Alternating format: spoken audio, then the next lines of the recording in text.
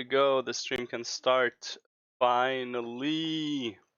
Finally. What a morning it has been. Anyways, welcome to Fragmentor's stream. The most blue-eyed thing since Blue-Eyed White Dragon. Yeah, let's go with that. Fuck it. Who cares? A nice little jug of water.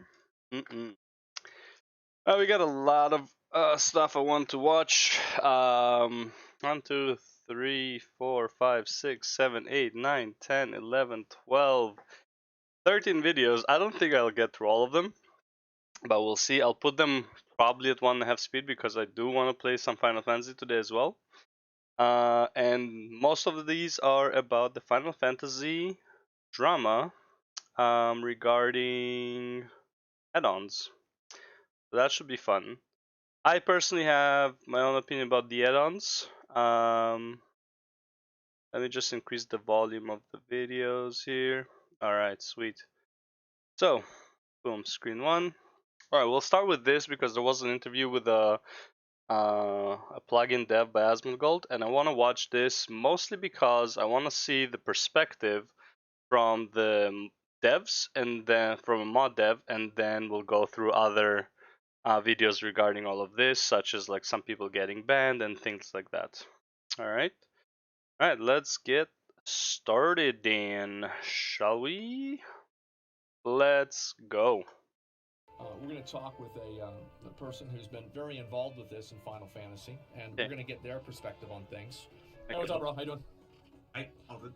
Well, anyway, I'm sure you've seen the whole stuff with Pyromancer and everything like that. You want to introduce yourself and just kind of tell everybody where you're coming from, what you're into, and what you do? Okay, so people know me as Len. I've been developing plugins since ever I got to Final Fantasy. I'm a WoW Wendy. Okay, he talks really weirdly. I can't do this at 1.5 speed. Like probably an accent something, or maybe he's just not very communicative, so I'll just lower the speed. Okay. You can call me that. So yeah, I've been working on plugins. I prefer not to mention which plugins they are, just because there's a bigger team, and I'm coming here from my own opinion and volition. One sec. What did the Arthards, whatever.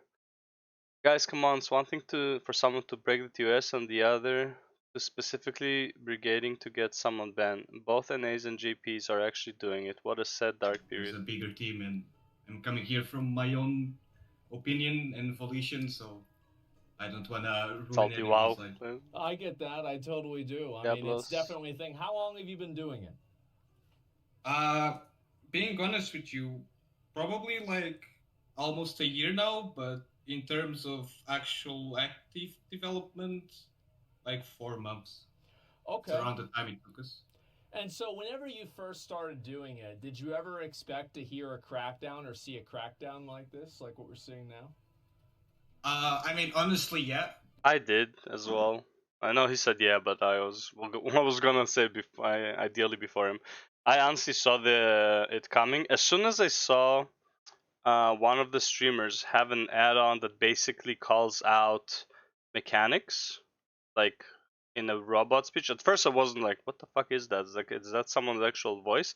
But then I realized it was an add-on that tells you where to go based on an ability. And that's when I was like, oh yeah, this is going to shit. Like, I don't know much about Final Fantasy, like terms of service, but I know Yoshi P really doesn't like add-ons. So as soon as like stuff like that, that's like, let's say this: if a weak aura, if they're gonna have weak auras in Final Fantasy, I expect all mods to be banned, like hands down, right away. As soon as they bring weak auras or DBM, which I believe that was a DBM kind of thing. But you have those, that's it, man. They just remove all the mods right away and like fuck this. Like we don't even wanna debate on like what mod is okay and what not. All mods are just fucking gone. And also when they talk about third party programs, they pretty much only talk about mods. Discord is not a mod. Discord is a third party program, but that's like saying it's like, well, I have Spotify in the background, that's a third party program. Like, no, that's kind of bullshit, right? It's like everyone knows that they mean like mods inside the game. by the time I already started developing, like people were already gatekeeping plugins and shit. But ever since the WoW people got around, just grew obviously.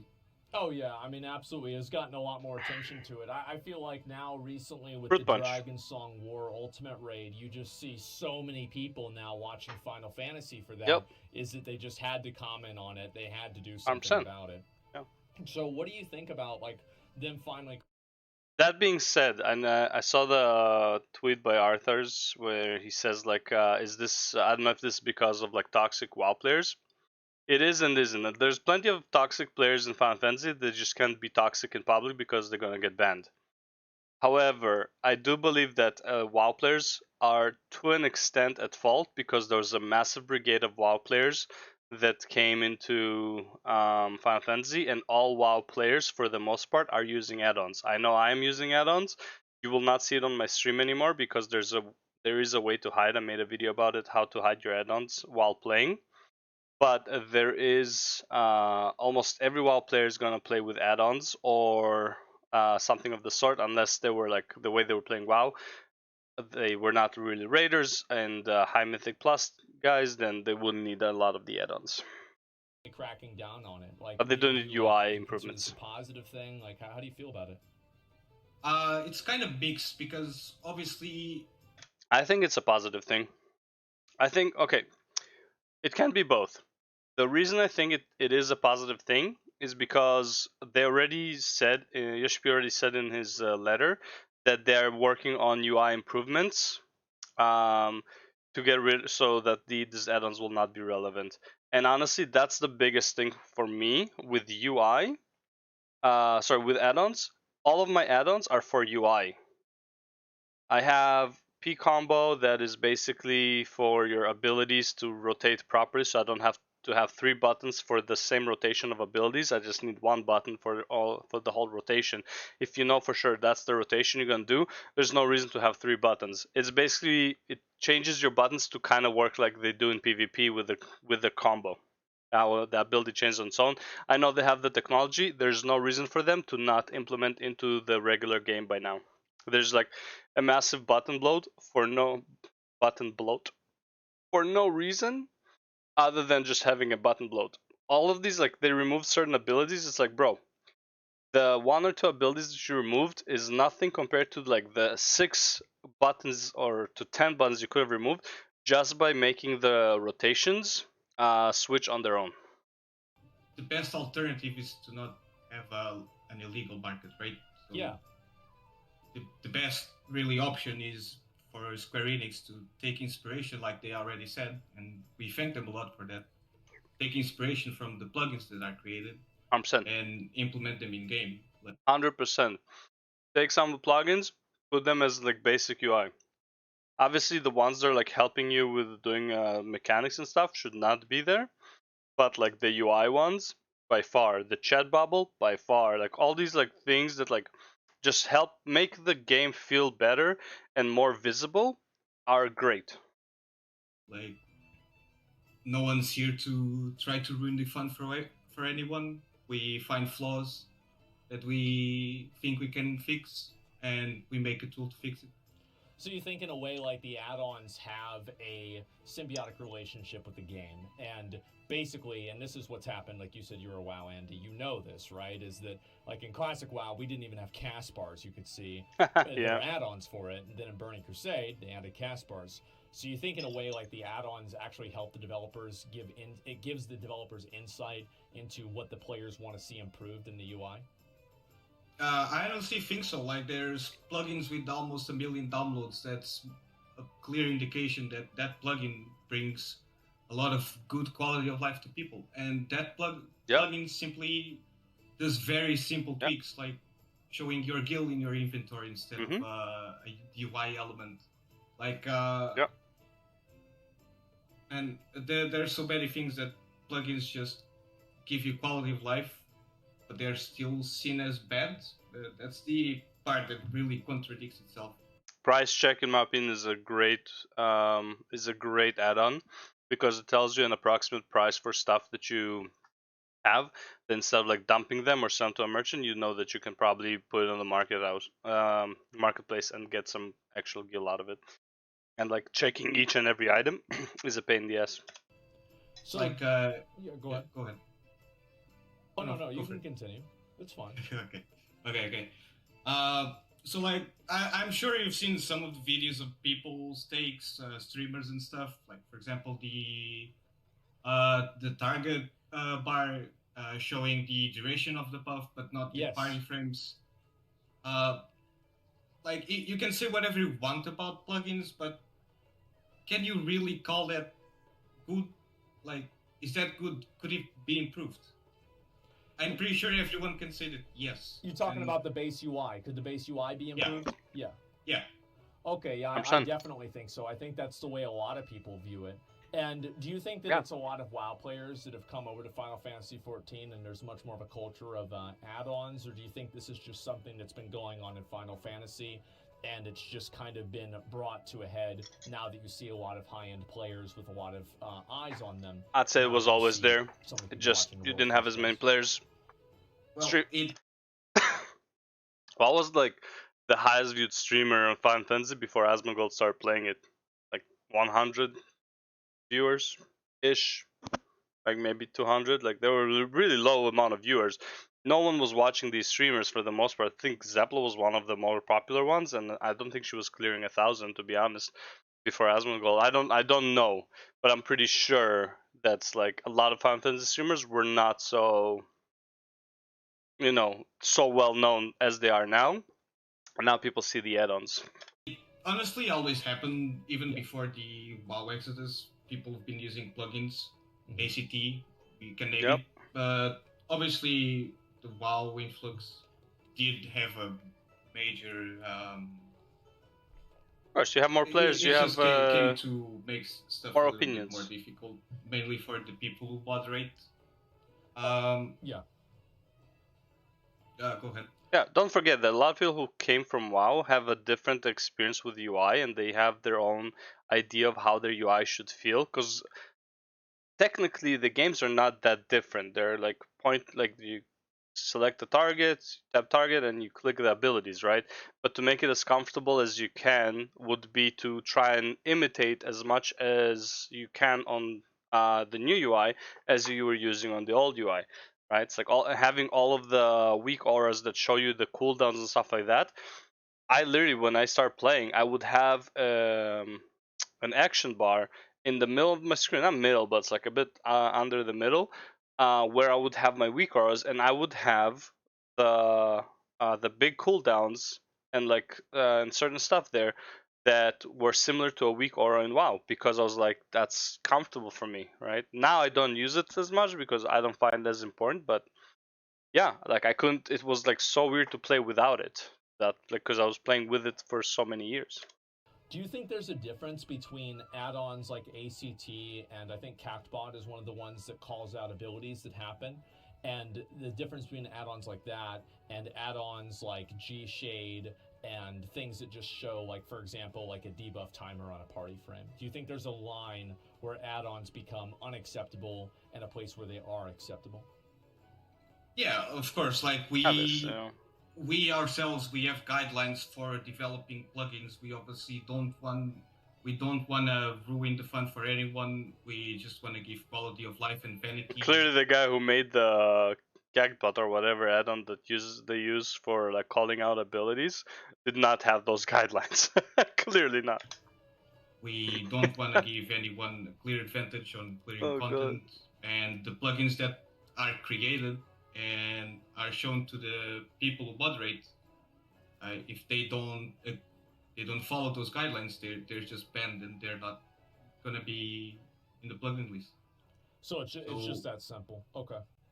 Yeah, and like whatever we're doing, Square Enix can do it. It's simple moderation. You can understand that moving out of bounds, moving objects out of bounds, that's clearly cheating. So that's not going to be. Dude, honestly, you know what they should really do? They should hire these modders. Just be like and like everything they mod, it has to go through them for approval, and that's it. It's like, is this okay? Is this not okay? And that's it. And you just pay them for their work, and that's it. Like, I don't know. I feel like that would be a great solution, and it's like they would get more and more ideas of what they need to improve in their game. That you're going to be able to install. We simply do not accept that, right? Would you But say that like add-ons that tell you what abilities are happening in a boss fight? So like for example, if you're playing a boss fight and it just says, you know, Terra Flare, Mega Flare, I don't know, Dive Bomb, and it says the mechanic immediately, like would you consider that over the line or not? That's kind of hard to answer because obviously we had all these contradictions. Yeah. I've never been a fan of like big wigs and shit like that. Sure. On WoW, it's kind of necessary. Here, I don't really see the need. I've came here. I've never used Catbot. I've never really had the need to use it. You really don't need it in Final Fantasy. The way the mechanics work in Final Fantasy is like, you really don't need it. A lot of, like, I would say all the boss fights, aside from like maybe the ultimates, are dance fights, to the point where it's like, if you know where you need to go next, you're good to go, right? It's like, it's not, it's like you already know what's gonna come next, or it's like, even if you don't, you have your specific positions, right? It's not like in WoW you have like an ability that targets 3 random players. They're gonna be stunned and summon an ad, so you have to place them in one place. Meanwhile, while that's happening, you have bottles flying that you need to soak. Meanwhile, while that's happening, you have one of the ads that spawns and you need to like interrupt it and stuff like that. So like, there's a lot more stuff happening in WoW. So yeah, I understand why you would need the add-on, because like the mechanics are built to that with add-ons in mind. Here, mechanics happen like barely together. Like, I'd say most mechanics here happen one after the other and not so much together. I'm not that far into progress. I know the fight gets pretty hard, and some stuff is just insanely hard, even with a ninth man to call out. So it's kind of like the way WoW went, that stuff became hard, too hard for people to figure out by themselves. That tools started to appear. Um, I feel like it's kind of the same way. I think they're pushing the limits of people. They're reaching limits that it's just not doable within certain time frames, and people are just finding solutions for it. Like, for example, the ninth man. I know that's something really recent in Final Fantasy. It came from WoW. The what? Something really, people are just finding solutions for it. Like, for example, the ninth man. I know that's something really recent in Final Fantasy. It came from WoW. And it's literally just we as 8 men, we can't. It's too much. And I think Square Enix should also keep that in mind, that there's an extent that you can push players for 2 weeks playing 16 hours a day. That, like, I don't have a problem with that. It's their choice. It's not mandatory content, and it's all cosmetic. I really don't have a problem with them making Ultimas extremely hard. Let alone, they clearly said that their internal team cleared it, so it is possible without the add-ons, right? Just because it's like super hard, and again, it's super hard right now. People don't know the mechanics, and like they don't have the fluidity of the mechanics. Dude, in like less than a month of it being out, you're gonna have a very specific guides explaining everything and anything, and you're gonna divide it into phases. It's like, in this phase I do this, in this phase I do this, in this phase I do this, and it's like, if you see this pattern, you move this way. If you see this pattern, you move this way. And it's like, no, I honestly don't think it's that hard overall. It's literally just like a lot of practice, and yeah, so what? It's gonna be hard. It's gonna take a long time. But bro, first of all, once you get it done, you can do it again, again, again, because it's all a dance. Second thing is that it's cosmetic. It's not mandatory at all. It's like farming the P4S or whatever. Yeah, farming P4S for the mounts. Like, who cares? It's a cosmetic, right? It's like, unless you really want the mount, yeah, I get it. But it's like, I'm just saying, it's like, it's not mandatory. It's like, you killed it once. Grats, here's your like whatever, and like, have a good day. See ya, right? it's already too much by removing the tools that help you analyze.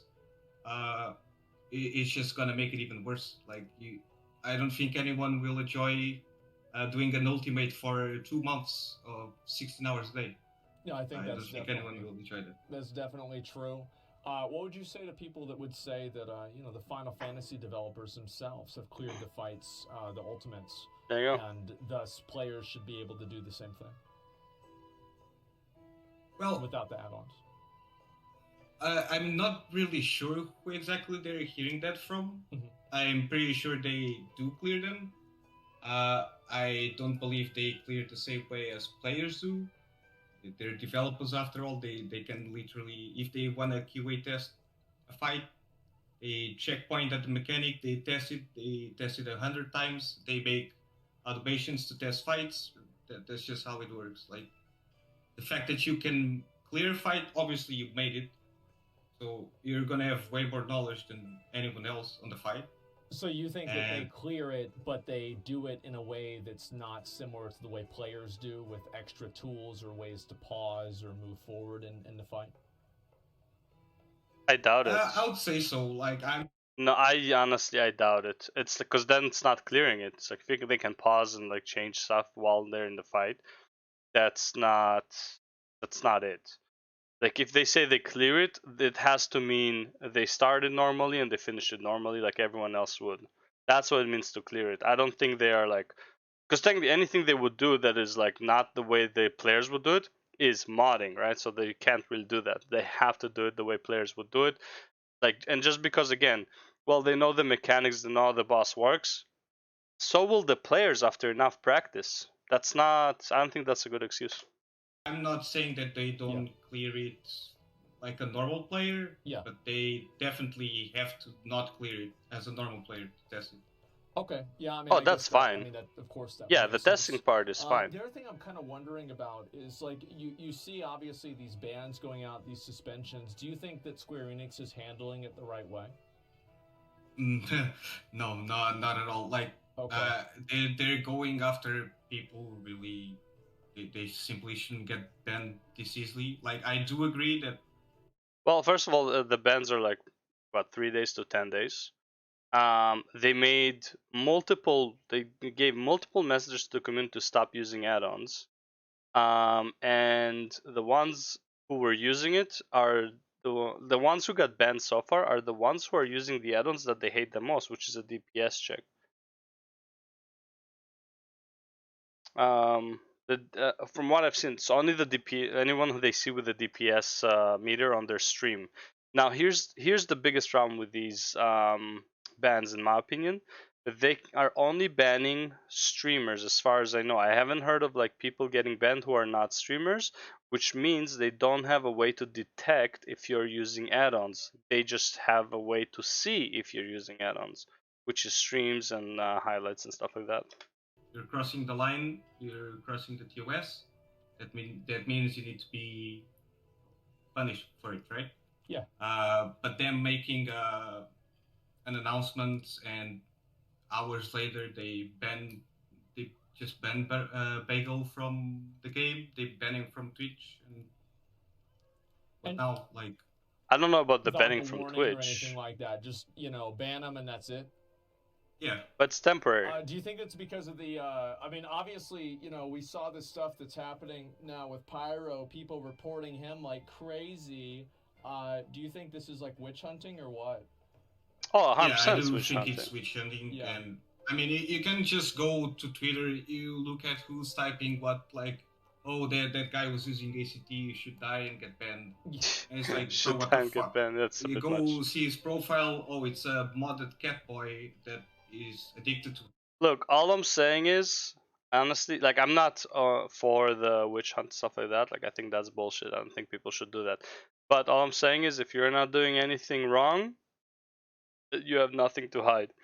That's pretty much like as far as it goes. Like you really don't need these add-ons. If you're like, let's be real. If a streamer is putting, and like, this is mostly like someone like Xenos, right? Xenos is a 100 parser. He would greed, he would try to get that 100 parse almost every time until he gets it, he won't stop. you know why his DPS meter there. The DPS meter is not there to like improve himself. The DPS is not there for that. The DPS meter is there to either be like what's it called, like I'm the best type of thing. Like it's like look at my fucking damage. And the other one is like it by default brings other players down that they can't do it. Now I still think there's a positive to seeing a DPS meter. Sounds like, oh shit, this is the damage I can do as this type of job. I actually want to do this job. Yes, there are positives, but overall I would say I doubt Xenos or like any other streamer that puts their DPS meter up is putting it up for a positive message. It's either an ego or it's mostly for ego. I would say I doubt it's also a negative message. They're putting it up there for ego for the most part. And here's the thing. What does the Twitch chat say about the person who has the least damage? Right? It's causing a very negative cycle of people. It's like, oh, look at this bard not doing any DPS, right? He's like 1,000 DPS lower than the Reaper or some shit, right? It's like, bro, like that should not be relevant, and that does increase toxicity over the game. And I think the devs are right when they punish. I don't know if the ban is actually like the right thing, but technically it's like they said the warning multiple times to as a letter. Okay, they made it very clear that they don't want in the game. They're not gonna send private messages to every person who's doing it before they ban them. No, they're just like, okay, listen, buddy, we already said it multiple times since 2020. Just because we haven't done anything yet doesn't mean it's okay, right? Just because I haven't paid a parking ticket from 5 years ago, it means it goes away. It doesn't. Okay. Like, so yeah, they're in the right. Does it suck? Yes, but honestly, they they they knew it was coming. To housing, and Everyone who promotes add-ons, all the YouTube guides of like how to install and stuff like that, they say right away, do it at your own discretion because you might be punished. it uses a plugin that we do not allow. Like it moves objects out of bounds. We do not want to have anything to do with those kinds of stuff. Yeah. They use it to make pretty houses, and they use G-Shade. So yeah, those I'm which fine side with, exactly obviously. are you on? Like you're using tools that not even us allow, because they're simply just against our even TOS. And you're telling someone that uses ACT to get banned and die. Like, yeah, that's obviously too much. It's certainly a lot, and I think there's a lot of people that don't like the add-ons, that they feel like now they are enabled to like really do what they want to do, right? They're able to report people and take action against these people that are doing something that they disagree with. Sorry, can you repeat that? I feel like this is that you're right, and like, yeah, of course you have something where, because you're right. So you're saying there are add-ons that allow people to do things that the base game doesn't even let you do, like put things in out of bounds. But somehow this is okay in the minds of people, but not ACT. And that there's somehow, I mean, there's kind of a hypocrisy there, where you're doing something that's literally not allowed versus something that just increases awareness, and one of them's okay and one of them's not. It's honestly, I would say it's the gray line that fucked the whole situation up. Right, it's this gray line, because like all these add-ons that were like not like changing the game or whatever, they're just making the game more convenient. But like people will always push that boundary with more and more add-ons. That's like eventually it's like, yo, listen guys, okay, like we were lenient with you, we didn't punish you, we asked you not to do these type of things, you still did it. Fuck everything, guys. Everything goes to shit. Fuck it. We don't want any of it. We're tired of this shit. Kind of gonna happen more. Like you poke the bee's nest or a hornet nest, right? More until these features are built into the game. Yeah, like I personally feel like it's easy, well, easier than what people been talking about to draw the line. Yeah. There's stuff that obviously should not be allowed, but I don't see how giving people with disabilities and giving core customization a chance, I don't see how that should be against the rules. if we manage to do something for literally passion, like plug. So the accessibility thing is one thing I thought of when they were talking about the add-on that calls out abilities. The problem is the add-on doesn't call out abilities; it calls out directions to move. Plugin developers are nothing but passionate players. Like this is the first game even that I've heard that modders and whatever are the ones that the villains pretty much. Like this is the only game you look at Terraria or Minecraft, for example, and Very they different keep the game. game alive pretty much. Whoever does mods, they're spending literally thousands of hours. No one does that besides Yeah, for but money, like, and who we don't cares get paid. about Minecraft? So you And don't we make even get seen by the as a bad guy. So we literally do it for passion, and yeah. so It's you're always like been annoying. Batman. You do it and people still hate you. You do what's best for them.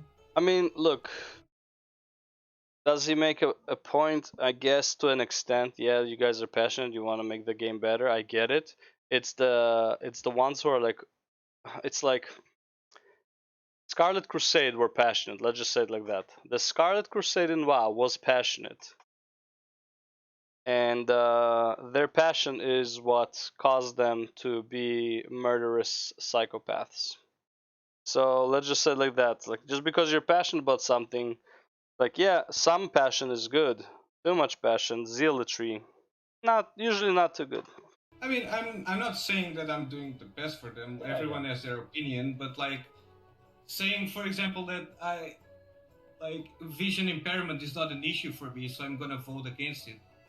That just doesn't seem fair to me. Like, if someone has an issue with their vision and they need numbers bigger, I don't think the humane decision is to tell them then don't play the game.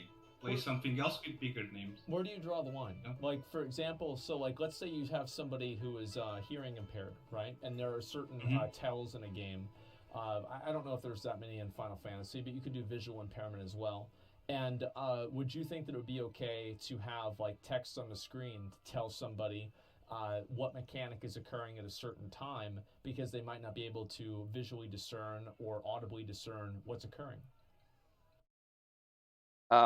Pretty sure that the yeah, here, let me check this real quick. When he says like visually impaired, it means like someone who has bad eyesight. Let's say this: if he's blind, he's not playing the game. Okay, like, it doesn't. Like, at that point, it doesn't matter. Right? It's someone who like has a problem reading the text. Like, the text doesn't make sense to him, in the sense that it's like he can't really visualize the text well. Like, he needs certain glasses to read or whatever. Like this, like the world's currently full would be blurry as fuck, right? But what I am pretty sure you can do in the game, when you go into the UI options, there's the target option. And with the target thing, oh, sec, let me hide my add-ons real quick. There we go.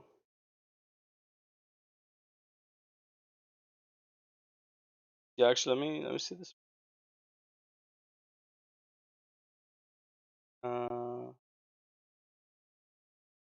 Yeah, see that? I don't know add-on. All right, cool. So when you go to the HUD, right? HUD layout, you have the target bar. Go to the options of the target bar. You can display elements, right? Not the display target info independent. That one, okay? Now you have the target info, target progress bar, right? You can make it massive. You can put it right in front of your middle screen, right? Then your target bar, you would have a much bigger progress bar. Now, is it big enough? That's a different question. I would argue it probably is. I would argue it probably is big enough at 200%, but if that's enough, maybe they should make 300% available for that. But that's like, if you can't see after that, like, I mean, I'm sorry, but like, I don't think you can see anything in the game at that point. Like, it's kind of, you know. Now, if you're dyslexic or something like that, okay? Now with dyslexia, that's a bit different. I'm sure there is an accessibility, visual alerts, color filtering. I don't know if the accessibility has. Doesn't look like it. Yeah, but like there might need to be an audio alert for a mechanic, and that would be actually better. But the problem is the add-on doesn't give you the alert of the ability. It tells you where to go. That's the Well, this problem. obviously depends, and I think it's more of a work for the Square Enix developers. Me personally, and we as plugin developers, we don't really do anything related to combat. We do UI, we do vanity. That's So in again, this terms is of combat, I'm personally against it. I don't like big wigs. I don't think there's a need for it in true. Final Fantasy.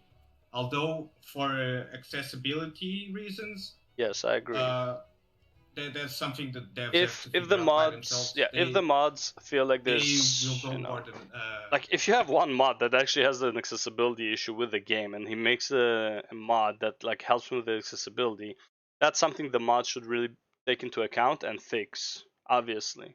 But at the same time, I think it should still go like they should have a team that is handling the mods, and like they get informed about certain mods and why the modders are making those mods.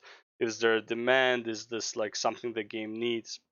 Etc. etc. In my opinion, a lot of the mods that I'm using is something the game definitely needs. It makes life so much easier. better than us how to solve an issue. That's a good answer. I like that. Okay, yeah, it makes sense. And I would say, like, just in general, like, what has been what if you're trying to get a message out there to like an audience and you're trying to get like your opinion out there, where are you really coming from? Just take this whole situation and give us your general opinion on it, and really how you feel about it. Okay, so I'll try to even explain how I even started doing it. Okay.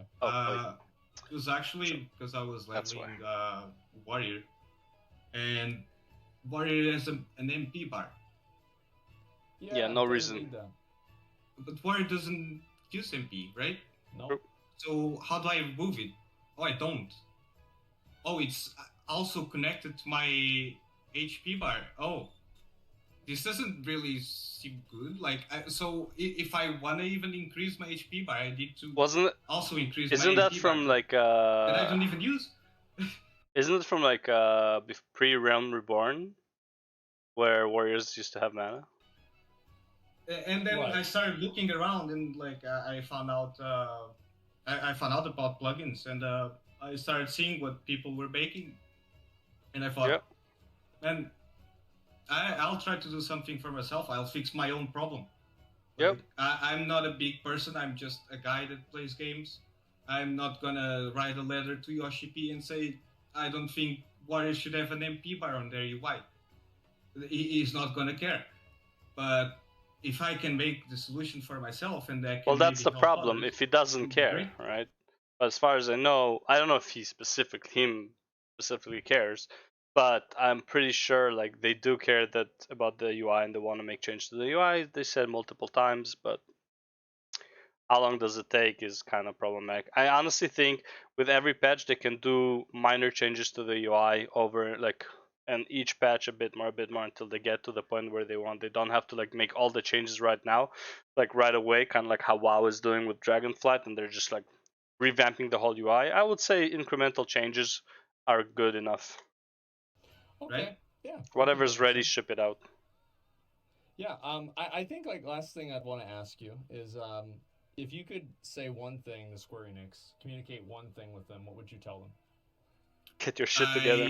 I kind of wish they would not throw so much shade at us. I think they have a really negative vision of the developers. But modding games been a culture of PC gaming forever.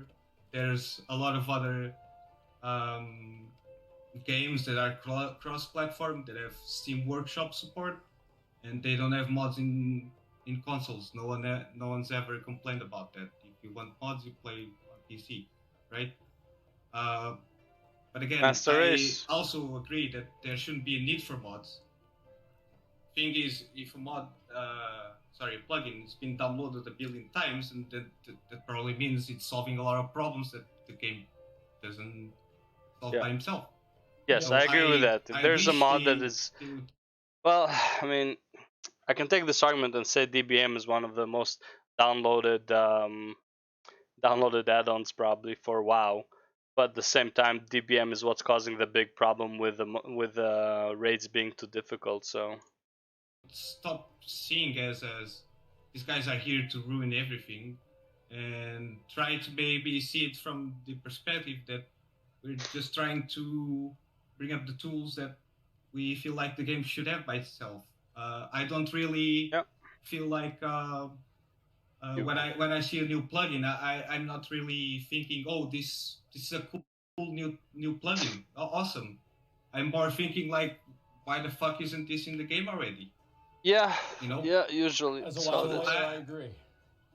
yeah, Yeah, like, and you can kind of get by how they went about the pretty much copying LVY into base WoW, right?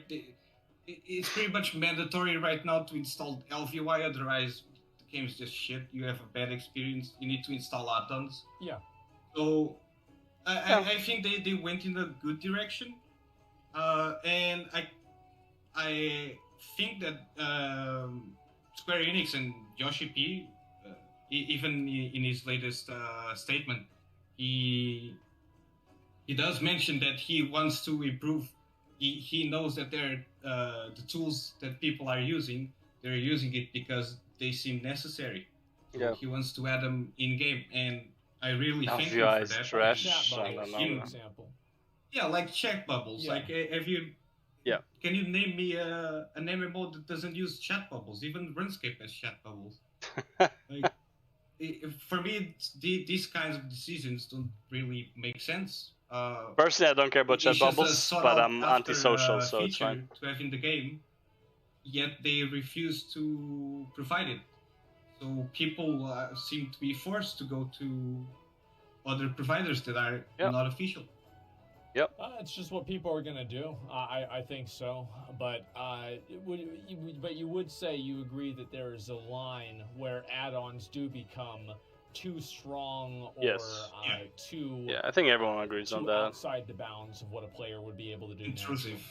Yeah, intrusive, basically. Okay, yeah, that's good. I do agree with that, and it's exactly the same thoughts with WoW too. There's plugins that I simply don't really agree with existing, but it is what it is. And I kind of only feel like Square Enix should look at two solutions. One is to either endorse plugins and make them official, moderate what the same thing as Blizzard. Give us an API, give us stuff to work on. If you don't want to include anything that's combat related, then don't include that in the API. Let us have something official that we can call our plugins, or at least come ask us or try to understand why a million people downloaded. Have a conversation with the mods. What I'm hearing a lot from you is that you don't necessarily disagree with Square Enix not liking add-ons, but you just feel like you wish that they would take a more cooperative approach. Yes, 100%. With the developers and with the I would agree with that. Rather than just punishing them for doing something that they then themselves admit is bad by the nature of them trying to fix it and acknowledging that. Yeah, pretty much. Like, no one's gonna use ACT just to piss people off, right? Yeah. If someone uses ACTs because they need it, you can talk shit about parse. I highly doubt that people who use ACT outside for like a first few pulls, you really don't need a DPS meter. I had a massive angry discussion with a guildie of mine about it. In my opinion, you do not need DPS meters once you clear certain DPS checks. If you can't clear certain DPS checks, you want the DPS meter to see who is not doing their job, who is pulling the group down, right? Other than that, though, you do not need it. Once you clear Listen to this. If you know you're playing with the top players, you do not need an ACT. You know everyone's doing their best already. You do not need an ACT. You're playing with shit players, there's no point in ACT. Everyone's garbage. This is all you want. I also talk shit about parsers. I don't like them. But for example, FFLogs, it's a very valuable tool for world first raiders. Yeah. Because the game doesn't provide you absolutely no information to how stuff ended up.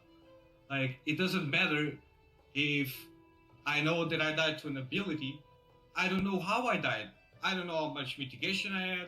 I don't know if I was full Death logs HP. should be a I don't know thing. how much mitigation I'm gonna need. I don't know how much damage it dealt. There's no death recap somehow on an MMO. There's another one. If they simply add a death recap, then FFLog stops being a necessary tool for high-end raiding. I've been asking about that for Path of Exile for about 10 years. I understand that. Yeah.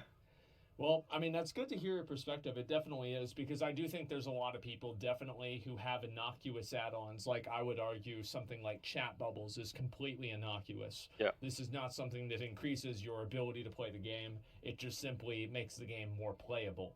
And those people are getting lumped up in people that are using things that literally call out the boss abilities in voice. I think those are two very different things. So again, I don't mind calling out the boss abilities. I mind when because that can be an accessibility thing. What I mind is when it tells you what to do with the ability.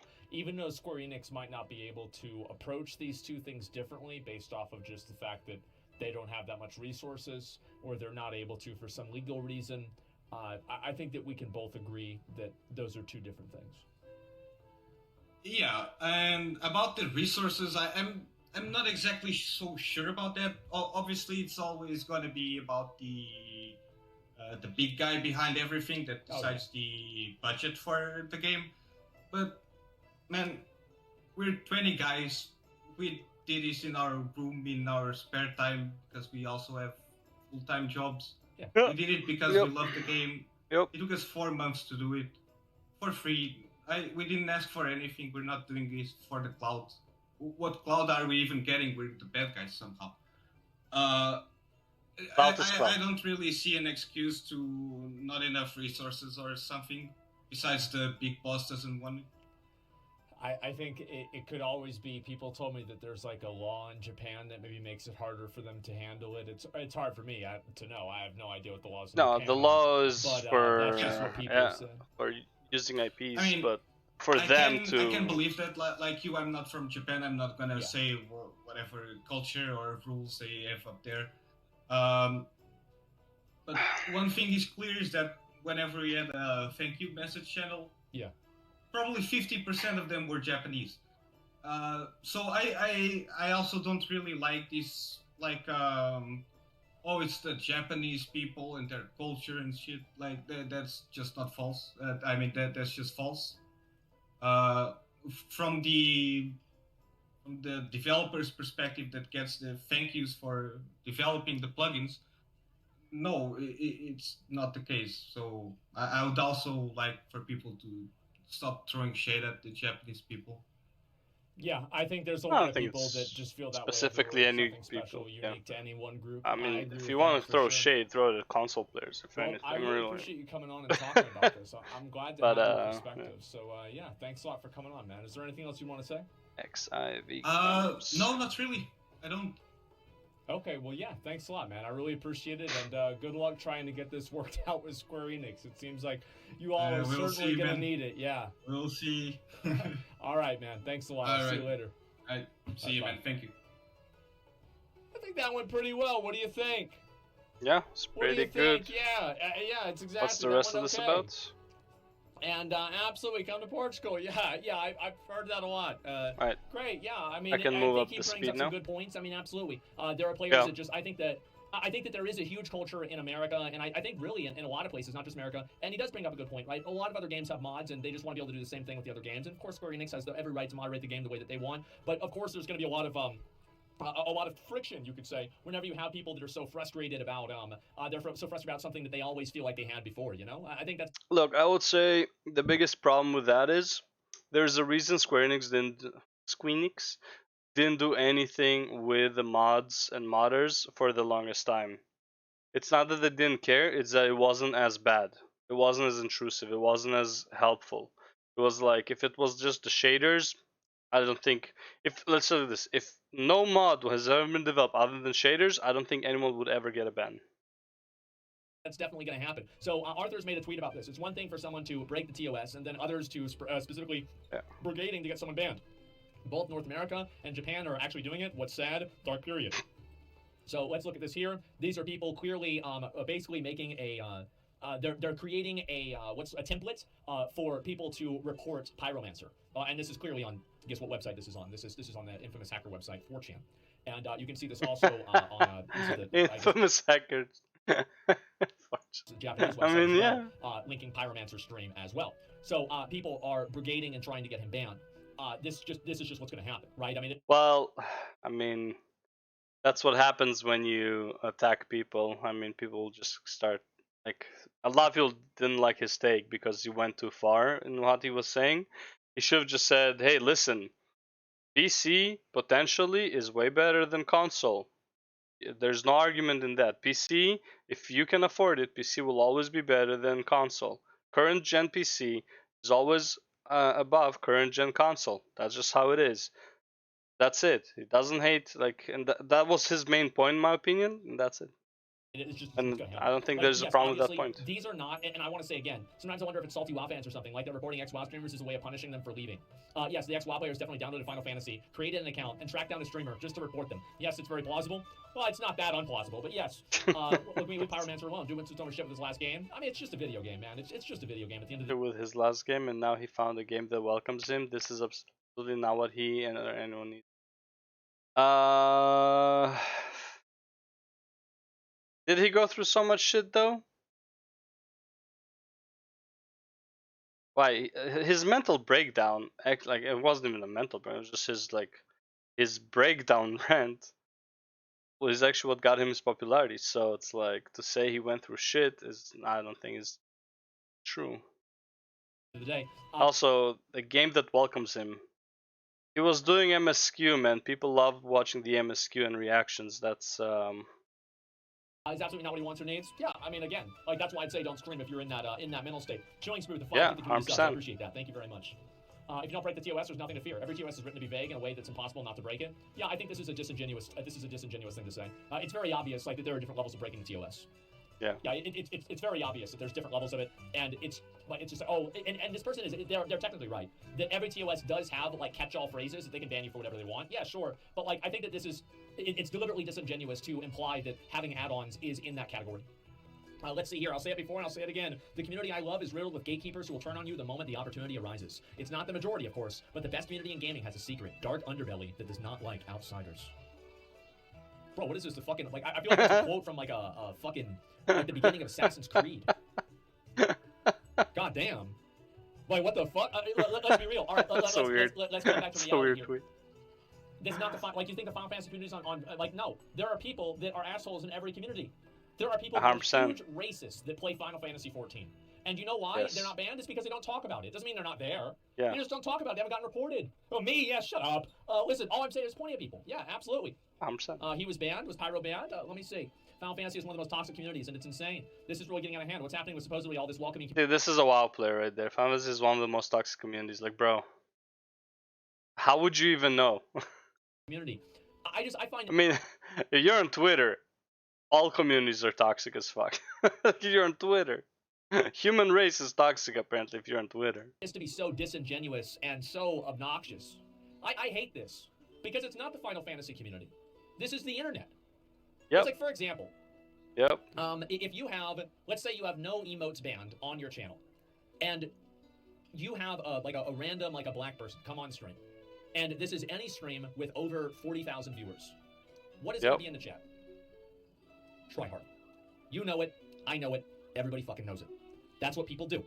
They do that, and this is not something that is endemic of the streamer.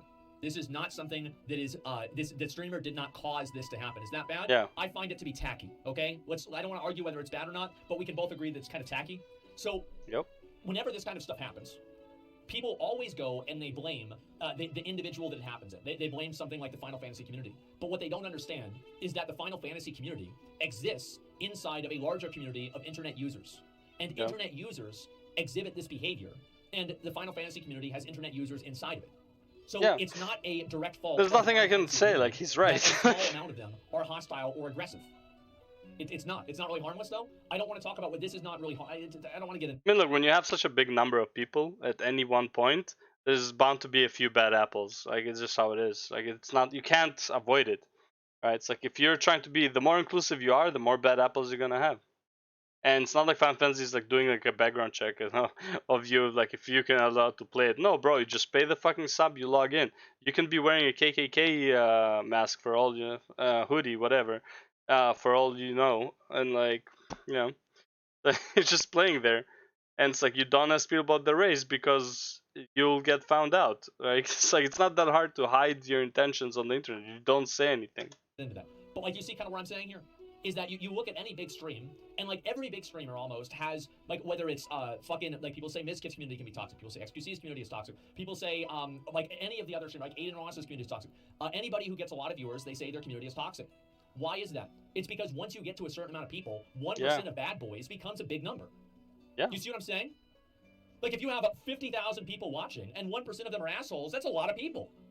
500 yeah, people, that's a lot of fucking people. And so, yeah, that's like 500 fucking people.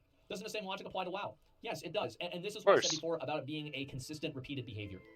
This is not something that's happening in Final Fantasy. This is something that's happening on another platform, number one. Number two, this is not something that is repeated. We've not really had this happen before. So that's why I'm saying it's not because of the Final Fantasy community. You see kind of where I'm coming from here? No, it's because you and other big streamers don't take enough action into removing these people from your community? Well, I'm actually curious. It's really impossible to remove that many people and notice. And honestly, some people can just have a bad day and just, you know, be out there spewing nonsense just to get attention. And it's like, you know. It's like, what do you think that we should do? 44 Marka. I'm actually curious. Like, what do you think that we should do that we don't do? Yeah, what do you think that we should do? Because, like, if you have insight that, like, maybe we don't, yeah, I'm actually curious. Yeah, ban everyone. Give me one example of something that we could do. More moderation, not enabling racist people. When did I enable a racist person? Seriously. When did I enable a racist Oh my god. So this is the type of person that what's it called? That Pyro would have like started yelling at. This is the type of person that made that comment to Pyro basically. It's just ingenuous. It's like you're purposefully just trying to make an argument about nothing right now. Now with these takes. So which part of my take enables racists? Saying there's nothing you can do to prevent this? So then what do you do? So wait a minute. So your logic is that saying there's nothing you can do to prevent this is enabling them. But by enabling them, you're saying there's nothing to prevent this. This is circular logic. Yeah, you don't even know what you're talking about. You understand? Like, you actually, and this is the thing, is like if you actually had a solution to this, you would have immediately stated you would have immediately said, you should do this, you should not do that. But you didn't do that because you don't know what you're talking about. I find it to be very insulting to be told that I am enabling racism. I am not doing enough in my community. See, we've banned multiple emotes. I honestly, I bet, I don't know if I will bet, but it's like, I'm pretty sure he should be banning him after he's finishing his point. We have to put things in sub mode constantly. Like, we really work overtime to make sure that this community isn't toxic. Yeah. We really do. We work really hard to do this. And I think a lot of streamers do the same thing. Like, for example, I'll give you, like, one example. Is, like, the reason why the booba emote is banned is because what ends up happening is, like, every single time a girl comes on stream, people spam the booba emote, right? And we had to ban it. We ban it sometimes whenever we have, like, different girls on stream because it makes them feel uncomfortable. Of course. And I don't even really have to have them tell me that. Even if they don't have booba. A culture of people where they think that is something that's good to do. Does that make sense? It's fun. Dude, all I'm gonna say is this is like the most basic thing you can do, like the most like normal thing you can do as a Twitch chat user. If you would not do it in person, don't do it in chat. That's it. Funny, yeah, it is. Would you walk out? Would you walk around the street like every girl passing like booba booba booba, right? Would you jump out in front of like every black guy and it's like try hard, like paint your face black? It's just Like, no, you wouldn't. Just stop doing that. Don't be a fucking idiot. But for some people it's not, and so I don't let them do that. I think it would make people uncomfortable. Foofy, thanks to the 5 good subs. I appreciate that. I get that people think they're funny, I don't but think you really need to in a lot of like, cases. And I think also, you know, even if that individual person is okay with use your brain to be funny, not like someone else's but there are a lot of comfort girls that aren't. level. And so I try to not create a culture around that, because if you do that, you end up making it to where people approach every single person in this perspective. Do you see kind of what I'm saying here? Hamzad, thanks for 5 good subs. I appreciate that. Can I ban this? Ban whoever you want to. I don't care. But anyway, like what I'm saying is that this Just is ban them. Ban them all. Fuck it. I do a lot to try to remove toxicity from my community, and of course it's never going to go away because they're just here endemically. They're here naturally on the internet.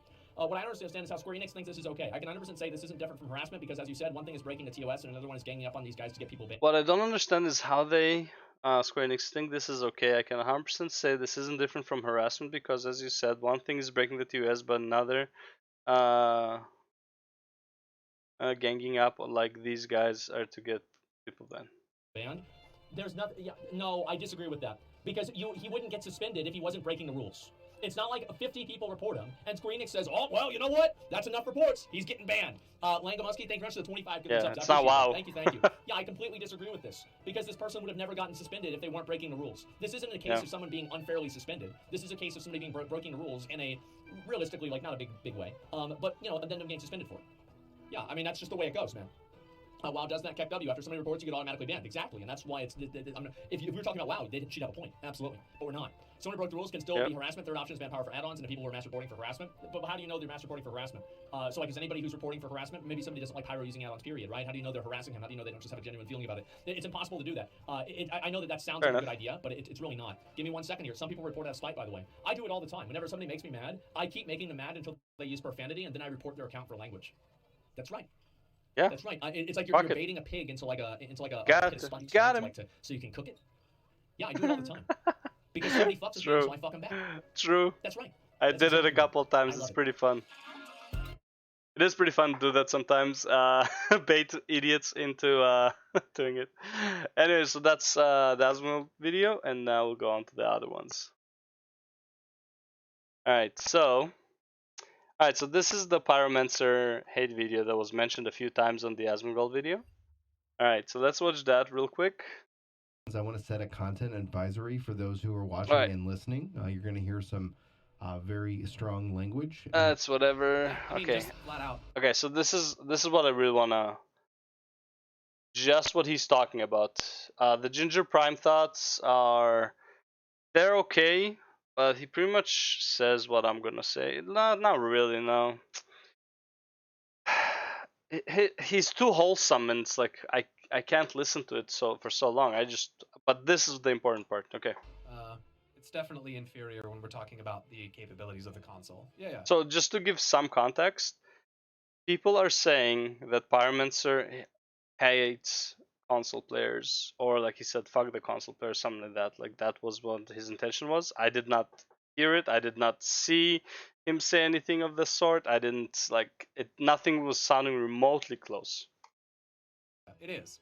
That doesn't make the people inferior, but that's what people... There you go. See, he even says the console players are not inferior. The PC as a whole is superior to the console, just possibility-wise, because you can play around with it more. People infer from it. No question mark? Yes question. Yes, 100% question mark. What do you mean? How is it no? Like PC is superior. Like it's not even an argument. Mark? Yes question mark? Yes. Console is better. How is console better? Console's better. FF14 on PS5 is actually extremely smooth, and load speeds are rival. Again, extremely smooth and load speeds are rival to PC. I'm just looking at what he's writing here. Nope. FF14 on PS5 is actually extremely smooth, and load speeds are rival to PC. That means they rival the PC, so they're not better than the PC. If the game is extremely smooth, it is on PC too. You can change your video settings to be better than the PS settings, right? It's easier to communicate and type to people, right? And right now, aside from like the controversy, the mods make the game even better. controllers isn't the problem with consoles. I use controller on PC and it's great. Yeah, controller is not the only PCs can use controller too.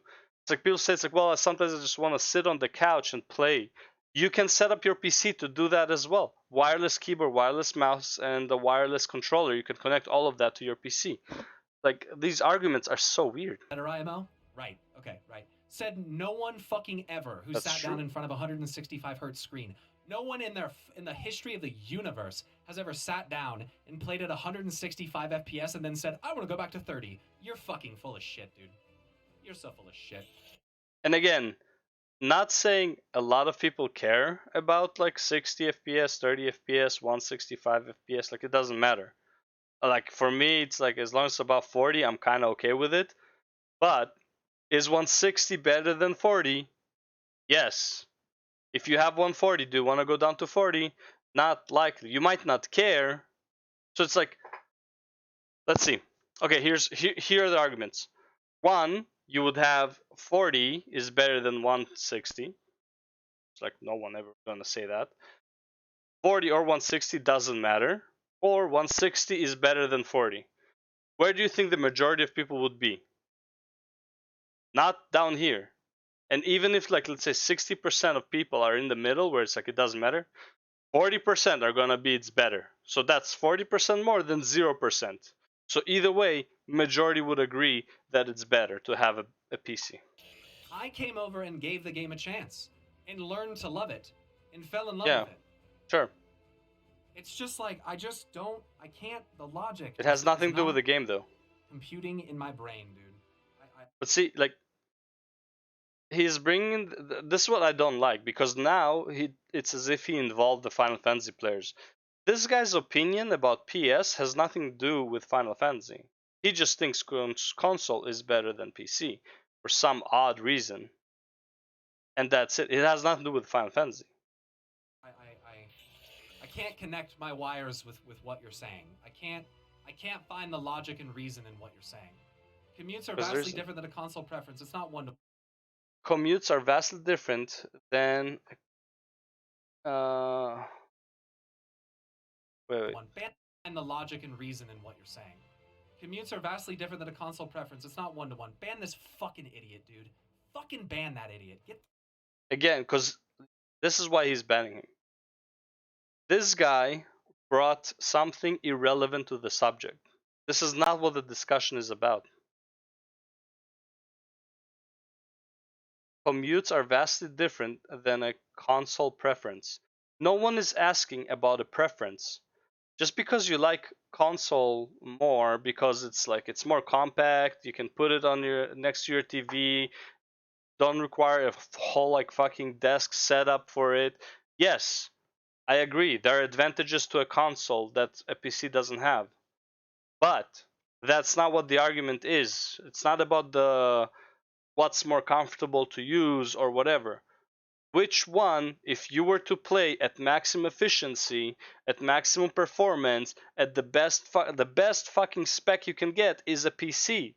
By far. Like you cannot compete with a PC as a console. You can't. And it's not even a competition. Consoles are not competing with PCs, they're competing with other consoles. So it doesn't even make sense to make the comparison. PC is on the realm of its own because of all the accessible games, all the shit you can do with it, all the mods, all the the graphics, better screens, right? Consoles you usually play from a lot further away. You don't usually use a monitor, you use your TV, you know? You use your HD TV, 42 inch or 60 inch TV in your living room, and you sit on the couch and you play. That's different. That has nothing to do, that's just a preference. But can you do it with a PC? Yes, and it will probably even play even better if your PC is the same gen as your console. That's what the argument is about. Obviously, he's going to ban this guy because he doesn't have the patience for someone who's making an argument that has nothing to do with the current discussion. Get the fuck out of here, man. Fucking ban him. But he is right. Why ban him? Oh my god, dude. I can't believe. And see again, yes, is he right? He is, but it has nothing to do with the discussion. I can't believe Can't believe it. People don't agree with me. Ban them all. Guys, it's And not... again, that's not why he's banning him. Not banning him because he's not agreeing. He's banning him because he's on purpose making an argument that has nothing to do with the current discussion. He's literally just trying to egg him on and piss him off. In my opinion, Pyre shouldn't be this mad about it. He should be like, you know what? I don't want to deal with it. You're not understanding the argument. You're banned. You're timed out or whatever. I don't want to deal with this bullshit. And then the argument is this: PC performance is better than console performance. That's it. Done. PC possibilities are higher than console possibilities. I'm not talking preference. I'm not talking like comfortability. I'm just talking, is PC as a whole better than console? Yes. No one should disagree with that. Anyone else who says something that has nothing to do with this argument, time out or ban, whatever. Like I don't like whatever his standard is, but like what he's saying is not wrong. The problem is he's losing his cool right now to the point where he's gonna have a fucking breakdown. Not about the fact that they're not agreeing. You guys are such low fucking IQ. And again, this is the problem. He's saying you guys, but it's like the chat can be like when he will be saying the chat, this chat is stupid or whatever. The problem is this is like 2 or 3 guys out of like, I think he had like 1,500 or 2,000 people there at that time. It's like I would say most people were not even like, didn't even care about this subject. But it's like the 3 or 4 people who said something and he's blaming everyone. But here's the thing: when you're finishing your stream and like you had like, let's say you had 1,000 positive messages, but then you had 2 negative ones. Trust me, those 2 negative ones are gonna stick with you a lot longer than all the positive ones, unless you make a conscious effort to flip the switch in your head. Okay. Dude, look at your dumb ass remarks in the chat, bro. They don't agree with me. Now these guys that say like ban all the things, whatever, they're just having fun at this point. They're like I wouldn't say even call it trolling. They're just joking around with them. Ban all the things, ban them all, ban everyone. Fuck it.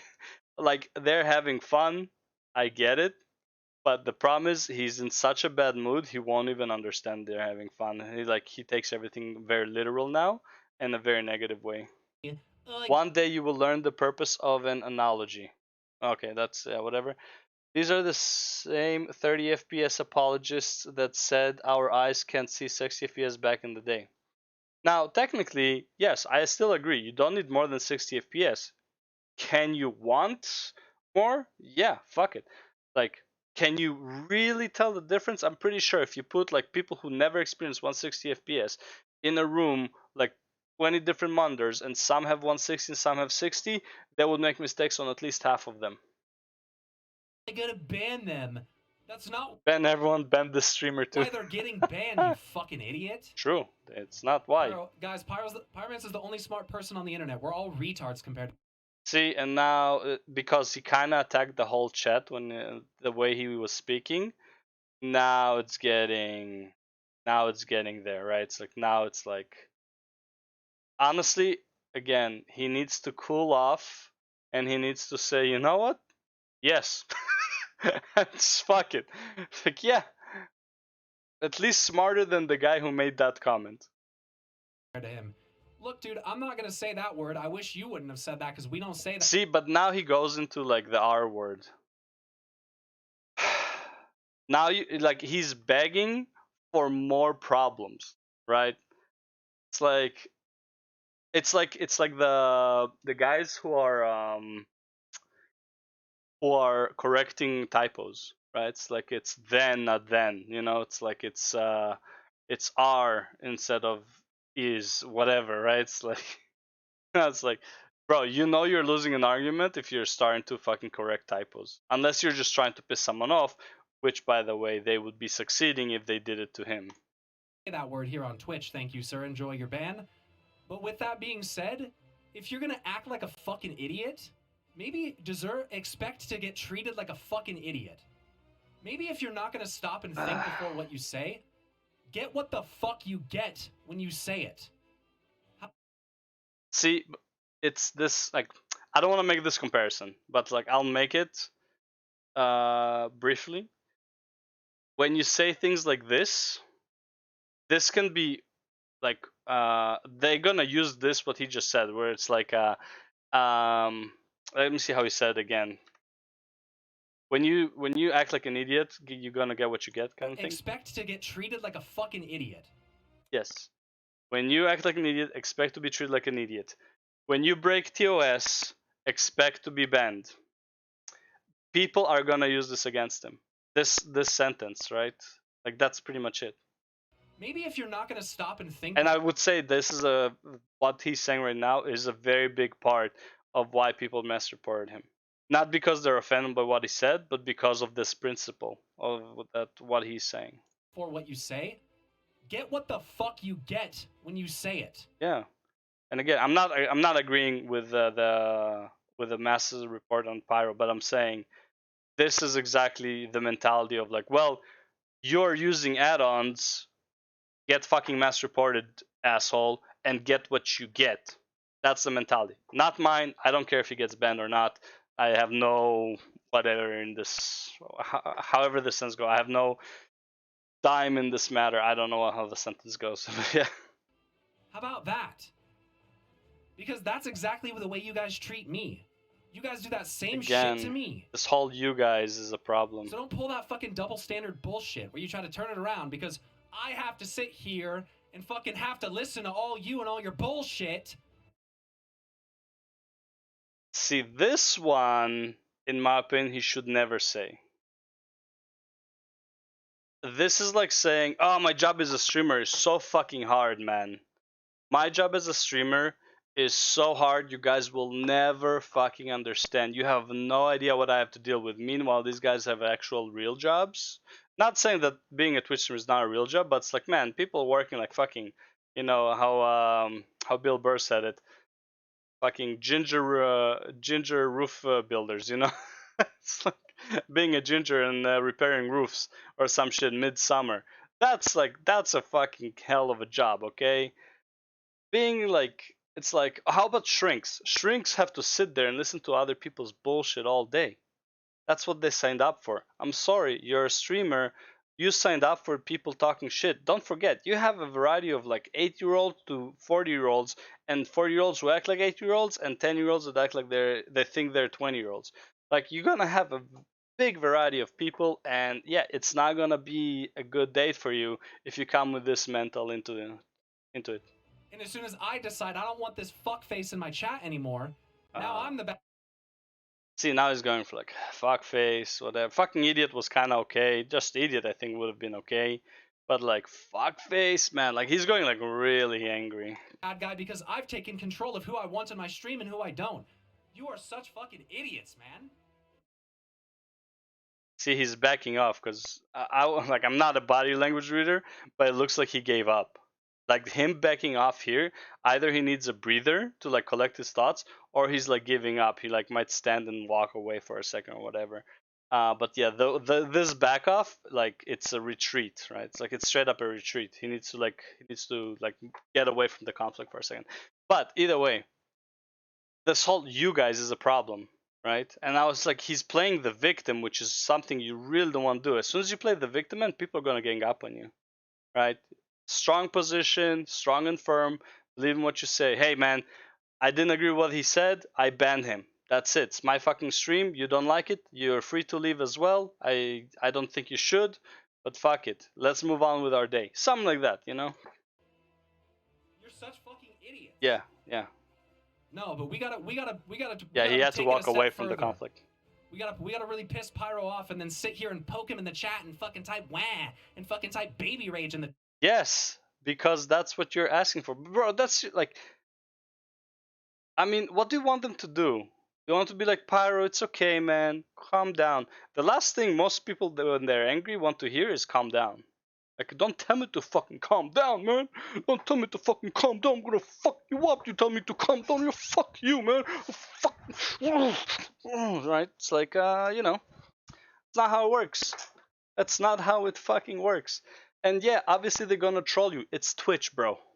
It's Twitch. You show your authentic emotions, bro. That's what people have to play off of, right? Like, I wish people would stop being rude to Pyro. see, like the apologists, I'm like again, like I'm totally fine with these guys, right? It's like that's fine. This is the smartest thing someone ever said.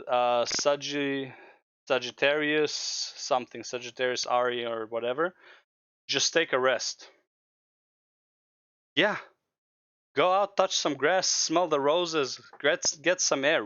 Like he needs to get out of this mindset. Like he cannot function. Like you can see it in his eyes. You can see him like he's like he's like he doesn't know what to do. He's getting like fucking punched emotionally. In the chat, because that's all we're good for. That's what our life amounts Oh man, that sounds like a good idea. Then take care, man. I think that guy just left the chat. to. Is sitting in Twitch chat and fucking sitting there and waiting for Pyro to get mad so that you can poke him. Wait. You don't ask everyone to agree, but if you don't, it's a ban. Again, not what the point was about. I'm thinking again, like I'm repeating myself, but yeah. With a stick. That's what's gonna happen, life, dude. Bro, of course they're gonna fucking poke you with a stick, man.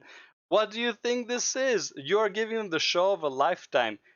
Like, can you imagine for a second being outside, like meeting real people and feeling like pissing them off, but they can't do anything to you? They can just get angry and angry and angry, and like they can't do anything to you. You can just like keep pissing them off. Just keep going, just keep going, and they're just like fucking. It looks like they're about to implode onto themselves. Yeah, I'm pretty sure it's a great feeling. I mean, I've been there. I've been young. I love pissing people off sometimes. We all pranked other people, you know. It's like, yeah, you like that's what they're doing to you now. And again, it's a range of 8-year-olds to 40-year-olds, right? It's like, get a life, dude. Today's the worst stream I've ever had on Final Fantasy. The worst one. Of course, you know why? Because this would never happen in the previous streams because he was doing MSQ. He was just like he was distracted by the MSQ. And the thing is, I've seen some of his streams when he was doing MSQ, and someone made a suggestion, which is like kind of like what turned me off from Pyro. Someone made a suggestion when they said it's like you should finish watching the whole cinematic and then take notes rather than like doing like a sentence by sentence and taking notes. Because first of all, it's not fun for the viewer, in my opinion. Like that, like he was writing so much. He was writing so much over one or two sentences. And again, I get it. It's like sometimes it's an epiphany or whatever, but it's like he's writing so fucking much. It's like, bro, cinematic. Get on with it, kind of thing, right? And it's like again, it's his style. I'm not like judging. It's like he can do whatever he wants. Obviously, it's his stream. But I'm surprised if he wasn't in such a good mood from the MSQ, he would probably blow up on that person because the way he responds, like, no, right? No. Thanks, but no. Right? It's like thanks for the 5 sub, but no. And it's like yes, it's very straightforward, but it also shows this like lack of appreciation kind of thing, which is like in my opinion it was like it's like a criticism more so than like a suggestion. It's like criticism. Hey man, like this is kind of boring watching you fucking type all day. How about you fucking move it along, right? And yeah, and he's like, no, it's not like I appreciate. He didn't talk about why he's writing so much, and it's like he didn't like really. I've never seen. Maybe he did. I've never seen him really explain why he's writing so much, like what his thoughts are, and like honestly, he could have made like full content just from like explaining his thought process into what he's writing. But like as far as I know, he didn't do that. Ever, dude. And I know part of it is because of my attitude. I know that I am fucking not part of it. It heated, bro. Yeah, 95% of it. I can be short and condescending, all right? Yeah. I know that. But so has everybody else the whole time. Pyro mad about the 10 assholes in chat with 1,800 people. Yeah. No, dude. Okay. Do you not understand that I'm mad at you? But you are. When you make comments like that. But you are. You're winding yourself up over a UI. It's not. I can't handle you guys. See, that's not what he was winding himself up over. It was like the catalyst, right? It's like well, this is not the reason, but this is the subject at hand. Like it could have been like anything else, really. It could have been like why picture frames are square, but it's like picture squares are better on PC than they are on console. And it's like, well, console is better than PC. That's just something. You guys need to fucking literally go out and interact with real fucking people and have real fucking interactions and real conversations. I would say Pyro needs to do it too. Real stuff. I don't think it's fair for me to ask you to go through my entire library to find the context of which that we're about to discuss. Yeah, I don't know what else happened there, but from this like 12-minute-ish or whatever it was supposed to be, I think it was like a whole 12-minute rant, which you can't find anymore because you'll find in half a year when he decides that's like, you know what, let's put it back on, kind of like how his rant from WoW was, like where he removed it. But yeah, overall, like, did he overreact? Yes. The problem is he couldn't explain to people what he was mad about. He just says like, you don't understand, you're an idiot too. You don't understand, you're an idiot. You're also banned. Then it's like, oh well, let's just ban everyone who doesn't agree. And then it's like, you're also banned because that's not the reason. But it's like, now he's people think that he's banned because he said that, called Pyro out for banning inappropriately, right? And it's like, that's not it. And like, he doesn't take the time to calm down and explain to the people what he's actually mad about, right? And yeah, I literally don't think it should have been that big of a deal. It's like, honestly, first of all, don't even make an argument of this. It's like, obviously you're gonna have console endies, you're gonna have PC endies, and all you have to do is like, well, you know what? I don't think you're right, but fuck it, whatever. It's not even a big deal. Yes, I still think PC over console is better, and I don't think you know what you're talking about. But honestly, it's not even a big deal. Fuck it, it's your opinion. You're entitled to your opinion, and you can be wrong with your opinion for the rest of your life. And boom, move on. It's your stream. Ignore the person. Who cares? Just fucking move on. Not that big of a deal. Jeez. Anyways, that's as much as I have for the Final Fantasy on Pyro. Let's move on to the next one. I think it's the bans. Let's see. Okay. Let's see then. Okay. Banned a player for this add-on. Okay. People have asked me about when I'm going to come back to Final Fantasy. I'm going to come back and play Final Fantasy whenever the Johnny Depp trial is over. That's when it's going to happen. So, Amen. Final Fantasy... Bro, honestly, the Johnny Depp trial, I honestly, like, I don't have time to watch it. I can probably watch the highlights. I just really don't have time to watch the whole trial. I'm not even at home throughout the day. I'm working like 6 to 3 p.m. 6 a.m. to 3 p.m. I have like maybe 2-3 hours of like maybe try and play a video game, do some daily stuff, and I go to sleep, wake up, go to the gym, and again. So it's like, it's really hard to like do that. But yeah, anyways. Raiders gets banned live on stream as part of recent crackdown by Square Enix on third-party tools. Let's take a look at this, because obviously this has been a crazy. And we all know why. It's not any add-on except this one right here. This is the add-on. That is the problem. Thing. Here we go. What about 2 hour Mad Season video? We're gonna watch that tomorrow. Here we go. Go last month. It's pretty good. You can't see it now because of the chat though. His chat is blocking the add-on. Yep. But if you can like look, there's like something behind the chat. That's the DPS meter. That's Moppy right there. Clearing right now. That's my phone. He got the. Okay, this speed is actually not too bad. I can't target the other one. Oh my god. You can target. Oh no! Where you are? Yeah, I can't. Oh whoa! Wait! You just press tab. Hold up! Wait a minute! Yeah, I'm clicking on pressing tab. I can't target him at all. Hold up! Turn off my stream. I don't think I should stream this. Hold up! Wait, what happened? I'm in jail. Are you really? Yeah, actually. Yeah, you got What put out. the? What? He just got put in jail. I think I might be. Yeah, gone. I told you. Bad. Oh shit! There he is. Oh my god. There he is. And I wish he would keep Bro, like, streaming. I like how he Yeah. appears out of fucking nowhere. Like, it's actually kind of scary. Go off. And Look it's at that dude. I'm not sure exactly like what add-on he had, but like I think this isn't this isn't normal for sure.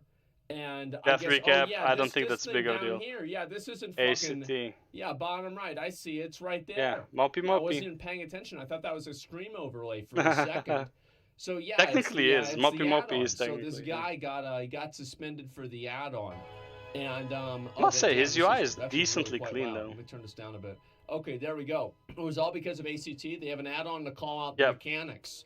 Watch the Xeno video about it. Yeah, I will in a minute. I'll talk about it. I'll give like my general opinion about this. Is he watching the Xeno video after? Then I'll go from there, right? And I saw that. Because I have the Xeno read this, video. and look at what yeah. they fucking post. I have the Xeno video coming Look up at as what well. they fucking post about this shit. Plus 2-hour Asmon intro.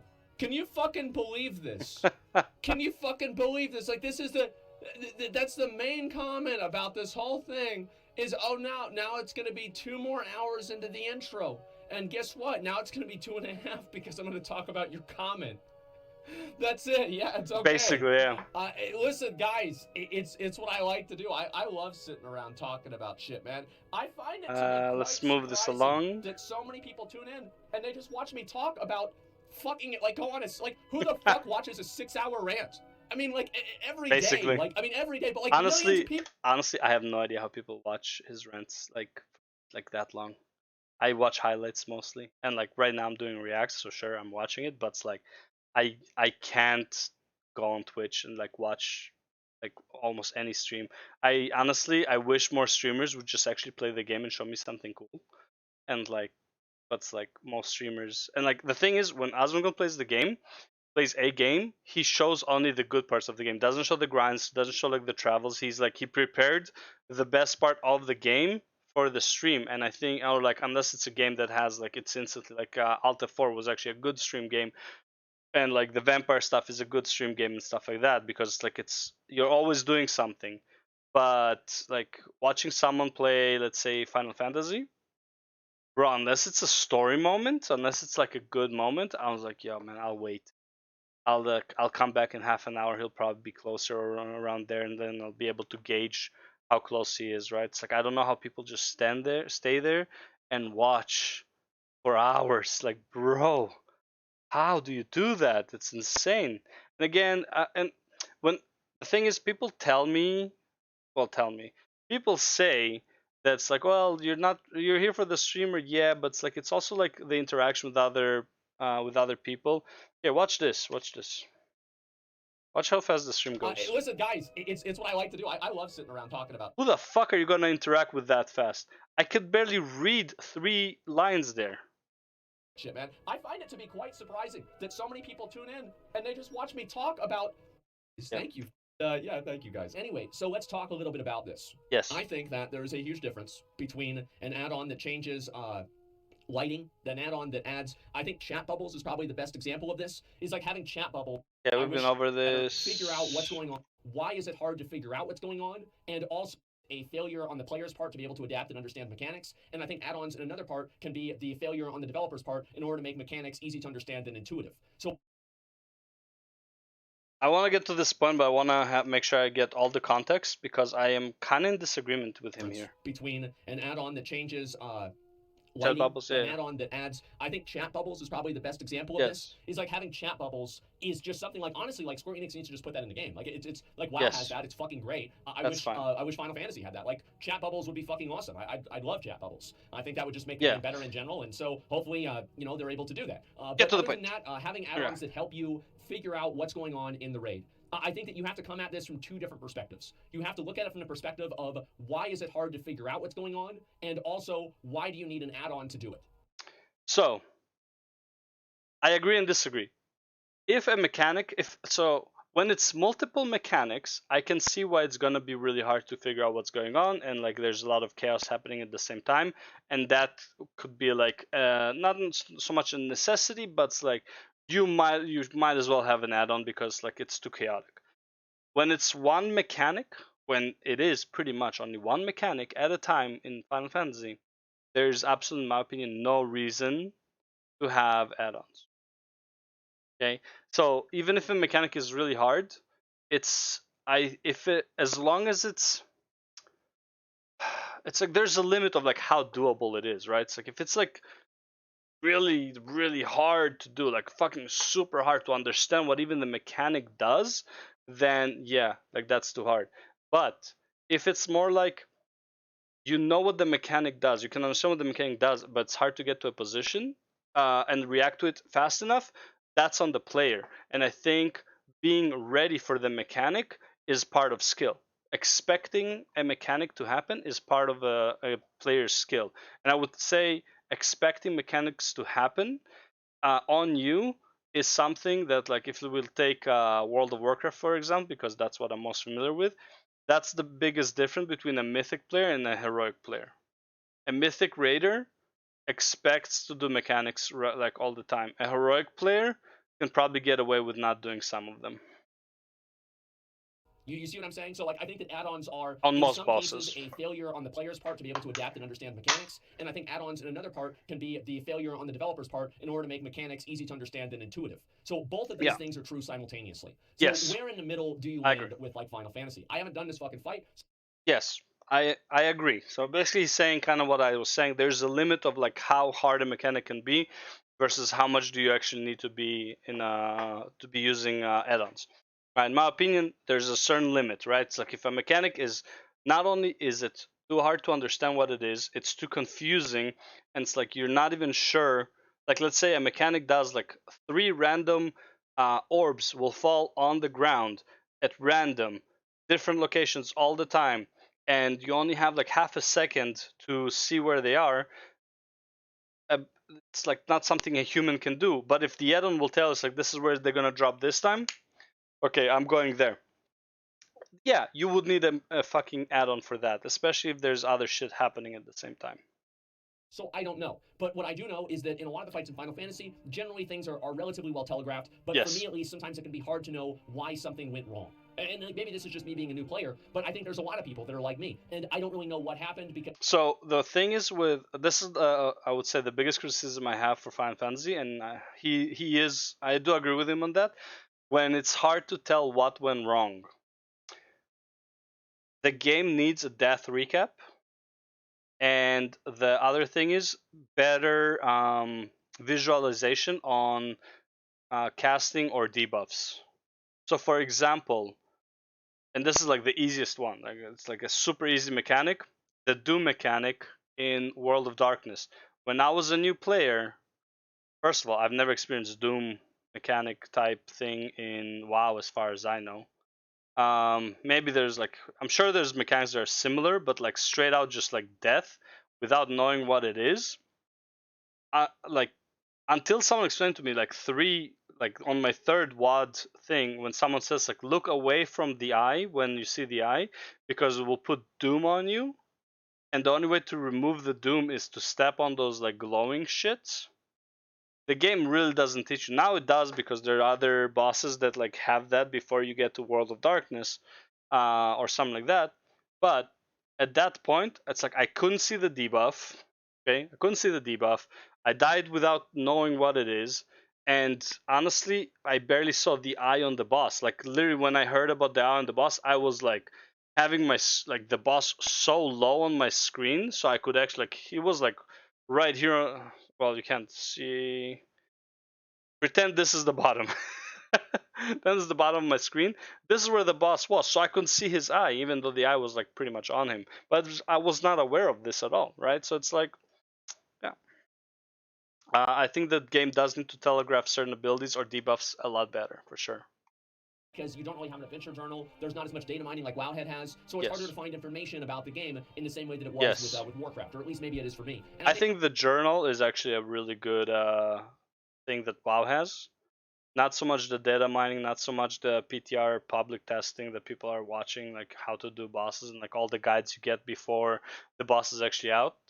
But knowing ability names and what they do, I think is fine. Even if it's like an arbitrary explanation, or it's like, oh, 3 beams will come out targeting, doesn't say if they're targeting, 3 beams will come out. And it's up to you to like figure out what happens in beams, right? Something like that. But it's like I think a journal is actually not a bad thing, because right now you see this fight, eventually a player is going to make a guide and he will essentially have a journal of the abilities. think that's the way many people feel that way. Heavensward, well, that's a good point, right? So, like, if I'm having this trouble with Heavensward, then I think it would be the same case with fights in the future that are more complex as well, right? I think that would 100%. just make sense. So, anyway, what I'm trying to say here is that a lot of these mechanics, it gets better. Yes, I'm sure the fights get easier. Shut up, chat. Yeah, no, not really. No Dynamite, not old fights were garbage to show you what you did wrong. Maybe that's true, right? Maybe that's true. But I do think that there will probably be mechanics that are hard to understand in later on fights too. Yes. Right. I mean, I don't know why. It's like every time that I make a comment on this, I make an obvious comment. I say something like, "Fights will probably get harder in the future." People say, "Oh, you don't know. You only did Heavensward." No, of course, because that's the way the game is. I've had. There's this boss in. It's actually the end of Heavensward. It's the Sloppy dungeon. There's a boss there. Is it that one? No, it's actually in Stormblood. There's a boss that has an ability.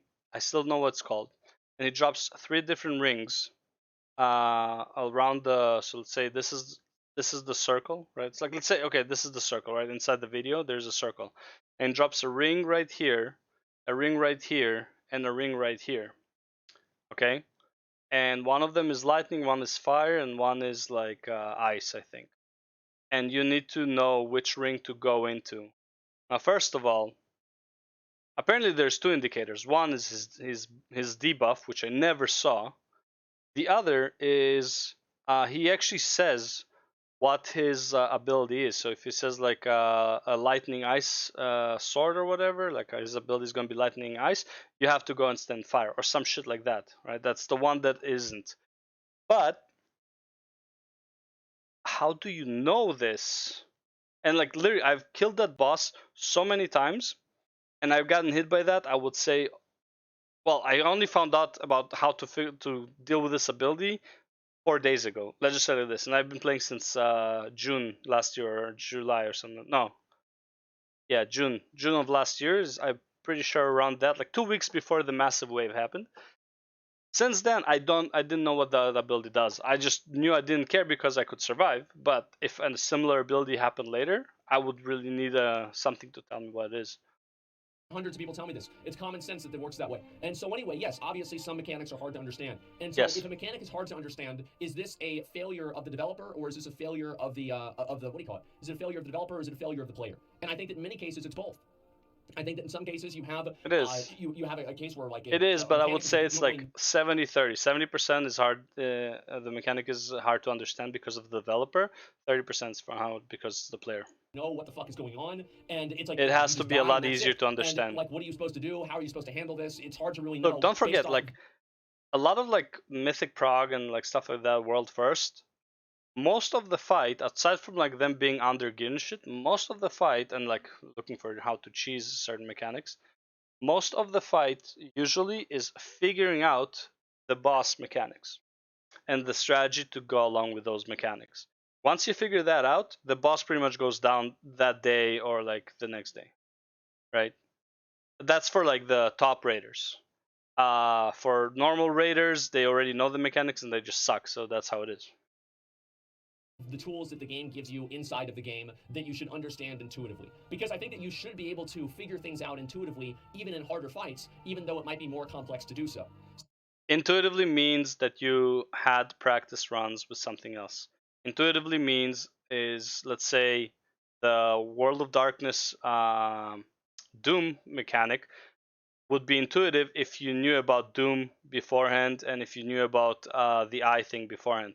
As far as I know, WoD was the first time I saw that mechanic and a combination of the two. So, in general, what do I think about add-ons? I think the game would be better for Warcraft, I've said this, and I think also with Final Fantasy, if people did not have add-ons that told them how to play the fight. Yes. Period. I think that like any awareness add-ons or anything like that. I think that a problem with awareness or knowing what's going on or something like that, this makes you less aware. A failure either of the player or is a failure of the biggest problem with awareness add-ons is that it actually makes you less aware. It's kind of like it builds a dependency.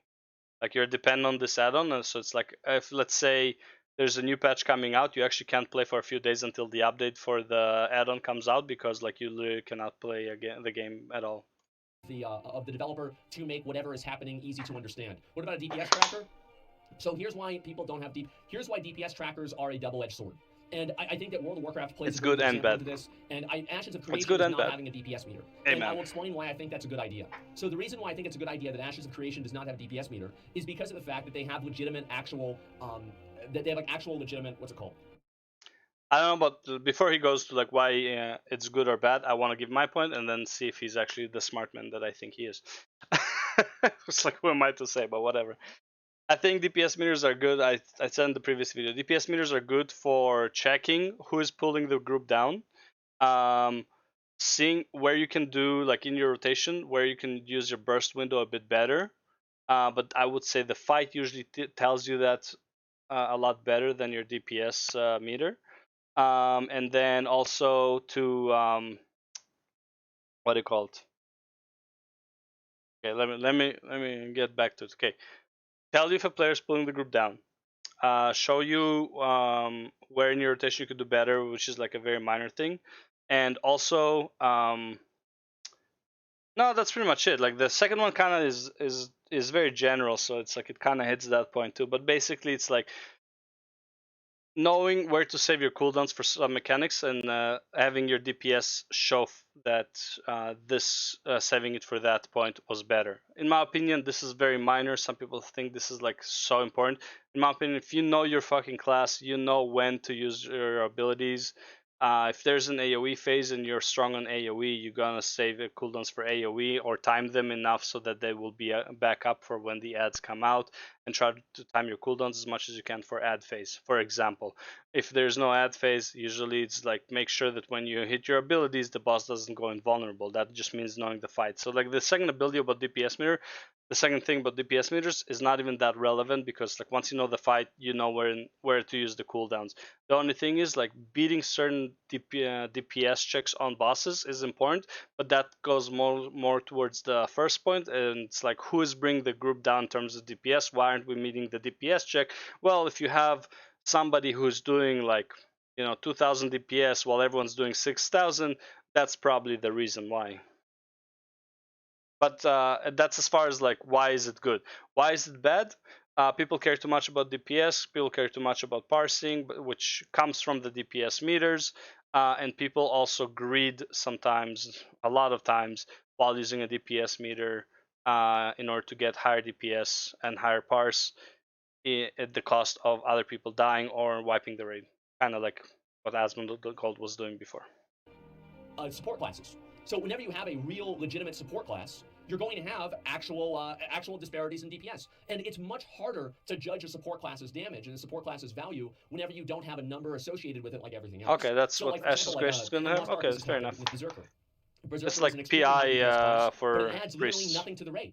Because who the fuck would get the red dust buff to help the raid? Fuck the raid. I want this stuff myself. I'm there for me, right? Stagger, yeah, fuck that. Yeah, I'm there for my own stuff. And Stagger, I think that Artillerists has a better Stagger than Berserker, but I could be wrong. The only thing that I'm really trying to say here is that whenever you have that type of a disparity, it creates a lot of misconceptions in the mind of players. And I think that's what the biggest issue is with something like a damage meter. And I think with Final Fantasy has like a overall policy of no add-ons, period. And I'll read their post about this, but they have an overall policy of just don't use add-ons.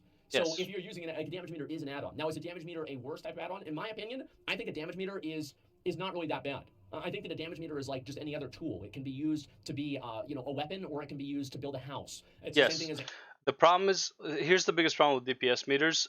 So in my opinion, I don't think Final Fantasy devs have a way to determine who is using which add-on. They just have like, oh, this guy's using add-ons or not. However, this is the biggest problem with like why streamers are getting banned for DPS meters, because it's basically, it promotes their ego. I said on the different video, it promotes their ego. It shows that they're better than others.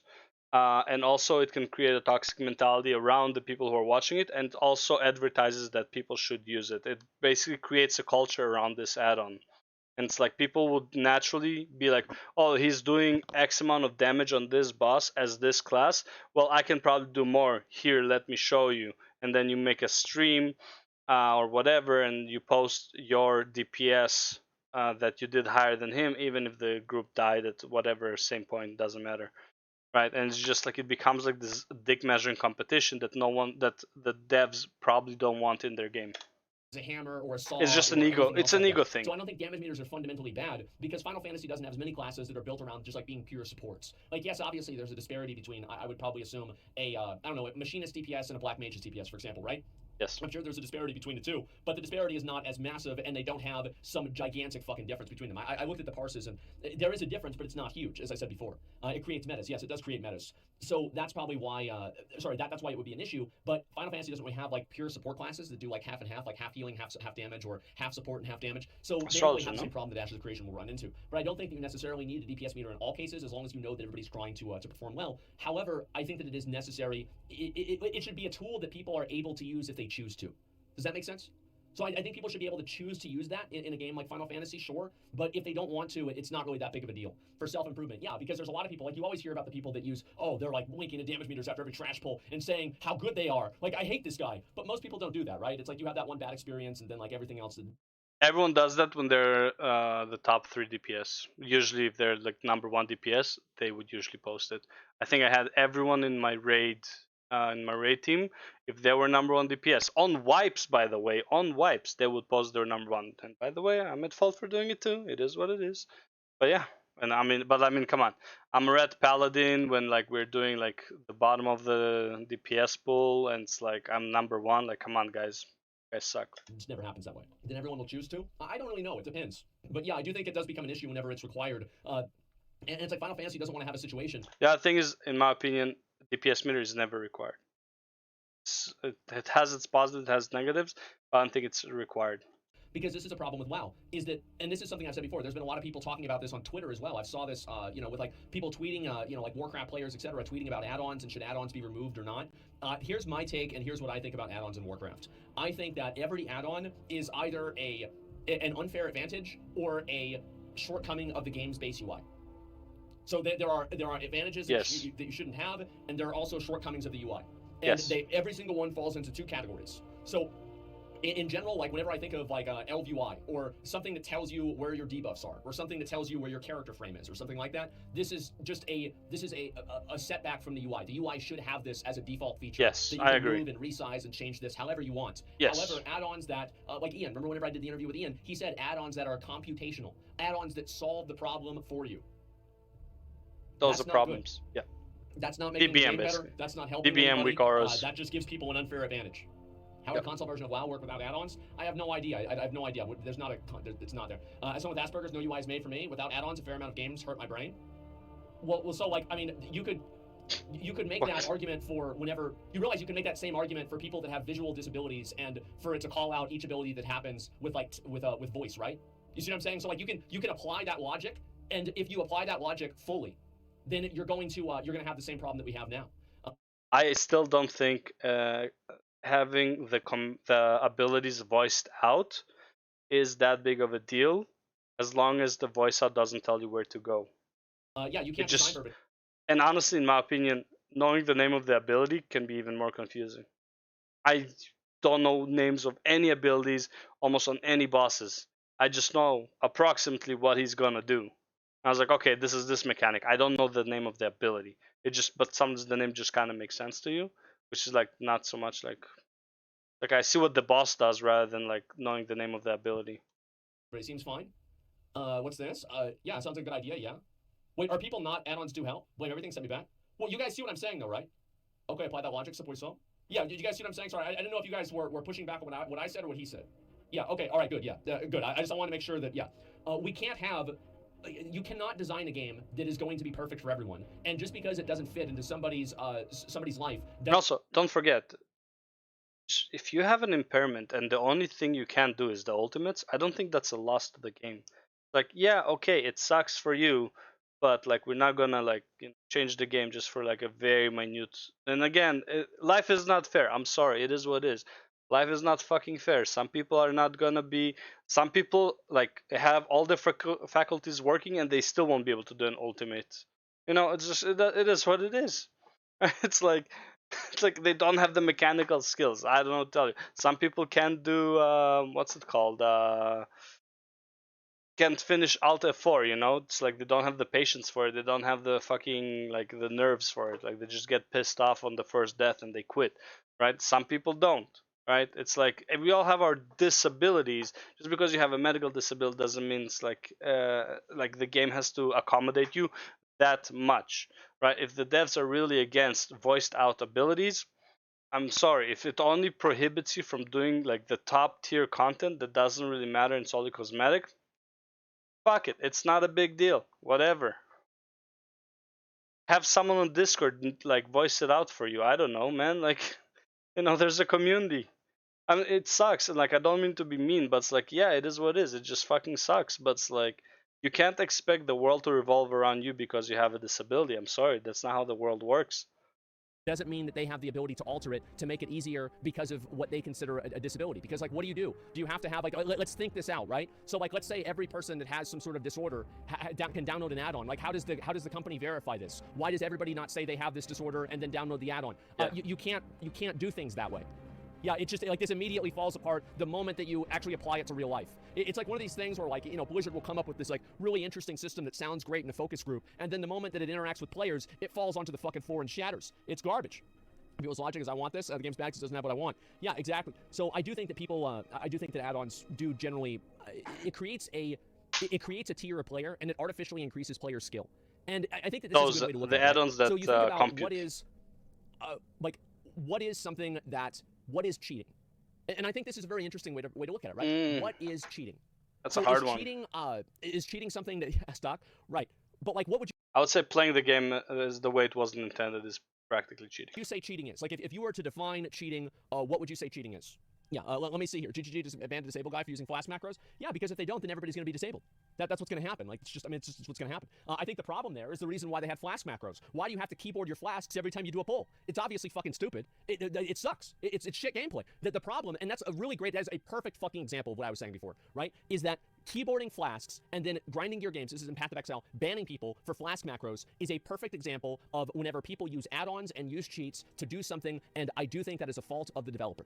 Because the gameplay sucks and people don't want to have to do it. That's all it comes down to. The gameplay is dog shit. I don't want to keyboard flasks every single time. It's annoying. So why is it keep happening like this? So yeah, flask spam is fucking stupid though. Yeah, the new orbs fix it though. Yes, and I know. And there's other things that fix it too. Like you have, if you're really, really good, you have mage blood, right? That could somehow solve the problem to an extent, right? And just in general, I think that it's something that they do need to fix. I hope that they will fix it much more in Path of Exile too. Like double leaving mods in Final Fantasy 14, fixing dog shit design. Yeah, and so I think that a developer should look at why players are using add-ons, and if the reason why they're using an add-on is to bypass a mechanic that's not fun to play. And if players are using an add-on to bypass a mechanic that's not fun to interact with, why is that mechanic in the game in the first place? And I think that's the way to look at it, and I think that's the most healthy way to look at it. I mean, it is. The problem is when people take the add-ons too far, which is like this. So for example, there's a mechanic that is, it's not fun, but it's not fun. It's like it's fine to interact with. But then you make an add-on, and it's like it's a mandatory mechanic, right? I can't, off the top of my head, I can't think of anything. But like, let's say it's a mandatory mechanic. It's not the best mechanic. It's not the worst. It's not too bad. Right? It's whatever, right? It's like, it's fine, whatever. Then someone comes up with an add-on that makes it easier to interact with this mechanic and more fun. That would automatically make that mechanic less fun. So now you took a mechanic that was okay or somewhat fun, made it less fun because there's a more fun way to interact with it, right? So I think a lot of times add-ons would do that, where it's like, let's say this, would the game be fine without add-ons like at all? Yes. But once you know a better way to play the game, or UI and all that stuff, you can't go back to the other one.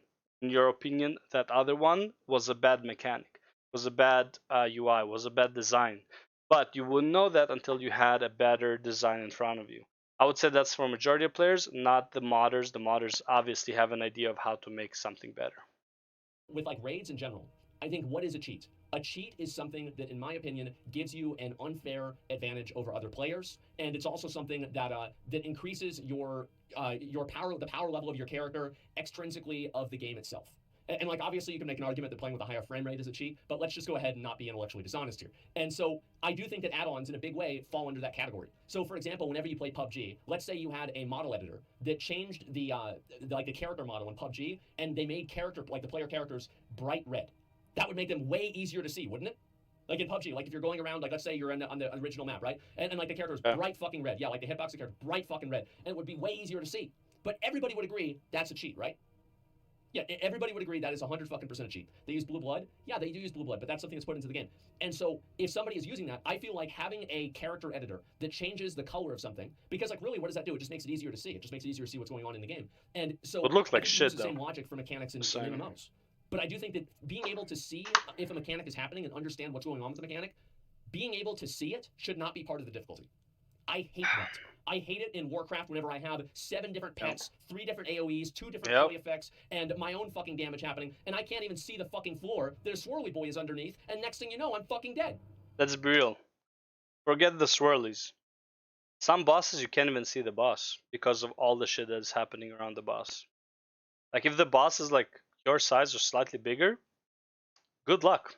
Good luck fucking seeing the boss. I'm honest.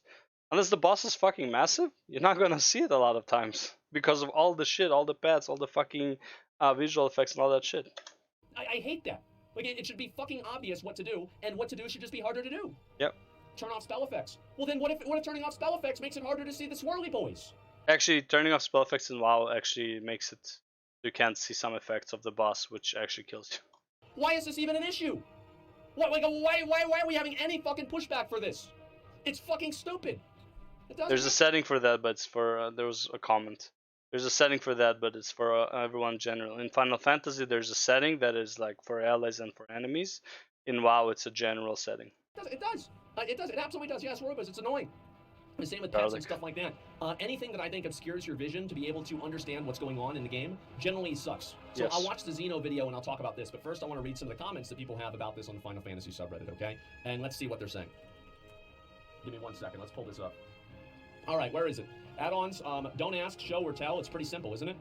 Okay, let me go back up there and look at this one. And yeah, there we go.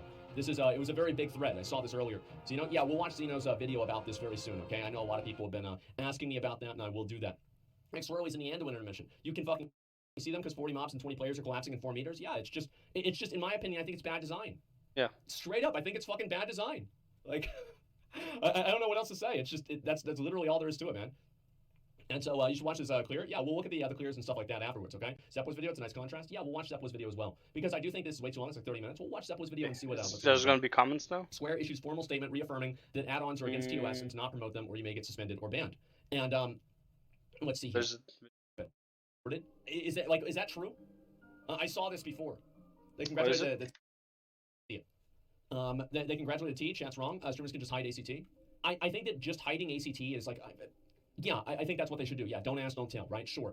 Anyway, I think that there were other people saying that the streamer didn't actually get legitimately suspended. They only got suspended because they got mass reported. Is that true? I saw this before. I mean, you're asking the wrong people. Yeah, so yeah, they got brigaded. I don't really know. Like, I'm not sure how Square Enix handles things, but it seemed very obvious to me that like if somebody is going to go and have this happen, right? If like this is like a real this person here is a real person. Yes. It's not like this is some automated algorithm that automatically removes your account if you get 17 or more reports within 5 or less minutes, right? So this is obviously a person that made this decision. So regardless of how many people reported him, it could have been one person or it could have been 1 million people. This person got reported and they got their account actioned because of Square Enix's judgment and not because of a mass report. Yeah. You see what I'm saying? I agree with that. Like whenever somebody if gets there's a brigaded GM, and they get mass an actual reported, person, and then they get their shit like taken they down, can actually. I only consider that I consider that a bad thing usually. It's like the guy. I mean, the guy's breaking the rules, and a bunch of people got together and reported them. Yeah, obviously that's cheesy, and it's like some fucking hall monitor shit. Yeah, like I get it. Like I totally get it. It's like it's cheesy, but like he didn't get banned because they mass reported him. He got banned because he did something wrong. You know what I mean? They banned some streamers that use add-ons and didn't ban others that use it too. Well, of course they don't. Of course they don't ban everybody. Duh. Like, no fucking shit, they don't ban everybody. Do you know why? Well, it's like, oh, I wonder why this streamer gets suspended and not the other one. I don't know, maybe because one has 10,000 viewers and the other one has 10. Because they're fucking irrelevant. They don't care about them. They don't even know who they are. Like, that's the truth, right? It's like they can't deal with everybody. That's just the way it goes. The poor streamers, well, this happens all the time, right? Is that you're going to have unequal treatment because it's just, you can't apply this to every single person. No, it's just impossible. And again, this is clearly to show that Final Fantasy doesn't have a way to determine who is using what add-on. They just have a visual effect, right? So they go and they see, it's like, okay, he's using an add-on, ban him, right? It's like, it's not, they don't have a system in place. They don't have an anti-cheat in the game. Ban all streamers. Yeah, not every car speeding on the highway gets ticketed. That's true. That's a really good way to say it. Yeah, I like that. Let's read a few more of these posts and then we're going to look at the videos, okay? Like more toxicity comes from the should ACT be allowed conversation if damage meters were implemented into the game? I don't think they're ever going to implement damage meters into the game, because if they do that, what they run into is they run into like all players just going and playing the class that does the most DPS, and then handicapping themselves in the process of doing that. So it's just like you're kind of protecting players from themselves in like a stupid way. I don't like it, but that's the way it goes. You know, they have to balance classes. Well, the problem is that like you can't balance classes for every single fight. So like for example, there are going to be fights that you have 2 targets in.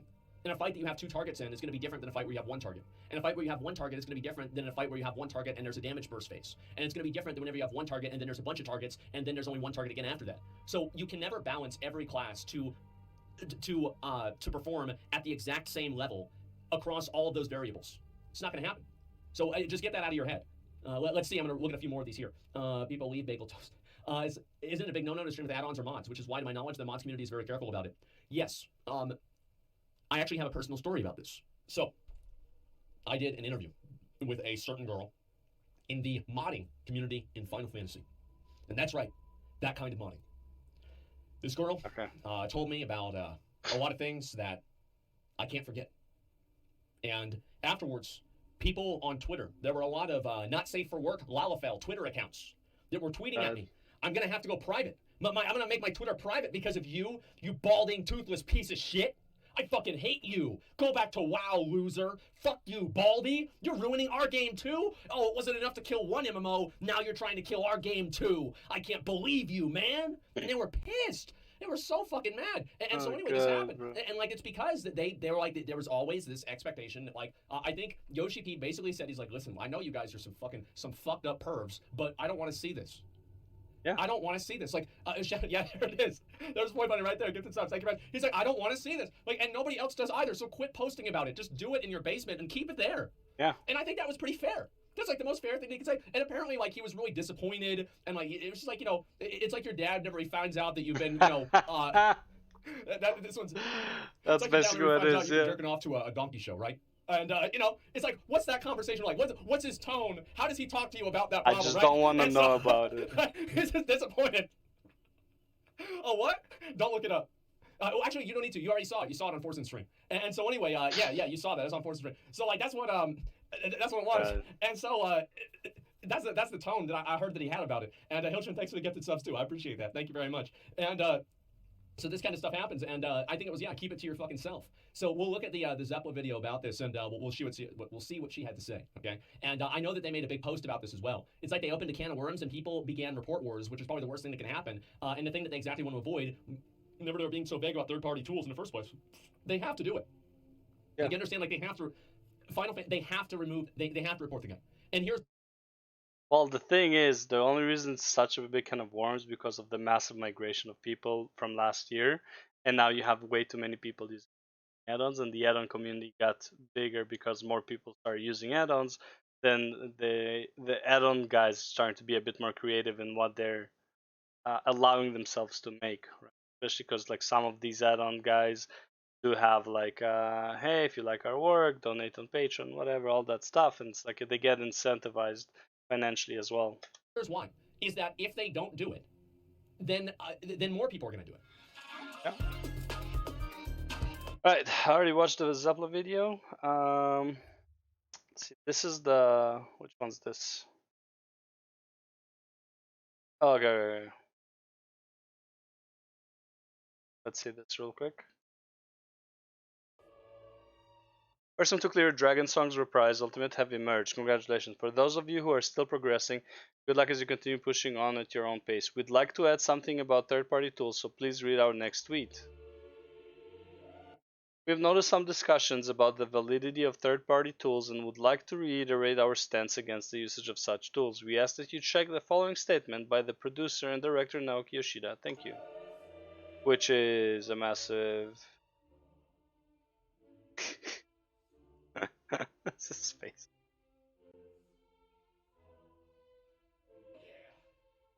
Imagine he cheats to tell you what to do in fights and then cry when people tell them they are cheaters. But learning is too hard. You probably haven't cleared anyways, so you are just something AFK in Limsa. Boo-hoo, Lemao.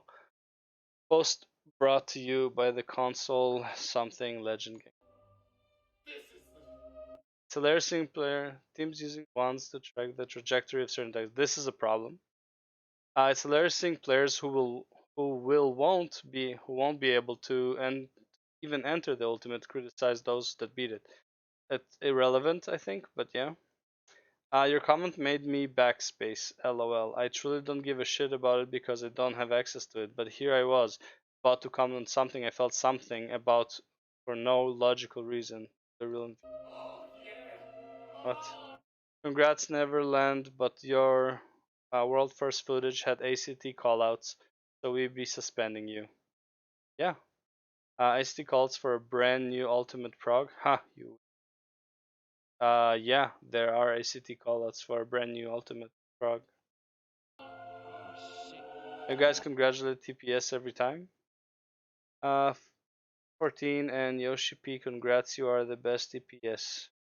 Anyone other gets world first? On Yoshi P, we are mad about third party. Is the Pyro one?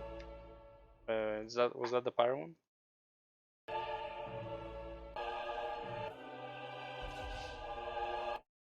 Yeah, Pyromancer. Okay. Would you look at that? Hey yo, what the fuck? Oh! Ew! Look at that. I find it funny how people are saying, no way this is a Gnosis. Come on, it's not even. No way Discord could be third party. LOL, that means Windows is third party. Kek. Actually, yes. Again, like, I don't like what Zeno says because, like, yeah, Discord is third party, but no one talks about those. Everyone's talking about in-game add-ons. Like, they're also called third-party tools. Obviously, it's not like, you know, they can't prevent you from being on your cell phone in a Skype chat while fucking raiding, calling it a third-party tool. Like, that's not what this is about. Hey yo, what the fuck? Your dick is a third-party tool used for jerking off, watching other people have sex. Better ban you from the game too. Yeah, basically. I hope every single WoW streamer bro gets banned. Every single one of them. They are ruining it. No, because they're banning long-time Final Fantasy streamers actually. What the fuck? Which is laughing at us. WoW players are mocking us and holding their add-ons over us. It's over. In order to float items, you must use a third-party tool. In order to float items? Going around and screenshotting people's homes that have impossible item floats. Both ways. Okay. I'm going to crash the FF14 housing scene along with cringe clubs again. Like, sure, whatever.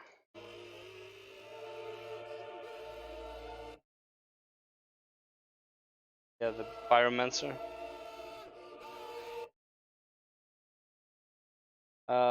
Mr. Happy One doesn't make a single reference to or even acknowledge the shit show that is going on. Doesn't even play with add-ons. No ACT even off stream. Don't ask how I know. 14 community gave him over $100,000 donos, I guess, on GoFundMe. Is unironically friends with Yoshi P on the personal level and the business level on account of him being Yoshi P and Square Enix's agent. Never missed any streamer event, always invited no matter what, never missed a media tour once. Helped Yoshi P and Square Enix catch the internal infamous Blue VR leaker and got that N-word sued.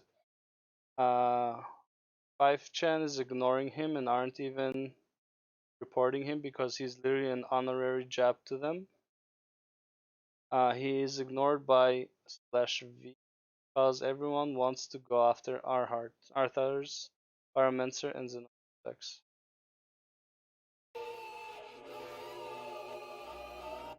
Every now and then I catch myself about to say some dumb shit about Esalebs or Parcetranis. I stop myself by just looking at some fed VR asses for a bit. Maybe that was the God. Just like Israel. Yeah, must be. Anyways, I'm going to hawk through Twitch stream this Friday because the people who run the nightclubs have a ton of mods, and I will be taking action accordingly. Oh my god.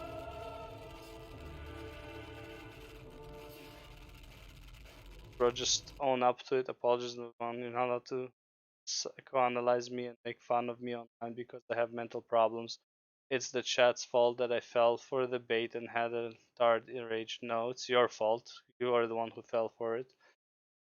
Yes, you are. You're on the internet, and yeah, I am allowed to psychoanalyze and I'm allowed to make fun of you. And not that I want to, but like, yeah. I was raided by people who don't usually watch me, and they were here specifically to mentally torment me. You're on the internet, bro. Like, yeah, just own up to it, apologize, move on. Honestly, I don't even think he had much to apologize for. It's like, yo, like at most you'd be like, sorry for my outburst yesterday, man. I was not in the right headspace. Fuck it, shit happens. And I'm banning some people that I shouldn't have banned. Some shit like that. Still can get over that he actually compared streamers being banned for add-ons to the civil rights and women's suffrage movement. You gotta be absolutely mental to do that. I don't know what this is. Okay, guys, he's taking the high road. This is an MMO. You don't need 120 FPS. You're single. You don't need anything more than a bike. Why do you own a car?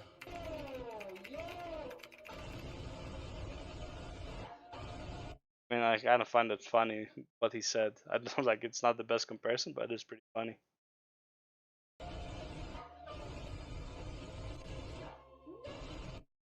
Imagine playing a male character unironically. Please keep going so you can get your account banned. Oh god.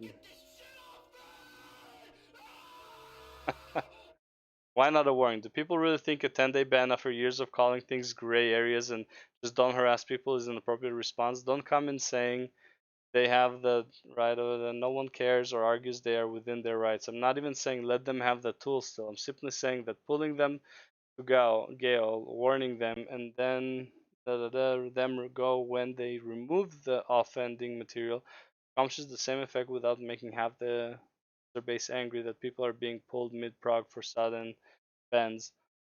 Please don't reply with no thought comments. Actually think about the question I'm presenting and give real reasons why a ban is better than a warning in this scenario.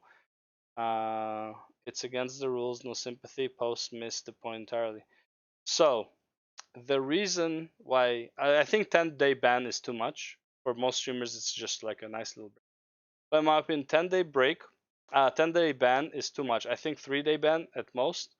The mid-prog thing kind of makes sense if it was caught mid-prog because they wouldn't want those people who they're gonna ban anyways to accomplish what they're trying to do while using the add-on. So that makes sense to me that they would do it mid-prog. I mean, if they could catch him before the prog, that would be fine. But usually, that's when people use the add-ons. It's mid-prog. Why not a warning? I'm pretty sure they gave warnings since forever. They made their opinion on add-ons overall pretty clear, and I mean, let's see. Shadowbringers didn't even have an Ultima, I believe, right? It was only Stormblood. There's no level 80 Ultima. So since Stormblood, so you had what, 3.5 years, up to 4 years ago. So 2018, when the last Ultima was released. I'm pretty sure there was some debacle there. I heard there was some talks about the add-ons in 2020. Actually no, Alexander was 2020, I believe, right? But it was for level 70. This is they just skipped the level 80, but Alexander is for 70 if I'm not mistaken. Not sure. It's 70 or 80, whatever. Either way, the problem is every time they release an Ultimate, they put a lot of effort into it, and also right now I would say the problem not so much is the ultimates. The problem is also the PvP. The PvP I would say is what really started this problem with people hacking and using certain add-ons in PvP, and then it's just the ultimate was kind of like the final straw because it really devalues the effort the devs put, and I can see it from the lead designer to like want to, hey, my guys worked so hard for this shit. sleepless nights, you know, they worked extra to bring you all this shit, and you guys are ruining it, and you are really like making my team demotivated to make more shit like this. So I can see that being one reason.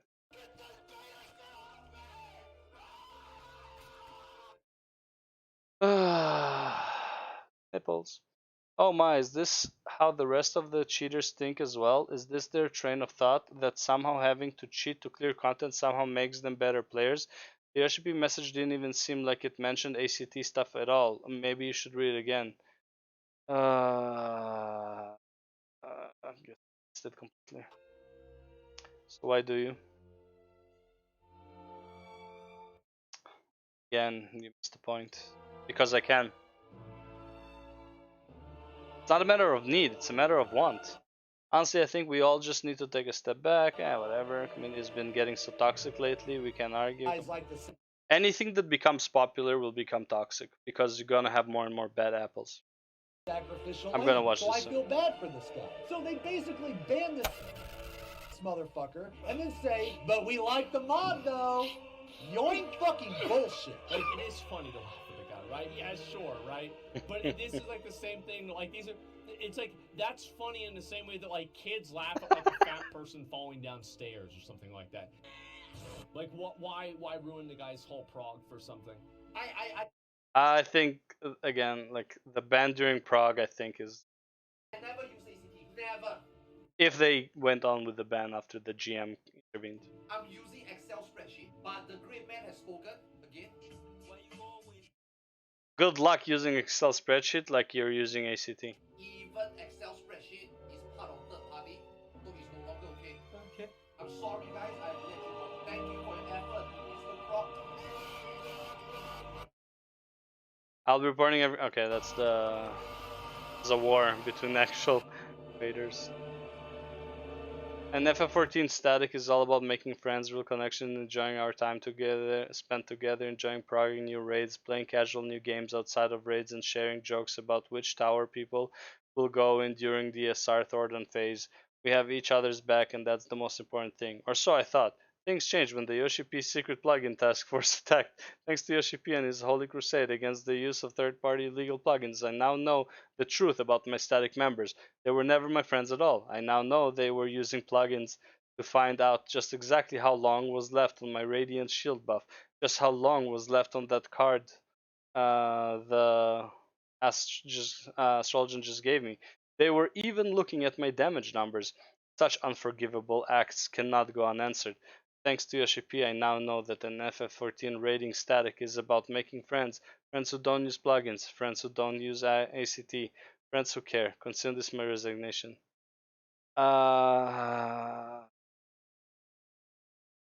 Sure. I mean, I literally got nothing for this guy. That's like he's in a world of his own. All right, that that was pretty good. The third part tool instance. Yeah.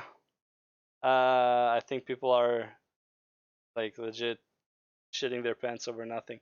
Because okay, here's my actual thoughts. You can easily hide those add-ons while playing. Why are people not doing that? Why are streamers not hiding the add-ons if they know they're illegal and they know if they hide them they will never get in trouble? Why are they not doing it? It's simple, right? It's an ego thing, right? It's straight up an ego thing. There's honestly, it would be more viewable without all the add-ons telling you what to do. Actually, would be. People can see more of the game if there are no add-ons. My add-ons block like this part of my screen, this like the bottom third of the screen. I almost never look at it because that's all my add-ons. Like I look at it, but it's like I can't see through it. It's all like bars and like add-on stuff. I can't see anything. So and like at the top there's the some information and like literally 1/3 ish or like 1/2 of whatever's remaining, 1/2 of the screen, which is approximately what's remaining, is literally what I can see that is happening in front of me, while the viewer can see a lot more because I'm hiding my add-ons. I don't know. I if they're angry that people got banned during raid prog, that's something else. But if they're angry over the whole like banning over add-ons, I don't think they are in the right. Yeah, on to the next one. Okay, let's see. The day that the FF14 community imploded. We got this. We got this. I want to watch this first. We'll watch the Xenos one first. But let's see what he says. He has decent takes, but I feel like some of them are just like off. Let's see. Like I understand his point of view. And I don't agree with some of his takes, but I understand what he's saying at least. Like I can understand why he would say it, and like I agree with his. I accept his point of view. I just don't necessarily agree with his. there are some good things about this and some bad things about this and some really fucking stupid things about this that I have a problem with. Hello, this is Yoshi P. With the release of patch 6.11, Dragon Song's Reprise, we've heard concerns from players about the use of third-party tools breakdown. and the potential for game server emulation. Game server emulation, dude. Holy shit. Dude, TPS used their own server and they couldn't get world first.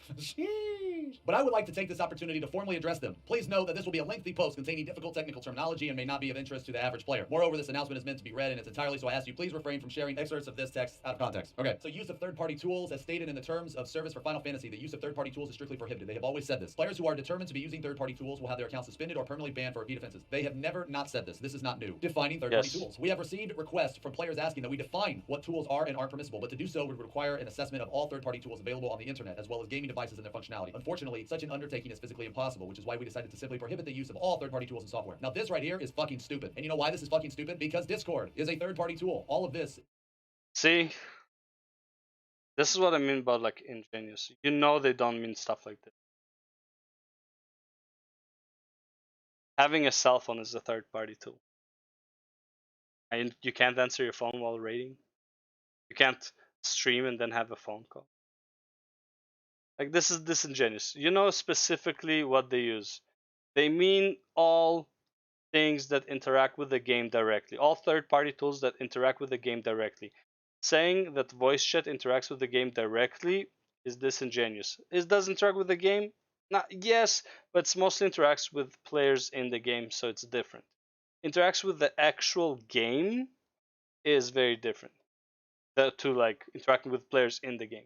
Is a third-party tool. This web browser that I'm looking at is a third-party tool. Anything that is not 14 is a third-party tool. You could ask yourself, well, Discord's not a third-party tool. Bullshit, because Yoshi P fucking mentioned it in a couple live letters ago because he thought it was ridiculous, because technically it is a third-party tool, technically. But here's my issue. But it is ridiculous to mention Discord. Of course it's ridiculous when someone mentioned Discord as a third-party tool when clearly that's not what they mean. With this, okay, is that this right here, to say which is why we decided to simply prohibit the use of all third-party software, this is a lie. They do not give a shit if you use Discord. They cannot police you using Discord. They know 100%. They can't. They need to come up with a list of shit that people can use and people can't use, like Discord. You should be able to use Discord. Yeah, you should. The problem with making a list is because, okay, you're not allowed to use ACT. Okay, change the name of ACT.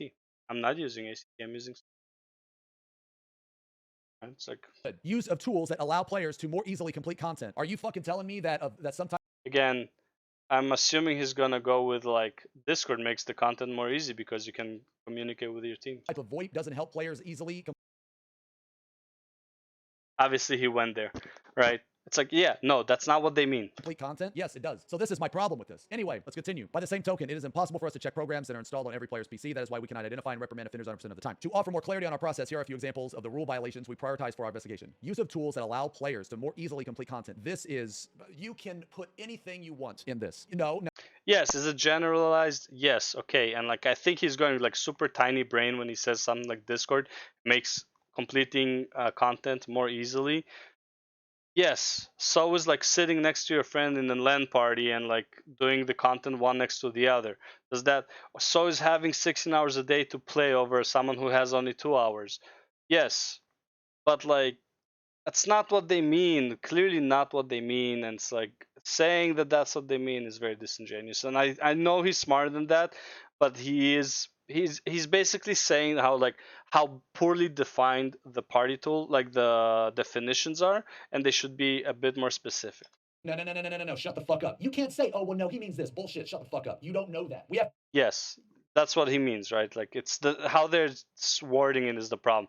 Yeah, he's obviously like smarter than saying like he knows what he's saying. to go by what they say. And they say all third-party programs. All. Every single one. That's what they say. It's not, oh, well, he doesn't mean this. Oh, he doesn't mean that. No, shut the fuck up. You're not him. You didn't write this. You have no idea what the fuck they mean. I can tell you right now. Yeah, if you go by like lawyer type of thinking, what it says is what it is. So like they can technically ban you for Discord if they really don't like you. Obviously, this shouldn't be the case, but obviously based on this, if they just don't like a player, right? I have a problem with this streamer. Yoshipi one day wakes up, it's like I know he's using Discord while he's gaming. Fuck it, ban him. That Discord helps players complete content more than a fucking trigger. What would you rather have, Discord or a trigger? Because I can pretty much guarantee that everybody would rather have Discord. If you're gonna sit there and tell me that a trigger is more impactful than communicating with your team through voice, you are beyond stupid. I have used 2 triggers in the entirety of when I play this game, and one of them I recently used. The other one I used way back in UCOB, and that was because they designed the mechanic in such a fucking asinine way that you have to read the RP mechanic. They admitted that they fucked up. So don't fucking tell me that triggers are more impactful than Discord, because they're not. Just the fact that use of tools that allow players to more easily complete content, saying that Discord is not in this category. Oh, he didn't mean that. Bull fucking shit. Discord, TeamSpeak, Mumble, all of that crap, they all help you complete content easy. Anyway, modification of the UI to display additional information. Okay, this right here is fucking stupid. I'm gonna tell you why this is fucking stupid. Look at this shit right here. Look at this shit. Look how tiny this number is. What is this, a number for ants? Why can't I increase the size of the number? Why can't the fucking number be— That's a problem with the UI. I understand. Also, you're a warrior, why do you have MP? I understand the argument, obviously. And again, I'm pretty sure that's not exactly what they mean. But based on like, if you go word for word, like what it says in that, like let's go lawyer mode, right? Yes, it makes sense. Like this, changing this number would be technically illegal and bannable. Yes. Be over the entire— Yes, there's a massive problem with the UI of the game. Yes.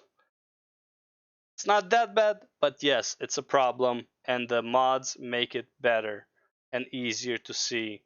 Yes, I agree. It doesn't make any fucking sense. This should already be in the fucking game. I'm gonna be 37 in 8 days, okay? I'm old as fuck. I've already had LASIK once. I can't see shit. I need a bigger number. I need a hot bar for old people, okay? You know what else is fucking bullshit? Here, where you at, Blue? Let me invite you to the party. Let me invite you to the party, man. Let's say that I'm trying to protect Blue.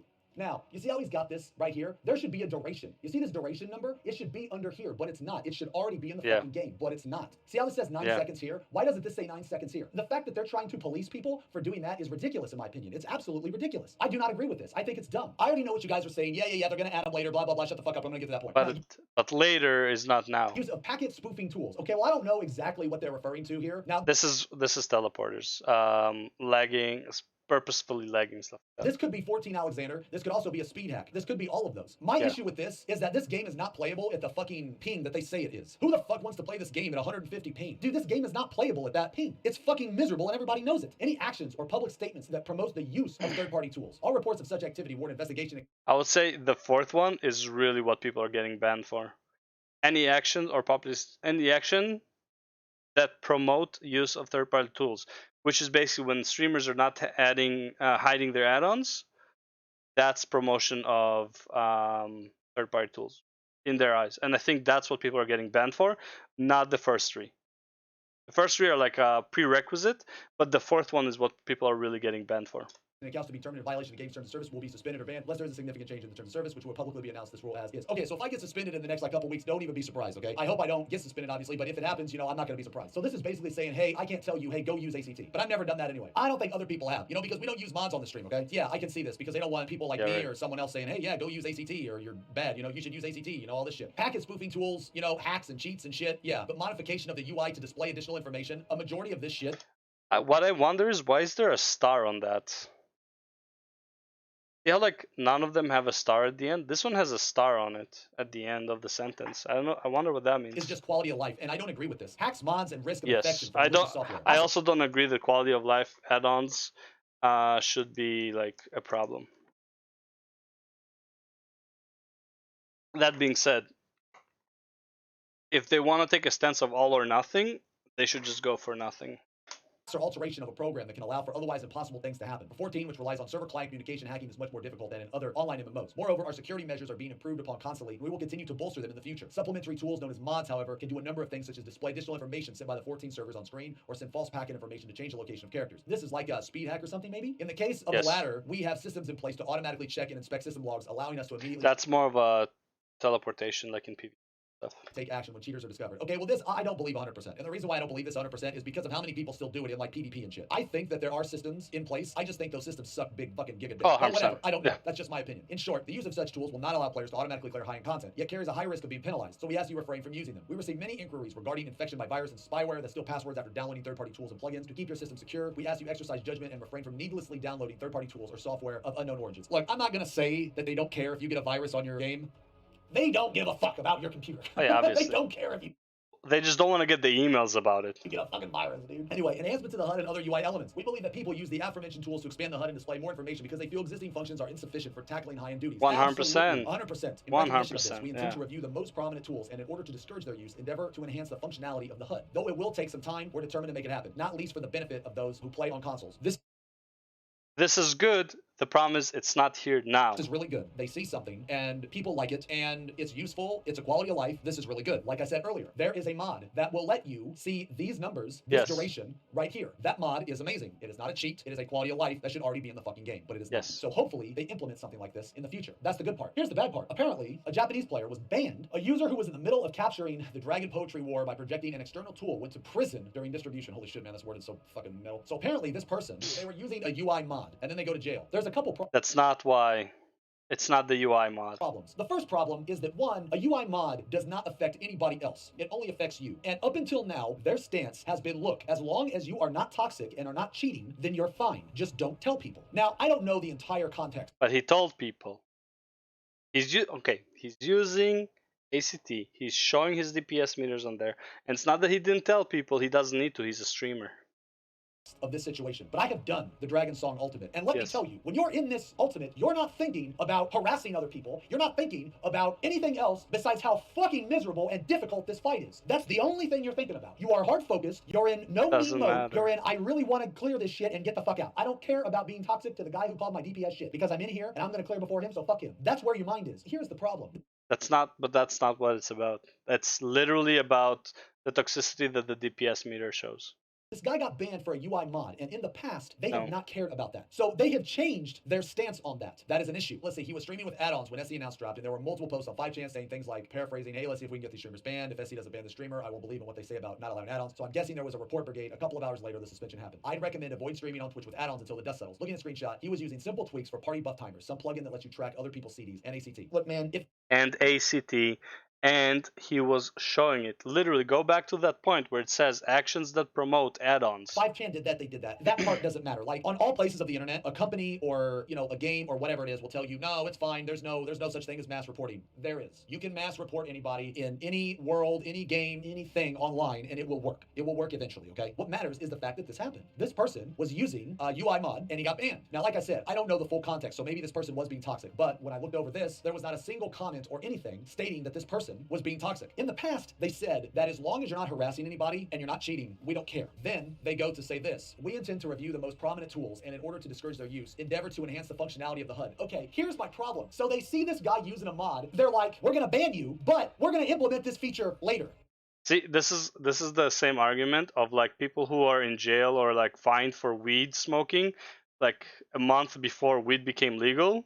It's the same argument, right? Like it was illegal at the time. What?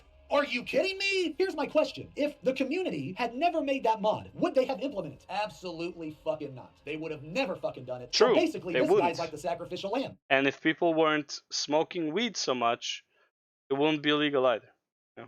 And because people smoking it so much, and because there's so much studies on the benefits of weed, and because it's used for cancer treatment, they're like, fuck it, make it legal. And now weed is legal in some locations. Here, I believe it is legal actually. And yeah, so there you have it. But if people who got fined and paid their fines and went to jail and spent their time in jail, are you gonna recompense them? No, because what they did at the time was illegal. They were just used as the test subjects, unfortunately. So I feel bad for this guy. So they basically It ban this sucks, but motherfucker yes. and then say, but we like the mod though. Yoink. You're banned, but we like the mod. That's literally what they did, and that's fucking bullshit. That's not right. They know it's not right. You know it's not right, and I know it's not. That's not right. How the fuck are you gonna ban somebody for using something, and then you're gonna implement it in the game? You could have just gave the guy a warning and said, yo, we know. They gave, here's the thing, they gave the warnings. They gave them for a very long time. They just didn't say when they're gonna, like, come to collect. You're using this. We're telling you you can't use it yet, but we're going to implement this later. This is a warning for you to stop using it, but we will implement it later. That's what they should have done. I've been in this guy's shoes, man. Try to put yourself in this player's shoes. He's mid-prog of the new content that came out. This person's not harassing anybody. Okay, again, I just want to be clear. If this person was being a piece of shit, then yeah, okay, he fucking deserves to get banned. But to my knowledge, based on the information that we have, this player wasn't doing that. They were just literally progging the fight. They get yoinked, they get pulled out of the fight mid-pull, and then they get told, yo, you're banned for 10 days for using a feature that we're going to implement later. If you don't want the players to use the mod, then give them a warning. Do a 10-day ban. They gave the warnings multiple times on a lot of different letters. 10 days. That's over a week. Those of you that think this is funny, like you've probably never been in this situation before, but it's not. It's really not. And it's not fair. Here is another fucked up part about this whole situation. They've been okay with it in the past. So basically, Square Enix is in a position where they can do no wrong. I would say not really. I would say they've never been okay with it as long. It's like, are you okay with people jerking off to like fucking animal porn or some shit? Probably not. But if they do in their own basement, they don't tell anyone, then you know you don't care and they don't care, whatever. Like, and it's fine. No one knows. That's fine, right? People who watch hentai, whatever. It's like whatever you want, right? Doesn't matter. Whatever you find is like something you shouldn't watch, right? Legal lollies as you know, adult material. That's something that's like, as long as you don't know about it, you don't care about it, right? It's like it's only when you know. Now, you know, it's more prevalent, it's more visual, and yeah, they don't like it. Say no, you can't use third-party pro. Honestly, right now, if you go to any streamer of Final Fantasy, well, not right now, but like before this happened, almost every streamer of Final Fantasy had add-ons on. I think they just don't like it, and also because it gained a lot more popularity, they see it a lot more, and you have more Final Fantasy streamers getting a lot of views. Now imagine before you had like, well, 100 views on Final Fantasy, you had like maybe 10 streamers that get 100 views, and then the rest are like at like 10. You have 1,000 people out of like 1,000,000 people who are watching Final Fantasy. Like, yeah, I don't care if these people know about add-ons, but now you have hundreds of people streaming Final Fantasy, and you have thousands and millions of people watching these streams, watching these highlights on YouTube and stuff like that, and they see add-ons, they're like, oh shit, how do I get it? They YouTube the guide to how to set it up. Now you have more and more people using add-ons. You're actually advertising add-ons without advertising add-ons. Programs. But on the other hand, it's like this little secret between all of us, right? Yeah, and I'm not gonna lie, be toxic. The DPS add-on looks fucking great. I want it on my stream just aesthetic-wise, it looks so good. They don't care. The mods don't care. The devs don't care. They don't care. Nobody cares. Just don't be toxic. But now they have switched it. Now they do care. And no one can complain because they've always said that third party is not acceptable. Well, then why the fuck did you keep saying gray area? Did you keep saying don't talk about it? Yoshi P basically said it's okay to use, just don't harass people. He basically said that. Basically doesn't mean he said that exactly. He said he doesn't want to know about it. Again, streamers are showing it over and over. That's the same as talking about it. You don't have to talk about it, you know? And now they're changing their stance. Dude, just be honest with the player. Say, no, you cannot use this. Yes, you can use this. It's okay to tell people that they can't use certain shit and they can use some stuff. Anyway, going on. High-end duties and world races. It goes without saying that we're aware of world races for high-end duties. As the developers, we're proud to have grown into one of the few games where they're held, and it delights us to see so many players participate, as well as spectate with great interest. Okay, now before I go on, I'm going to say that streaming this prog was, I want to say, the most hype and best time I've had streaming Final Fantasy. The community between the streamers. This is why this whole thing is fucked up. I don't even think that they've acknowledged the World First team. I know some guys in the World First team. They're amazing players, really awesome guys. They played ridiculous. They deserved the win hands down. They earned it. They were insane. You can't really say anything else. The fact that they didn't acknowledge it was fucked up. Streaming this prog was some of the greatest, if not the greatest, Twitch experience I've had in Final Fantasy. It was just insane because it just really felt like that all the groups were progging together. That's what it felt like to me. Other groups were a little bit ahead. Other groups were really far ahead. Other groups were behind. Other groups were in the middle. Some groups that were ahead, they kind of fell down. Some groups that were down, they got ahead. It was an amazing experience. The fact that there was so much support from so many players. If you were not here during that 2 weeks of the ultimate progression, you missed out. That was Not really. I saw some of it and I was like, it wasn't something that I found very interesting. I don't know. I can't watch like stuff like that. Like it's boring. It's like over and over. It's like imagine being the player doing it for that many hours. Like fuck, that's draining, man. Who wants to do that? Fuck my life. I'd rather wait for the fucking guide. And again, if I had the whole fucking day to myself doing whatever, and like I could actually do that, yeah, maybe I would like find more interesting. But it's like, fuck, man, I have fucking life priorities. I ain't got time to sit on my ass and 8 hours to wipe. I don't have the patience. Like, if you do everything right and your team fucks up, man, I ain't got time for that shit, man. I got places to be. If I have nothing better to do that day, yeah, fuck it. We can wipe all day. I don't give a shit. Was some of the most wholesome shit that I've seen in this fucking game, okay? And I'm so, like, grateful to be a part of that. Just this. No, the most wholesome shit you've seen in this game was probably when Ardbert sacrificed himself. Told like when you fused with Ardbert, and literally you and the chat were crying. That's probably the most wholesome thing I can say. Or Heidelin, yeah, Heidelin walking, the walk, let's call it. That was very wholesome. Everyone was crying for that shit. The stuff that you guys were saying, dude. Village burnt down. Peepo arrived. Baldo got wigged. Peepo arrived. Banana peeled. Peepo arrived. Dude, it just really felt like everybody was progging at the same time. To me, it felt like all the different groups were experiencing this together. We're in this together. When one group cleared, and I'm happy for them. Like but Banana's group cleared. He hosted me. We cleared. I hosted Haru. Haru cleared. I don't know who the fuck it was just chaining these clears together. That is fucking awesome. Anyway, but a race should be fair. And our Haru cleared? Really? I'm surprised about that. Earnest wish the participants don't use third-party tools. Indeed, we've only released duties that have proven can be beaten with the game standard features. Look, I'm not going to get into it, like the fairness of a race. And look, man, nothing in life is fucking fair. Nothing in life is fair. No race is fair. No competition is fair. Nothing is fair. A person with a mega PC is going to completely dumpster somebody on a PS4 or PS5 or whatever. Like, just shut up. Just shut up. Without a doubt. Patch 6.11's Dragon Song is the hardest duty we've ever created. Yo, I think that's true. Some may compare it to the unending coil of Bahamut. I thought this was harder than Coil, even when Coil was relevant. But taking into account our players' improved skill, the increased number of actions, and the more complex mechanics, this latest ultimate entry has the edge. To be able to conquer it in such a short time requires great individual prowess, teamwork, and support. And you can consider this gamer thoroughly impressed. Because such races are unofficial. So here's what I don't understand. So they say this, right? But a race should be fair. But then they say, because such races are unofficial. If it's unofficial, then who fucking cares? Like, why? What do you mean? A race should still be fair, regardless if it's like, I don't get it. Why would the race not be fair if it's unofficial? That doesn't make any sense. If it's not a fair race, doesn't matter if it's official or not. It's not a race. It's an unfair race. Huh? It's like if someone starts running, but he started like a kilometer ahead of the other guy, and you only need to run like 2 kilometers. Guess what? It's not a fair race. Not official, but it's not a fair race, so it's fine. Why are you contradicting yourself? Like, then who cares? We usually limit our involvement to some comments after a number of teams have cleared the duty. By offering our congratulations via the official Twitter and confirming timestamps, we want to recognize your achievements and contribution to community excitement. However, if our recognition encourages excessive completion and controversy to the extent that players resort to third-party tools, I regret to say we may have to reconsider making comments in the future. Okay, well, this is fucked up. Neverland played out of their fucking minds. They're amazing players. They should have at least got a picture of Yoshi P going.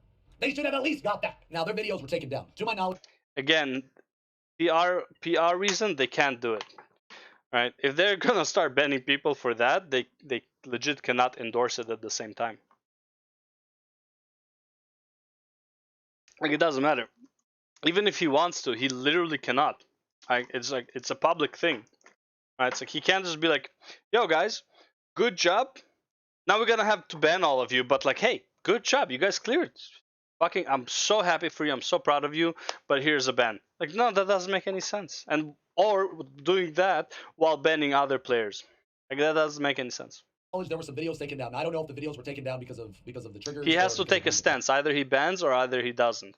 And if he doesn't, he can congratulate. If he bans, he can't congratulate at that point.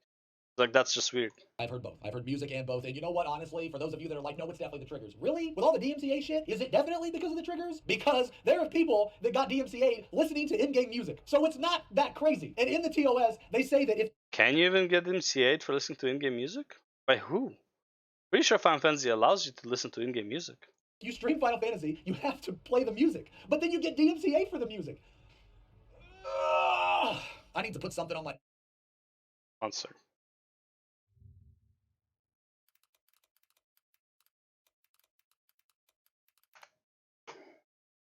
The short answer is no. Using someone else's copyright material without permission to use the content in question is a copyright violation, and that includes video game music. There have been instances of streamers getting DMCA takedown notice for in-game music, and even can you play it on Twitch? You may not to stream or distribute the materials where the primary purpose is to listen to FF14's audio soundtracks. You may not use the songs titled Answers, Dragon Song, or Revolutions. Really? Final Fantasy XIV is comprised of materials such as art, text, and logos that are copyrighted and/or trademarked. Square Enix Co., Ltd. and Square Enix Inc., collectively Square Enix, grants you permission to utilize certain materials as specified below. The materials on a non-commercial basis for the purpose of supporting and developing the Final Fantasy XIV community in accordance to the following terms and conditions. Blah, blah, blah, blah, blah. All art, logos, da, da, da. License applies to the following. Copyright and trademark. Okay. Yes, all of it is trademark. Okay, so what I think is happening is, well, you can't sell it. You may not use the material to promote other commercial products. That's fine. You may not materially alter or modify the materials, except you may add your own voiceover, and you may edit, combine, mash up, mix, and match the materials with other. Okay, so that's where you can do the mixing on YouTube. Paid membership or reviewing. You may not. Okay, that's where it is. No, that doesn't apply to Twitch. Not split our video or distribute components as separate assets. Not combine or synchronize the materials with third-party materials alongside third-party. Video must not contain racist. Okay, so basically I would say you can't use their music as music. You can use the music as long as it's within the game. So it's like if you're doing a zone that has a certain song, that's fine. But you can't just like play a certain song in the background the whole fucking stream, which has nothing to do with the zone or something like that. Attention, word, attention. Are you listening to me? I will communicate to you like this. Because of the ridiculousness of the situation, I feel it necessary for me to speak to you in this manner because I can only communicate you through ridiculous means. I think Square Enix should reevaluate some of their decisions. That's what I think. All right, anyway, data mining and screenshot leaks. Due to an oversight on the development team's part, modeled data for the Dragon Songs Reprise was present in patch 6.0 data. This data was mined, and the appearance of the final raid boss was made public. Such data is normally masked and cannot be discovered, but this time it slipped through our checks. Ooh. Community gotcha. In addition, at virtually the same time, the patch released a screenshot from a phase that players had yet to reach was leaked. We believe it came from an insider and are in the middle of a thorough investigation. We refrained from making this known earlier because it would make the investigation more difficult if the suspect were aware of it. Holy moly. Such leaks are utterly unacceptable, for they not only undermine the efforts of the development and operation teams, but also take away from our players' enjoyment. Okay, well this is just wrong, because when I saw that leak, I was so excited. Dude, I highly agree. In my opinion, again, and I said this I think during the Zepla video, in my opinion, leaks, spoilers, and shit like that are actually, like, they don't really matter. You would be just as excited seeing it during, like, if you're excited by seeing the leak, you would have been just as excited seeing it happen. In my opinion, the process of getting to that leak is what matters, like 99% of the time. So it's like, I don't think it took away the enjoyment. When you see, let's say, Dragon King Thordan as a leak or as a final, like as you progress, I think you're gonna have the same excitement. Honestly, you might have more excitement during the leak because you have more time to look at it. Whereas, like, if it happens during the ultimate, you're like, oh fuck, another phase, let's go. Apply to everybody. I love leaks. I love spoilers, okay? So look, man, if you don't like leaks and spoilers, then that's fine. That's fine. But a lot of us do, and I fucking loved it, all right? So don't pool us all together. Previously, when a major leak occurred prior to the release of Shadowbringers, we succeeded in identifying the culprit and took legal action. That there has been another leak, despite this is deeply concerning, and in addition to bringing the offender to account, we'll take measures to prevent a repeat of the situation. Now, be it graphical resource or something else, there may be legal ramifications for mining private data via illicit means with the intent to make it public. Perhaps due to high interest, however. We've been seeing websites that openly release mined graphical data. Ooh, oh man. Yo, those Discords are in shambles right now. Imagine being in a data mine Discord. You're one, they know that you're publicly releasing it, and two, you're using it in a third-party program. That's two strikes. That's two strikes, man. They're shaking, dude. As a show of our admiration for those who clear ultimate raids, we designed their reward weapons to be as eye-catching as possible. Okay, all right, look, man. All right, I'm gonna be real with you guys. Okay, this weapon kind of looks like dog shit. Like, if you were to show this weapon to a person that didn't play Final Fantasy, they would be like, what the fuck is that? Is this like a hammer? Is this a big pancake? What the fuck is it? I agree. I don't like almost any of the weapons from this ultimate. I feel it should be a bit bigger. I feel like the glowing should be more on the corners, not so much in the middle. Stuff like that. They would not think this is a And honestly, that's very similar to the what's it called? To the T weapons. The T weapons, in my opinion, most of them are just like once they're drawn out, they're too confusing. The clocks are everywhere, like you can't even see what the weapon is. Fucking axe, okay? Do I think it looks cool? I think that bits and pieces of this look cool, but like the fucking texture of this shit, like look at the texture and the colors of this garbage, dude. This is fucking trash. They could have made this so much better. And why the fuck did they choose this flesh peachy color? Why couldn't they choose blue or red? Or why couldn't this have a fucking Nidhogg eye in it, you know? Why couldn't this be like the Soul Edge from Soul Calibur or like William Birkin's arm with the big eye in it? You know, this should have like a dragon eye. You literally fight the two dragon's eyes. This is the basic model with a shitty effect. This doesn't make any sense. That's my personal opinion on the weapons. Widely spread their images outside of game could diminish players' Not too excited about dude, the when weapons, I saw these to be weapons, honest. I knew they looked like shit, but that didn't discourage me at all. Who the fuck does ultimate for the weapon? Who the fuck does ultimate just for the weapon? Ugh. I would do ultimate just for the weapons. Do it for the fight, man. Okay, I made this request. I honestly no. I would not do it for the fight. Like, it's the fights usually are more of a hassle than they are like a challenge. Like usually dealing with people's mistakes. Yeah, sometimes I make mistakes too, but it's like most times dealing with people's mistakes. And it's like I just want what I want from it. Who would do the ARR relic quest line if they don't want the fucking weapon, man? What else would you do it for? Quest before I make it again, please refrain from disseminating mind data. I can try my best to see this from Yoshi's perspective. The feeling of like seeing something for the first time, I believe he cherishes that. And the first clears, seeing something for the first time, that only happens once. However, that mentality is not applicable to every person. Like me, that's not applicable to me. I don't do ultimate just for the weapon. I don't do ultimate for the shitty fucking title, dude. The heavens legend, dude. Like, dude, fuck off. Shallow stuff like that doesn't appeal to everyone. When I do content, there is a feeling that I get, that rush of adrenaline. That is why I want to do the fight. Well, I agree, it doesn't apply to everyone, but let's just leave this. If it doesn't apply to you, you wouldn't care either way. And the people who does apply to, they would care. So, in that regard, you would rather not disseminate mind data. That feeling of clearing it the first time. You can't data mine that feeling. I understand. Again, I don't understand that nerdgasm. Never got it. It's so weird to me. I hear the nerdgasms when people clear certain things, and I was like, it's usually for me, it's like, finally it's over. Not woo-wee, party time. Like, I don't, like, it's so weird. Why he cherishes this so much, but it's not applicable to every person. This is never going to happen, and I feel sorry for him to have to keep repeating himself. He says, please refrain from data mining shit. That's never going to happen. There's always going to be some person, some Discord server, some that will data mine this shit and spread it, okay? It happens in movies, in games. It happens everywhere, okay? I respect that he says this, I do, because I think that his perspective is in the right place. I really do, because some people, they really cherish seeing like the transition for the first time. They want to see it themselves first. I get it. It's just, that's not the same mentality. That's everybody's mentality. Basically, I just wanted to say that, you know, doesn't matter. If it's not your mentality, you don't care. Leaks outlined above have led to some speculate that groups may have used as server emulators to figure out progression timelines for the battle. However, 14 is run by a variety of independent groups operating on a multitude of specialized servers, so to completely emulate its server environment outside our infrastructure is impossible. It would cost tens of millions of yen just to obtain the necessary servers. Without these servers and their proprietary programming, while one could potentially pull the client software and display model data and the like, the game itself will not operate. Even if one were to somehow accomplish such a feat, it would still be physically impossible to run the unique programming introduced in the servers upon the application of each patch before the patch is even released. The progression timeline for each duty exists solely within the server-side code and is never included in the patch data downloaded to players' clients. I apologize for any undue concern caused by these rumors, which themselves were sparked by the aforementioned leaks, and once again assure you that we will conduct a full investigation to prevent this from happening in the future. This right here just leads me to believe that they're disconnected from the community. They don't have sarcasm in their culture. Okay, well then that could be it too. It's either a cultural thing, disconnected from the community, but basically, man, no one actually thought this. No one actually thought this. The server emulation portion of this is just ridiculous. Okay, you got me. Okay, you got me. You got me. There was a very brief moment of weakness in me where I thought that people couldn't be that stupid.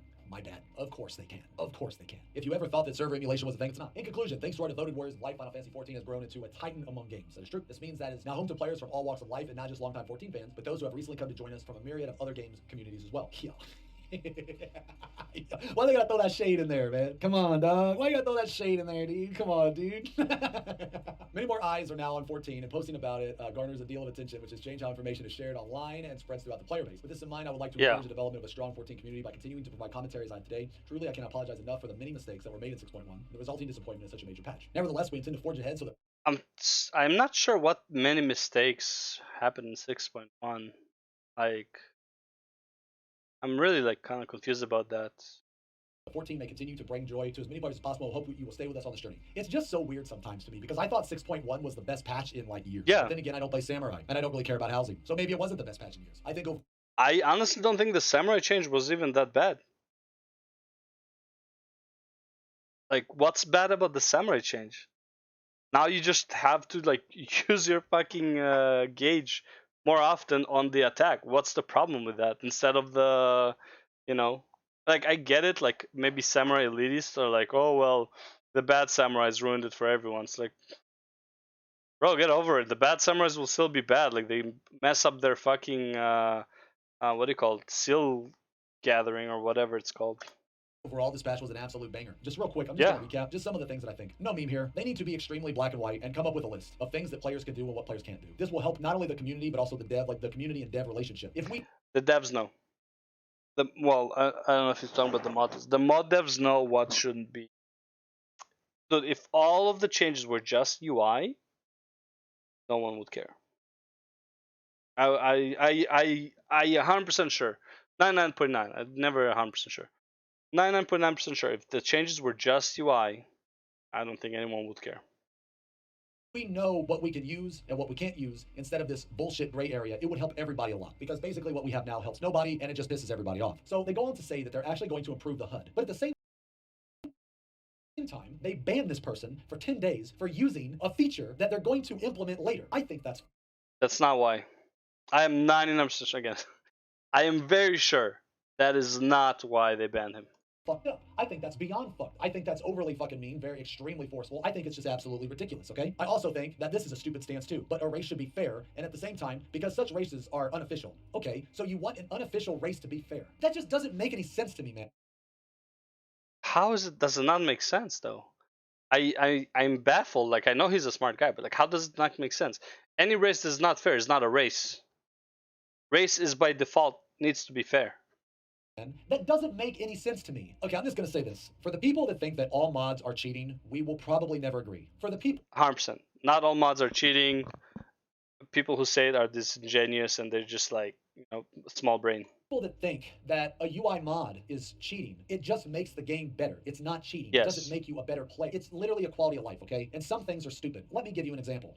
Does it make you a slightly better player? Yes, but is it anything like noticeable? No, not really. Why is it that Warrior has a beast gauge, but they don't have a Storm's Eye counter? Why is that? Storm's Eye is the buff. On the same hand, a ninja has a Huton counter. Why does a ninja have a Huton counter, but a Warrior doesn't have a Storm's Eye counter? Why can you not make your specific debuffs bigger so you can see them? When you use an ability, you see this little tiny number here? This number is for ants. Who the fuck can see that? You need a magnifying glass to see this shit. Why is it so taboo that this number can't cover the entire skill? I don't get it. The number's there, it's just obnoxiously small. It makes no sense why the number's that small. Why is it so small? Fuck me, I'm gonna flashback to some dates. Okay, anyway, it should just be bigger. There's no reason why it can't be bigger. That's my issue. I don't agree with this modification of the UI to display additional information. I flat out don't agree with this, okay? Use of tools that allow players to more easily complete content. This can literally it depends how you want to read it. Display additional information. If the number is there and it's just bigger, technically it's not additional information. It's clear information. Additional information would be showing information that you would not normally get displayed. I can't think off the top of my head on something, but probably something along the line of like information that an ability is coming up or something like that. That should not be displayed. But technically it says additional information. That information is not additional. It is displayed. This is not descriptive. This is the but I'm playing like devil's advocate in a very tiny brain kind of manner. I mean, if this applies to like the numbers being small, then yeah, I mean, it's like, yeah, it should be it should be applied by now. Descriptive sentence I've fucking ever read in my life, okay? This doesn't tell us anything. Because technically Discord falls into this category, and we all know that they don't mean Discord, but based on this is all we have to go off of. Yeah. And technically they do mean Discord because this is in the fucking statement. That's just my summary. I feel that this person in lawyer terminology, he would be right. Yes. Was made if this was a trial, he would be right. I just think it's kind of fucked up. You know, overall, I think that they handled some of this stuff very poorly. I think that some of the wording on this needs to be fixed. I think that their handling of this person's account was bad. I don't agree with this. This doesn't actually define anything. So this whole section right here doesn't actually tell us much. Anyway. It does. It actually does. The first 3 are not what people are getting banned for. The first 3 are a groundwork for the 4th one. That's it. The 4th one is what people are getting banned for. It's simple as that. If you don't show your add-ons, you will not get banned. And that's all it is. Any action that promotes use of third-party tools. Right? Public statement means like you're talking about it. Any action means showing it. Any action that promotes use of third-party tools, GG. That's it. And any one of these 3 will apply at that point. You are not showing Discord. So technically, right, they can't prove that you were using Discord.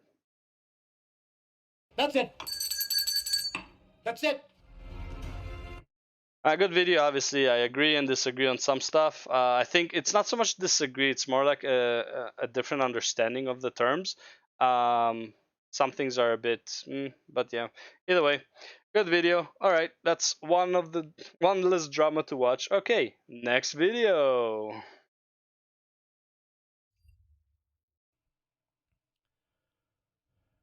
All right, Ginger Prime. It's been a day. It's been a weird day.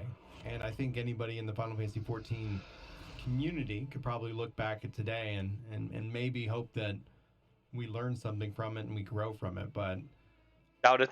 Speaking we'll go in cycles. Been in this community for a long time. We won't. This feels like a day that the community itself imploded. And it's interesting to me that it for the reasons why. I would say it's not that it was sudden. Like he didn't say sudden, but it's like I don't think it was sudden. I think it was something building up, and with more people coming and more eyes on it, I think it just exponentiated the problem, and then because of it, it exploded. I don't think this is a completely new problem. I heard people complaining about add-ons since like almost day 2 of playing Final Fantasy, but because no one actually talks about the add-ons, it's fine.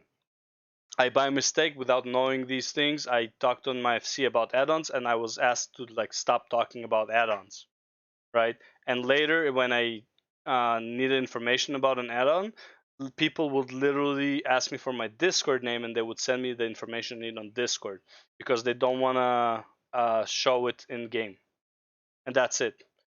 But it's this. It's this method of going in a roundabout way about it that I think got people kind of like fed up with this. Like, man, why do I have to go to Discord to talk to this guy about this thing? Why can't I just say in game? It's not like I'm being racist or whatever, but it's like, no, it's prohibited. And I think that was pissing people off to an extent. Not like straight up like, man, I'm fucking angry, but it's like it's a build-up thing. It's like a tension kind of thing, right? It's like an eventually tensions will explode. I've seen people harassing and tearing each other apart over this issue, over this, non-change in the terms of service, but the enforcement of the terms of service. And then I've seen targeted harassment towards streamers, and it's saying this is going to get weird, but we're going to talk about it. Well, the streamers that they're harassing are the ones who are most outspoken against it. That's why. So Xeno, which I just did the video on, I would say the biggest problem Xeno has is not even the add-ons, it's the wording used to describe what add-ons are allowed and prohibited. It's like the terminology used. It's like they can ban you on anything. It's like it's the technicality, right? Arthur's, I believe, was straight up just defending add-ons without like anything else. It was just straight up defending add-ons. And Pyro just fucking attacked the community because he was in a bad mind state and 1 or 2 people pissed him off. go through. I'm going to showcase. And those are the 3 that are like really being targeted. Like those 3 are like really getting like the reports and shit like that. That's what everyone's talking about. 2 main Reddit threads, I think encapsulating a good sense of balance to the day. That's something I try to do, but we will not be showing everything that I've seen today, and I don't think I want to make that kind of video. Bro, this title.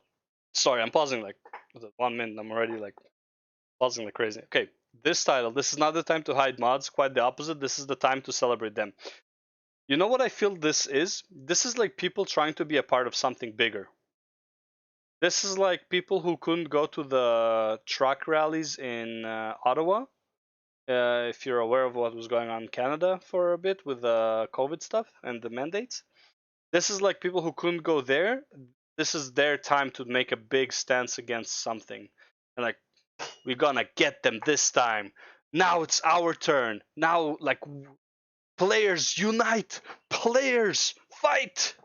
Gamers unite! Whatever was the term, man. Like, this is what it is. It's like, it's this whole thing, which is like, fight for freedom! Fight for our cause! It's like, bro, this is not it. Because I don't think we want to have that kind of representation.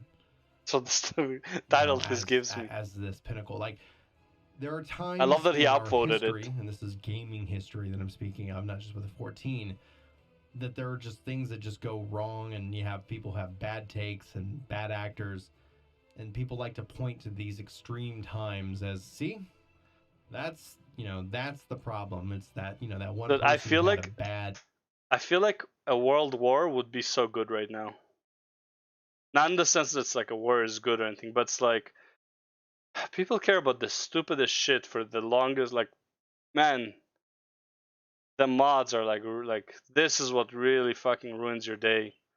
This mod conversation to the point where you make this kind of post, like, holy fuck. And don't get me wrong, I had my share of like dumb posts of like long fucking rants about like how much stuff are, how injustice this is. And again, does this matter? Yeah, because this will dictate the future of Final Fantasy, and hopefully it will be a better future for it. Obviously, I don't think this is the make or break.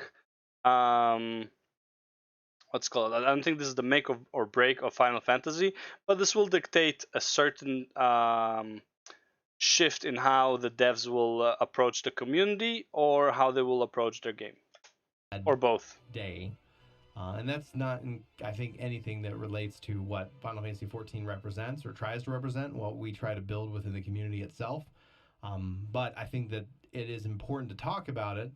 I know some people disagree with my takes on that, but I think it's important to shine lights on everything, to keep things open and to keep that conversation going. I do not believe in censorship, nor do I believe in harassment, nor do I believe that things should be swept under the rug and ignored. And that's what we're going to explore in today's video.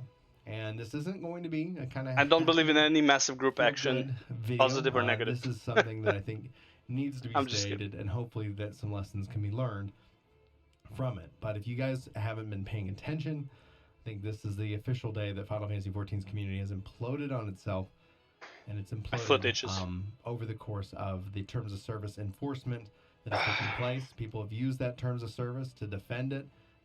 They've used that terms of service to try and grow from a clout chasing mentality. They've used that to try and kind of hunt and target content creators like me and use their violation of it. And well, the React, at the end of the day, React Andy in me is. I don't think anybody's walking out of today feeling probably good about themselves, and maybe I found this pretty entertaining. I can say that as somebody who's been talking and covering this game for 13 years, this is perhaps probably the lowest point that I've experienced, and having not. See, this is what I don't get. Like when people like, where you're saying stuff like, I've been covering this for 13 years, this is the lowest point in the community or whatever. And it's like, bro, this is not the whole community. This is a part of the community that actually cares about. I would say majority of players don't give a fuck. Like they heard about it, they might have an opinion, but they're not gonna even like post about it. They're like, whatever. I have better shit to do. So yeah, so you have some people who are angry about some shit. They're being negative Nancy's and they're doing like negative shit to people. And honestly, in like 2 weeks, everyone will forget about it and they'll move on because it really doesn't matter. So like, if anyone takes something like this to heart, man, I just can't understand them. It's so weird. It's like, oh man, the community is being so negative, man. Like, I love this game, but why is the community becoming so toxic? Can't we all just get along? Bro, like, it's not all the community, because the people who don't care are not posting shit, and there's a lot of them. I would say no one in my FC even talks about this. They legit don't care. Really, just been an observer of this, in this regards. So, I'm disappointed. It's a game, bro. Kinda It's not. disgusted. See these words. I'm disappointed. I'm disgusted. It's like 200 players. It's not, probably it's not even that many players. It's like you have over 1 million players now. You know, Probably before June last year you had 300,000. Now you have like 1 mil to 2 mil players.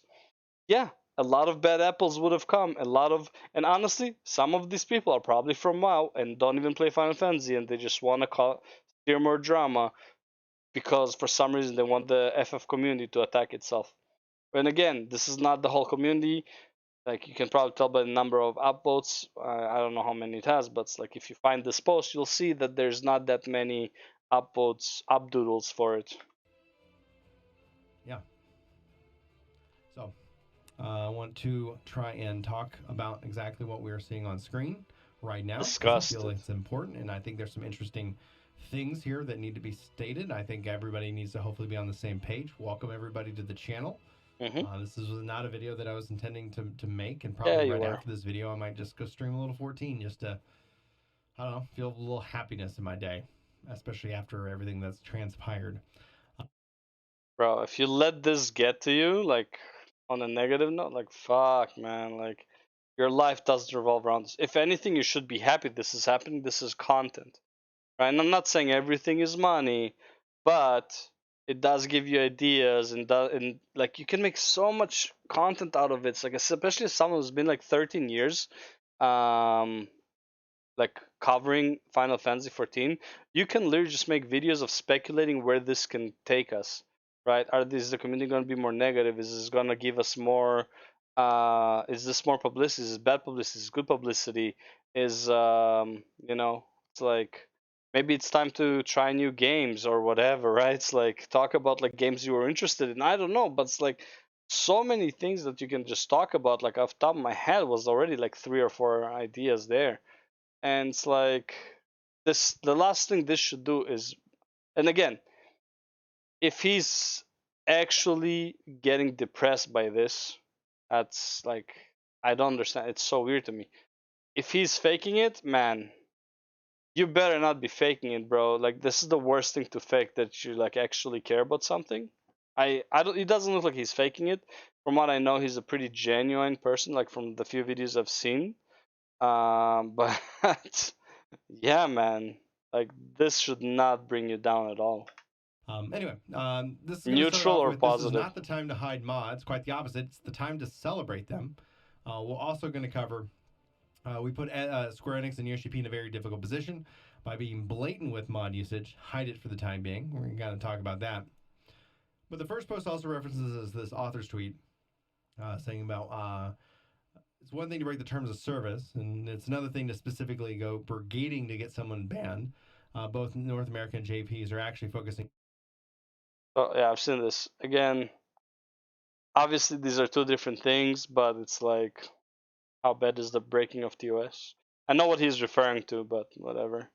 And the brigading, again, the thing is with the brigading, I don't think it matters that much. Because like, you still deal with an actual GM, not a bot. It's not like mass reporting will get you banned instantly. It's more like the GM will investigate, so not that big of a deal. And if you weren't doing anything wrong, I believe the GM would not ban you. But obviously, if you were using add-ons and shit like that, then yeah. Specifically go brigading to get someone banned. Both North America and JPs are actually focusing in on Pyromancer, and you can't really see the image here, but I'll include a link to this tweet for you guys. You can go look for yourself. By the way, this video, the VOD has been deleted. And personally, like that's usually where, from a content creation perspective, I don't think that's necessarily the right call, but maybe it is in the current Definitely not the right call. He's gonna bring it back like he brought his rage video from WoW back. Just gonna be half a year when he finds it funny, I guess. Content creator in question, or the target of them, the harassment. Yes, he's violating terms of service, but we'll get into it because it warrants a discussion.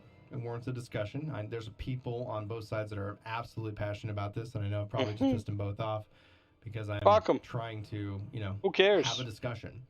All right. In that regards, Pyromancer being targeted, essentially because it sounds like he was defending the use of mods, and this is the first post we'll defend. And he wasn't.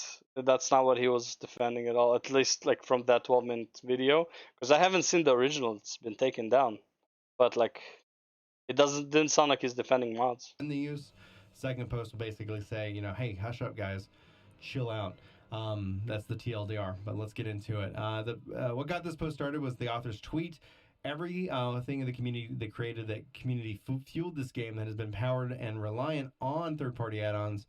What will go away if you continue on without defending the use of add-ons proudly and openly? So it preaches live role-playing because it uses the chat bubbles. You can see a link to the tweet. Again, all of the links will be in the description. The amazing machinima that everyone praised, the emote by Zane Kantopu.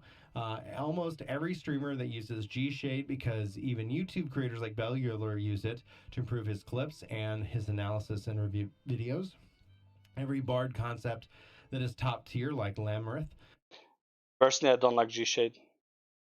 It makes the characters look even more fake. Not that I think like they're real, but just like, I don't know, it like looks weird to me. And also a lot of times I can't tell the difference at all. Every G-poser that loves their Instagram shots. Through the recent actions and bending in the whims and places like 5chan, the devs have opened a can of worms and encouraged a witch hunt. People addicted to quote-unquote justice will mob people for no other reason than the satisfaction of burning their next witch. You can argue that this puts the devs in a hard situation, but the game that has been totally reliant on its community, the community that should be put first, and the community that is more reliant on these add-ons than Square would like to admit. We covered the tweet, so let's cover this point right here. We put Square Enix and Yoshi P in a very difficult position by being blatant with mod usage and hide it for the time being. 189 updoodles. Like, dude, no one actually cares about this. 1 to 2 million players. 189, bro. No one cares. It's such a small matter. Square Enix has never proactively tried to stop modding, and we're it's just great drama for content, but other than that, no one really cares. Constantly poking the bear. Yoshi's argument that they can't install detection software on your computer is odd because Apex is incredibly popular in Japan. And if you've ever launched the game, you know that EAC is their anti-cheat provider. So I think that it doesn't understand essentially the context. Like all in this, like my thing is like they haven't talked about the cheaters and stuff in PvP, but it's absolutely I think a part of this conversation. They can bring an anti-cheat. But I think Yoshi P knows he doesn't want with that there's going to be some kind of things. And imagine just the utter whirlwind. Like we think this is a bad day. Yeah. Imagine just them all of a sudden putting no, not a good idea. Right I hate games with anti-cheat. Not because I cheat, because just like I don't like the intrusion. You want to give us a heads up. But based off of his letter and his words, based off of today, I wonder if he's gonna just have to put that into place. We'll obviously keep you guys up to date. That's for sure. I hope not. If they wanted to prevent applications like 14 Launcher and 14 Alexander hooking into the game, wouldn't be the hardest thing to detect. EAC, for all of its flaws, is surprisingly good at stopping those occurrences. Not 100% of them, but most would effectively stop most users from using them alongside some botting and actual cheating. I intentionally left out ACT and text tools because they don't do that. They could prevent you from editing game files and modding essentially dead. And they could obfuscate, great word, I suck at reading it, or encrypt outbound traffic, essentially killing the current form of ACT implementation. But again, they don't want to do that. Yoshi P's philosophy in these types of things has been, they're not hurting anybody. You can go off the top of my head and recall Square Enix ever being proactive in preventing anything like this. And they strictly are doing it because Japanese players are throwing hissy fits because they got dumpstered in with the world first race over again. Yoshi P happily congratulated TPS and TEA, even though in their clear video you could hear the triggers, so clearly he didn't care to even mention that. For streamers, just based on the comments on 14, I guarantee that some idiots will make their mission to report every streamer using it. Excuse me, any kind of add-on over the next couple of days or so. Stream your game window, don't capture your act. Right. As for triggers, Yep. just output the audio in 14 and your voice and your stream, and so your entire system uses audio. The virtual audio cable output 14, listen to that device within As for triggers, just output the audio and your voice to the stream, not your entire system. Yep. Windows settings and select along with your mic only your sound outputs in OBS. If that doesn't make sense, PM me, I'll hit you up. Disable any texture mods, including UI ones for now. Essentially, then just summing this all up as please stop poking the bear. Basically, that's So- all it is. Yeah. This has been a really, I think, bad day. Eh. I think from Ish the posh. aspect that you see people kind of attacking others for use of this. Obviously, the content creators, the visible side. I think content creators should absolutely stop using these mods. I think everybody should stop using these mods. Even Stop the showing that you're hush-hush using them. ness of it. I think I think for the time being, I think we just have to stop using the mods. Oh, really? Using the plugins, I don't using think so. all of it. I know that is a wish and a dream and a prayer, and people are going to go be people and they're going to human. I don't you think know, they as should they stop. are. Not because like they should fight the power or whatever. I just don't. They don't have a way to detect it. Just stop showing it, like legit.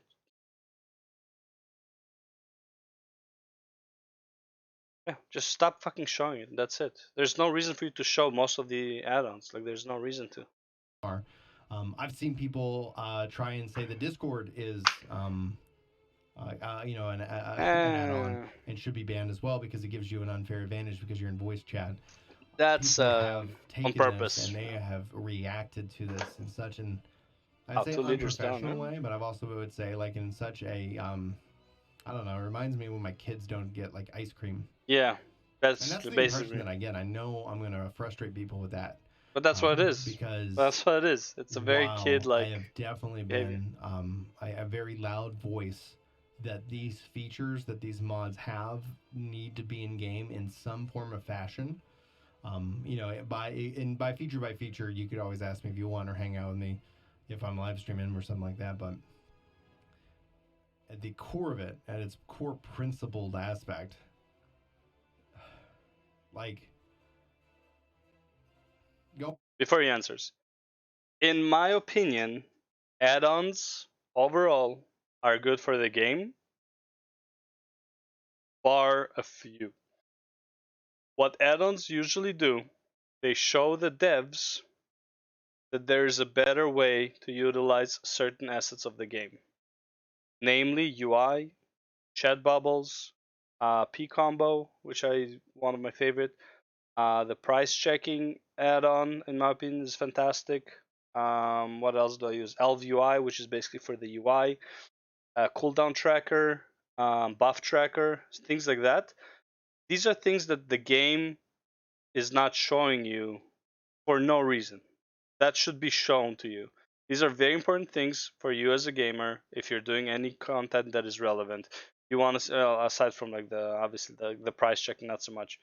But like almost all of these add-ons are are extremely helpful just in understanding what's going on, because the less you think about what's going on, the more you can focus on what you need to do. Going above and beyond and targeting somebody who's making content because of this, I get it. If like honestly, like there could be, I could honestly see kind of reporting somebody in a couple of weeks, like you know what, hey, etc. But man, this is a hot button issue right now, and legitimately like those out there kind of thumbing their nose, you know, like I talked about content creators, but let's talk about those thumbing their nose. Yeah. Saying, haha, you're not going to do anything to me. Like, yeah, I think that's that suspension, but like in my earlier video today, kind of you just especially spoke with to the content bear, creators, yeah. like suspending them only benefits them. Like it only is going to give them more like visibility. Imagine Pyromancer getting banned. Imagine what that could do for him. Like there's just a lot of possibilities. I mean, it's 50-50. It's really hard to tell. A lot of people who are watching Pyro started watching him because of Final Fantasy MSQ. I don't know. Like right now, they're still there. Like there's still 1,800 people, right? Still 2,000. I think during MSQ he had 6,000 though, if not 8,000, something like that. He had like a lot of people during MSQ, especially Endwalker and Shadowbringers MSQ. Right? He had a lot of people watching. There's like a fraction of them left, and honestly, once like if he gets banned from Final Fantasy, he might get a lot of them back when he's back, but I don't think that's a long enough ban to get those people back. I feel like he would have to find something to do. If he goes back to WoW after all that shit, to like, oh well, I'm banned for 10 days. Let's see what WoW has to offer. That's a mixed bag. I feel like that would be like people calling him out on it. But I don't know, man. It's hard to tell if it's gonna be for him or not for him. Like it's gonna be a positive or a negative. It's hard to tell. Of growth now. I don't think I personally don't think Pyromancer. Again, I don't know the guy, but because of how he is, like super passionate about certain things, I feel like he would not know what to do with his time. And if he finds a new game, he might not play Final Fantasy anymore. To see anybody but get banned. I wish there was some kind of like knock it off, and then essentially it goes from there. But he'll probably play ESO. This was our best day. Yeah. So most of the community doesn't give a shit. This is definitely not our best day, and most people don't care. I don't feel that it will. Did he change the music on purpose? I don't feel that it will. Be good to one another, guys. For some people, like, this is all they got. That's sad. And you really don't know what somebody's going through. As someone who all he had was WoW at some point, it's really sad. You don't want to be in that fucking position. Like, it's not fun. You get angry whenever anything else comes up to do. Like, you get asked to do something tiny, you're like, fuck! I don't want to do it! I want to play WoW like a fucking degenerate! Right? It's not a good place to be, for sure.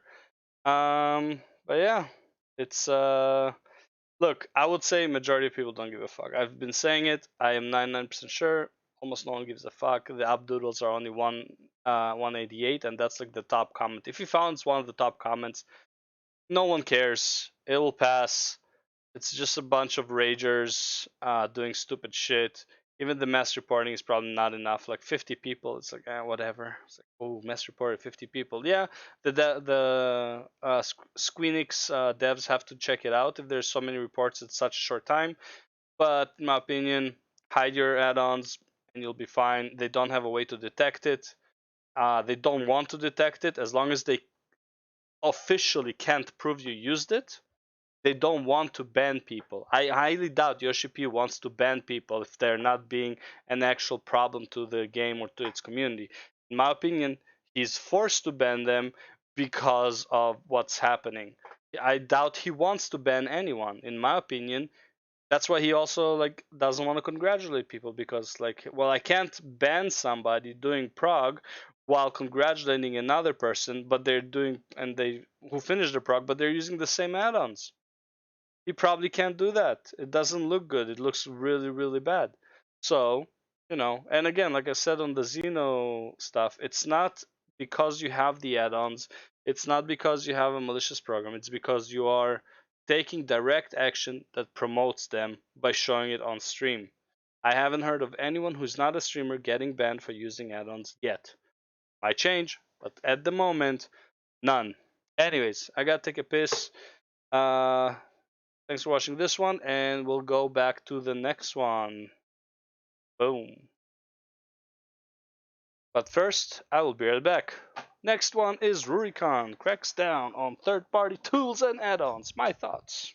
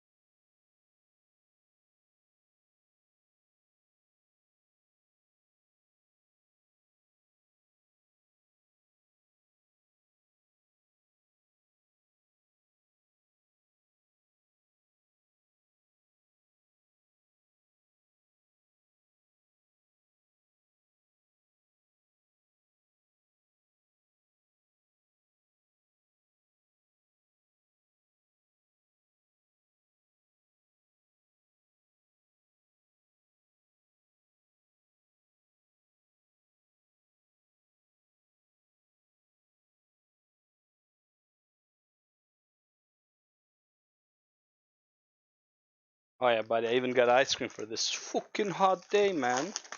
Ice cream is the shit. Alright. Let's see what Rory over here has to say. Boom, let's Today's go. discussion begins, I guess, with this. Today's discussion begins, I guess, with this. Yeah. We're gonna do this, and then we're gonna look at also the post, the third-party tools post. Mm-hmm. We'll look at that. Is it a long one? Jesus Christ, it is. Okay, This is fine. We'll look at it. I'm gonna read through it. I'm gonna tell you my thoughts as we go through that. Because let me just preface this discussion by saying I have a very strong opinion when it comes to this type of stuff, because coming from a World of Warcraft, coming from a place where you essentially have to use add-ons, and I know again, always some rando comes up. I don't have to. I never used add-ons. I did fine. And it's like, yeah, sure, dude. Yeah, sure. And I get tired of listening to people like that. So if you're that person, I actually had one guy in my guild that says he doesn't use DBM mythic rating. Though this guy was legit. He was so fucking good, and he played like during Nathri he played warrior. Then during Chains of Domination he played priest, and he was killing it. And he got like 2100 on both of his characters, or 2400 even on one of them. In the arena, mythic raider, really good player. And he claimed he's not using add-ons. Now, I don't have a reason not to believe him. Everyone was using it, so there was no shame in saying that he doesn't. And he didn't come off as someone who's bragging a lot, or like he's like, oh, I'm better than you type of thing, right? So I didn't have a reason not to believe him. But either way, if he wasn't, man, honestly, like this guy was really fucking good. Do us all a favor and shut the fuck up. Nobody believes what you're saying. And everybody knows that if you're not using it, then your raid leader is using it, or you're looking at logs, or you're doing something, whatever. Doesn't matter. Okay? That I agree. You might not be using add-ons, but you're using add-ons by proxy. Raid leaders calling out mechanics that are about to happen. You don't need to know that they're happening, but your raid leader will call them out. So, regardless, right? Regardless of all that, it's like I'm someone who came from that environment where you essentially are expected to use mods like DBM, and if you're in certain more hardcore raiding guilds, you're expected to use weak auras. And download the weak aura import or export, whatever. Import the weak aura data for raid and for each boss. That make things even easier. Those of you who don't know what DBM is, it's a mod for World of Warcraft called Deadly Boss Mods, which is essentially something extremely similar to what you see here, which I might bring up later. Basically, it gives you like the timings of the abilities when they're going to be happening. Yep. It tells you where to stand. So like on here, die on left blue. It tells you, cooldowns of everything. It basically tells you way more information than you'll need. And some people might be like, well, what's the problem of this, right? What's the problem of these add-ons?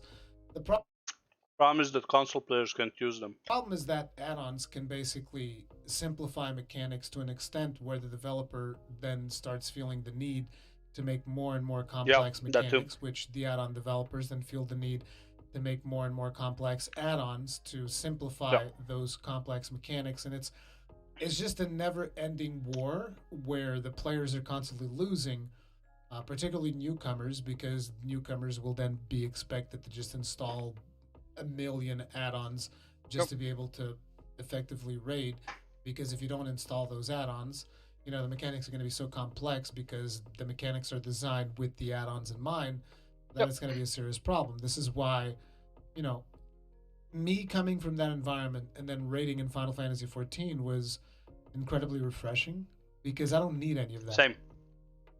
Like, give you guys an idea, I still have UI add-ons, progressing obviously, through P4S, and I'm by no means I'm like god tier raider, anything like that. Buggable. Right? But we're progressing through P4S. We've done P3S, and all of that I've done without a single add-on. I don't need add-ons. Yep. The problem is, if Square Enix allows this type of stuff, like this type of stuff here, become the norm, then there will be a time where your players will need add-ons, and that is going to be particularly negative towards their fan base that happen to play on console. Because for those who don't know, 14 is both on PC and console. And you're not going to be able to install add-ons on console. It's just that simple. You can't do that. And not to mention, I don't think Yoshi P wants to put himself in a situation where, even if it was just on PC, your players are expected to install these add-ons to be able to perform because they'll have to design around these add-ons. And that is the biggest problem of the add-ons. But anyways, let's take a look at this news report here on Games Massive Radar, agree. which says Final Fantasy XIV squad gets world first raid clear, then Square Enix deletes their video. World's first Final Fantasy XIV team to beat the Dragon Song Reprise Ultimate Mission has been congratulated by having their video deleted by Square Enix. Over the weekend, the first team to beat the incredibly tough and unforgiving Dragon Song Reprise Ultimate in Final Fantasy XIV emerged. Square Enix and game director Naoki Yoshida briefly congratulated the team in a news blog post, but it now emerges that the YouTube video featuring the clear run has been DMCA'd by the developers. So that's a problem. I guess that's why. Yeah, so here's the congratulations, but here's something they would like to add about the third-party tools. So please read our next tweet. In my opinion, if they're going down this route, they probably should have gave all of them. And I'm not advocating that they actually should have done it, but in how they're treating it, they probably should have went and banned every single one of the people that they could confirm were using add-on, just for like a few days to like make a point. For starters, there's one thing here that I am going to give Square Enix, Creative Business Unit 3, whoever the fuck made the decision to use the DMCA system. I'm going to give them shit. I'm going to give them shit. That is not right. Yeah. That's just not right to take a video down based on DMCA when they haven't broken copyright. Because apparently people are saying that, again, I don't know the reason why they did it. Technically, they have broken copyright. Technically, they have. The problem with the DMCA is that you have one DMCA on your video now, and that's a problem. If they could just like take it down without giving the DMCA, that would be better. I mean, technically, in my opinion, they shouldn't have taken it down. It's just like, I think it would be better for all parties involved to just ban the player for a duration. But I'm assuming, considering that Square Enix has a very open policy when it comes to streaming their games, otherwise I would not be able to stream, right? Because I stream selective 14 policy all the time. You know, like I'm streaming remixes of their music right now. You guys can hear it on stream.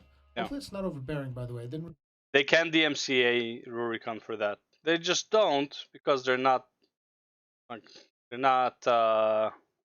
quantum. Not quantum, so they don't. But they can if they really want to. Really test the volume. Also, that's a great remix. I'm gonna reduce a little bit. Sorry about that, guys. I was distracted. Growing pains of the new setup and all that. But as I was saying, is like you should never, ever, ever DMCA a video unless it actually breaks copyright, which I don't think that the video in question breaks copyright because it's gameplay. Now, the problem is this is the fastest way of taking down a video on YouTube. That's why. But it's still copyright abuse.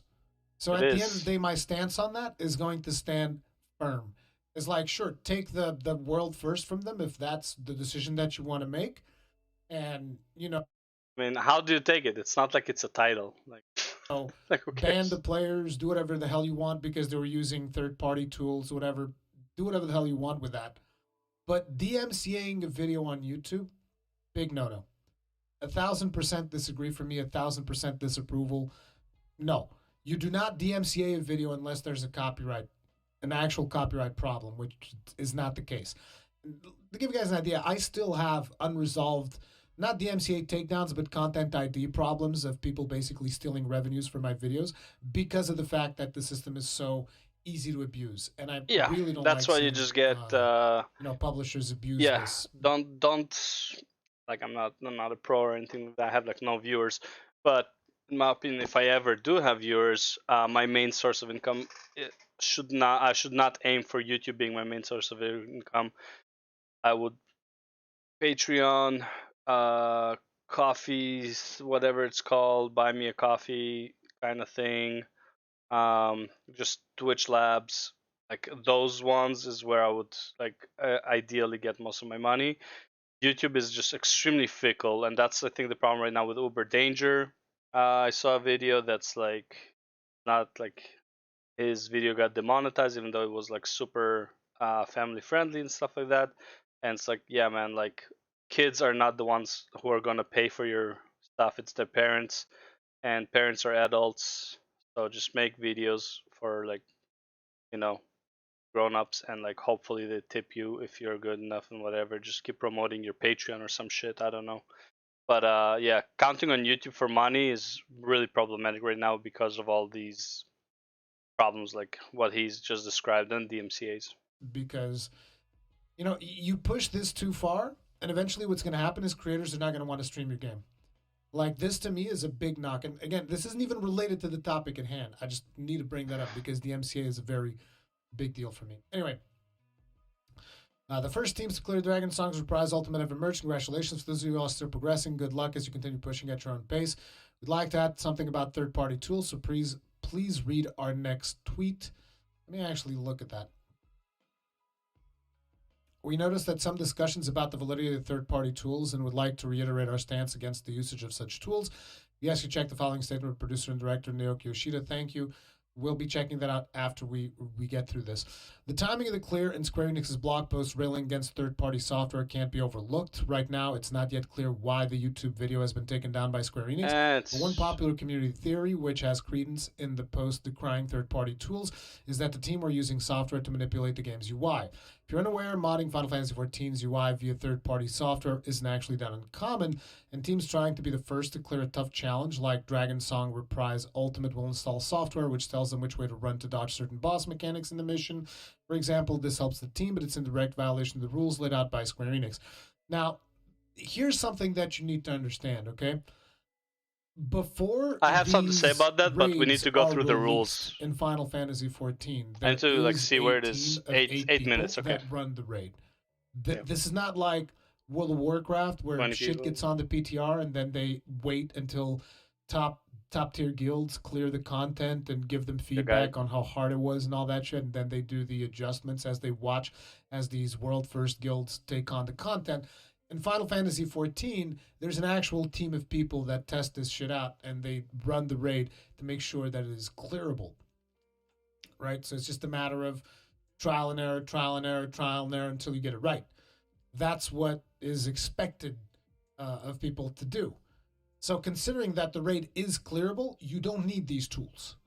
You do not need these tools to clear this content. The reason people do it is because it makes it easier. Yeah. It just makes the content easier to do because you get warnings in advance letting you know, okay, this thing's happening, that thing's happening, the other thing's happening. And now that there also comes a discussion, which we'll be talking about later, which I saw on Reddit, of people saying, well, Discord's also a third-party tool. And it's like, come on, this is humans communicating. It's like, come on. Yeah. Anyway. But again, like the whole Discord thing is like it's more of a meme or a troll. It's not so much like people actually mean it. It's more like it's the wording of the terms of service that make people say it's Discord, even though everyone knows they don't mean Discord. But at the same time, if Square Enix ever decides to ban you for Discord, they're in the right to do so because it's technically a third-party tool. It's the wording. It's not so much because like they consider Discord to be equivalent to like, you know, raid UIs. Besides the point, you know, I personally don't agree with people using add-ons that affect combat. This is the important distinction to make. Add-ons that affect combat. Add-ons that make combat easier. That is what I have a problem with. To what extent? Cooldown monitoring or buff monitoring? In my opinion, yeah, it makes the fight a bit easier, but in my opinion, that should be base UI. Being able to see the cooldown that you placed on the target, like again, like in the Xeno video where he shows he put a buff on somebody, and there's a timer when he clicks the person, but when he doesn't click the person on the party UI, it doesn't show the timer on it.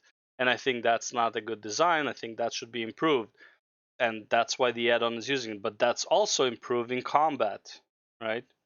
Having something like P combo, one of my favorite add-ons, makes it is a like what's it called? It is a combo add-on, but at the same time, it saves me like 10 buttons on the samurai, right? And it's not even a question of misclick. It's more like it's just uncomfortable at that point of having that many buttons to push at a specific order. When you know this is the order anyways, you might as well be able to push some of it in like less buttons. Like, it doesn't make any sense to me. Why doesn't Onigaku or whatever it's called, why doesn't it automatically turn to the other thing, to the instant cast one? Why doesn't it automatically do that? Why doesn't my Shifu turn automatically to the next one, right? It's like all these, like, not Shifu, Shifu is the buff, but it's like you have the 1-2-3 combo, you have the 1-2 combo for one seal, you have 1-2-3, you have 3-4-5 for the other seal, then you have shift 1, shift 2, shift 3 for the third seal. It's like, why do I need to have these, like, no, well, actually it was like 1 shift 1, 1-2-3, and 1 shift 2, shift 3. These are my 3 seals. It's like, why do I need 6 buttons instead of just 3 buttons? It makes no sense. Right? You know I'm gonna click this next. Like, it doesn't, like, why would I have 6 buttons, 3 buttons more? Like, it doesn't make any sense. Personally. And you know, to each their own, do whatever you want. But the fact of the matter is, Square Enix's stance on this is that add-ons, period, like blanket statement, you shouldn't be able to use them. And also, here's what you, like, if you want to play an MMO, here's the other thing. Let's say you only have a keyboard and a regular mouse, right? Do you think I have an advantage over people who don't have this kind of mouse? I think I have a big advantage over people who don't have this kind of mouse, because I can macro 4 different abilities just to this one button. I have this button, shift this button, control this button, and alt this button for 4 different abilities. I have an advantage. This is a third-party tool. I have a massive combat advantage. So again, to what extent are we talking about, like, affecting combat? I agree. Anticipating incoming abilities of the boss, in my opinion, shouldn't be. You should learn the boss as it is. Having a warning telling you where to go is not a good add-on for the game, right? But something like P combo, in my opinion, pretty good fucking add-on. Now, I don't necessarily agree with that. I think ACT, just in terms of tracking your damage, is fine, because I can tell you right now, I've improved a lot as a player by being able to check and experimenting with different rotations and, you know, different timings on some of my abilities. Here's the thing. This is why, like he says, and that's true. The only thing is, there is not so much an ACT in the game, but there is a way to check your damage for a specific boss. If you can do enough damage for that boss, means you're good enough to go, right? So learning your rotation, stuff like that. So there's 2 things you can do in Final Fantasy that you don't need to ACT for. One, learning your rotation. Go on Discord, go through your class guide on the, whatever the Discord is called, the balance, I think. Find your class, find your job, find your cooldown speed. This is the rotation that you're using. This is your opener, and then this is the whole rotation. Get used to clicking that order. Okay. After that, all you got to do is make sure that once you are comfortable with your rotation, go on to the NPC, whatever, wherever he is. I think it's at Radz-at-Han right now. Talk to him. Go. No, he's not Radz-at-Han. He's at the other place and in the village outside Radz-at-Han. Go to him. Do the training dummy for specific boss and see if you have the damage. If you don't, you don't. If you do, you do, and that's it. Like, you don't really need ACT for that regard to know that you're doing more damage. It's mostly get comfortable with your class and then see that your gear is high enough to execute this rotation properly to kill the boss. Then it's learning the boss mechanics and when you can actually use your abilities properly. You don't really need ACT for that, in my opinion. The only thing you really need ACT for is, 1, to show off your numbers. That's a streamer thing. 2, parsing. That's it's an everyone thing that has a massive ego and needs to parse. And 3, to kick the people who are bringing the group average down. using the logs provided by ACT. I'm not necessarily against that, but I am 1,000% against whenever the add-on just straight up tells you this ability is about to happen. Yes, I don't like 100%. that. If I the don't like add-on's that. telling you should run to the left, it's like, no, I want to look at the situation and figure out where I'm supposed to go. Yes. Like, for instance, P4S, there's a point at which Windows the is a boss does third-party something that software. says north something, I forget what the name of the thing, but it basically tells you a cardinal point, and that means the boss is going to move to that cardinal point and do an ability. Here's what it is. This is what the problem was. The video showed act, max sound callouts, death recap, party buff, debuff timers, and something else. And I would say the biggest part of this is the video showed. It's not having all these add-ons. It's that the video showed it. So you have to look at the boss. Like, okay, think about it this way. If you're a regular player, right? And you're like, man, I want to go and do this ultimate, right? And then you look at the top tier players, the ones who are really clearing it, the ones who are like, like the first ones there, and they're all using add-ons. What are you supposed to think as a regular player? Man, I better get these fucking add-ons if I want to clear this. And see if his cloak is glowing or if his rapier is glowing, because that means even the best players are using it, right? Attack, which is a knockback, or a rapier attack, which is a slashing attack and requires you to position yourself on the side of the boss. So you need to know that, and you also need to actually look at the map and figure out, okay, which direction is north? North is this way. I got to go north, and I have to go north, and you either have to stand in front of the boss if he's doing the knockback, or you have to stand on the side of the bosses if he's doing the rapier, and all of that requires you to basically look at the boss, look at which part is glowing, look at the map, see which direction you have to move to, also look at which ability is being cast before that, because there's going to be an ability being cast. It can either be spread, stacked, whatever, so that you know what you're doing immediately after the boss does that. And also, after he performs all these abilities, there's a tank swap that we have to do. So I'm also going to have to instantly, after all these things are resolved, tank swap, because I need to take a tank buster for the other tank. And I think it's cool for you to figure out all of those mechanics and apply all those mechanics when it could be extremely simplified by an add-on basically shouting the following words: north, rapier, stack. Like, if the add-on would just tell you these 3 words, it would simplify the thing to the point where I don't have to look at the boss, I don't have to look at the map. Well, I still have to look at the map to figure out north or whatever. But it's like, I don't have to look at the boss, I don't have to look at which ability is being cast, I don't have to pay attention, I don't have to figure out which square is safe to stand in, I don't have to do any of that, because the add-on... I know someone would be like saying it's like callouts and damage meters are bullshit. Okay. Live callouts, right? It's like, oh well, what's the problem with having this add-on if you have live callouts by the raid leader? It's a bit different. Like, there's a human error, there's a delay, the add-on doesn't have. It's like, yeah, there's a big difference. It'll just be like north, rapier, stack, or north, rapier, spread. Like, you can't deny that this fundamentally changes the dynamic of the fight. 100%. And that's why I personally have a problem with this situation. It looks like this group was using something like that, something like this. I'm assuming, because I didn't actually see the video, but it seems that that is what people are talking about. And that, again, in my opinion, he was not banned for having these. He was banned for showing them. That is the discussion being had. So let's take a look at what Yoshi P says in regards to that. Hello, this is Naoki Yoshida, producer and director of Final Fantasy XIV. With the release of patch 6.11 and Dragon Song Surprise Ultimate, we've heard concerns from players about the use of third-party tools and the potential for game server emulation. Okay, so this is something that I've heard. I don't know how this stuff, what people are doing with this stuff, but what I've heard is that people are like running private servers to test out, to like make their characters be God mode and then just see the whole fight so that they can figure out the mechanics ahead of time and then apply it to live. I've touched on these topics previously in live letters, but it's like, I don't know if that's the case or not. That's my interpretation of like when they're talking about potential game server emulation. Yes, but apparently that's naturally this is terrible because, say for instance, right, you have 2 teams that are running the ultimate, and one of the teams just goes ahead and emulates the server, God modes the fight, figures out all of the abilities that are going to be happening throughout the fight. whereas the other team is figuring out the fight as they go along.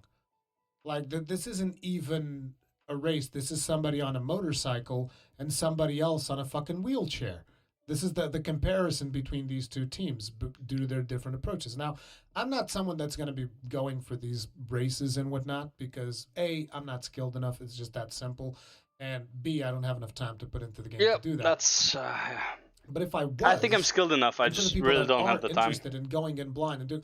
Well, If someone can sponsor me and like set up the other 7 people, yeah, I'll probably be able to do it. No problem. Yeah. This is essentially the same situation that again I got away from, which was bosses would be shown on PTR, which is a public test realm, which is essentially they would test out the bosses in the public test realm. We just call it on Discord, but it's hard sometimes because I'm guessing Ruri is rambling about some stupid shit nobody cares So about people most could of the time. fight against the bosses before they were released into a live environment, so the fights would be figured out. This is the eternal discussion about MMOs being figured out before they actually release, which is it's just a bad thing because like where's the sense of adventure if everybody already knows what is happening? In the case of World of Warcraft, if you think about it, like where's the sense of I could have been adventure conditioned. in I World don't of Warcraft if you can basically go to Wowhead and see literally everything about the game before the game even releases? You can see all of the quest lines, you can see all of the loot,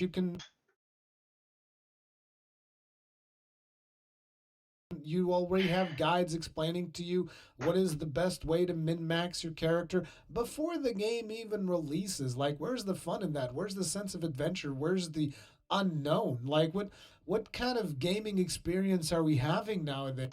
I mean, here's the thing. This is I would say the problem is it's more of an MMO single player type problem. If we put into like Elden Ring type of scenario, in Elden Ring the exploration was like by far one of the best things. Like not knowing where anything is and exploring and finding out cool shit, I think was one of the best things in Elden Ring for the first week. After the first week, you want to know everything, and it's like, or like the guides are out there, so you're obviously gonna look at them. The problem with MMORPGs and overall like just like online gameplay, you want to go for the best. Like right away, you want to know everything, and it's not like there's no like sense of like adventure, sense of like exploration. You want to know where the exploration is in the MSQ. That's all the exploration you're actually doing in Final Fantasy. After the MSQ, after all the story, like when you do the allied raid, you do the story and like you care about the story, that's the exploration. You don't give a shit if like about anything else at that point. You know, after that point, you want to know where do I get the best in slot, what's the easiest way to gear up. I want to get as many characters relevant as possible because I want to do some content or I want to get certain appearances, right? And in my opinion, appearances is the end game regardless. So I don't really agree with him. The sense of exploration in MMOs is pretty much over and done with. The only time you get sense of exploration in any game is when it's completely new, not a new expansion. A new expansion, no one gives a fuck about exploration. You want like Ashes of Creation, everyone's gonna explore everything. People are gonna level so fucking slow. There will be some who are like rushing to max level because they don't care and want to see what the end game is. But man, people are gonna take their time exploring, going through everything at least for the first half levels, and then they might be sick of it. Be like, there's nothing to explore. Fuck it, rush to end game, right?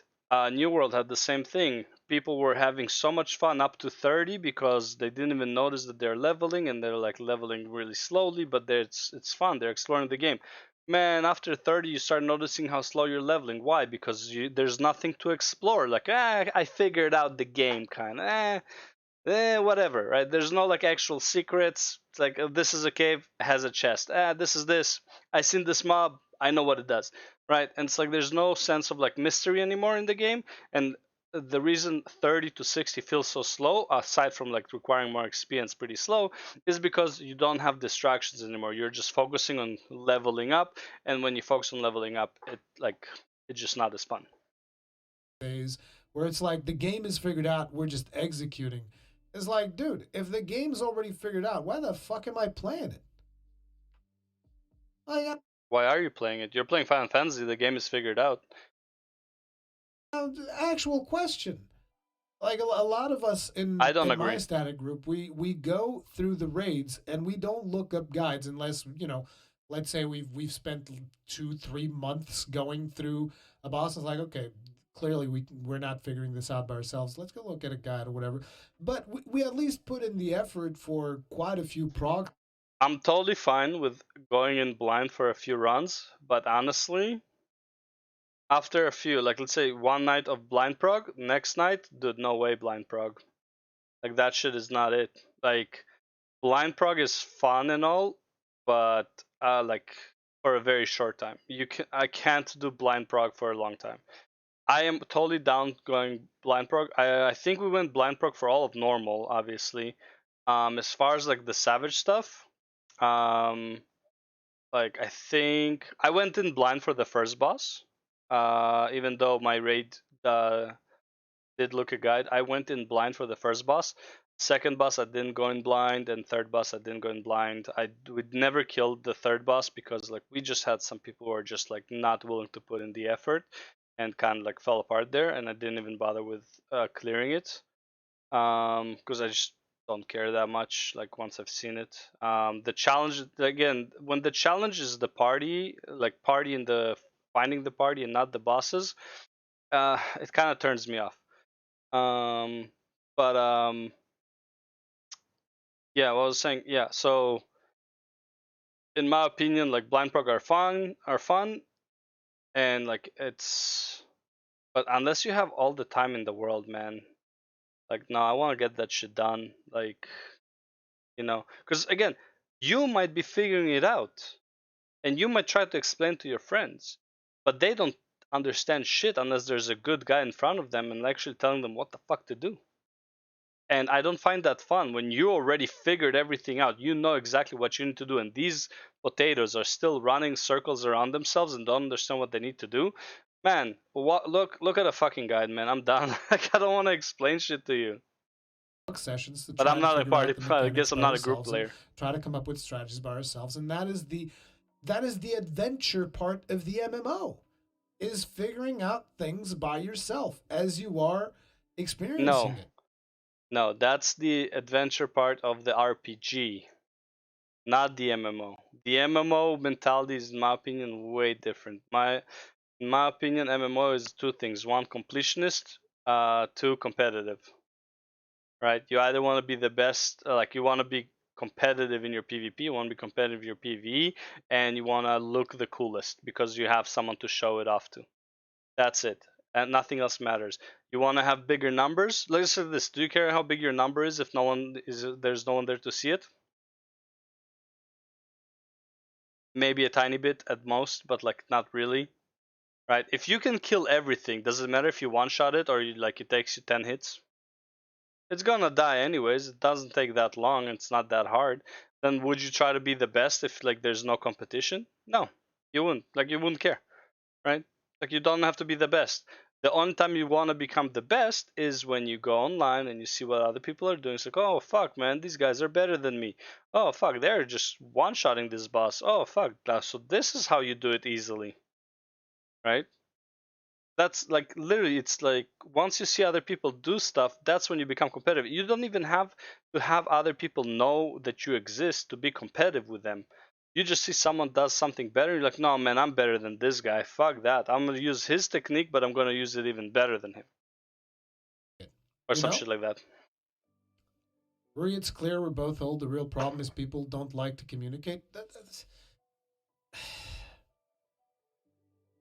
I really don't like that approch, because it's like, I mean, this I don't is think a so. Doomer approach. And I know that I sometimes it's true, but like, I oh, don't. man, maybe I'm just too old. Maybe it's to some extent, it's true. I hate that. I wish that things would, you know, people would learn to just enjoy things again. But I've touched on these topics previously. I really enjoyed Elden Ring. You know why? Because there was like, I wasn't put in an environment where I'm competing against other people. You can't, like, I can't enjoy to that extent. Like, let's say this: if I'm doing a savage and my group is so slow at figuring out mechanics, and I know other groups are doing this like first or second try because they're not potatoes, I am not having fun. just from that aspect. I am not already not having fun just from that aspect. The boss might be fun, right? But I'm already losing some fun just knowing that other people are clearing this way easier than me, not because they're better players, because they have a better group. That doesn't feel good. But take Elden Ring. The only one I have to blame is myself if the boss kills me. It doesn't matter if I'm cheesing the boss or I'm finding, like, I'm not saying like I played no summons on the first run. Obviously, I did summons for the New Game Plus because I was like, yeah, okay, I get the point. Whatever, like I just want to get over with. But yeah, no summons on the first run. I got, and it's like it's cool. And yeah, people were already on like New Game Plus 6 at that point, but I didn't know and I didn't care, right? And by the time I found out about it, like, bro, I'm already like just chilling, you know. I'm just trying new things, making new characters. I can't do it in an online environment. It's pretty like, it's not that it's impossible, but it's like it's very unlikely. You rarely play for yourself in an online environment because you have live competition. When you play a single player game, you actually play it really for fun, right? For me, the most fun I've had in Final Fantasy is the stories, right, and some of the raiding, and like leveling, like mini completionist. But as far as like the high-end content, it's really not that fun because figuring shit out has never been the problem. The problem is how slow my team is in figuring shit out. Previously in live letters, but I would like to take this opportunity to That's not address fun. them. Please note that this will be a lengthy post containing difficult technical terminology and may not be of interest to the average player. Moreover, this announcement is meant to be read in its entirety, so I ask that you please refrain. Just gonna read on the comments. See, I'm of the mind that if people don't like to communicate, then they shouldn't be able to clear a fight. Why? If everyone knows what the fuck they're doing, you don't need to communicate. There's absolutely, like, I'm not talking about like an ultimate there you might need to. So honestly, if everyone knows the fight and like knows exactly where to go at what moment, you probably don't need to communicate at that point either. But for as far as the savage fights go, dude, if you know exactly what your job is in that moment in time in the fight, and everyone's on the same page, they know exactly what they need to do, there's absolutely zero reason to communicate. In all of the fights I've seen in Final Fantasy so far, there's absolutely zero need to communicate. If everyone knows what the fuck they're doing, there's no need to communicate. Same with WoW. If everyone knows what the fuck they're doing, there's no need to communicate. The problem is, most people, and this is why I hated raiding in WoW, especially Mythic and Heroic, it was kind of like okay, because like people don't really even need to know what they're doing. It's kind of like troll. It's like it's that easy. But in Mythic Prague, man, one player that doesn't know what he's doing, everyone dies. That's not fucking fun. And having the raid leader be so focused on talking about what the mechanics are, what the job is, calling people out to do a certain mechanic is really fucking annoying. Or this is the worst part, I think, when there were certain mechanics where it was like multiple soaks, and you would see two people running for the same soak. Look, here's my common sense. Whoever is closer gets it. That's it. Common sense. I was here first. It's my spot. You go to the next one. And that's it. Or if there's like one, let's say one is here and one is here, like, okay, one's here, one's here, and you're both running from this side, whoever is first will go to the second one. So this one can stop here and this one will keep going, right? But it's like, again, these are common sense things. Like, there's, in my opinion, not a lot of reason to communicate there. The only time that you need to communicate is when people are fucking potatoes and they don't understand. It's like, hey man, this spot needs only one soak because it will put a debuff that you can't soak after. But then you have one more or two more people get into the same circle, and you were first there. And it's like, bro, I was here first. I am not the one moving. But they also stay there for some reason. Like, well, I thought you would move. Dude, I was here first. Get the fuck out. You're gonna get the next one. I don't care that you lost DPS running here. That's not like that's not the point. Refrain from sharing excerpts of this text out of context. Oh wow, Yoshi P already expecting people to quote him out of context. Use of third-party tools. Where is it? Oh. So I ask that you please refrain from sharing excerpts of this text out of context. In the terms of Final Fantasy XIV, the use of third-party tools. Honestly, you don't need to take it out of context because a lot of it is so general that's like it's already out of context by itself. Players who are determined to be using third-party tools will have their accounts suspended or permanently banned for repeated offenses. Yes. We have received requests from players at. As I've said in the Xeno video, this is the biggest one. any actions or public statements that promote use of third-party tools. This is where they prioritize their bans. By far. That we define what tools aren't permissible, but to do so would require an assessment of all third-party tools available on the internet, as well as all gaming devices and their functionality. Unfortunately, such an undertaking is physically impossible, which is why we decided to simply prohibit the use of all third-party tools and software. See, I disagree a little bit here. I feel like there could be a stance. The problem is naturally this has to go through legal, and legally, it has to be super well defined. But I kind of feel like if let's just put our reasonable hats on. If we can all just be reasonable, I think it's very easy for us to define what is okay and what is not okay.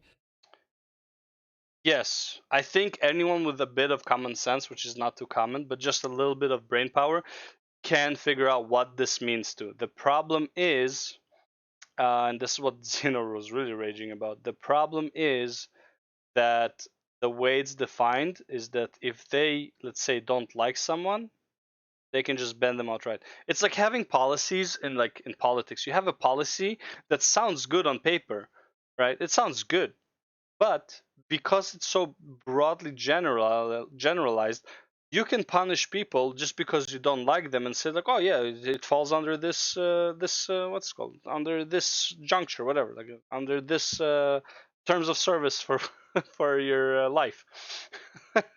Fuck. Forgot the name. Under this law, under this rule, it falls under this, right? And it's like, wait, but this is not what you meant. It doesn't matter what I meant when I wrote it. What matters is what it implies when you do something and I don't like it. That's all it is. The problem here is this is so broad that they can basically ban you for anything if they don't like you. Right now, Yoshi P, if he really wants to, I know he won't. He doesn't. He probably doesn't even want to ban anyone. But let's say Yoshi P leaves. This is the biggest problem. If Yoshi P leaves and the next guy who's in charge is a fucking asshole, right? And like he just doesn't like Rurikan, right? He just doesn't like him. And like he hears that Rurikan is using Discord in the background. Yo, fuck, ban this motherfucker. I don't give a fuck.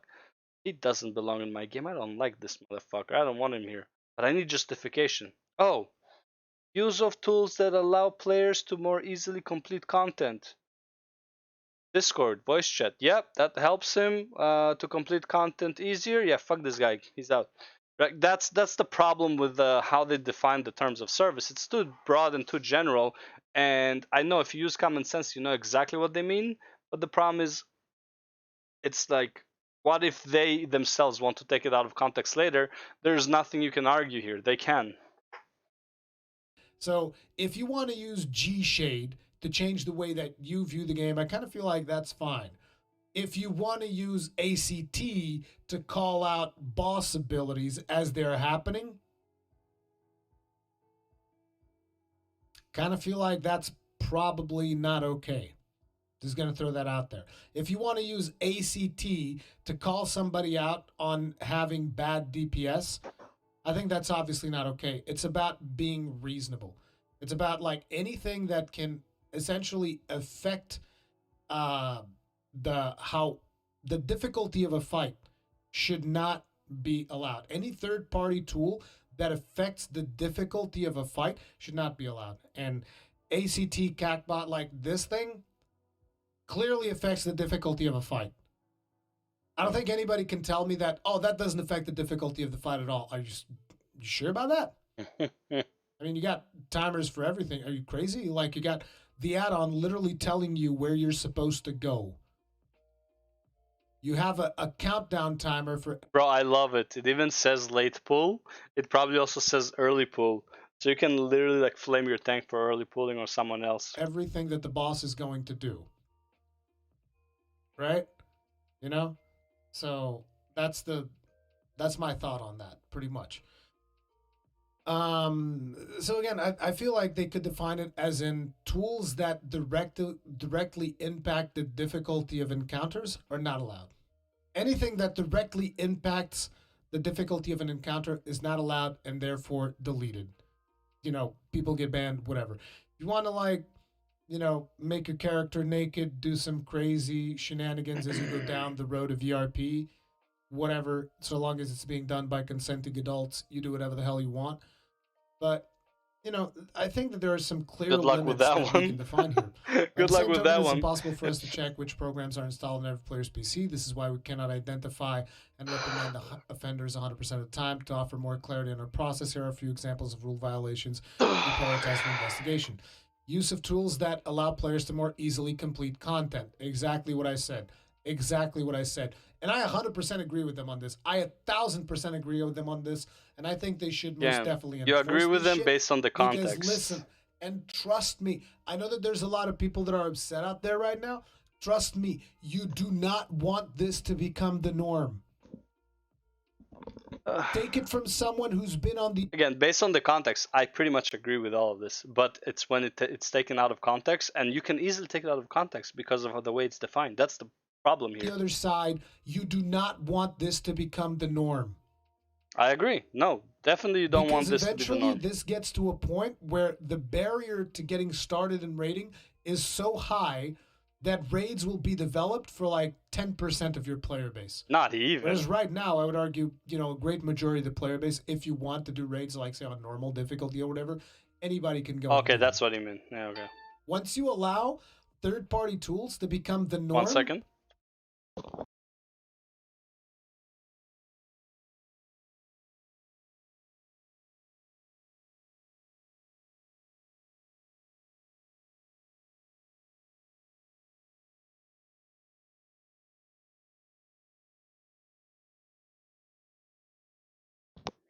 All right, let's go back. You're fucked.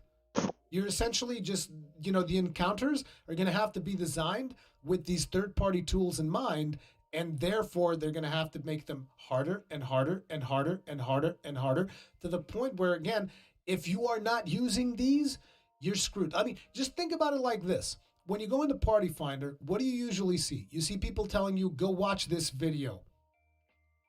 The next step of that is people telling you, go watch this video and install this add-on. That's the next step of where this is going to go if you allow this to become the norm. Because so a lot of it is like really kind of just like think about repeating this itself. and really just try to figure out if this is the direction that they want to go. And I'll tell you right now, if this is the direction we're going, I think that I'm just, okay, I guess I'm just done with MMOs. Like, that's it. I've been on the cusp of quitting on MMOs entirely, not just because of this, because of other reasons, but stuff like this, it's taken me there, man. Modification of the UI to display additional information. Yep. That's another one. Use of packet spoofing tools. What the hell is this for? This seems like some hardcore cheating. Packet spoofing tools? Any actions or public statements that promote the use of third-party tools. And again, see, this is why people are still not... This is the biggest one. This is by far the biggest one. Any actions that promote use of third-party tools. Streaming, you using add-ons, is what people are getting banned for. Not getting banned for using the add-ons. They're getting banned for showing that they're using the add-ons. That's the problem here. Posting it in their thing. If they allow this, people will be like, okay, make sure to install this add-on. That's going to make things easier, and we can just clear the content. All reports of such activity warrant investigation. Accounts determined to be in violation of the game service will be suspended or banned unless there is a significant change to the terms of service, which would be publicly announced. This rule remains as is. Hacks, mods, and risk of infection from malicious software. Hacks are alterations of the program that can allow for otherwise impossible things to happen. Final Fantasy XIV, which relies on server-client communication, hacking is much more difficult than in other online games. Moreover, our security measures are being improved upon constantly, and we will continue to bolster them in the future. Supplementary tools known as mods, however, can do a number of things, such as display additional information sent by the FF14 servers on screen, or send false packet information to change the location of characters. This is probably what they mean by packet spoofing tools. Yes. In the case of the latter, we have systems in place to automatically check and inspect system logs, allowing us to immediately take action against cheaters when discovered. Delete their accounts. If someone is caught using this isn't even like something that requires investigation. Delete their accounts. Like, actually delete them. Like, make a public event where you shoot. Investigate, make sure that they're actually using it, and it's not like a problem in the system, like a lag or something that like didn't catch, like there was a packet loss or something, and then it's like you see a person just appear from one spot to the other, but if the person didn't do anything, he just actually moved, but on your end it looked like he teleported. Yeah, obviously investigate that actually happened, and if it didn't, then don't delete the account. But if it did, yeah, ban, delete, fuck it. I don't like hardcore cheaters, like hackers and shit like that. Fuck that. You don't want this in your game. Like, it's just too much of a pain in the ass to deal with. Shoot their character in the face, and they ruin the game for everyone. And just remove them from the community. Just delete it. That's just. I'm totally fine with that. And here's the thing about this one, because people are like, oh, third-party tools, they're fine. And yet, when people are cheating on PvP, everybody's like, hey, man, that's not right. Hey, what the fuck, man? People are like automatically using limit breaks when I'm in kill range. Oh, I don't like that at all. Oh, I see how it is. So it's not okay for people to cheat in PvP, but it's okay for people to use shit like ACT callouts and whatnot in PvE. Is it okay to use speed hacking in PvE? Because that's something that people have been doing in PvP. Like, where exactly are we drawing the line here? That is the problem, right?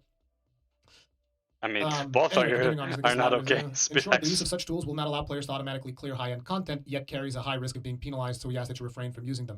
We receive many inquiries regarding infection by viruses and spyware that steal passwords after downloading third-party tools and plugins. Good, fuck you, lose your account. If I was somebody that was like working at consumer support or something like that, and someone's like, oh, I downloaded this software and it stole my password, now I can't access my account again. I'm like, good. Pretty much. We didn't want you here anyway. Bye. Hang up on them. To keep your system secure, that's why I can't be working in customer service. To keep your system secure, we ask that you exercise judgment. Probably not. Yeah. Third-party tools. I agree. Origins. Like, listen, this is them saying it's not our job to fix your fucking PC because you wanted to install a third-party bullshit add-on that made things easier for you. The game is perfectly playable as is. And but I would say for this one, to keep your system secure, we ask that you exercise judgment and refrain from needlessly downloading third-party tools or software of unknown origin. They don't give a shit about your system being secure. They just don't want to hear about it. Job to fix your shit after you fucked it up. Now that's pretty much what they're saying here in more polite terms. Yeah. I don't want to deal with this shit. UI elements. We believe that people use the aforementioned tools to expand the HUD and display more information because they feel that existing functions are insufficient for tackling high-end duties. In recognition of this, we intend to review the most prominent tools and in order to discourage their use, endeavor to enhance the functionality of the HUD. Though it will take some time, we're determined to make it happen, not least for the benefit of those who play on consoles. Exactly. So here's the thing: in order to discourage their use, that means they're not even banning for these things. They just want people not to use them, but they're not even banning for this. Again, they're banning for showing the hacks, the mods, but they're not banning for the use of them. I mean, here's the thing: out of all the things that I've done so far, which again, like I said, I'm currently progging P4S, the default UI is fine. But there are plenty of issues with the UI. Is it doable? Yes. But there are plenty of issues. But I don't know Ultimates. I haven't done Ultimates, so I can't really pronounce myself on that. But, you know, them improving the UI, that's a good thing. High-end duties and world races. It goes without saying that we're aware of world races for high-end duties. The main problem people have with this is, like, they would not be improving the UI and the HUD if the mods weren't there. That's the problem. In my opinion, they should hire the mods, and the mods, or not so much hire, but it's like, they should make the mods aware that if they want to release a mod, like they should allow mods to an extent, and then have the players that are making the mods send the mods to the dev team for their approval. Hey, is this mod okay to be used? Yeah, get that green check mark, and hopefully, obviously, there will be like an actual like fucking team that deals with it like ASAP, and not like wait it out for another another few months, and like, bro, like, is this okay or not? I'm just gonna fucking release it. And like any mod that is not approved by them, they delete. And then they would have a list of approved mods, and then it's like, oh, you can have these mods if you want. Developers were proud to have grown into one of the few games where they're held, and it delights us to see so many players participate as well as spectate with great interest. But a race should be fair, and it's our earnest wish that participants don't use third-party tools. Indeed, we've only released duties that have proven can be beaten with the game's standard features. This is the key thing. They test this. They cleared it with a team.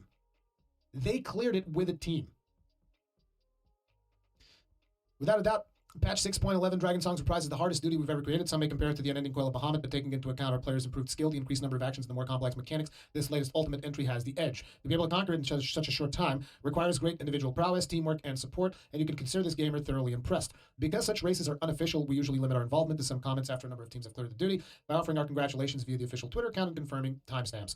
We want to recognize your achievements and contribute to the community excitement. However, far recognition encourages excessive competition and controversy to the extent that players resort to third-party tools. I regret to say we may have to reconsider making comments in the future.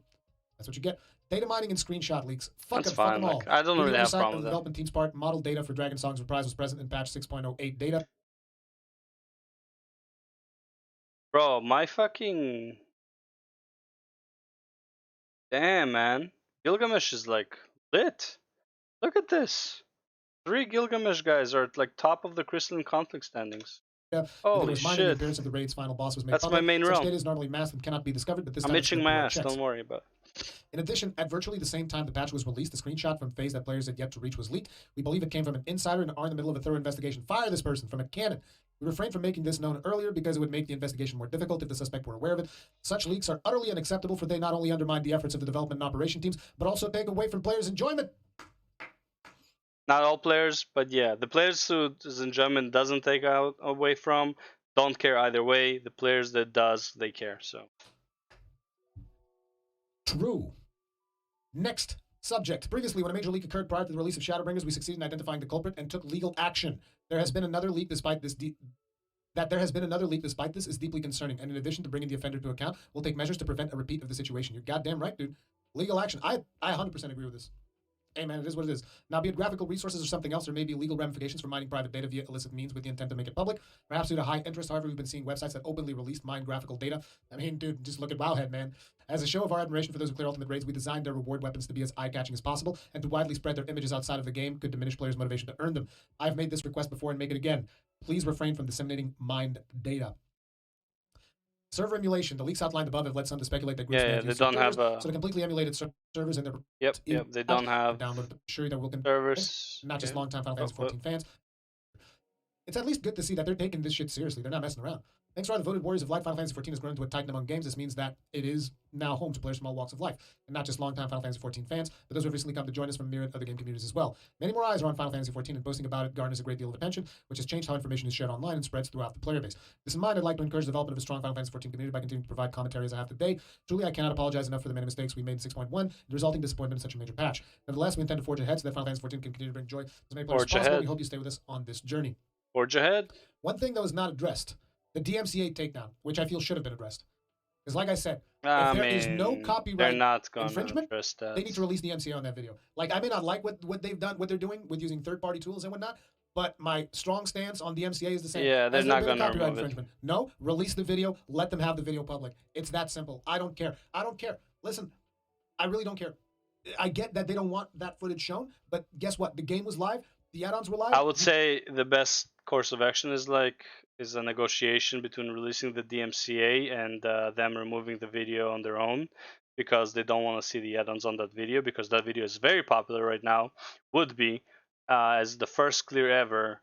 The Nerdgasm, I guess, gets people going, but everyone would see all the add-ons that they were using, and they don't want that publicity for add-ons. You didn't take action. They did this, and DMCAing is you shouldn't go that route. It's just that simple. It is just that simple. Now let me see what you guys have to say about this. Damage meter is a self-improvement tool. See, that's the thing. Damage meters, no. I don't think that a damage meter will affect the fight in a significant way. A damage meter affects self-improvement. That's why I'm not against damage meters. I think damage meters are fine. Damage meter while in the fight, doesn't by itself, just the damage meter functionality of it does not tell you when an ability is about to happen. It doesn't tell you where you should move when the boss casts ability X. It doesn't tell you any of these things by itself. It tells you how much damage are you outputting. As a matter of fact, I wish there was a built-in damage meter in the game. But I know they don't want to do that because, obviously, given the opportunity, people will be fucking toxic. Yeah. But I don't think they should take a hard stance on the damage meter side of things. I think they should take a hard stance on this side of things. Like, this is bullshit. This is bullshit. It's that simple. This is bullshit. And if you need this, are you really rating? Or is the add-on doing it for you? At which point does it stop being somebody rating and starts being the add-on solving mechanics for you? You know? That's what I'm saying. Actually, this is a really good idea here. Like this one right here. To think all Square Enix really had to do is give us the in-game version of ACT exclusively for Savage, Extremes, and Ultimates. Yeah. Instead of having like a permanent DPS meter, just put it on Savages, Extremes, and Ultimates. Because that is, in reality, the only time where the DPS meter matters. But you do have it. Like, I know it's limited, I get it, but it's still, if you can see that your DPS is enough on the target dummy, you're good. Like, to some extent, not even an extreme that much. But Savage and Ultimates, sure, that's when DPS matters. So it's like, you don't need ACT to do your fucking expert roulette, because it doesn't matter. It doesn't matter at all. But for Savage... I would say in Savage it also doesn't matter as much. Like, if you, you would usually know, you would actually know when you reach the enrage and what you could have done better. Right, like smoother moving throughout the mechanics, stuff like that. I don't think that is that big of a deal. Like, we knew we didn't have enough DPS on P3S when we couldn't kill the second round of birds fast enough.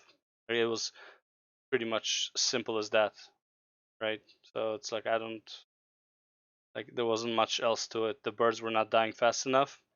What used to happen is 2 of the birds would die, which like either my group or the other thing, depends where DPS was going, and the DPS was not adhering to splitting properly the DPS. People were confused. You would have 3 DPS on one bird and then 1 DPS on another, and that like threw people off. What I think we should have done probably was stack the birds.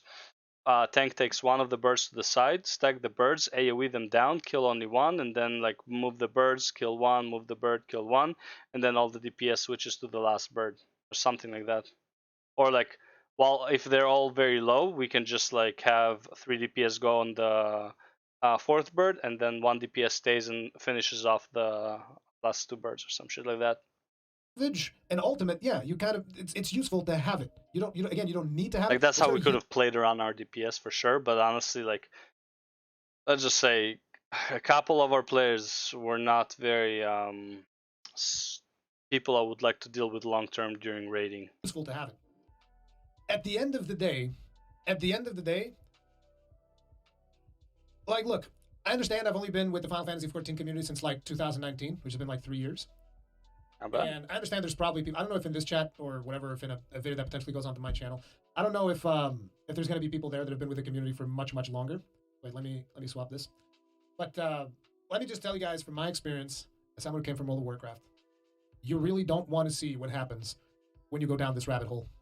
When you go down the add-on rabbit hole, when you go down this rabbit hole over here, can I aim here? When you go down this rabbit hole, yes, that one. You don't want to see where this rabbit hole leads. Because I've been down that rabbit hole. Okay? I've been down that road. And I can tell you that this does not lead to a place that you're going to like. For starters, you're going to start alienating a huge part of your player base. I don't know what's the percentages versus people that play. The add-on mentality of like needing add-ons for fights, like certain specific add-ons that help with the fight, like dictate where to move and stuff like that. Yeah, this is obviously like fucking dog shit, and Final Fantasy should stay away from it as far as possible. And WoW should like backtrack and like remove those add-ons, like say they're like you're not allowed to use them at all. You have 1 month to remove them from your system. We will not be 0 tolerance on anyone who's using these add-ons, and the bosses would be comparable to the skill level rather than the add-on level.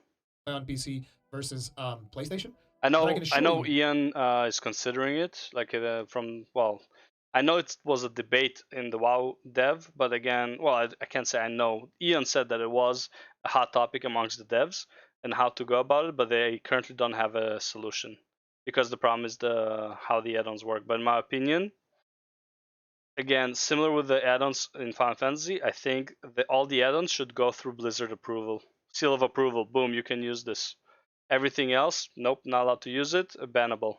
And like the add-on, the add-on programs that like install like CurseForge and all that stuff, that install them should have like in the brackets, this is bannable or not bannable, something like that, like Blizzard approved and not approved, something like that. That you're gonna get to a point where basically playing from PlayStation is not going to be viable to do Savage content if you keep using add-ons like this, because the Savage content and Ultimate content will have to take the add-ons into consideration. It will have to take the add-ons into consideration, and therefore it will become harder and harder for you to. Damn, that really. It'll become. Fuck you laughing at? Yes, Stunlock. As I was saying, it's like if you go down this road and they have to develop the fights taking the add-ons into consideration, they're going to escalate the difficulty to the point where it becomes inaccessible for players not using add-ons. It's that simple. For a majority of players not using add-ons. Sure, there's going to be some Giga Chad brain out there that's like, I don't need add-ons. I'm like the guy from Rain Man. You can drop the box of toothpicks and I'll tell you how many toothpicks are in there. It's like, that's crazy. That's the thing. And so eventually console players will just straight up not be able to participate in that content. And I know that there's probably going to be some people saying, okay, dude, how many console players are actually progging Savage and Ultimate? And it's like, doesn't matter. Savage More. on my PlayStation 5. It's fine. Doesn't matter. Do you want them less of them? Like, Savage, I might be skipping out any of these bullshit add-ons. Not a problem either. But it will eventually become a problem if you keep going down the rabbit hole. There's plenty of console players who cleared Ultimates too. Like it's not But yeah. I think you shouldn't go down. I don't think it's like you guys, impossible. I think it's like really uncomfortable, but it's not impossible. And if eventually it goes down that road and I feel like, hey, you know, maybe rating's just not for me anymore because everybody expects you to do this. It's like, I've done this. I've done this thing in the past. Yeah. It wasn't fun. It wasn't fun. You guys want to know? You guys want to know what the It was fun evolution of that is? Let me for show you a what bit. the evolution of that is. Okay. Let me show you what the evolution of that is. Where that ends up. Oh in. God. This is where you're headed. This is where you're headed, right? Nice. I love this it. This is the type of UI that you want to have with all of Wow. the warnings and your aggro and all That's this bullshit. great. This is where you're headed right here, right? Raid control, all Wow. these buffs and quests. There's a little bit of gameplay in the middle of this UI. And again, A little here, bit. same thing. Like this one's actually pretty clean when you think about it. Yeah. This one's actually kind of all right. You can kind of see things a little That's bit. cleaner than mine. Yeah, Oh my this one God, too, that's like, look at these disgusting. frames, baby. That's what I'm talking about right there. This is what you're looking for. Really Okay? bad. This You is where don't you're headed. need to look at this. What is this? What is this? What is this? Like, why do you need 6 fucking DPS type meters? What are you're the healer? Fuck, do you care about like who cares? Absorbs and healing. You're number 1. Healing done, which counts absorbs too. Like, well, you don't need any of this. I don't know what that is. You don't need this. You don't need this. This is like. This, in my opinion, is a really bad spot. I actually like it over here, down here. Like it's so much easier to click. You can see a lot more stuff. This is fine-ish. Like again, like why does he have? He has his PvP buttons here as well. And actually, like it might not be PvP. Yeah, okay, never mind. It's BFA. But yeah, but it's like, oh, this is like holy shock, aura mastery, illuminate, divine shield. What else? Freedom, hammer. What's called avenging wrath. Sacrifice, bob. Like, why do you have double bars? Like, it doesn't make sense. Just make one bar, and then to make this the bar, move all of this down, delete one bar, move it down, spread it out a bit. Like, oh, it's You so keep going down messy. this road. This is where you're headed. Oh fuck A that! million I don't different even know what this add-ons, is. like plastered all over your fucking UI. This is you actually can't fine. see shit. This is where you're headed. Oh my god, what is that? So I hope people take that into account. That? Yeah, that was, oh man. The Xenos one? I might get banned. Yeah, this is the Xenos. So they see the Anyways, yeah. That was the video by Rurikon. Again, a lot of stuff I already said in another video, but it's good to reiterate, I guess. And I did. He had some other takes that like were kind of interesting as well. But yeah, like my opinion overall is like you either make it clear on what add-ons you want. In my opinion, add-on teams should just have like a funnel through Final Fantasy that approves the add-ons, and if they don't, they don't, and that's it. Like, I don't think it should be that complicated overall. But yeah. Anyways, thanks for watching, and I'll be right back. Okay, I will be right back. Here's the thing. We have background music playing.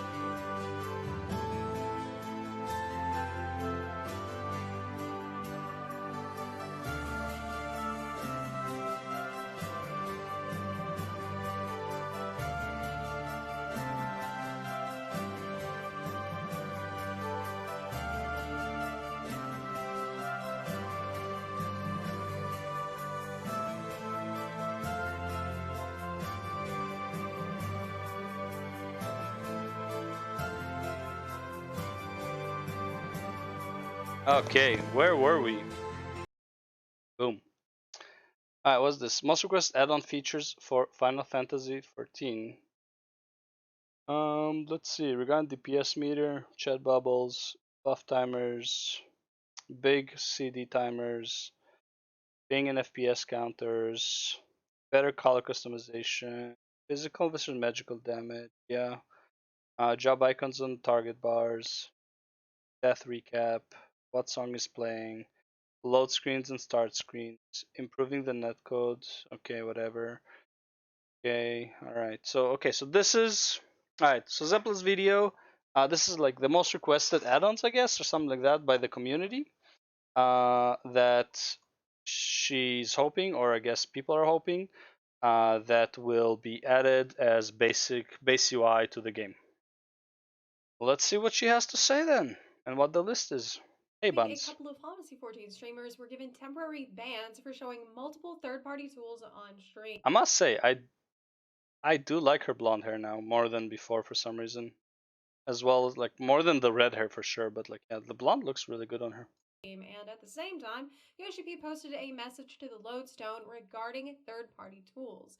In it, he acknowledged that while all these tools are prohibited by the terms of service, they cannot see what's on your computer, unless you broadcast it to the whole world on Twitch, I guess. And they want to reduce people's reliance on mods by incorporating some of those third-party plugin features into there was something game. about that. So, without getting too off track on, the inconsistent enforcement policy, on the questionable ethics of banning someone for using a feature that you agree should be baseline, or the risks that you take by choosing to broadcast yourself using third-party tools, I think it is probably That's better the problem. for us to focus on solutions now. And I wanted to offer some constructive feedback to the devs by looking at your most popular requests, things that people most would like to see in the game that are currently features provided by mods and third-party tools. So I asked on Twitter, what are some things plugins do that Final Fantasy XIV really should do by default? What are things that the devs could put in the game? That's as a good they disclaimer. they want to do, and they already have done. A lot of people really like that little check mark that indicates Yep, check mark is fantastic. a minion or a mount or something like that already. Well, that was a feature from a mod originally. Oh, was it? Bars as well as automatic teleport tickets originally came from mods. But keep in mind that no matter how helpful and good yeah, there was quality of life something is, the devs can choose to never put it in the game. Ultimately, that decision is up to them. But I do 100%. think feedback matters, and it does inform development, especially in the case of Final Fantasy XIV. I have decided to censor out everyone's name that will be shown in this video because, again, we are talking about prohibited tools, and I will not name any mods specifically. I might show mock-ups like photoshops of how something could potentially work, but only if that's necessary for clarification. I'm asking you to use your imagination here because I am not making this video to advertise and celebrate every single mod and encourage people to go out and break the terms of service. Okay, this why is not? Fuck it. For the devs. Free for all. Party. Ideas for improvement of the game. What I'm saying is do not download mods. Okay, I'm telling you, do not download mods. It's not allowed. Okay. Gotta cover my own ass. But in his post, Yoshi P did say that they want to make these improvements to the game inspired from mods so that people won't have to always turn to mods, and not least of all for the console players. So obviously nothing that gives a competitive edge. We're talking about UI improvements, vanity, QOL, no cheating. Obviously, they're not going to put cheats in the game because, we already have Warrior. So let's see what features you want to see added to the game that Big are from mods true. That you are totally not using. Big true. So first of all, before we get into the others, many of you asked for a DPS meter. Specifically, a personal DPS meter. This was a very popular request that I'd seen. I wouldn't mind that. Maybe some people said, oh, maybe just for Stone Sky Sea, blah, blah. Not for Listen, parsing. Yoshi P has been extremely clear about this point. Like, if there's anybody who is the most anti having the DPS meter in the game, it's Yoshi P. There was a live letter that happened in 2020 when he said emphatically that we won't be adding an official parser. He said it will turn everything toxic. We won't implement one ever. And he was shouting. So so you can do. Okay, so that's what our Thars were talking about, the Excel macro. He said people might say it's less efficient, but I don't think a game is fun if all it does is push for efficiency. And here's also a GIF of Yoshi P. So as far as like official parsers and stuff like that, I'm totally fine with Yoshi P not adding it. What I thought they mean by personal DPS meter is you can just see how much DPS you are doing. You can't compare to others at that point. You just see what you are doing. Asked about adding parsers, and this is the actual face that he made. Okay. Every time you ask for a DPS meter, Yoshi P delays butt sliders. So let's just move on. Far and away, the most popular request that I have seen Chat is bubbles. chat bubbles. I 100% chat bubbles are gonna be added. Everybody has been asking for this. Like and 612 will add 6.12 will add chat bubbles. Really wish that the mods were allowed so you could download it. One of my favorite mods basically just adds speech bubbles to players, similar to the ones that pop up over NPCs when they talk. Seeing them over players when they're talking makes things much more immersive. You can much more easily tell who's saying what. I can't see the harm if you get the same kind of filter options that you get in chat logs. They are patently wonderful for RP, irreplaceable for streamers, but third-party code is a risk I won't take. Some people miss them from Warcraft. I think even RuneScape had chat bubbles. I'm not completely sure. But also, let us turn them on and off, scale like other UI elements. Another extremely popular request is buff and debuff timers on the party frames. One person said that the big one for me is everyone in the party being able to read buff timers. I am legally blind and literally cannot read my own. My static developed a bunch of really weird strats to deal with that this raids here. It's immensely disability unfriendly. Good. For real. The static developed a bunch of really weird strats to deal with this raid tier. It's immensely disability unfriendly. I mean, I agree, but holy fuck, man. Props to the static. Holy shit. Really weird strats to deal with that this raids here. It's immensely disability unfriendly. You can see the buff timers on the target bar, but having that in the party frames would be incredibly helpful and nice. Another very popular one, bigger CD timers on ability icons. So big cooldowns, so you don't need to have a different max-sized hotbar on your screen for big important buttons. Just a big number so you can kind of what I had, but not because of that. Big numbers on skill cooldowns. The hover tooltip already supports this. And honestly, I would say the gray out should be darker. You can actually see this loading better. Is that an option to have that on the hotbar icon? Gives an adjustment on how big the text can be.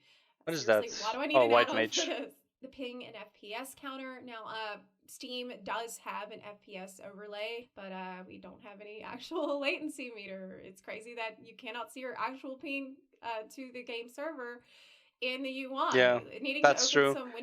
Being FPS does help sometimes. I want to know if I'm lagging or not. Unreliable internet access sometimes, and it's useful for me to know my ping without having to Alt-Tab out, look up the IP for my server, and manually ping the server via command prompt. Yeah, I guess just having it in game would probably be easier. Better just a color bit. customization for the entire game. This is kind of an umbrella one because I heard a lot of different suggestions under this category. This includes a lot of different stuff, like allowing players to change the color of AoE telegraphs, both friendly and hostile. Oh, that would be cool. Choosing colors for UI elements like HP and shields. A working colorblind mode. I know that the NVIDIA official shaders for Final Fantasy 14 has a colorblind mode. Really?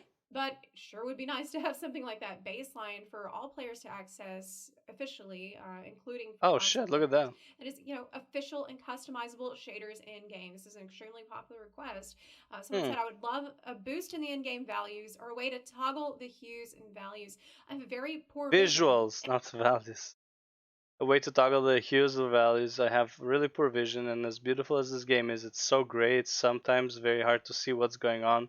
Even though I play on a TV with excellent graphics. And as beautiful as the game is, it's I think that's a good one. It's very hard to see. Again, it's an accessibility thing, so personally I don't care, but with excellent graphics. I'd also love if we could change the colors of AoEs or other mechanic markers. There's some dungeons where the orange AoE just vanishes into the ground. This is true. So far I haven't had like a real issue with this because most of the only time I have an issue with this is actually like P3S to an extent, where the floor is kind of the same, is almost the same color. So if you're not really paying attention and you miss it for a second, you're kind of fucked. But yeah. Well, then again, P3S, actually the example, P3S, it's like if you see the marker, you're already in it, so you're fucked. Can't think of any. Yeah. Yeah, that's exactly the one. It's like that. Working colorblind modes that are actually beneficial to more people. Shaders in the game, not just for accessibility, but so many people complained the game is just too grayscale and too desaturated by default. Another big one, being able to tell whether something is physical or magical damage. Big one, Some yes. kind of indicator on what is magical and what is physical damage. It Yes. drives me insane that I can rarely figure out what to use Addle or Fate, etc. on because I can't tell what counts as what damage. Sometimes it's obvious, but often it's not. And actually, I recall a conversation with the UI designer that happened at a live letter on October 9th, 2020, when they were asked about this. Someone brought up that it would be great if you could see. Wait a second. Yo, Yoshi P has the Asmongold teeth, huh? They were asked about this. Someone brought up that it would be great if you could see whether an attack was physical or magical, perhaps in a little pop-up window. And the UI designer, Kei Odagiri, said, oh yeah, that would probably be handy. But with the current system as how the packet transfer works as a UI team, we can't do anything about this. Yoshi said if we wanted, we could probably do it. I understand it'd be useful if you could see this, but the reason we haven't implemented it is because we always work on battle changes until a few days before a patch, and we often have to do last minute changes. If we added more features that rely on this information, it would delay development. It could overwhelm the quality assurance team. So basically, their excuse for not adding it back at that time when it was asked about was that it could delay development or just be additional checks for QA. Actually, during this same interview, which is relevant to the next big request that I heard from a lot of people, was regarding job icons. Having the job icons on the target bar, on the target of target bar, on nameplates, even the job icon in chat next to the name. Job icons next to nameplates so I can res other people who have a res more easily in content like Alliance raids instead of mistaking black mage staff for white mage staff every time. I didn't even know that was a thing. I guess. Names could also help. I guess my party family like trials and raids, like 24 mans, to make it clear if the person being targeted. My add-ons already taken care of that, so I didn't even know. Going back to this interview with the UI designer from 2020, someone had asked about that as well. He said it would actually be very difficult to implement because they would have to replace a different feature they have in the nameplate or would have to rework it completely. The nameplate has actually been the most difficult and hard part when we first were making the game during the design process of the UI. Just like he said, we'd have to get rid of the online status, for example, to make space for it. However, I do want to point out that even though they said it would be difficult, it could be impossible, in that very same interview, they had been asked about, well, maybe we could have some way to tell if we've already collected a minion, and Yoshi P had said that it was something that was not possible to implement. So, like, judging by the fact that that has been implemented, kind of casts doubt on the other things that they said is not possible. Well, here's the thing, right? So these things that they said that are hard to do or like impossible to do and whatever, I'm not saying this like, well, you can't do it, but mods can. First of all, mods took forever. Like it took like 4 months for some of the mods and more. That's like 4 months and like these are people who are like their job is to do mods. And it's a group of people like 10, 20. Imagine taking away 10, 20 people from the development team to work on mods. Maybe it will take 2 months instead of 4 months because they might have better tools, right? But you wouldn't put that many people. You would put like 1 or 2 people on it, and that would take a lot longer at that point, right? And so yeah, so the people who are doing the mods are doing it outside of the development time that it takes to do the what's called the game. That's why I'm saying all you gotta do really is have a conversation between the developers and the modders and just come to an agreement that all the mods go through Final Fantasy devs for approval. If they're approved, mainly the UI ones, the what's called the chat bubbles, things like that, like the ones that are like not, not like extremely against TOS. And just be like, yo, okay, this is approved. Yo, this is approved. Okay, this one, no, not approved. Right, and that's it, right? Like that's really all it comes down to. And then they don't have. It's like literally like using a third party to develop stuff that you don't have time for because you don't want to take time away from your own development, right? And just like implement into the game, not as like default, but like into like how XIV launcher works, right? Dude, talk with the XIV launcher, integrate their plugin into the regular what's called 14 launcher, and have certain mods that you can choose from a menu in there, and that's it. These are mods that are approved by the game dev. Boom, you can use them. That's it. Like, it's not, I don't think it's as complicated as literally remaking the UI. Or way too difficult to implement, you know. Death recap. So this is a really important one. It's something that just shows you how much HP you had when you got hit, how much you got hit for, what hit you, what defensive buffs you had up, and the same for healing, just in a much more readable and a helpful format than scrolling through the battle log. Like, what happened? I need to know what killed me and how hard. Name of the song that's playing, very popular, very harmless and simple add-on, just so you can look it up later for your playlist. Fancy loading screens that just shows concept art when you're loading between zones. See, this one I don't think they would do, only because like you're not supposed to play this music outside of the game, kind of. That's what it was in their copyright thing. Like, you're not supposed to use it. You can use it for entertainment, I guess, but it's like you're not supposed to like broadcast it. So I don't see them like encouraging this type of behavior as a whole. Playlists, fancy loading screens that just shows concept art when you're loading between zones. Just add some immersion when you're teleporting. I've also seen some suggestions for fixing the main menu option on the starting screen so that it stays after a logout. Like, maybe you're in the mood for having this snowy Heavensward starting screen because it's hot as balls outside. Could just be speaking for myself. I don't also even. Ability to Well, I disable actually the never cinematic changed the autoplay because some of those cinematics can be a bit spoilery for new players. This is a really major and really important one. Improving the netcode to help solve ping and clipping issues. Someone said that something major for me is ping mitigation tools. As a player with higher ping, it makes some jobs almost impossible to play correctly. Samurai, I don't want to have to swap off of my and favorite job in Wave just Ninja, because my ping. It feels terrible, and Monk, I I just guess, want to play well. as far as I can tell. So there is a mod that allows people to edit what kind of packets the Fantasy 14 servers receive, which is changing up your ping and allowing you to play like you normally would if you lived close to the servers. However, it can be edited to allow actual cheating, like triple weaving. So because of that, this is in my category of what I think is an incredibly dangerous tool, and I'm bringing it up because I think that it's very, very important that the devs will improve the netcode to help solve these ping and clipping issues so that people will not feel the need to turn to add-ons that can be potentially abused. And to look what triple weaving is, because I'm pretty sure I get triple weaving done on my Samurai multiple times. I don't use any add-on like that. Play certain jobs that they maybe stayed away from because they're I might be double weaving though, so. And AoE snapshots from enemies would not be affected. I know that this was asked about in the Q&A. I guess I'm double weaving, yeah, not triple. Walker Media Tour, and Yoshi P was like unaware of there being any kind of ping issues with people's rotation, which is a bit baffling. But this would definitely fix some of the PvP related netcode issues as well and help make that more playable for people too. So I've heard from a lot of people who turn to mods for complete UI overhauls. So some different things that I can suggest: better UI modularity. A lot of people requested a split HP and mana bar. Minimalist UI features like transparencies on inactive windows. I personally would love that. Back in my World of Warcraft days, I loved Real UI, and then later on Elv UI, especially Preach had a really good preset for Elv UI. Yeah.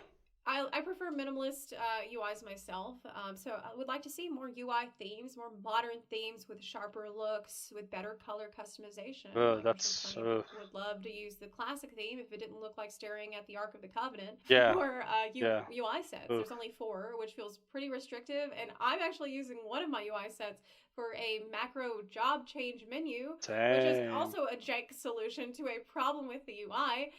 Lots of people even fill up entire hotbars with all their different job buttons. Like, this is a problem that can be solved by having a normal job switch menu in UI. You should also officially fix inconsistencies between job gauge information, because there are some jobs that show the duration of their main buff, but Warrior, for example, doesn't. Showing shields on all HP bars rather than just on the party frames. Someone said, I'm desperate to see shields through my actual health bar. There's a shield applied to me right now, but I have no clue how much it is. It doesn't help that when I'm not in a party, there's no way to tell at all. Someone on the official forums posted a mock-up of how it could look to see barriers appear on nameplates and other bars besides just the party list. HP shown on the monsters bar instead of just as a percentage. I think there's something really fun and special about meeting a new boss and you're like, holy shit, 5 million HP. Like, it's definitely gives you a better idea of what you're up against than just 100%, right?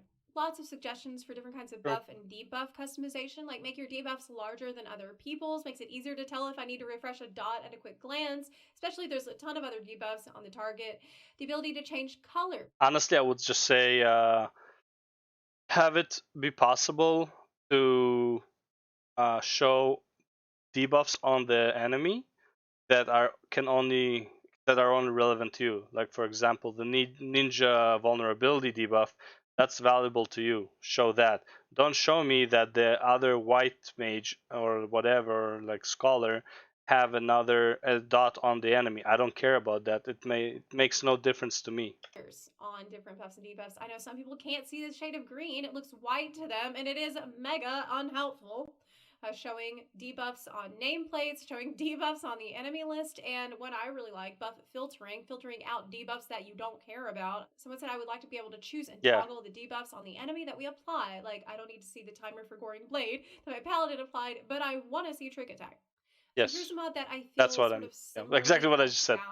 as the ping mitigation tools that people use.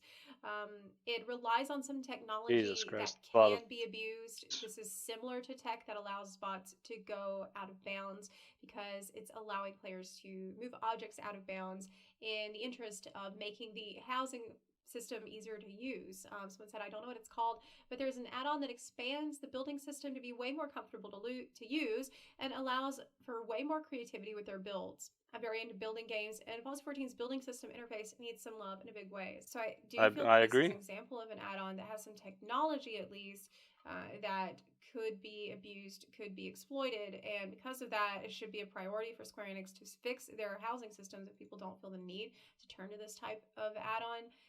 But currently, trying to make a creative build in a house is very difficult without doing glitching. Someone said easy housing. Glitching is hard and takes time. We really need a new system for housing actions. Not everyone has time for glitching a wall. Not everyone even wants to try. I don't use any mods, but I know about a housing one that uses coordinates to place furniture that makes decorating a lot easier. Housing XYZ coordinates, like in add-on, like for the love of God. Yeah, this is something a lot of players really want. Just have a furnishing placement system similar to what they have in Elder Scrolls Online, where you can really just stick a statue or whatever in the middle of the sky. Like you just stick it right and suspend it in air, not sitting on top of anything, just wherever your heart desires to put something, you can put it there. It does not matter. I think I didn't know you could do that. Something similar. Yeah, that's pretty cool, actually. Honestly, I think that is one thing that Fallout 14 can probably learn from Elder Scrolls On is the housing system. Text to speech for quests and maybe some other text that you see in the game. Just a way to read out stuff for people. Like I said, like this is I mentioned in a different video. This could be a great accessibility thing. Again, I don't care if you hear the boss ability. Honestly, I think more people than just like the reading impaired would use. I think like almost everyone would use it. But again, if it only tells you the name, like it tells you the name of the ability, it doesn't tell you where to move, I think that's totally fine. Dyslexia or lose focus easily. Maybe it's also could be time just to add more voice acting to Realm Reborn and other parts of the game that really could use it, and it's very lacking. I think. I don't think old content really matters in that regard. Elder Scrolls Online, where like every single quest is voice acted, right? I love Rose of Dar. There's a ton of other third-party tools and mods that provide countless other features for people, but I wanted to go over the main ones, the most popular ones, what is most in demand that Square Enix could feasibly put into the game. I do want to make an important note here, though, about add-ons as accessibility tools. We mentioned it here and there throughout this, talking about text-to-speech for people with dyslexia, talking about better color customization for the entire game for people with visual impairment or color blindness. And, there's a lot of people who do turn to add-ons to make the game playable for some sort of medical reason. So I think that in Square's endeavor to add plug-in features to the game officially, they should also prioritize finding ways to make the game more accessible for these players. And that is something that they need to figure out, preferably with the assistance and input of disabled people. Maybe working to innovate new kinds of controllers or input devices, like to think of some creative solutions that can go farther I mean, and accommodate sure. I more don't think. people more comfortably than third-party apps. I think reaching out to enough people with certain disabilities is harder than just coming up with solutions to certain disabilities that are more prevalent. I think like that would be like way too hard to like reach enough people for their opinions on how to make the game better that have disabilities. What they can do is make a survey of like if you have any disabilities, like list your disability here, and then they could have like a what do you call it, the pie thing, and shows percentages of how many people have what disability and shit like that, and then they can work their way down from like the highest percentage to the lowest one, something like that. But yeah, add-ons. There was actually a they really don't good need to article directly from work with those Eurogamer people. by Ben Bayless, who is a deaf hearing aid user himself, in which he talked to some accessibility mod developers for games like God of War, Cuphead, Hades, Stardew Valley, Hearthstone, and here he was talking to a disabled accessibility consultant, Paul Lane. While mods can make a game more accessible, it's important that studios don't rely on third-party mods. It's important they ensure games are being developed with accessibility in mind. Now, obviously, Square Enix is not officially relying on third-party mods, but there are a lot of people who are able to play the game not officially, but they are third-party mods. So I think that the principle still applies here. Accessibility should be a key part of a game's fabric, not something that's added later. Yep. I also have a message for the devs I from agree. an anonymous source, a plugin developer who creates quality of life, unintrusive add-ons. I agree from like big devs. I don't like if you're an indie dev and like you're already like barely like making it through the month trying to like release your game and like you're like running out of money. I don't think accessibility is something you should focus on. I think releasing the game as fast as soon as possible is. But games with budgets, yeah, fuck it. Like go with the accessibility and like make sure your game is ready, of course. For the game, I'd personally ask from the plugin developer community. We appreciate everything that Square Enix has done so far and their honest interest in improving the game. We'd like to help as much as we can in finding solutions for improvement. Wait. Who is this? We appreciate. I'd personally ask. Who? Should be a key part of a game's fabric, not something that's added later. Who was it? I also have a message for the devs from an anonymous source, a plugin developer Oh, who okay, creates plugin quality of life, unintrusive add-ons for the game. I'd personally ask from the plugin developer community. We appreciate everything that Square Enix has done so far and their honest interest in improving the game. We'd like to help as much as we can in finding solutions for improvement. We don't do it for the game's harm, we do it for passion for the game. If we had Square Enix endorse it and heavily moderate what plugins are capable of doing and providing us official tools to make everything more trustworthy and secure, we'd happily code with a smile on our faces. Any developer should know how it feels to finish a project and get it to be acknowledged and appreciated. And I can tell you that based on what I have heard from these devs, that they do not want to cause harm to Square Enix or the community, and they actively work to prevent not it. These ones, but some to try to make the game better, to solve problems that they see, problems that the devs don't have the time or the resources to solve. 100%. And it is not to give people an unfair advantage or to hurt other players' experiences. The ones that I have spoken to passion projects heavily restrict their that API, make the game better for other cannot be people. used for hacks, bots, or cheating, and they discourage anyone from streaming with third-party plugins shown on stream. I've also heavily discouraged anyone from doing that. Now, some people will roll their eyes at that and say, it just doesn't matter because it's all against the terms of service, and that's true. It is in the end. TOS can be changed. I mean, it's not the word of God, and word of God has been changed multiple times. Like, thou shalt not murder. I see a lot of murders in the streets. Okay, not my streets, but obviously, it's like it's not the word of God. I mean, it's a TOS. They can change it at a heartbeat.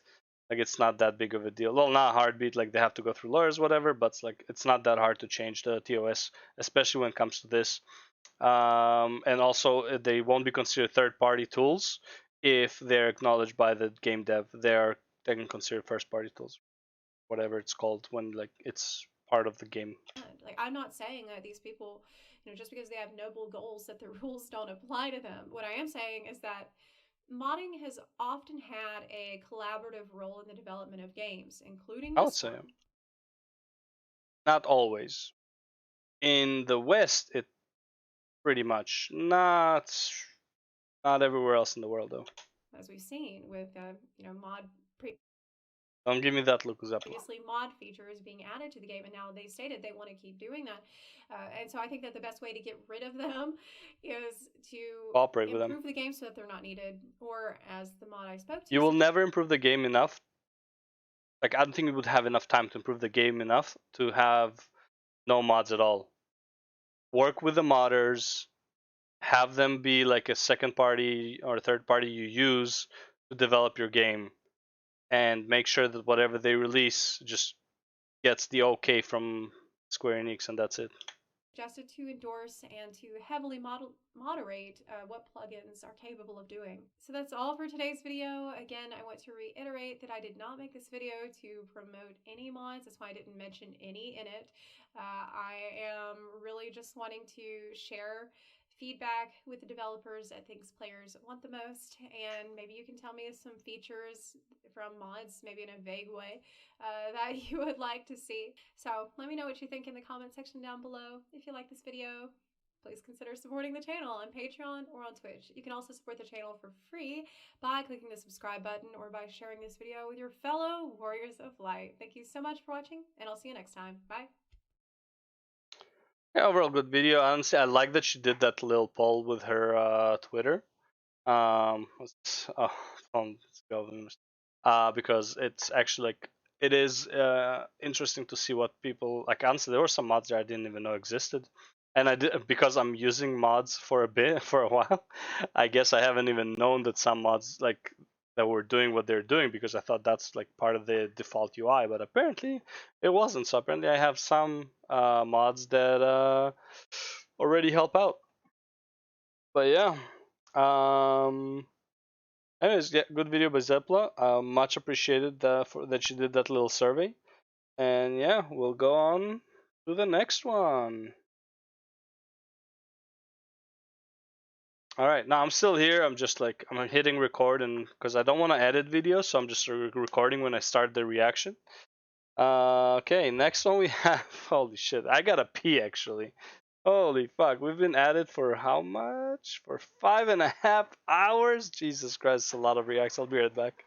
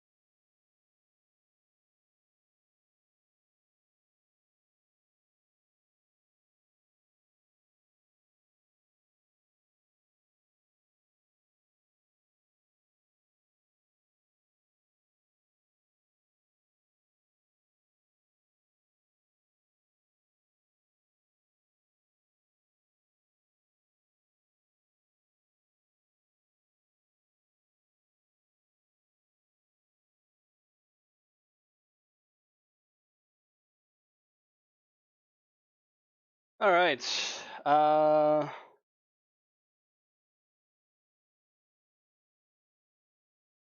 I've had from bed. Okay. See.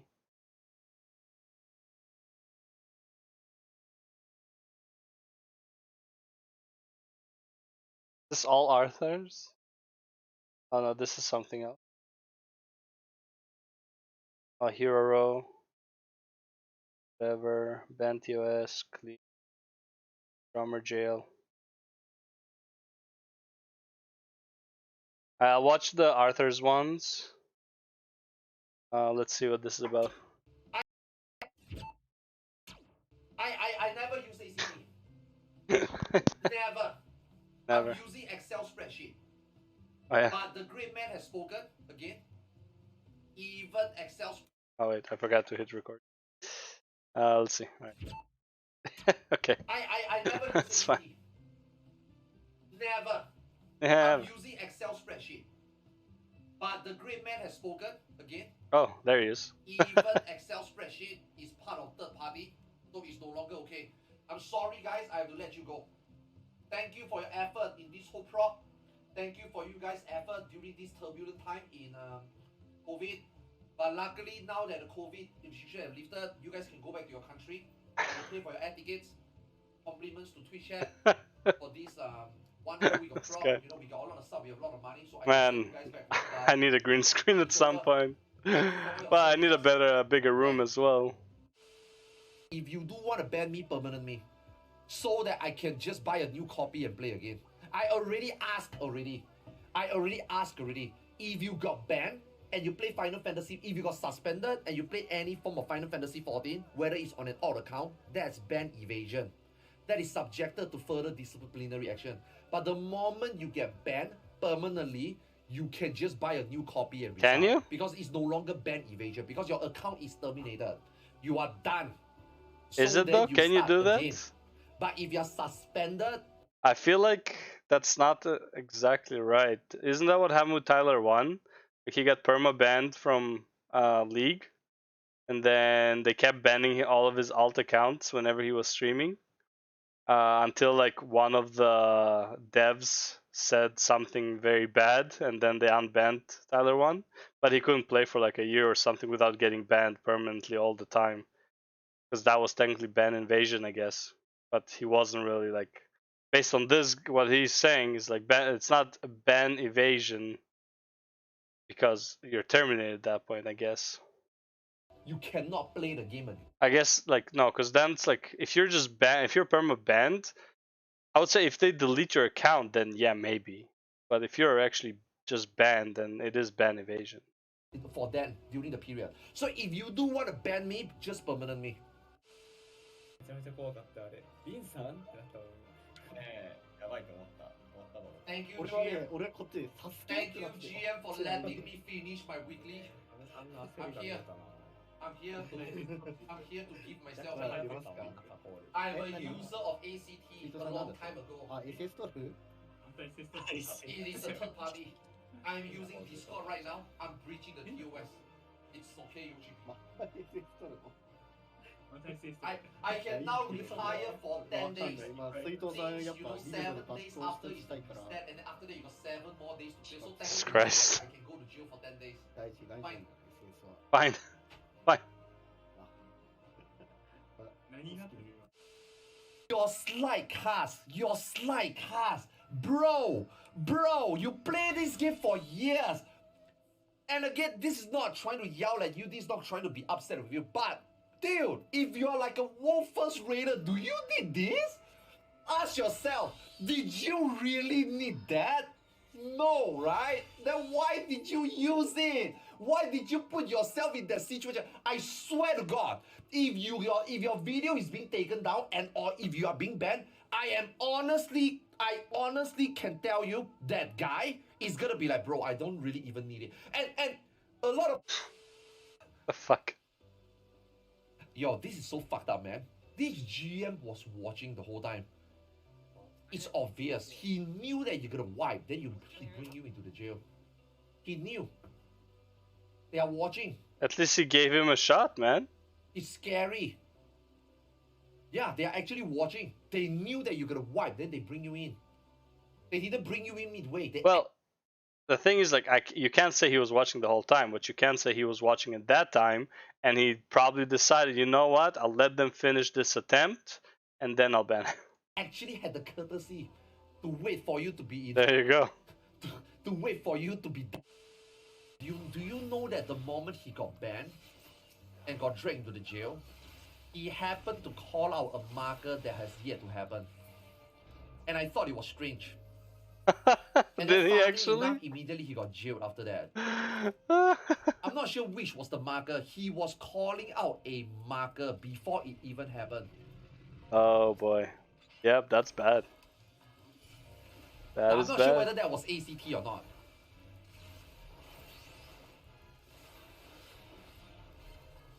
No, there's no Hilton. Ban me because of using ACT. At least we can draw the line here. ACT is no longer okay. I don't mind being the scapegoat. Fine, I clear ultimate already. I feel bad for Bagel. I feel bad for Hiroro. They haven't cleared ultimate yet, and they got yoinked out of the game. I clear ultimate already. Fuck it. You want to take me away for 10 days? You want to take me away for 20 days? That's totally fine. Dude, what the fuck is this? What is that? Bro, what is this? Discord? How do I take it away? My Discord, this is my Discord. I'm gonna get banned. How do I remove this? Oh god. Help! Help! Oh god damn it! I'm using a Discord. Shit! Wait, guys, seriously, how do I take this away? There you go. Okay. I don't know. I don't care. This has to be fucking it, dude. This has to be fucking it, bro! This has to be fucking it! This is it, bro! Let's go! Let's go, bro! Let's... Whatever, the fucking... I don't get the geek rage. Geekgasm, whatever. No, I'm Nerdgasm. not in yet. Yo, Yoshi, let me out! Okay. My apology that you guys have to take. You guys have to be in there for 10 days. I was in there for 10 days before. Trust me, it's gonna be fine. Because after start using his leaving day call out. What leaving day call out? What? What do you mean leaving day call? We finished prog already. I let that guy go home already. The girl. Okay, she's been with me for 10 days. Okay? She deserves to go back home. What do you mean call out? It's an actual person. Alright, where's the Show some preach respect. part? I'm a bit tired of Arthur's. Clean up? Another fallen comrade. Oh, Lola, no. No, Lola. Oh, well. A real shame. We're cleaning up all our plug. Where's this? Through Philistine. Now, in my reasonable opinion, because I'm a reasonable human Yo, being, he's using the StarCraft soundtrack. Wow, that's so nostalgic. probably shot bubbles are StarCraft fine. 1. Probably. Bad is also pretty fucked up. Big old. Big. Okay. Whatever. Alright.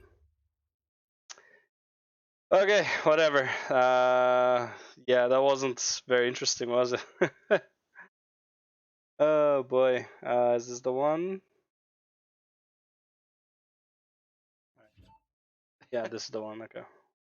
Don't need that. Okay. What's this? Warcraft's Stupidest Dragon. Alright, let's see. This is by Platinum WoW. Was released yesterday, 2 days ago. And yeah, let's watch this. Warcraft's Stupidest Dragon. I think it's talking about Rathian. Alright, let's go. Warcraft's Stupidest Dragon by Platinum WoW. With the new Dragonflight expansion coming out, we know that there are going to be multiple returning characters whose stories will continue in this expansion. Tyrande? Really? I think Tyrande is not there. One of the more interesting and complex characters in the game's history.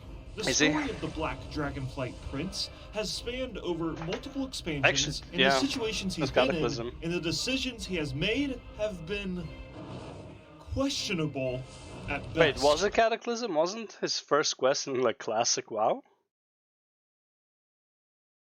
Or actually, it could have been added in Cataclysm. Let's learn about this dragon's blunders, triumphs, and ultimately how he's been labeled as one of Warcraft's stupidest dragons.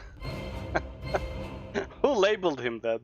That's the question. The origin of the Black Prince is in a zone you probably wouldn't expect. Across the barren dunes and ravines of the Badlands, a red dragon by the name of Rheastraza is experimenting with black dragon eggs. Under the guise of a goblin, she simply goes by Rhea. With the help from the player characters, you partake in a questline that involves the imprisonment of a black dragon. Wait, Wait, so you had the black dragon, Nefarian, experimenting on red dragons, basically. Mostly red dragons, I believe. And now you have a red dragon experimenting on black dragons. So who's the bad guy?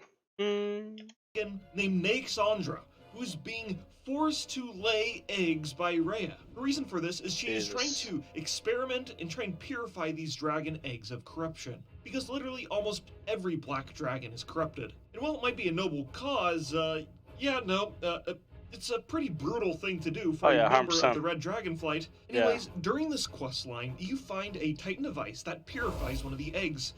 Obviously, the Black Dragonflight does not like their eggs being stolen and experimented on, so they attack the player character. Makes sense. In the process, you kill Neixandra. This questline ends with Rhea being burned to literal ash by Deathwing, but that purified egg had found its way to the Twilight Highlands, where the Red Dragonflight are protecting it for safekeeping and until it gets stolen.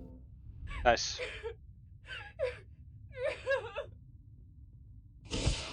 Hi. This section of our story is a core part for the legend. So who is the idiot here? The Red Dragonflight or... Okay, this is for what, rogues? Yeah. Legendary Daggers questline for rogues in Cataclysm.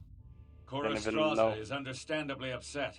Under her care was the one black dragon egg that we believe was free of the taint of Deathwing's corruption, and it was stolen away from us by thieves in the night. You've found for us our only lead.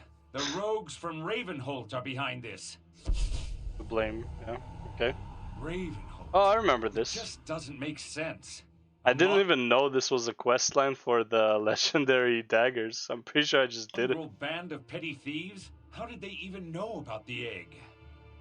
We'll get to the bottom of this. Madness.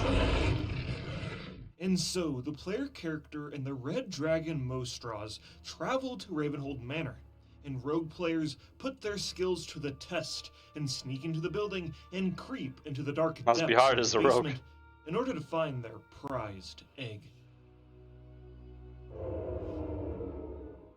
It hatched. That's right, mortal. The prize you seek no longer sleeps within a shell.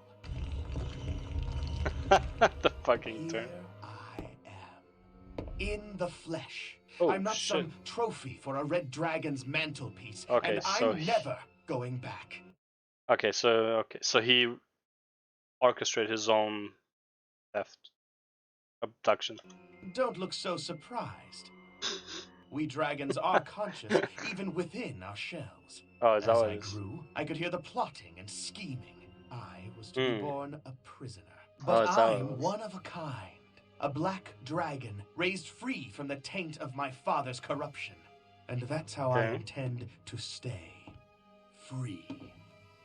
Your Highness, we caught this beast snooping around the caves just outside the compound. I'm not afraid of you.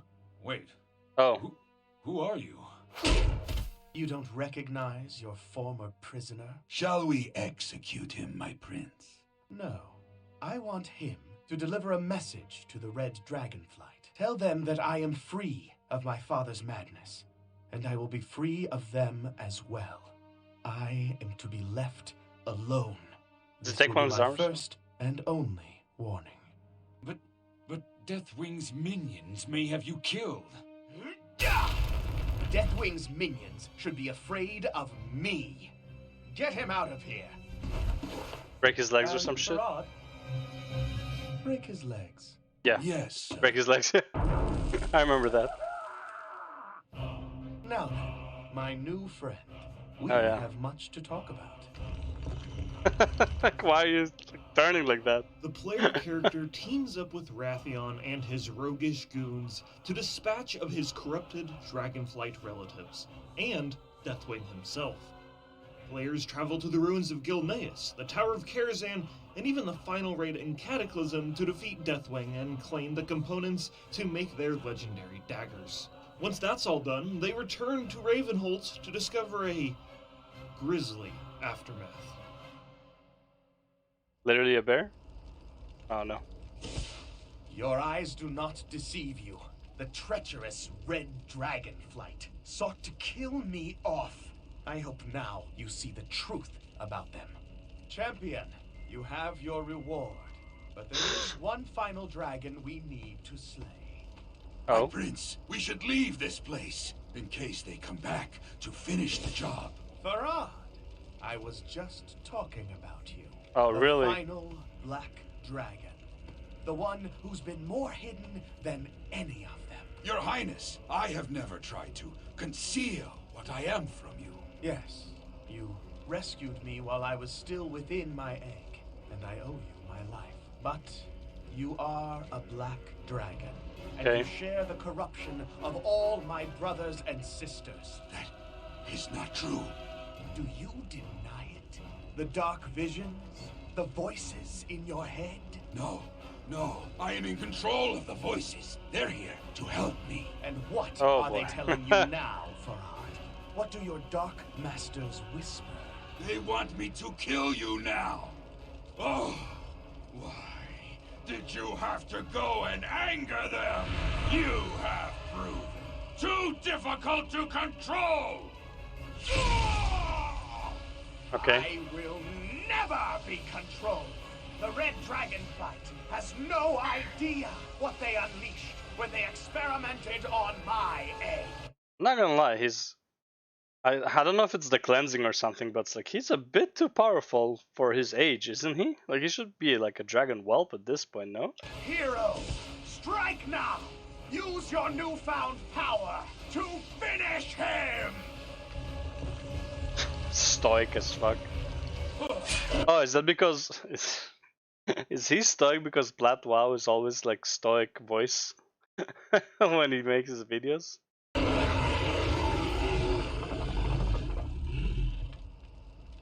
No, that's not Platinum WoW with the stoic voice. It's what's his name? No? Oh, I forgot the name. It is Or- done, friend. Or is To it my Platinum WoW? knowledge, I am the only black dragon who remains. A new age for mortals has dawned, and heroes like you are among the vanguard. I must go now. Disappear. Perhaps we will meet again. Yeah, see him up. I hope we find ourselves on the same side. See, he's a whelp. Till we meet again. He's a fucking whelp. How to defeat a full-grown dragon? That makes no sense. Or like even lock him down. Ah, here we go. But it wouldn't take long for us to run into the new. No, it's not Plat WoW. Fuck. Oh, Kalani. Kalani is the. No, it's not Kalani either. Sons of Kalani? Who's the stoic guy who makes the WoW stuff? It's not Kalani. Ah, fuck, I don't remember. Self-proclaimed leader of the Dragonflight. Yeah, In the next okay. expansion, Mist of Pandaria, Wrathion wandered across this new continent. While exploring this strange new land, he made his home in an inn called the Tavern of the Mists. There's also a drugged-out vermin under the floorboards of the inn, and in the back there's a bunch of monkeys in a hot tub. Don't This ask. is not important to our story, but I just felt the need to Don't mention ask it. questions. You don't want A answers land to. of mystery, history, and opportunity. Also, during this time, the young dragon got two bodyguards, who are simply named Left and Right. Apparently, this is a reference from Game of Thrones, where an old grandma also has guards who are referred to as Left and Right, but I don't know. I'm not a nerd who reads that stuff. Anyways, while the Horde and the Alliance waged war trying to claim the territory over this strange new land, Wrathion played a different role and helped players obtain their legendary cloaks in a long, complicated questline. This questline begins with Wrathion summoning the player character to the Tavern of the Mists to discuss a disturbing vision he had. This is the turn of If it isn't legendaries. my favorite master It became a pain in the ass. I was hoping I would find you here in Pandaria. Oh. Very good. Let's talk. Tong, drinks please. My father, Deathwing, tried to destroy the whole of Azeroth. He was misguided, of course, but he was right about one thing. Our world is so fragile. We are a point of light in a universe of shadow, a candle in a tempest. Sometimes I think it was the very precariousness of our world that drove my father to madness. Ah, thank you, Tom. Now to my point. I believe we are headed towards a reckoning. And no, I am not talking about the current conflict between the Alliance and the Horde. But the war deeply troubles me. Believe me, what Garrosh Hellscream achieved in Theramore is nothing compared to the horrors that are even now bearing down on our fragile home. Oh, those guys. Do you see my concern? A divided Azeroth cannot possibly stand against the darkness. It doesn't matter. The jailer planned it all. End soon, before it consumes our strength. I want you to know that your alliance has my full and unwavering support in this campaign. How do we bring a swift and decisive end to the conflict? I believe the answer lies with heroes like you.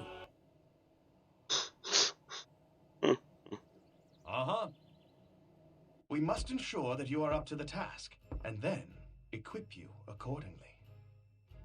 Okay. So during Mist of Pandaria, Wrathion had a vision of the Legion What is that? invading, Oh, an event Sonic. that would eventually happen The fuck? 2 expansions from now. Since Yeah. Wrathion is the new leader of the Black Dragonflight, he Well, had we the went full back in time, right? responsibility of So, you know. defending Azeroth, and he would stop at nothing to make sure the people of his world were Look at that prepared. face. His plan was Here's to the have best one of part, though. factions- I don't remember Wrathion being in Legion at all. I don't think he was. No, he was. No, that was BFA too. Yeah, he was nowhere in Legion at all. Like he worked so hard to bring us together, to be united for the Legion, and then he wasn't even there to help us fight the Legion. What the fuck? This makes no fucking sense.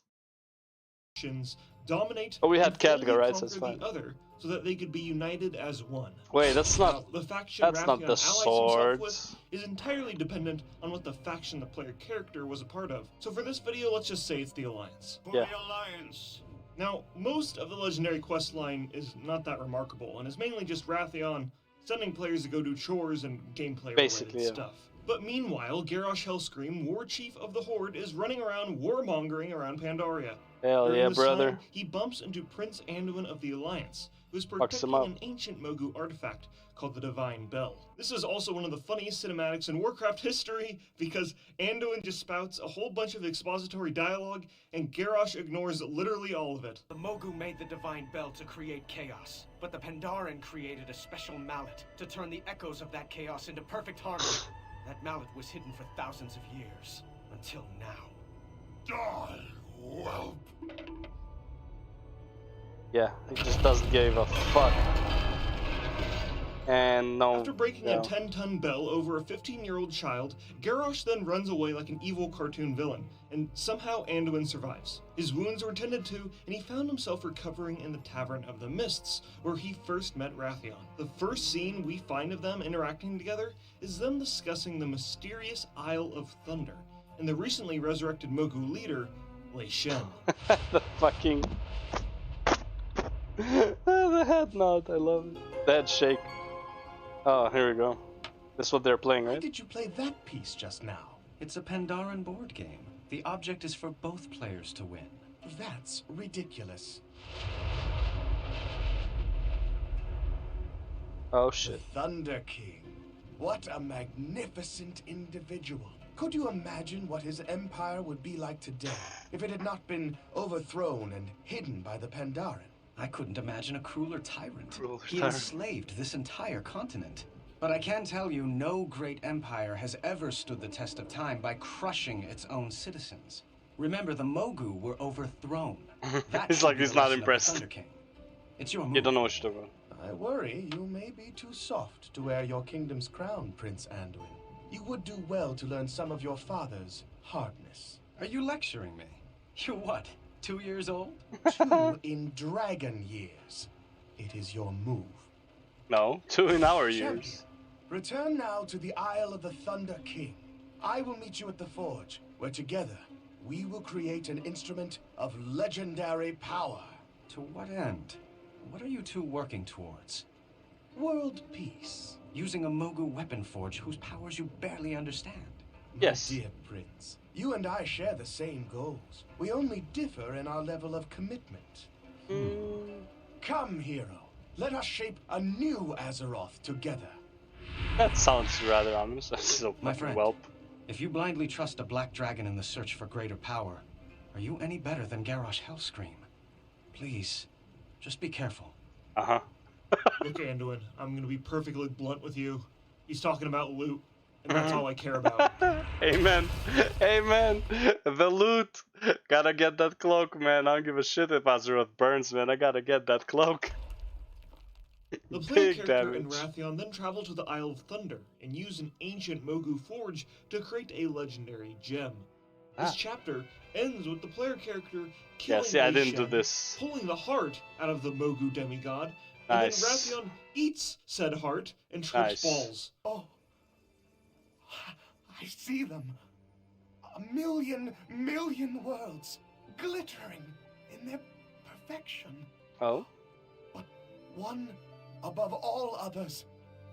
Oh. Oh, we have fallen. We must rebuild the final Titan. Do not forget. For some reason, Wrathion eating the heart of a demigod is never brought up in the story ever again. Wrathion and the player character then Sounds travel around about right. Pandaria That sounds like something Blizzard would do. They didn't even know what that was about. Like, they probably changed writers halfway through or some shit. to receive blessings from the 4 August Celestials. Yeah. For the sake of brevity, I'm kind of skipping over this part, and all you really need to know is that the Celestials are giving Wrathion wise advice and helping him deal with his daddy issues. Really, it's just a lot of talking. Welcome back, champion. Excellent work Which with is the fine. Celestials. Can you believe how chatty they were? I just wanted them to hand us our reward, but they would just talk. I'm sorry, where were we? Oh yes, I have something for you. Players are granted with epic capes, but our story isn't over. Epic, During the not final good enough. chapter of our questline, Not Wrathion good travels enough. to the Timeless Isle and he meets with the bronze dragon named Kairos, who's Oh. investigating this strange new island. Kairos, Oh, interesting. I want you to meet one of my most accomplished of agents. A pleasure. Tell us again why this island is so unique. The presence of the Timeless Isle is proof that many things are possible beyond the boundaries of linear thinking. What if it were possible to shape and mold time as you would a ball of clay? What possibilities await? What new worlds could we create? Full shoulders, though. I like the way you think. Kairos will play a very important role Yeah, later in in our Warlords, story, yeah. so just remember him for now. Okay, so the player does a bunch of tasks around the Timeless Isle, like collecting 5,000 I'm still waiting to find out why he's the coins, stupidest defeating dragon. all of the Because 4 of August what? Celestials by teaming up with a giant raid group. So the Mist of Pandaria ends with the Alliance and Horde rebels Yeah. storming into Orgrimmar and putting an end to Garrosh Hellscream's tyranny. With Yes. the Horde at its weakest point, Wrathion's What dastardly are you plan doing? of What one a king faction must do. overthrowing the other was just in reach I remember that. until King Varian decided to let them all live and establish peace instead, foiling Wrathion's plan and making his venture into Pandaria ultimately futile. Idiot, king, fools, imbeciles. A complete waste. You were there. Is it true then? What happened in Orgrimmar? That fool king. I did everything in my power. The whole world was his. He needed only seize it. Oh, sure, another year of fighting, enormous casualties trying to take Thunder Bluff, but the rest of the Horde would have caved eventually. Talk, drink, now. I thought Hellscream's victory was assured before he turned half of his Horde against him. So I changed my allegiance. Oh, don't look so surprised. I'm a black dragon. My loyalties are my own. But that idiot Rin. High king indeed. Why did he allow another war chief? He could have even... High king indeed, look at this. Black Dragon. My loyalties are my Where own. is this? But that idiot Rin. Hi. That is so good. Oh my god, that's brilliant. Look at that shit. High King, Rin. High King in. King indeed. Why did he allow another war chief? He could have united the world under the Alliance banner. What a fool I was to trust his ambition. Should have taken over the throne room myself, like Auntie Onyxia. Get things Auntie Onyxia. Enough! What? Talk. Always you speak, never do you listen. You ignore the lessons of Pandaria. You see, there is balance in all things. Wisdom etched in our very fur. Black and white. Darkness and light. When the last emperor hid our land from the rest of the world, he also preserved the homeland of our ancient enemy, the man.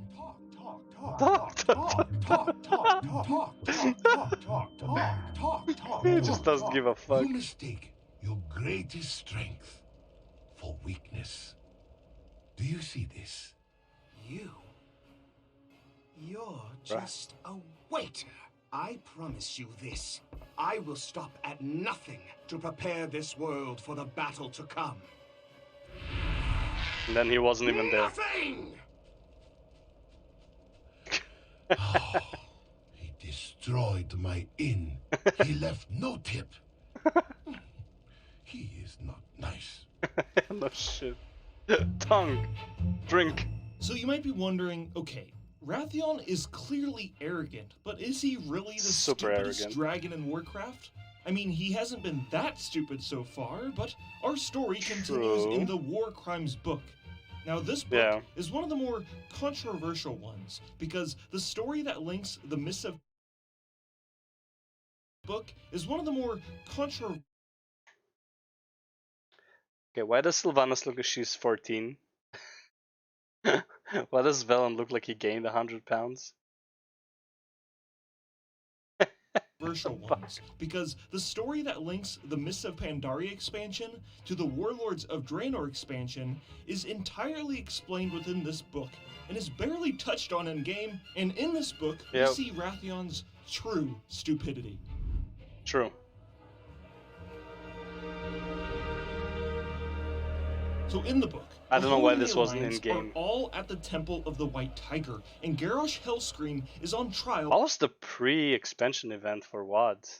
Oh yeah, the Iron Horde thing. For all of his heinous crimes. During Garrosh's trial, Terran Zu reads his list of crimes, and I will now quote the book directly. For all the acts you committed in your name, or by those with whom you have allied. Genocide, murder, forcible transfer of population, enforced disappearance of individuals, enslavement, the abduction of children, torture, the killing of prisoners, forced pregnancy, and the abduction of children, torture, the killing of prisoners, forced pregnancy? Is there rape involved? What the fuck? Forced pregnancy, and the wanton destruction of cities, towns, and villages not justified by military or civilian necessity. What say you to these charges, Garrosh Hellscream? And then Garrosh smiled, beginning to slowly applaud, although the chains about his wrists hampered the gesture. The show has barely commenced, and I already give it a standing ovation. This promises to be more entertaining than the Dark Moon Fair. I will not say I am guilty, for that denotes shame, nor will I protest innocence, for I claim no such. Let the comedy begin. Wrathion watched from the stands and thought, wow, this abhorrent, psychopathic war criminal is just what I need to unify Azeroth. 100%. During the trial, they use a device called the Vision of Time, which is a giant hourglass that can be used to see past events. The Bronze Dragons Chromie and Kairos are also at the trial to help. But secretly, Kairos and Wrathion team up to break Garrosh out. If anything, I would say Kairos is the stupidest dragon ever for teaming up with. It's like, okay, so Rathian has a plan at least. Not a good plan, kind of stupid plan, but whatever. He has a plan. And he has his, like, you know, the history of why this plan came to be.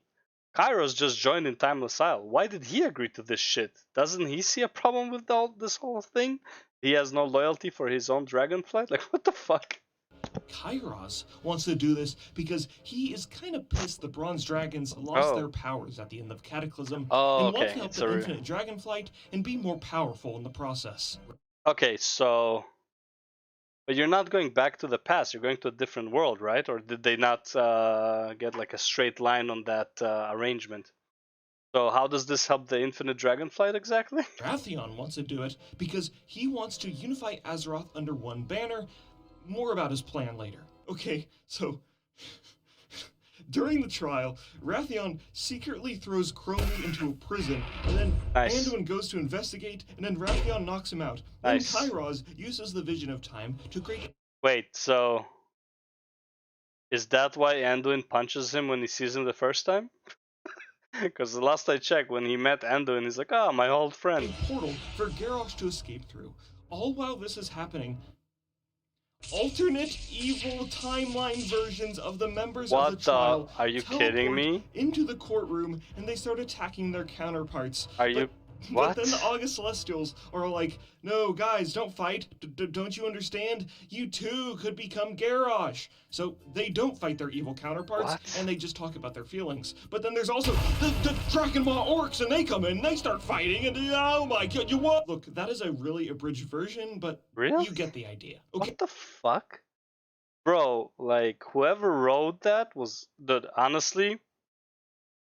I knew Wad's story was already kind of dumb, but holy fuck. It's not that Rathian is the stupidest dragon, it's whoever wrote this is the stupidest writer. What the fuck? Are you fucking for real? This is so dumb. This is legit dog shit storytelling. What the fuck? How did he summon their evil counterparts? From where? From what? First of all, them going to a different universe that is like... I don't know, what is it, 50 to 100 years in the past is already like weird as fuck. Okay, so Rathian's plan, what is it? Okay, here's what it is. Here's the plan. Teleport Garrosh Hellscream to an alternate version of Draenor from 25 years ago. 25 years ago, okay, my bad, not 50. 25 years ago. First of all, how do you do that? I didn't know Kairos had that power. And no one ever had that kind of power before. But okay. Fuck it, MacGuffin. Okay. Before the orcs drank the demon blood, Garrosh will then unite them as the Iron Horde, and then take them to our timeline through the Dark Portal, and then use them to ally all of Azeroth under one banner.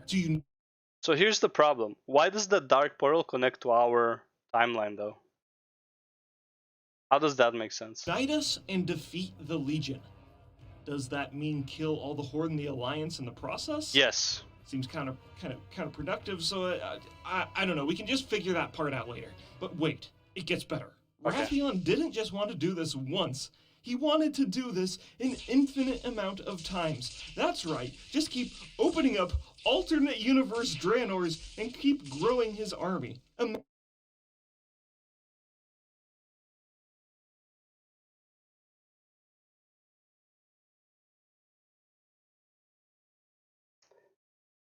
Now, let's assume that it's possible to do that.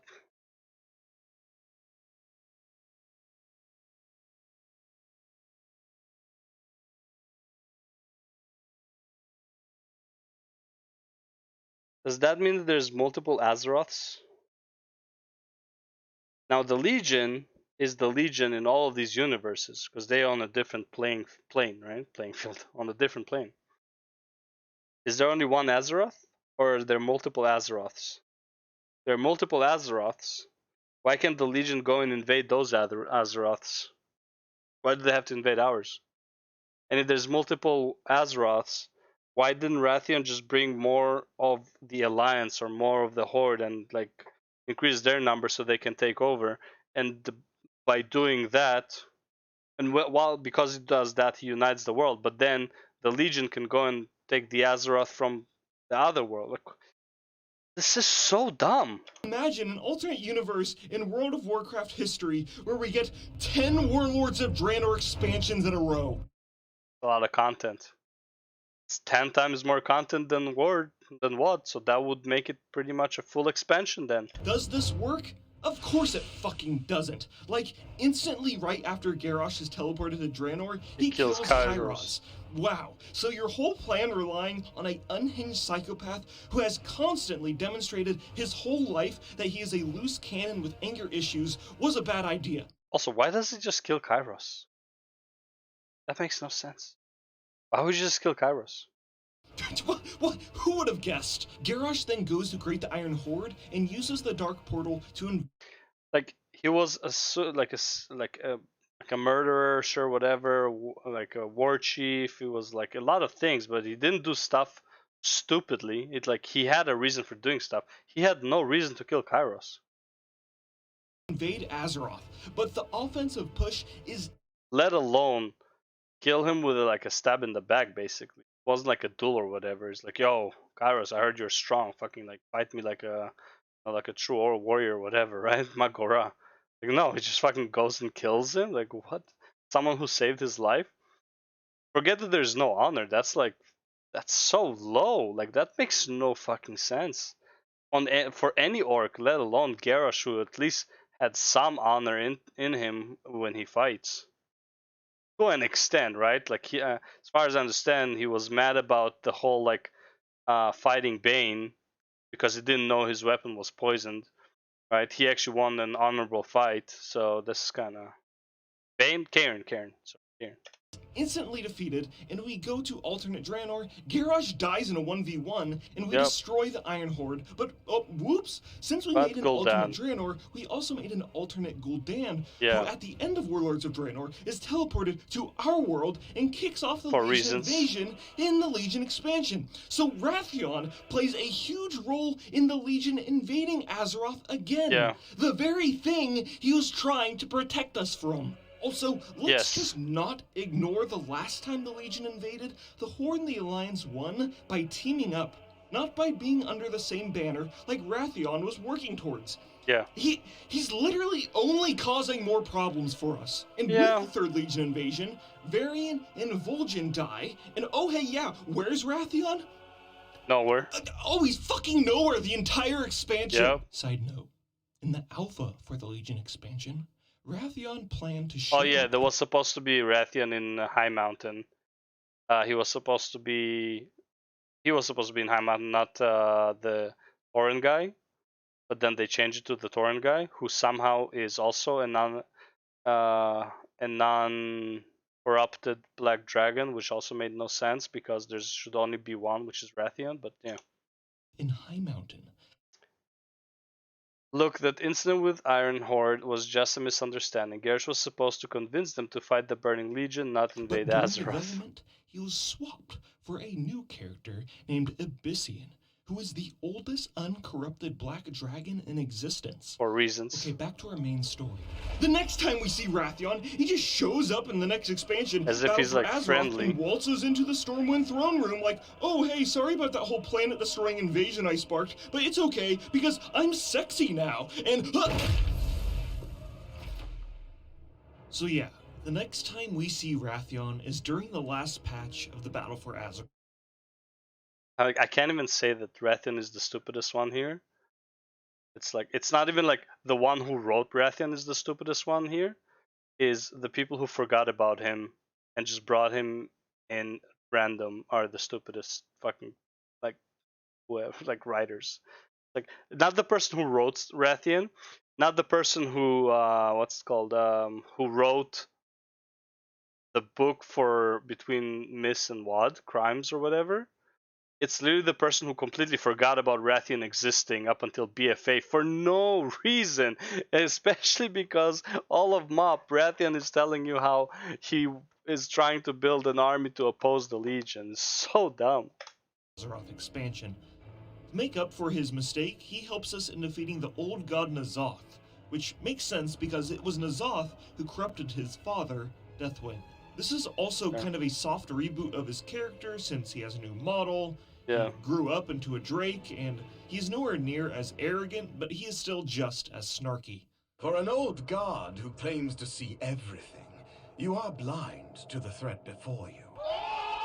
So Wrathion is kind of like our guide in this patch of the expansion, and we go and retrieve the scales from Wrathion's relatives, Onyxia and Nefarian, to make another cloak that helps us resist the corruption of the old That was a gods. nice looking cloak. And during the final raid, Wrathion plays a huge role in defeating Enzoth himself. Enzoth.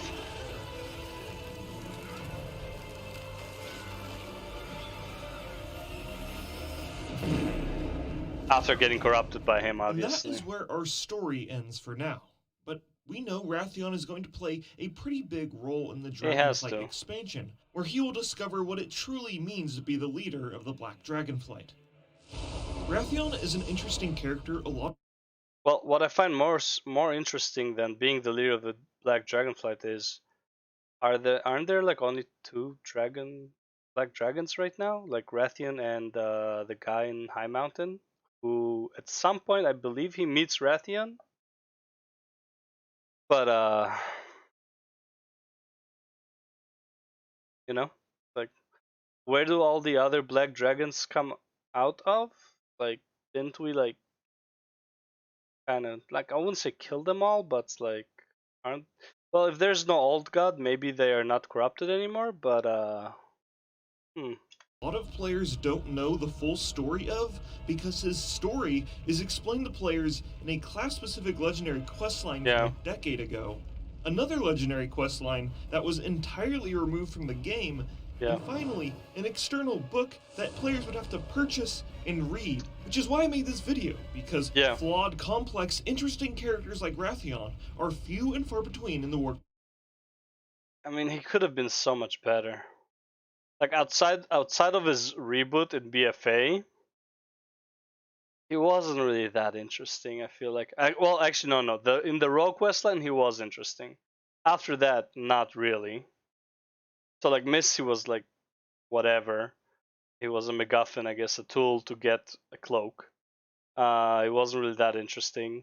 WoW did not exist and Legion not exist, and then BFA was like this completely different character, just with the same name and some features. Warcraft universe, and I'll be watching with curiosity on what the Black Dragonflight Prince will do next. Nothing. There more? Oh. Yeah, this is the... Yep. I can't believe I'm not subscribed to Platinum. Unless I unsubscribe because he only did like classic. Blizzard, Mid-Wrathion, Rogues. Oh, I remember that guy. Everyone else. Who? He is the only uncorrupted Black Dragon. He has a plan. Oh, okay. But Wrathion's characters are replaced by someone else here in Legion. This new guy is the oldest uncorrupted Black Dragon that nobody has ever heard of before. Player. Oh, but I thought you just said... Never mind. So anyway, in BFA, Wrathion walks in. Wait, who? He was in MoP, but he's not there anymore. Oh, like, wait, new players. Wait, who? All players. He was in MoP, but he's not there anymore. Blizzard. Guys, Wrathion is here to help you defeat N'Zoth. New players. I thought BFA was gonna be about Horde vs Alliance. All players. First time. It's so good. That's a really good comment. To be fair, stupidity is to be expected when you're 2 years old and the ripe old age of 12. He's certainly grown wise enough to lead a dragonflight.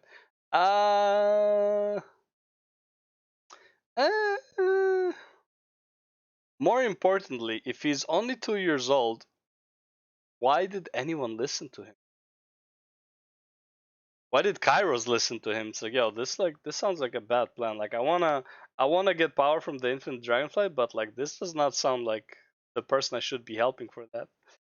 Oh my god. Anyways, one of the stupidest dragons, but honestly I would say one of the stupidest, not stupidest, one of the most neglected dragons. I mean, let's be real. He technically has probably more story in a sense than Alexstrasza, but Alexstrasza, you know more about her than Wrathion. Like, you never had like a full legendary quest chain with like with Alexstrasza, for example. Yet somehow you know Alexstrasza better than you know this guy.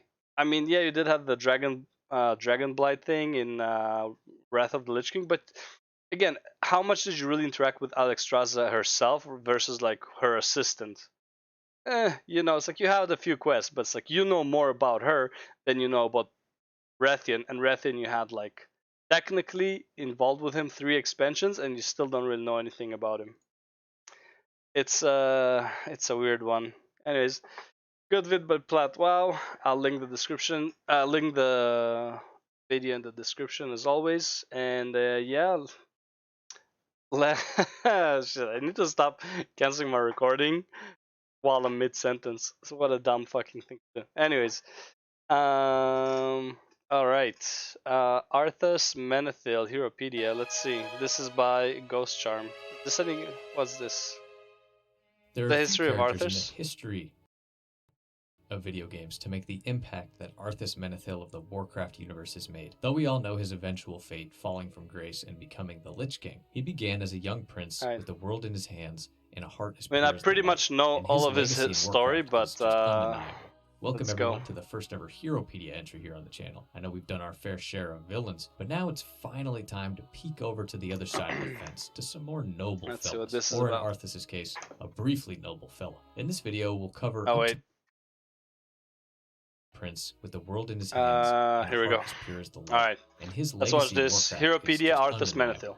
Welcome everyone to the first ever Heropedia entry here on the channel. I know we've done our fair share of villains, but now it's finally time to peek over to the other side of the fence to some more noble fellas, or in Arthas' case, a briefly noble fella. In this video, we'll cover up to the point where I believe Arthas fell from grace for good and was no longer worthy of the title hero. So definitely an interesting first entry here. And there will be a part 2, and you guessed it, that's last gonna be quest. a Villainpedia.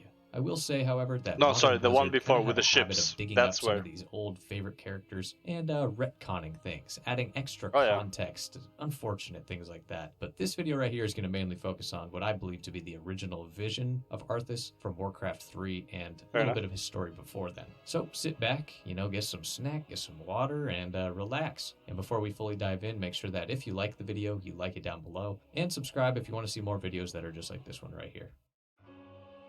Man, this makes me want to play With any Warcraft 3 hero from any Reforged, but I medium, heard really, it's we still must shit. look at where they came from and the ideals that were instilled in them at a young age. For Like, it was Arthas, he was abandoned, born with a basically. silver spoon in his hand as the crown Yeah. prince of the kingdom of Lordaeron. His father, Tyrannus Menethil II, and mother Leanne were loved by their subjects and noble friends alike.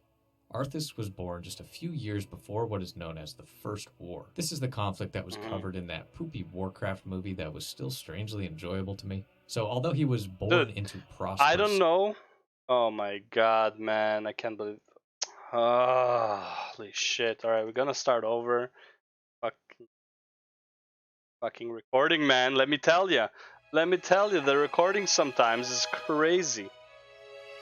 Alright, let me get. There are a few characters in the history of video games to make the impact that Arthas Menethil of the Warcraft universe has made. Though we all know his eventual fate, falling from grace and becoming the Lich King, he began this is as the a one young I'm playing prince right with the now. world in his hands And this is and the a heart as one pure as the from light. before. Okay. And his legacy in Warcraft is just undeniable. Welcome everyone to the first ever Heropedia Alright, entry there we here go. on the channel. I know we've done our fair share of villains, but now it's finally time to peek over to the other side of the fence to some And the more noble formalities, fellas, or in Arthas' case, a briefly noble fella. In this video, we'll cover up to the point where I believe Arthas fell from grace for good and was no longer worthy of the title hero. So definitely an interesting first entry here. And there Look, will it's be Prince a part 2, and Arthas. you guessed it, that's going to be a Villainpedia. I will say, however, that Modern Blizzard kind of have a habit of digging up some of these old favorite characters and retconning things, adding extra context. I just want to have things that like screen But as this my video right focus. here is going to mainly focus on what I believe Otherwise, to I'll be the original cancel the recording vision again of and like, Arthas from fuck, Warcraft gotta 3 start and a little bit of over. his story before then. So sit back, get some snack, get some water, and relax. And before we fully dive in, make sure that if you like the video, you like it down below, and subscribe if you want to see more videos that are just like this one right here.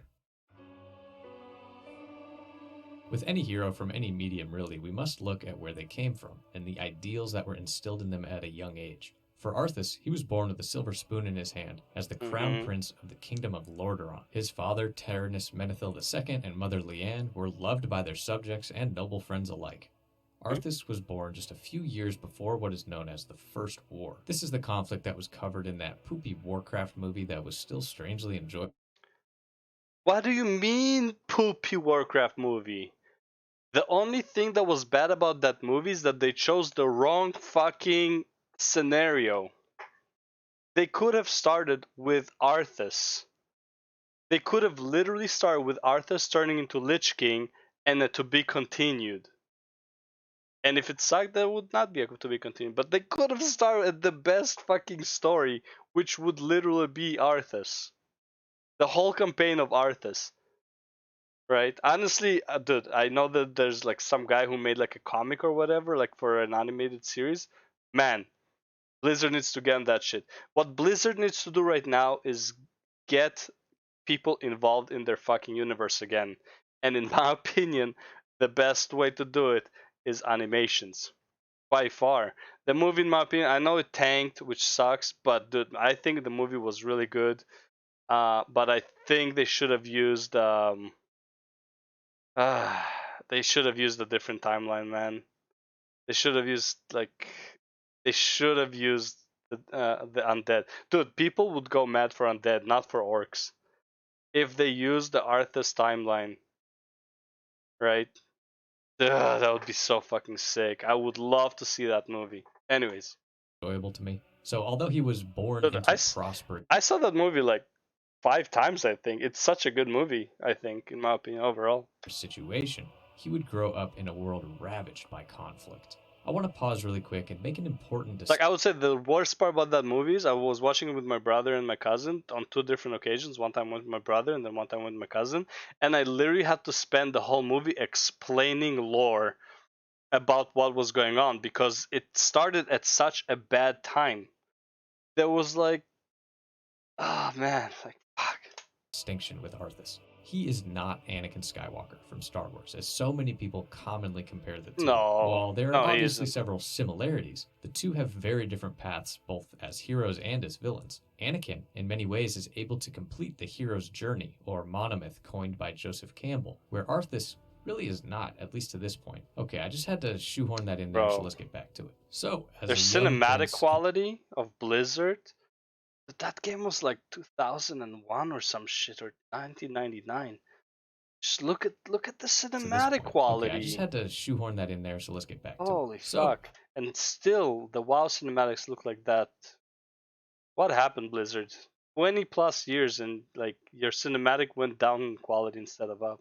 As a young prince in a war-torn world, it was imperative that Arthas learn some martial abilities to defend himself and prepare to most likely fight in the future. Just an unfortunate fact of life for the time. After the events that saw the city of Stormwind down south get wrecked by orcs, the heir to the crown of Stormwind, Varian Wrynn, would arrive in Lordaeron as a sort of refugee to escape the violence and ensure a future for that kingdom. He happened to be just like 5 or so years older than Prince Arthas, so the two grew close and eventually became best of friends.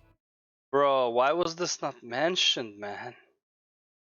Didn't know they were best friends. They trained together with their master, Muradin Bronzebeard, but Arthas usually got... Wait, isn't this the guy he meets in, what's it called? Isn't it the guy he almost kills with Frostmourne?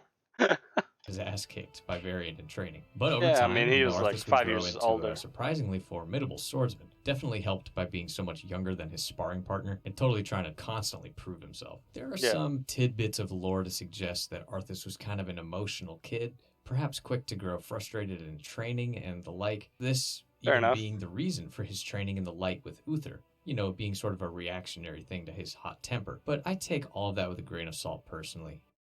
As much as I like that Arthas was a paladin, I think he should have been a warrior if he has that temper. Like, rage is like the warrior's like fuel, right? So as one way or another, Uther the Lightbringer would step in as a key mentor for Arthas. This is the man who would kickstart his induction into the Silver Hand at just the tender age of 19 and start him on the path tender age of 19, paladin. bro. The induction ceremony is worth noting because of just all the important lore At 19, he should already be married for like 3 years and have a kid or 2. In attendance. Based on like what these times are supposed to be. You got Gen Greymane, Dalen and Jaina Proudmoore, Alonzus Fowl, Tyrion Fordring, the list goes on and on. This is just to highlight the importance of Arthas and the hope that he personally instilled in the Alliance when he was coming of age. He seemed to be the perfect man to shoulder the weight of the crown and be And a look at just him. but He looks perfect. fierce leader through an uncertain future. Arthas was then given his famous hammer, Light's Vengeance, a weapon that would serve him pretty well until he decided to vendor it for a sweet epic dropped later on. Hey, As Arthas legendary. That's not an epic, man. Frostmourne is like legendary plus plus. Right? How you have Titan plus plus level threat? Frostmourne was a legendary plus plus type of weapon. Early stages of it, kind of like Ashbringer. Adulthood, he proved to be Up until all of Legion what those ruined it. around had hoped from him: brave and tenacious, driven and strong. But bro, is that Brad Pitt or is that Anduin? along the way, he also became just a little bit arrogant and very aware that he was indeed the crown prince of a kingdom, being not afraid to talk back to superior paladins or even to his father, the king. But still, he always commanded and gave respect for the most part, and absolutely earned the adoration of one Jaina Proudmoore. Jaina, of course, has enough of a story for her own video. She had spent her entire childhood and into her adolescence studying. At least they didn't nerf her boob size. What is this painting? It looks sick though. Magic in Dalaran, having crossed. Wait, is her staff? I thought her staff was blue, not green. Paths with Arthas several times before. The two were definitely in love, and both being little talented royal kids, felt that kind of affinity for each other. There's a funny little side story of Arthas visiting her in Dalaran, and Kael'thas was there by chance. So they had dinner and talked and stuff. And Kael'thas was apparently also into Jaina and got really pissed when he saw Arthas smooch on her. Not relevant, but it just made me laugh. Don't worry, bro. I'm sure it's just merely a setback. One of the most noteworthy stories from early in Arthas' life is one instance where he rode to Durnhold Keep to see the famous orc Thrall, who at the time was still a slave and gladiator. He went for a ride on his beloved childhood horse, Invincible. This horse had been his closest companion for years. They literally grew up together. During a ride, Invincible suffered... Honestly, I'm surprised in Warcraft 3, the paladins are not on a horse, to be honest. Because Warcraft 1, Warcraft 2 paladins, I think Warcraft 2 paladins, Warcraft 1 didn't have paladins yet. Warcraft 2 paladins were always on a horse, so I don't understand why Arthas or the hero paladin in Warcraft 3 is not on a horse overall. A brutal injury from a riding accident, which may or may not have been Arthas' fault. Arthas tried to bring Invincible back to the keep for help, but realized the grim reality that his good friend was suffering, and this wound would definitely take his life. Arthas made the very tough decision to kill Invincible himself, saving the horse from any further agony. This is a lesson learned that Arthas would return to in a big way later on, but the idea of putting something suffering out of its misery for the sake of mercy is a noble one, worthy of a budding hero of light. Before we can get fully to the events of Warcraft 3. Yeah, that summarizes Stratholme pretty accurately. Yeah, that's pretty much Stratholme, but on a horse. One final event that would be pivotal in the shaping of Arthas came when Tyrion Fordring, one of the original paladins of the Silver Hand, was put on trial for befriending an orc and protecting him. Arthas, even in his young age, was chosen as one of the 4 jurors to ultimately decide to exile the respected old paladin. Tyrion's life is another video in itself as well, but he's an important character in regards to the second half of Arthas' life story, so I thought it would be silly for me not to mention this. Throughout his entire upbringing, Arthas always stood for what was right. He was fiercely principled and opinionated. Sometimes to a fault, but always wanted what was good for the kingdom and understood the weight of his responsibility as heir to the throne. He would do anything in his power to protect the people and the land that he loved, even if that meant laying down his own life. So at last we come to Warcraft 3, Reign of Chaos. This game is fantastic because it does not simply focus on Arthas and Lordaeron's struggles, but every facet of the conflict with playable stories of many different perspectives. But of course, if we're talking about Arthas the hero, we will mainly be focusing on the human campaign. Warcraft 3 is the first and last time that Arthas would be a playable character. How does it start? You have the orc campaign, which is the tutorial, mini orc campaign. Then you have human, undead, night elves, and then orcs? Yeah, something like that. And the prince lands central in the narrative, unsurprisingly. Lordaeron is having issues. The orcs that have been interned in work camps since the Great Wars have begun to escape. And all the while, there are troubling reports of a plague ravaging the northern part of the kingdom. So to start the game off, Arthas, now in his 20s, and Uther, being 2 of the strongest paladins in Lordaeron, are sent to Strahd. Well, they fucking exiled everyone else. Not exile, but it's like... Well, we don't touch the Scarlet Crusade here, right? So bad to the north to deal with the orc situation. In the opening dialogue, we get a very clear picture of the relationship between Arthas and Uther. Welcome, Prince Arthas. The men and I are honored by your presence. Can the formalities, Uther. I'm not king yet. It's good to see you. You too, lad. I'm pleased that King Tyrannus sent you to help me. Pretty Father friendly. Still hopes your patience and experience might rub off on me. They're super friendly with each other. It is a father's right to dream, isn't it? Though of course Uther served as Arthas' mentor during childhood, Arthas is now technically a man and one of the most powerful royals in the world. This relationship is a point of strength, but also a point of tension for the two of them into the future. And I think the writing is really damn good here with how little dialogue there is. The writing in Warcraft 3 was so good. Like and also if you can notice, it's in Twitter form, so it's easier to follow, unlike quests in WoW. And yeah, the writing here is like it's pretty much, it's to the point. And it's not only the writing, the voice acting in here is so good. It really tells you how like they treat each other, and like you can really tell. Like there was so much effort put into like making sure the message is passed down correctly, so people know exactly what was going on at any point. It was such a good story. To bring this strange power dynamic to light, over the first couple missions, Arthas and Uther are cleaning out the Blackrock orc camp, with some more angst on display. Then let's get in there and destroy the beasts. Remember, Arthas, we are paladins. Vengeance cannot be a part of what we must do. If we allow our passions to turn to bloodlust, then we will become as vile as the orcs. Yes, Uther. This is a great moment, though, and it's definitely why so many people equate Arthas to Anakin Skywalker. He's just so eager and almost bloodthirsty to get out there and do the right thing. It's just kind of odd. But Uther responds with a true mentor's mind. It gives him the opportunity to lead the attack. Yep. Meanwhile, Jaina... It's so weird looking at it, because like I remember the graphics being so much better, and now you look at it, it's like, what is this paper crane fucking units? Arthas' main squeeze is being sent around out of Dalaran to see about this plague that's cropping up.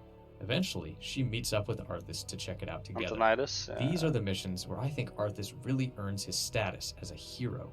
There are various side quests to rescue children, save villagers. Which was really cool for a Warcraft 3, like for a strategy game. On the quest, you're gonna, on the, like during the missions, you have like side quests. I think that was pretty cool, and I think they used that also in StarCraft 2, mini bonus objectives and stuff like that. From bandits, things of that That's sort. a really cool These, of course, are addition. for certain rewards for us to use, but it also builds up Prince Arthas as a practical superhero in Lordaeron. Blonde hair flowing, big hammer going. And it's clear that any peasant... Blonde hair flowing, big hammer going. ...come across is in awe at the bravery and chivalry of the prince. After fighting through villagers that had been turned into undead thralls as a result of the plague, together a horrified Arthas and Jaina discover a grim sight. A diseased silo of grains that looks to have already been boxed and packaged to other surrounding villages. If this grain can spread the plague, there's no telling how many villages might be affected. Shortly after, Arthas comes face to face with Kel'Thuzad for the first time. I'm sorry I can't stay in. This is Western Plaguelands, I believe, right? No, wait. Yeah, it's Western Plaguelands, yeah. But duty calls. That creature looks like it was sewn together from different corpses. Let's study it after we kill it, okay? This is the necromancer, old stinky fella who seems to be behind both the plague itself and the diseased grains. Now to this point, the hero's tale seems like a slam dunk. I mean, you got big blonde dude who's royalty and blessed by the light, purging the more heroic they are, the harder they fall into villainy. Disease and necromancy from his kingdom that he's going to inherit. If only things stayed that simple, eh? After chasing Kel'Thuzad down into the town of Anderhall, more bad news. The town has already been infected by this plague and destroyed. But Kel'Thuzad tips off Arthas to the real man behind the plague, or so he says. The Dreadlord, Mal'Ganis. He commands the scourge that will cleanse this land and establish a paradise of eternal darkness. And what exactly is this scourge meant to cleanse? While they're living, of Why, course. the living, of course. Good, I can't remember. I can't believe I remember Plan is that. already in motion. Seek him out at Stratholme if you need further proof. But it seems as though the diseased grain has already been distributed to multiple villages within the kingdom. This is just not good at all, and you can really sense Arthas's growing frustration. His strength in battle and the command over his men is not enough. He is always one step behind the issue. What did those crates contain? Just a grain shipment from Andorhal. There's no need to worry, my lord. Andorhal. Andorhal. That the mini village full of undead between, like in the East Plaguelands, between the church and the entrance to Eastern Plaguelands? That Andorhal? Lord, it's already been distributed amongst the villagers. Oh no. The plague was never meant to simply kill my people. It was meant to turn them into the undead. Defend yourself! I think a huge turning point for Arthas is seeing how ravenous the hordes of undead were when defending Hearthglen. Uther, of course, was able to come in and save the day, but the two paladins can't be everywhere at once. I did the best I could, Uther. If I'd had a legion of knights riding at my back, I would have... Now is not the time to be choking on pride. I mean, from here, we see the frustration in the prince boil over into rage toward Mal'Ganis and desperation to really end this threat here and now.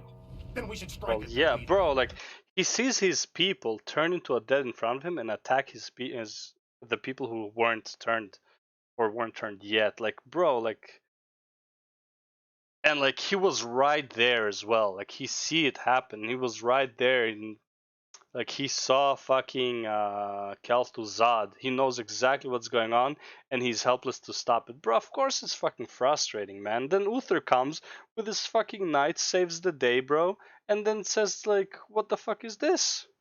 Is this the best you can do, Arthas? Like, bro, are you fucking kidding me? Half my soldiers just turned to fucking enemies, man.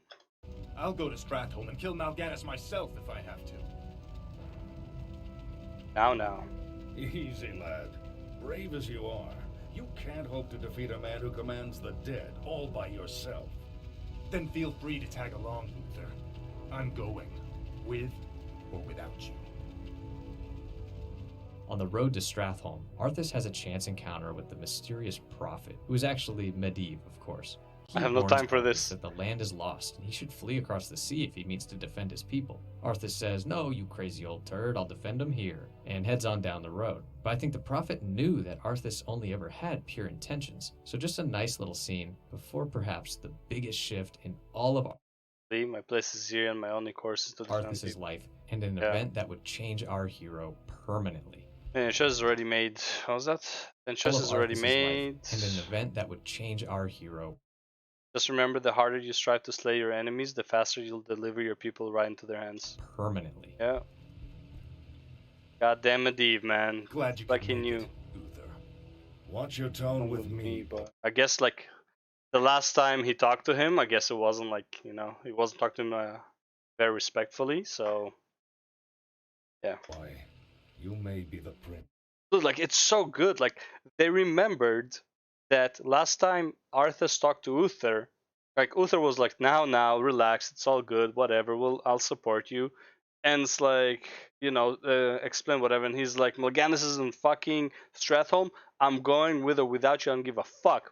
Now, if you go with or without him, you know Uther has to come. Like he can't just like leave the fucking prince to go do whatever the fuck he wants, especially in this kind of situation. He has to go there. But at the same time, he didn't leave him a choice, nor did he talk to him respectfully or anything like that. So then he's like 2 missions after, like the next mission or whatever, he's like, watch your tone with me, boy.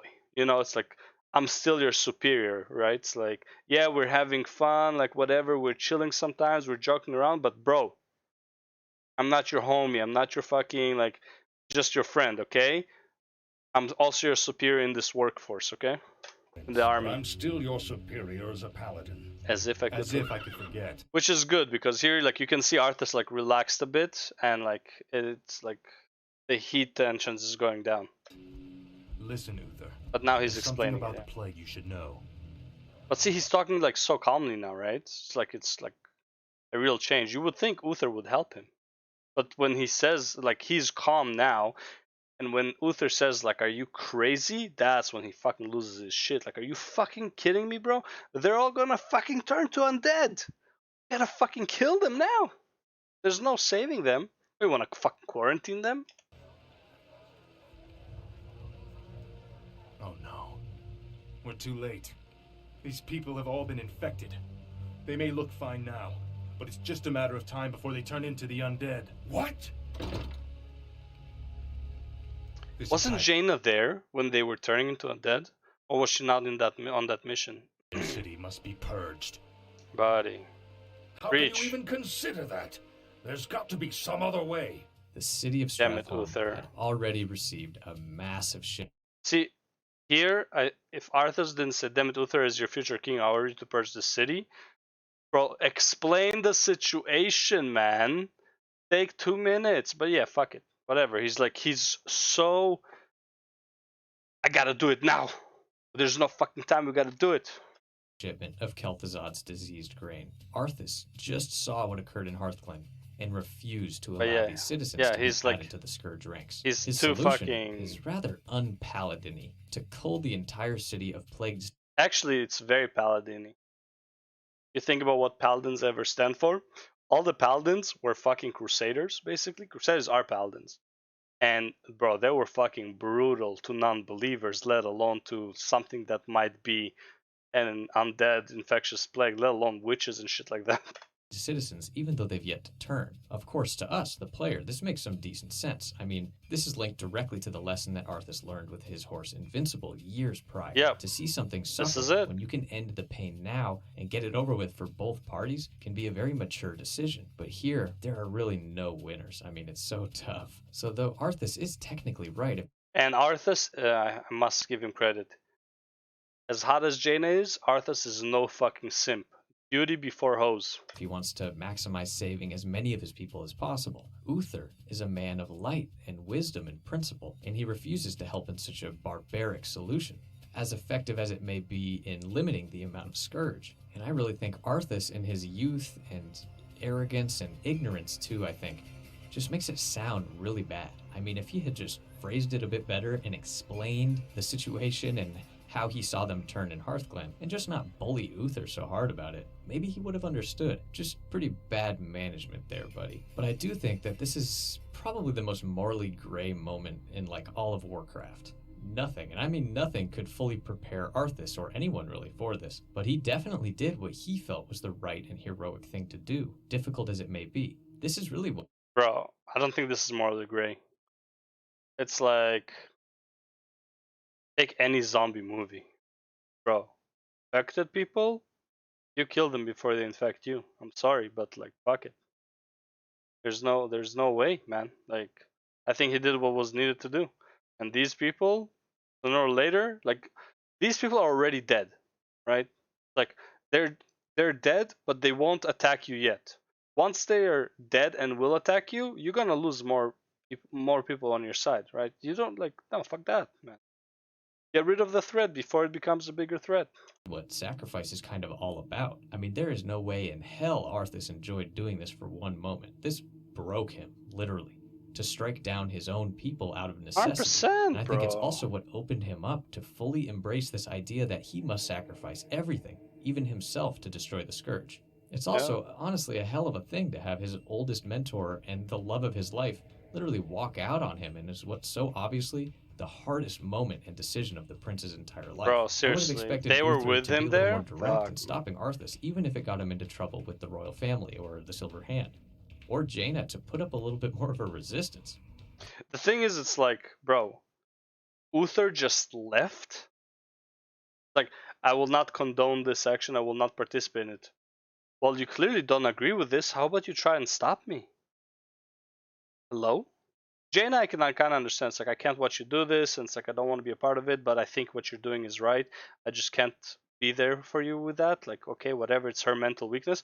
But Uther has a sense of duty, man. It's like, if you're against this plan and you want to protect the people, go out there and protect the fucking people. Are you kidding me?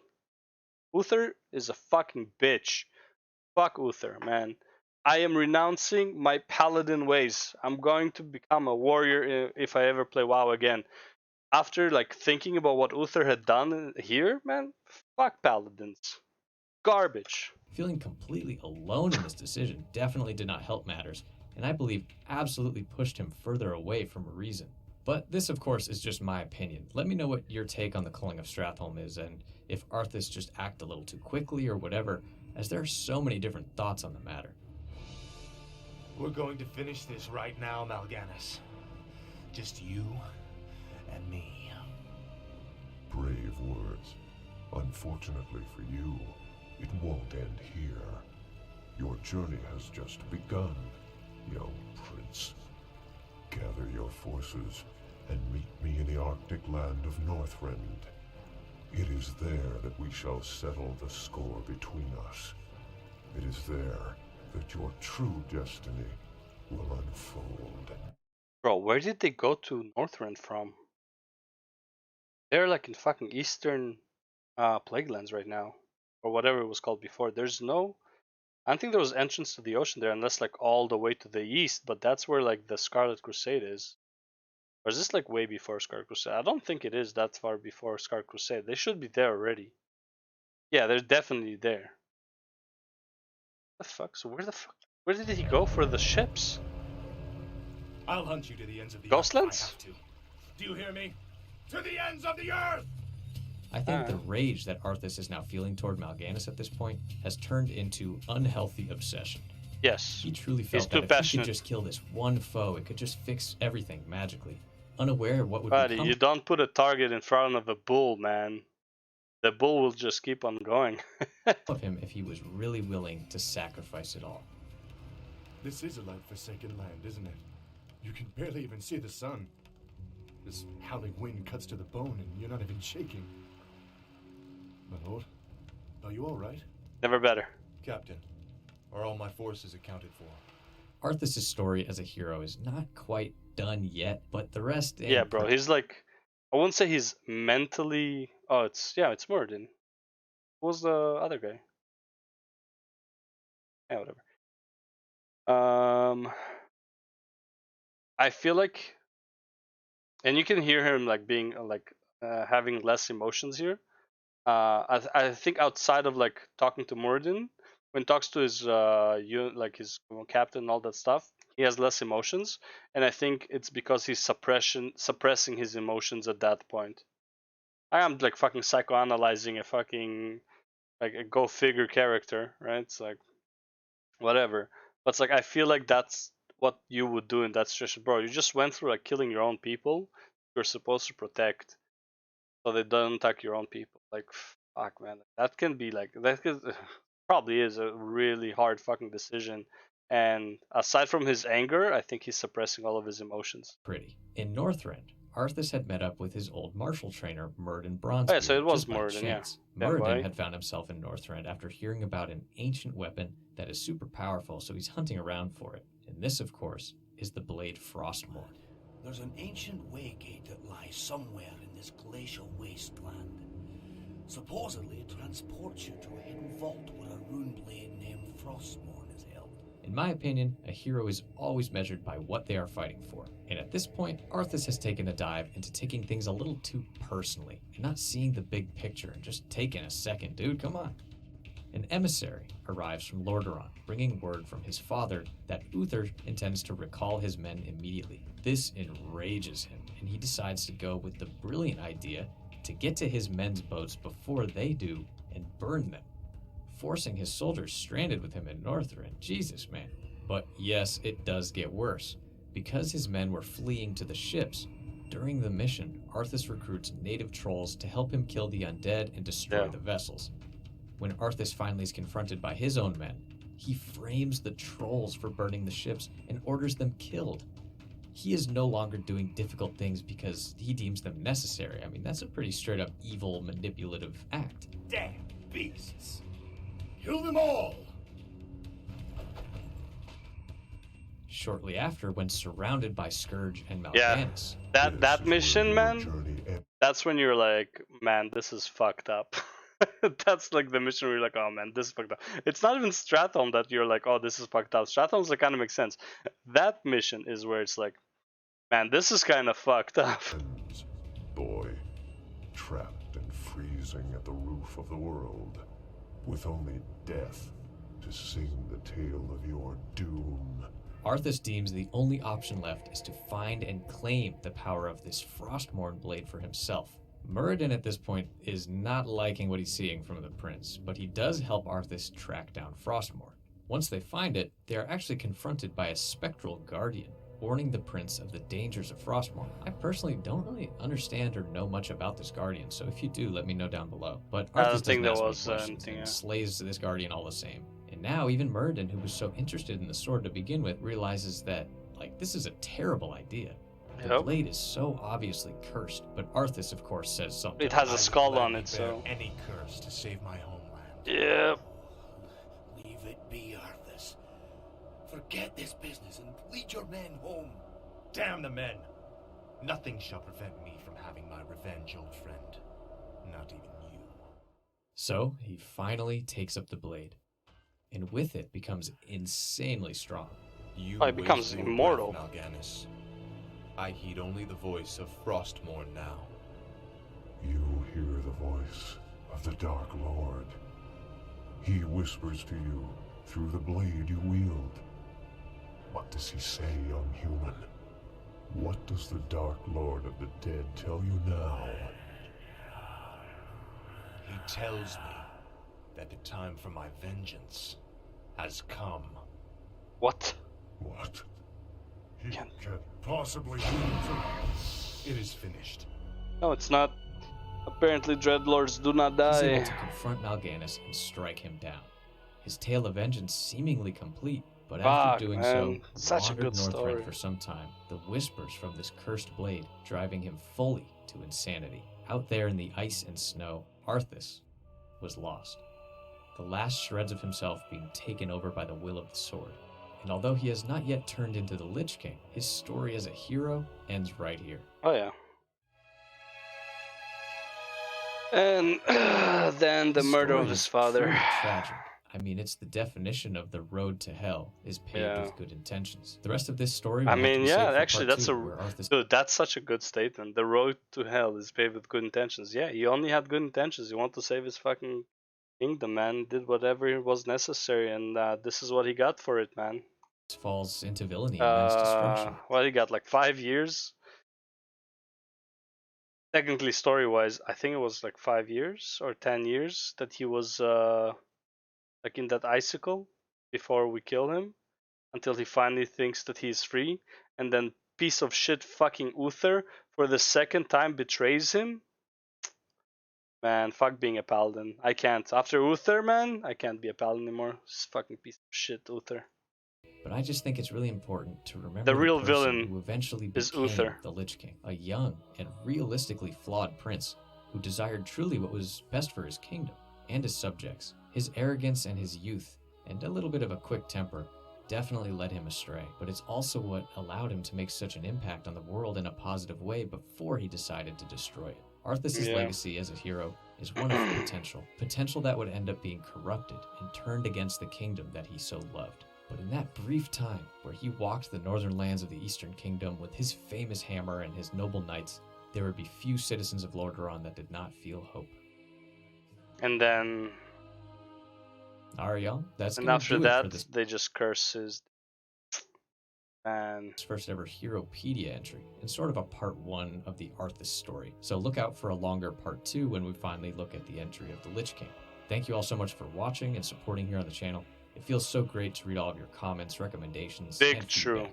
So thanks again, Jaina and everyone, Uther were and until hypocrites at next time. Stratholme. They refused to help Arthas, but also refused to do anything else, dumping the prominent choice on Arthas. Bro, big fucking true, man.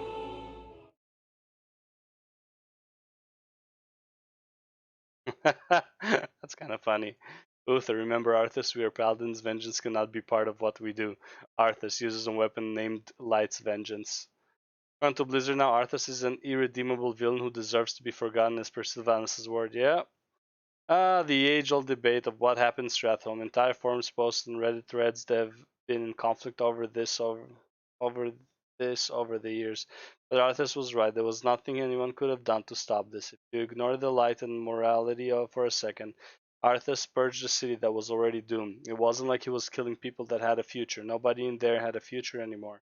He purged a city that would have created a big Scourge invasion point for the Scourge to launch a huge attack throughout the land. Any other option would have made their lives 10 times worse or even spelled their doom. And I do agree that Uther and Jaina acted like children here. His mentor and love interest did nothing. They chose to leave and take no action, with or against Arthas, and he was left alone with this only choice. No alternative options, no time to think, nothing.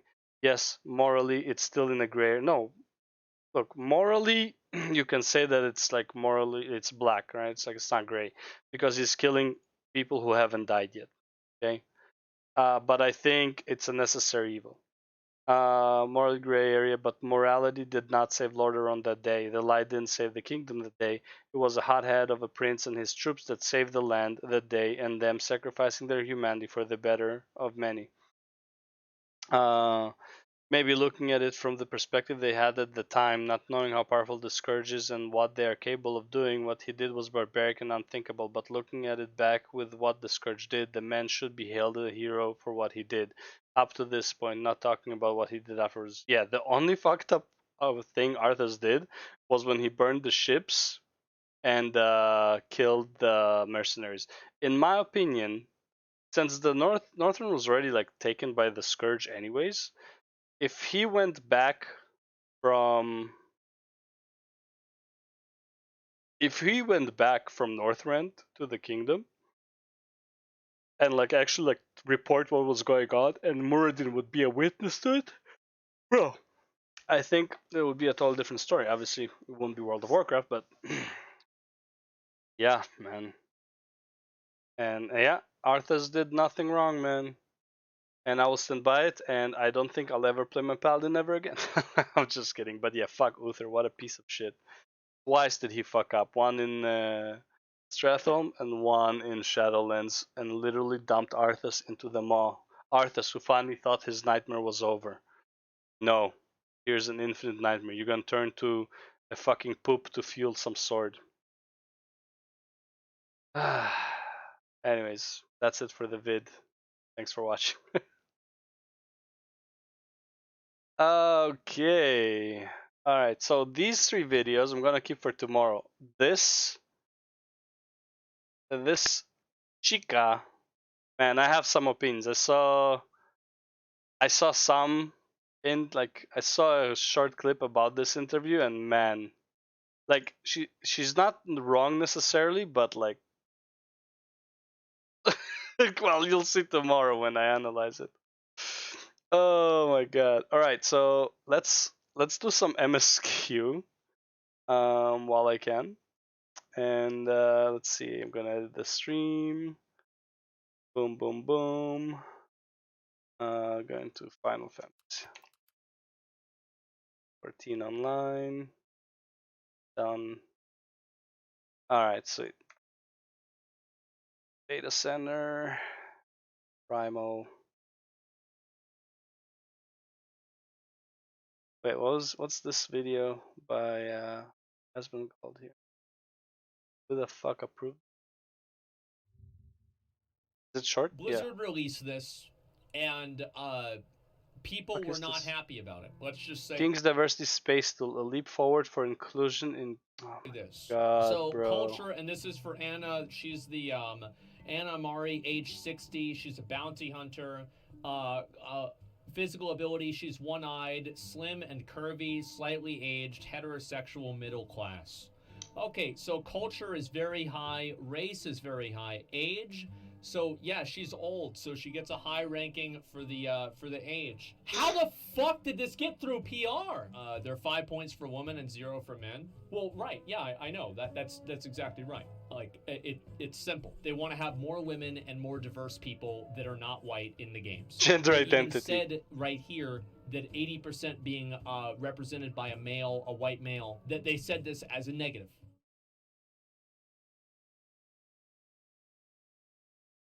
So you have a company like Blizzard, and obviously they have. Yeah, I'm gonna watch that tomorrow on stream as well. I wanna play some fucking Final Fantasy today. Holy shit!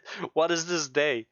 Literally 7 hours of React content. Jesus Christ! I have a lot of videos to upload after this. Jesus Christ. Oh my god. And from one of the videos, I actually need to remember to take a clip as well. Jesus, man, that's so much. Oh, that is so much. Jesus Christ, man. Today was a good stream day. Obviously, no viewers, but that's fine. I actually enjoyed myself with the commentary, so I had fun.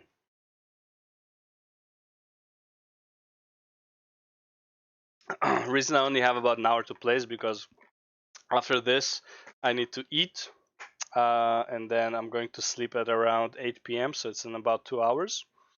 So after an hour of this, I'm gonna go to sleep, basically, almost right after. All right. Okay. Let's see. The stream is showing my add-ons, and boom, no add-ons. Let's go. Let's go. Look at this gate. I don't need this gate, man. I'm jumping over the fences. Hardcore parkour, bitch. Chapuli! Wow. Boom.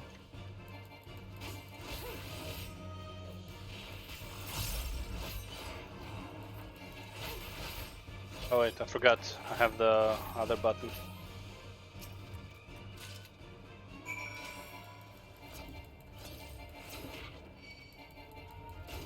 Oh, I just need one, right? Oh well. Oh fuck, I have the abilities. That looks so fucking good. Okay. Storm of blood. Storm of blood, born from blood of our fallen brothers.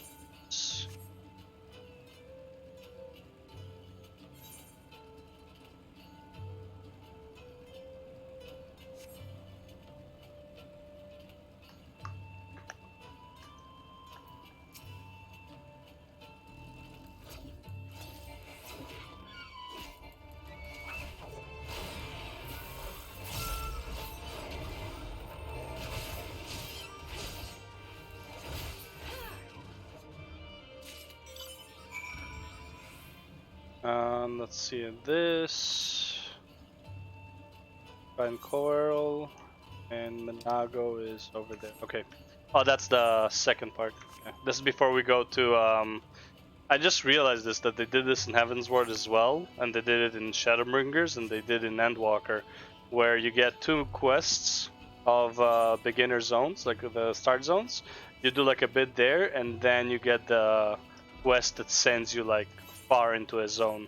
In this case, it sends you. So in the case of Shadowbringers, for example, it was Amarang and what's the place called where the city is?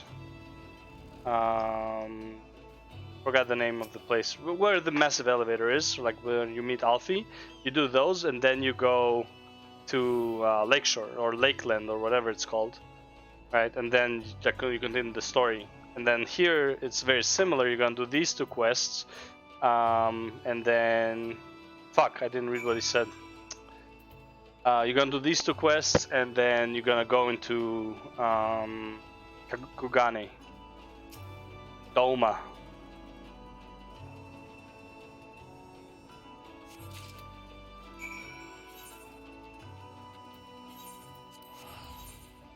Because all of this area is already level 70 basically, which is like the end game. There's one more here, right? This is the actual Alamigan quarter, yeah. This is the actual end game right there. But this zone I believe is like super fast, like pretty much straight line. Yeah, it's really cool. I actually I didn't realize that they were doing this. Ah, the new face. You have my leftovers. There you go, buddy. Here's your leftovers. Wow, yeah, huh, well I'll be. You actually went and brought the whole lot. Much obliged, much obliged. It's saltpeter for making fire sand. In case you're curious what's it all for, the rocks by the lakes have got good deposits. Taint Ain't hard. Oh, it ain't hard for my brother to pass for any other plodding quarryman, all the while sweeping bits and pieces off to the side to bundle up and sell to the sutler when trade with the resistance. It's a living and a way of fighting back besides our way of spitting in the Guardian's eye for putting our father in an imperial uniform and shipping him off to some faraway province 15 years ago. Don't know if he's dead or alive, even though if he were alive, he'd not be long for this world if we were caught fighting for the resistance. So this is the best we can do. That's the long and the short of it. We do what we can, though we know it's not enough. I think you'll find that most folks here ain't much different. Everybody's got a reason, but in the end the result is the same. I suppose I just want you to know, is all, that we know why you're here, and that even if we can't join you, we wish we could. Nice. Sick, brother.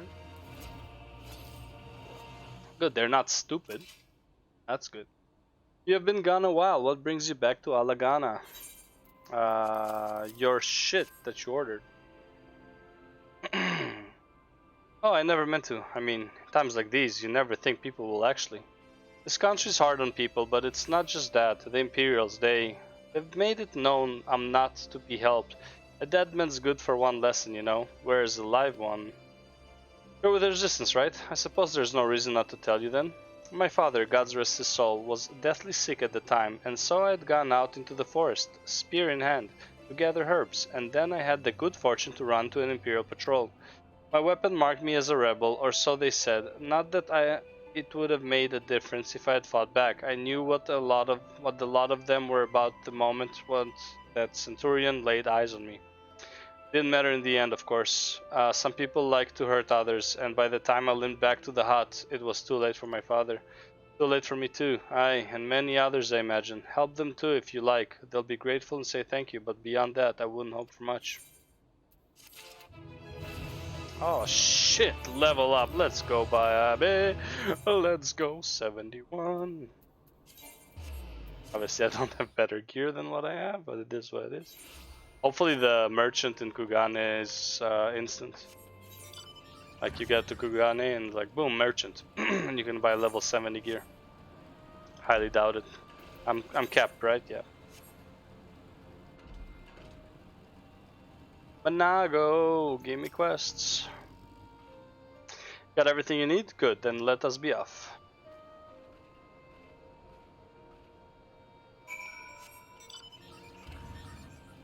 Hey!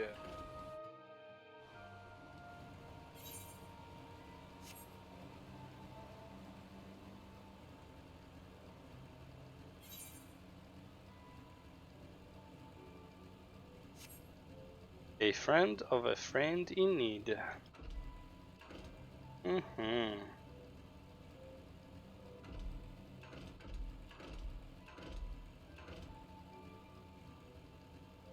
Parkour! Oh shit. 720. Let's go. Quiet. Hear that? That was a cerulean engine backfiring. Imperials!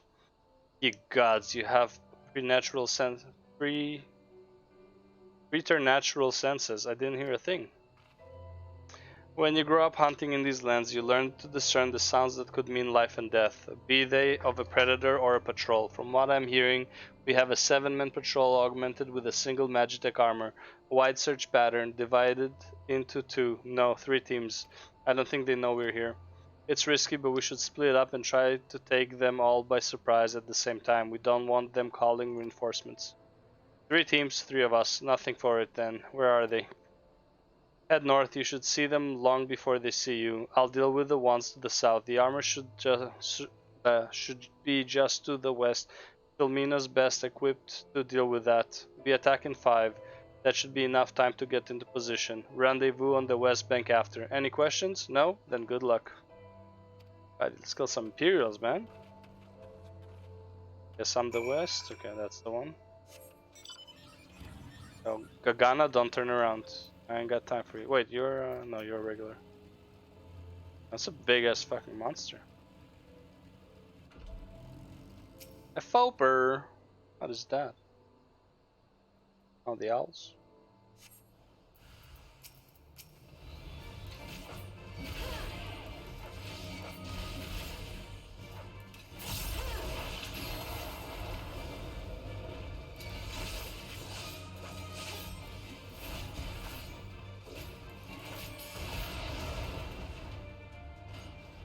Nice. Bro, fucking Reaper, so it's so good. I don't know the combos yet, like I don't remember them very well, but like man, it feels really good to play. It actually reminds me of, like in smoothness, it reminds me kind of like, I want to say Miss or Cataclysm, Red Paladin, in just the smoothness. It looks like everything went to plan, not that I'm surprised. The 3 soldiers I faced didn't put up much of a fight. Most of the Imperials we get out here are conscripts from other provinces with little training and even less conviction. It's grim war, killing men and women like that, but don't doubt that they'd do the same to you if the roles were reversed. And don't you dare pity a man in armor. Conscript or no, a soldier piloting one of those can kill a dozen good men in the blink of an eye. Not that I need to tell you that, after what happened at the wall. 1,000, 20,000, 20,000, 44,000. Let's go, monies. Right, I believe we were rested long enough. We should resume our journey before someone notices they're missing patrol. Oh yeah, and I'll probably have to do the fashion report as well. I'll do that offline, like no one wants to see that shit. I'll probably be eating while I do it anyway, so it doesn't matter.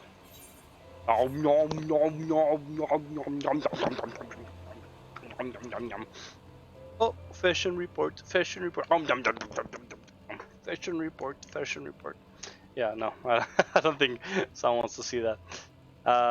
So unless I eat like that, then probably like it is worth the views, I guess.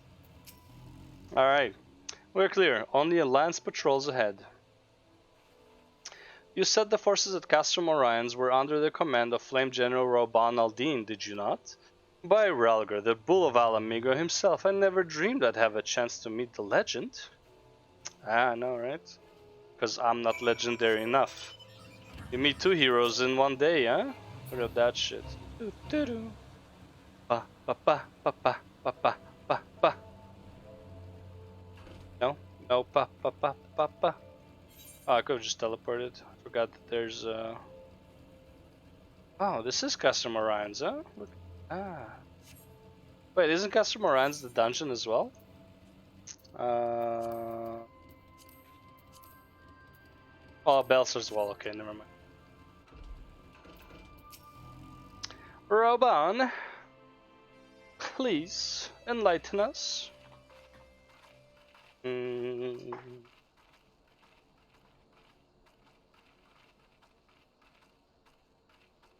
is good to see you again, my friends. I hope you are here to tell me you have made contact with the Resistance. Don't you see We Monago? are, General. Allow me to introduce Monago of Rolga's Reach. I'm a huge fan. Give me a signature. At your service, sir. And may I say what an absolute honor it is to stand before the Bull of Alamigo. These are not the Blood Sands, girl. You and I are but soldiers on a battlefield fighting for the same cause. Well said, General Aldine. As you say, General. On behalf of Commander Kemp of the Alamigan Resistance, I present to you our formal response.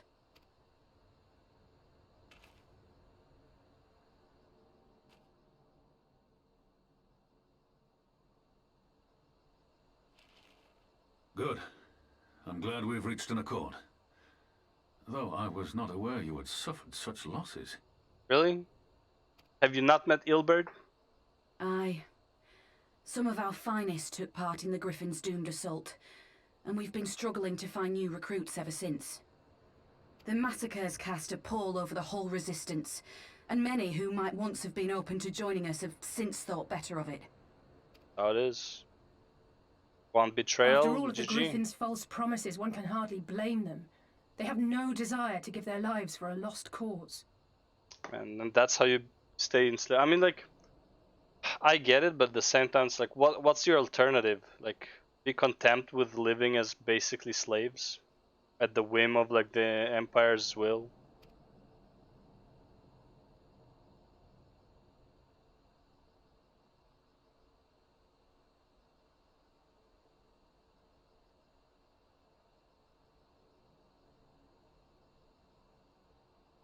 lie to them. This is war, and lives will be lost. Yet what we offer is not the fever dream of a madman, but true hope. The people need proof of this, Father. Let us show it to them. Oh? I say we stand shoulder to shoulder with our new allies and engage the Garleans in open warfare.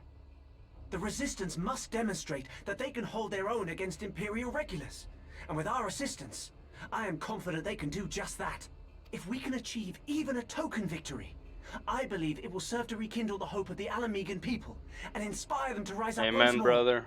Pippin, even though you're Lalafell, you're a good Lalafell. The one and only. Aye. Aye. Well, Once Papa Limo word too. spread that we'd won a battle against the Gallians, I'd wager we'd have new recruits flocking to us from malms around. The question is, when and where do we strike? Now I'm glad you and asked. everywhere. I have a plan. Oh shit. That sneaky smile. You captured my heart, Pippin. You captured my heart. My itty bitty heart. Our scouts recently informed me of an interesting development at Castellum Velodina, namely the arrival of a shipment rumored to have come from the research and development facilities near the capital, containing prototype Magitech armor. It is our assessment that this armor is to be field tested here, most likely against Alliance forces, mayhap before the day is out. Damn it all, more Magitech weapons? That's the last thing we need. No, that's what we need. Your concern is not unwarranted, but we needn't despair just yet. The shipment is thought to have contained a single heavy unit and 1 or 2 support units. With a well-laid ambush, we are confident we can destroy them all, hindering their development and delaying future deployments. And should we carry this out as a joint endeavor with the Resistance, they will have their rallying cry. It would mean dropping all pretense about the Alliance not wanting to go to war with the Empire, but you'd have a lot more folk willing to stand up and fight if they knew they weren't alone, and you were going to have to do it eventually anyway. Exactly, and so what I propose is simple. We hurry their patrols to bait them into bringing their prototype weapons to East End, where our Resistance allies will take them from behind. Simple indeed, and well within our capabilities. I see no reason to delay, especially if a field test is imminent. What say you? Assuming the Vice Marshal's intelligence is accurate, I agree with his assessment and fully support his plan. I shall notify my comrades at once. Understood, and I shall have one of my men bring you the details of the plan anon.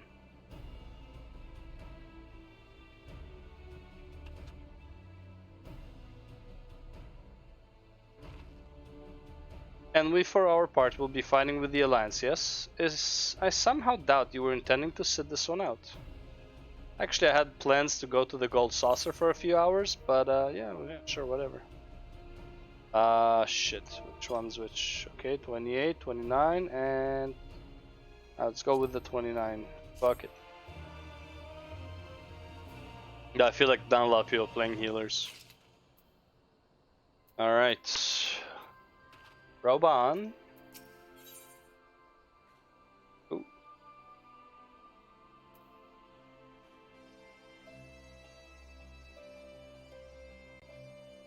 Where's the samurai alongside what's it called? The 55. Oh, that's similar to the one you can craft, right? Isn't the one I have? We've been careful to avoid needless shows of force this side of the wall, but that's all about to change, and when it does, you may be sure they'll send their new toys out to entertain us.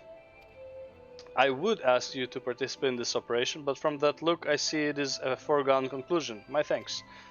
Per Pippin's plan, we need to turn East End into an Imperial graveyard. You're a dab hand at this, and I'd be a fool not to use you. Head to this spot on your map right here. Aye, a patrol should be along shortly. Go with them, then rendezvous with the rest of us at this location. Go well, Filmina. Let me see. Am I using... Oh, okay. Using the high steel one.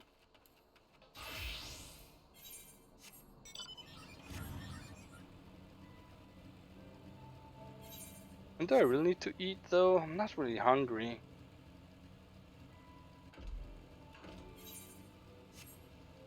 Maybe I'll have like a snack then instead of like a full-on meal. Oh, I'm 71 now. He won't attack me anymore. It's 10 levels difference. Get fucked. Woo! Ow. Oh. The worst part is I can't get the level 80 weapons. Like I can't buy them with tombs, so even if I get to 80, it's like whatever. I can probably just like buy them from the auction house, but that's expensive. You sense a hostile presence.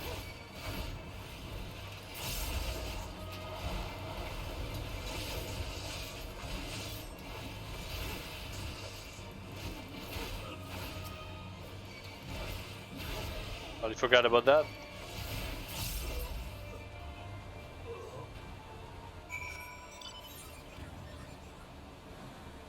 Storm of blood, born of blood from our fallen brothers. Something new, oaths fulfilled. Now we yearn for freedom. America! Fuck yeah!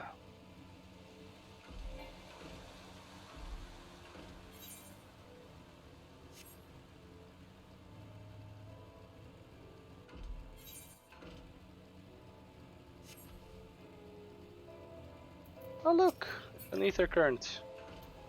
Rub on. All went to plan then? Good. Our scouts report that a unit escorting the prototype weapons has left Castellum Velodina. The resistance is already in position, so we have but to wait for our guests to arrive. Proceed.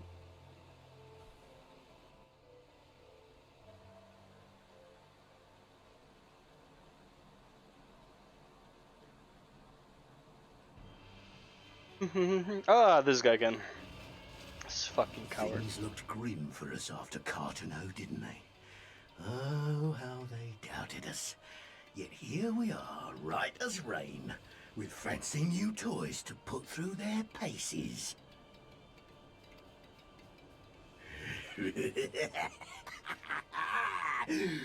It's like all my name days have come at once. Didn't he just say that in Cartano? I think you're not lucky with your name days.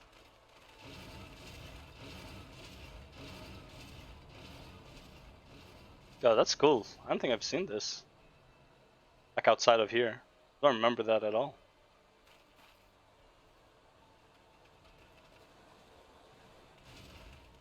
You? Well, well, well, if it isn't Garland's little troublemaker. I can't wait to see the look on Xenos' face when I bring him your head.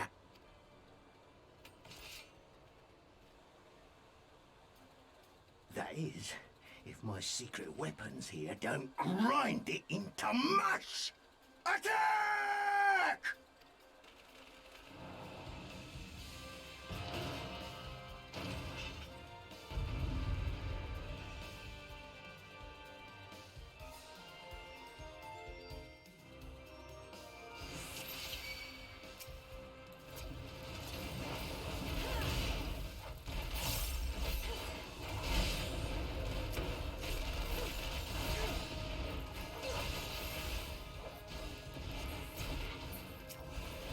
It does so much damage. Holy shit.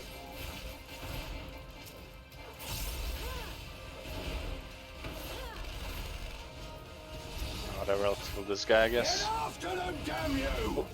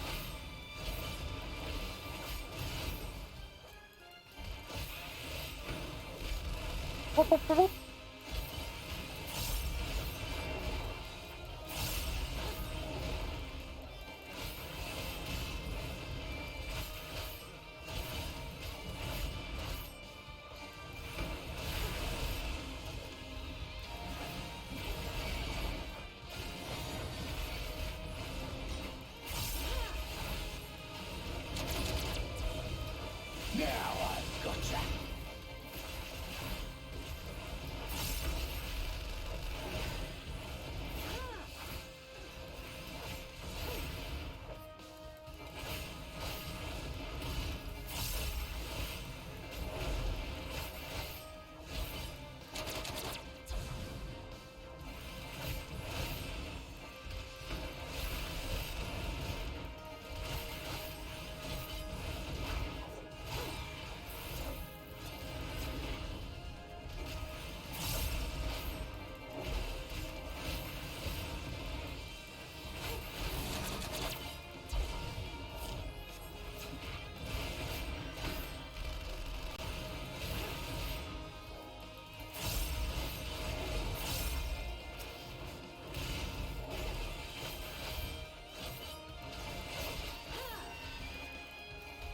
Is this supposed to take this long? Like, oh, fuck.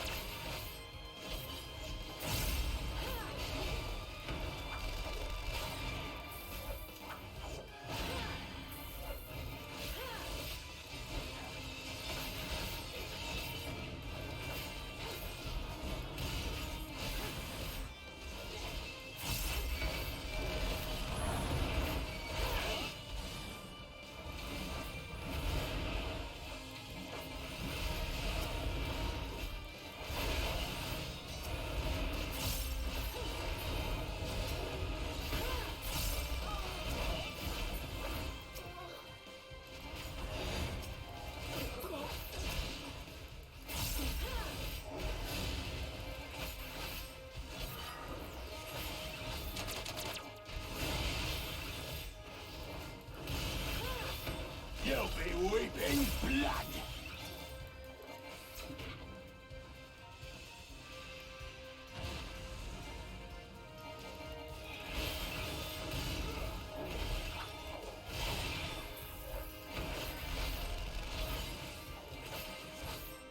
Guess I just kept attacking this guy.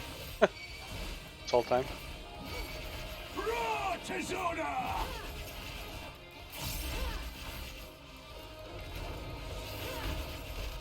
As a raging bull!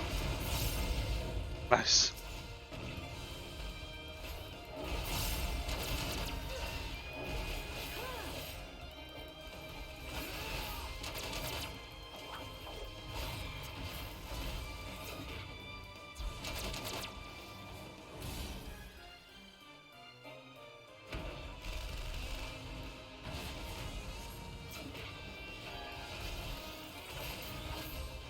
Okay. Jesus Christ, that took forever.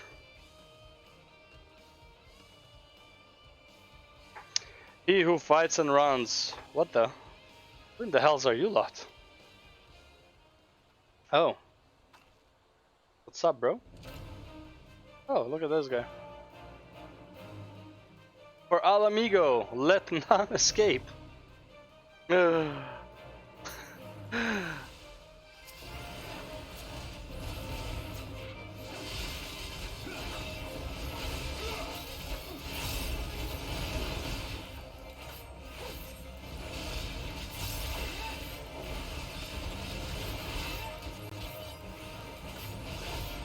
Give me a limit break, yeah?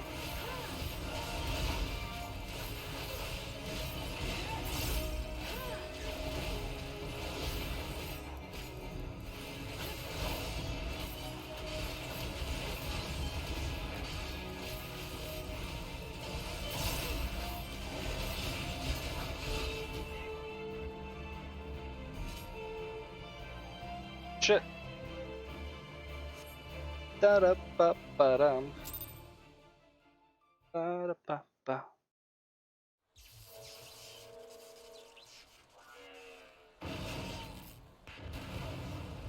Rest in peace. Damn it all! Miracles of Magitech design, my arse! I passed harder stools than these piles of scrap.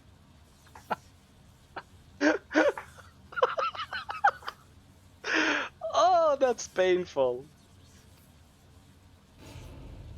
You'll pay for this.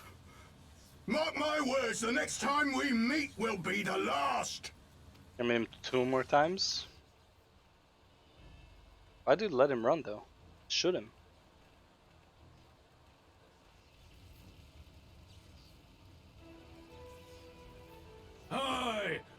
will tell you, Viceroy. The day belongs to El Amigo! Yeah! Yeah! So fucking cheese, man. Oh my god. That's good, man. If I'm gonna have a burger later, I needed all the cheese I could get. Jesus Christ. Yeah. Actually, I do have 2 patties. Yeah, look at Manago. Well done, all of you. I'd call this operation a resounding success. Can't say I'm surprised. The Bull of Alamigo had an impressive military record before he went west, as I recall. Credit where it's due, Master Camp. It was Marshal Tarpin who made this plan, and all of you, Resistance and Alliance alike, who carried it out to perfection. Aye, that they did. Not a single casualty, for which I'm grateful beyond words. I have no doubt our comrades back at the Reach will feel the same. As will ours. It's been a pleasure, General. Until the next battle, Manago, I leave the Sands in your care.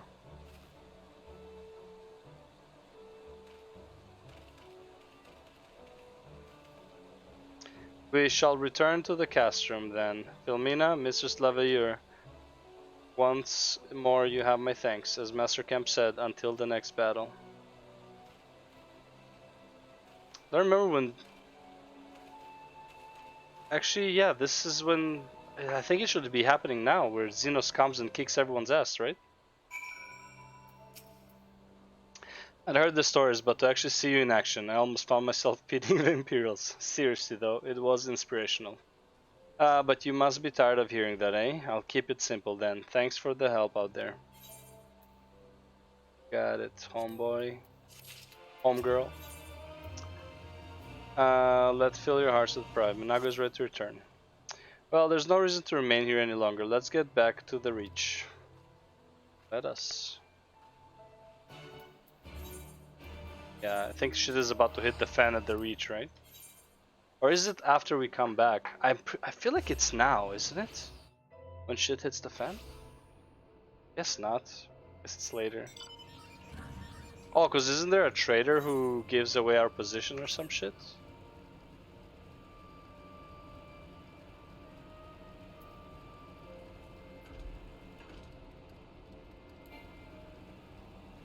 Da, da, da, da.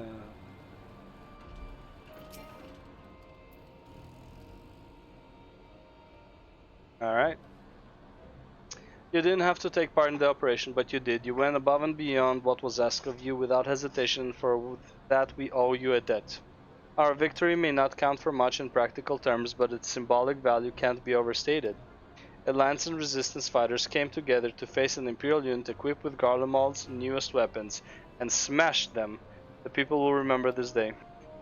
Aye, that they will, for it marks the beginning of something far greater than any single victory, the beginning of a campaign by a united Eorzea to drive the Garleans from our lands. Promises and platitudes mean naught without action, but the Alliance took the field and risked their lives for our cause. Ha, to think that the last time Gridanian troops trod this soil was more than a century ago, during the Autumn War, and that was to defend against our invasion.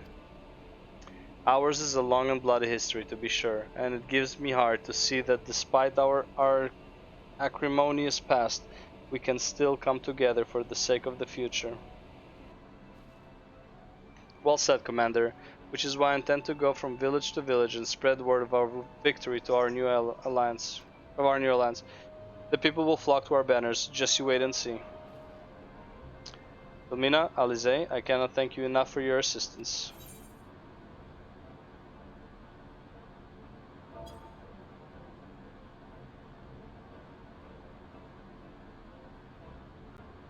Okay, for this.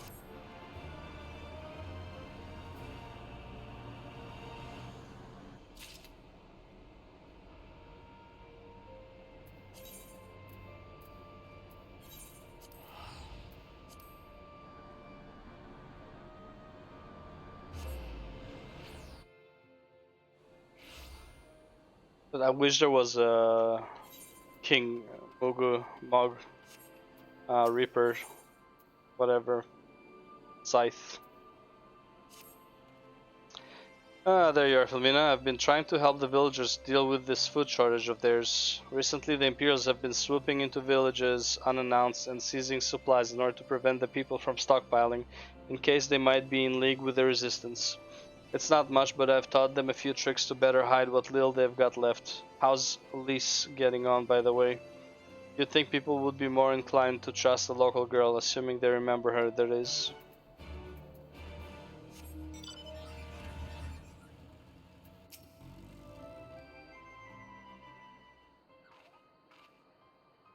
No, I didn't mean to.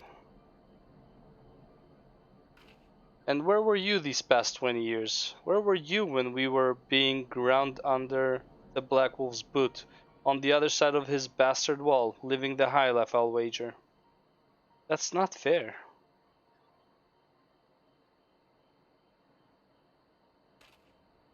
Oh, and who is this? Another one of your freedom-loving friends, deigning to help us poor unfortunate souls, trying to whip us into a frenzy so we'll go and storm a castrum with our pickaxes and shovels. Leave, all of you, before you bring a cohort down to all of us. To us all. And you, don't you dare speak like you're one of us. You can't even begin to understand what we've been through. You weren't here, Lise. You weren't here. This is my home and I love it with all my heart. And if you truly have any love for it too, you'll keep us out of your doomed rebellion. Yeah. I'll try to remember this guy. He has a point. No matter what I say or do, it doesn't change the fact that I left them behind. But this isn't about me or anyone else. It's about Al Amigo. Let's go and find Mefrid. Oh, they shrunk her boobs since last time. Cool.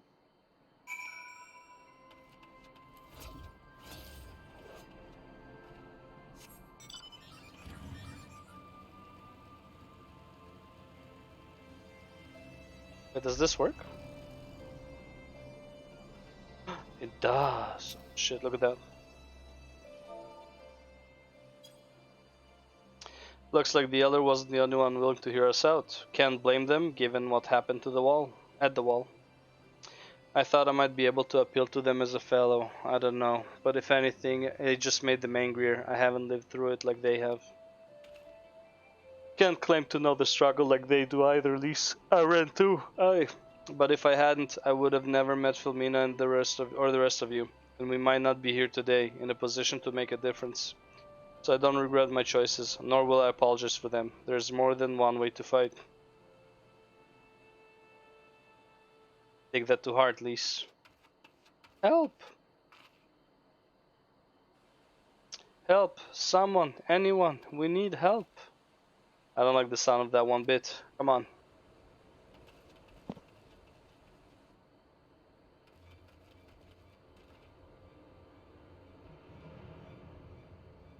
Berkrada, he, the Tributum and the bloody Ratman, they... Damn it all. You there, take a deep breath and then tell us what happened. It was all business as usual. The Tributums due soon, and we were taking it to the Imperials when the Kikirin attacked. They took my brother and our money. Took him where? Ruins to the south of here. Was just an old temple beyond they came and... Listen, Werkrada's the only family I've got left. If I lose him, I... The Ziggurat? If the Ratman took him there, he's as good as dead. We've got to go after them. If there's even a chance her brother is still alive, we have to try.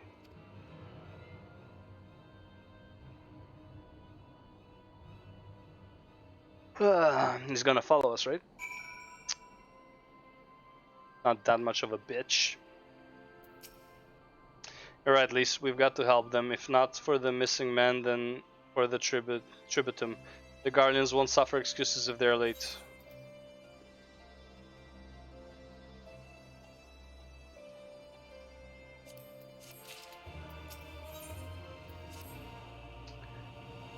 So Werkrada's being held somewhere at the Ziggurat to the south, which has been taken over by a host of Kikiran bandits. That about covers it then.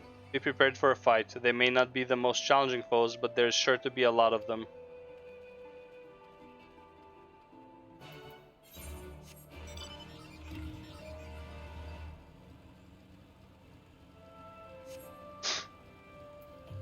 What is this? A flying fart. Dust Anila. Dust Analita. Am I right? Ziggurat.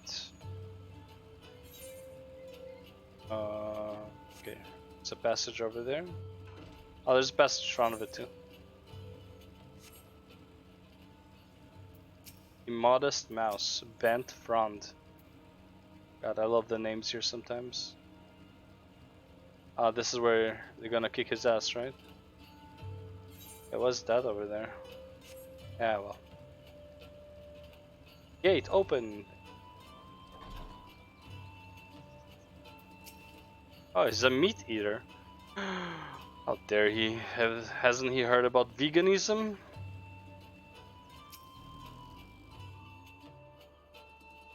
There's no meat here. Just flying rocks.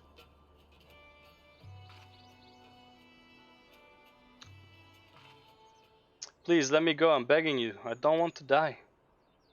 Oh, he's up there.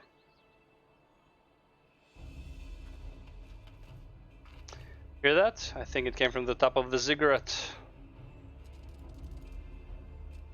Who dares come to loot our men flesh? Ours to eat. Ours to eat. We knew it'd come to this. Kill them quickly before they alert the others.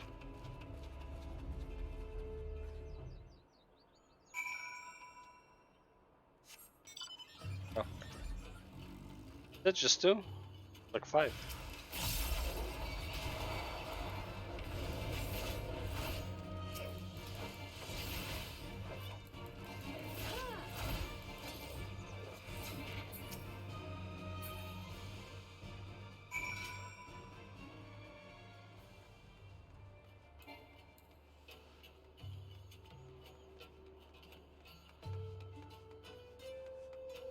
Underwear, I see your underwear, you naughty naughty girl. Shit, there was a lot of them up here. Verkrata.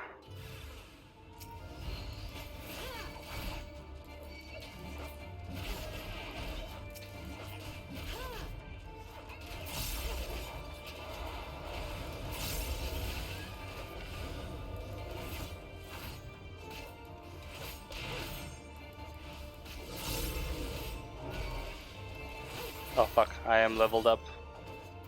Forgot I'm level 70 here. By Ralgar, what did I ever do to deserve this? I've gone to bed hungry for months. I'm skin and bones. I'd hardly make a snack, much less a meal. Oh, you found him.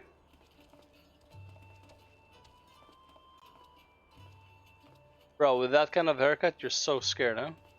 Wait, are you here to rescue me? Yep. Your sister sent us. It's going to be alright. My sister? Oh, Ralgar be praised. She's safe. And you? You lot fought your way in here just for me? To think there are still good, brave folk in the world. We should go before they kick here and return in force. Do you still have the tribute? Oh gods, the tribute. The Imperials will be wondering where I am. I have to go. What, right now? In your condition? You don't understand. We were given a warning last month for being short. If I don't make it in time, there's no telling what will happen to me and my sister.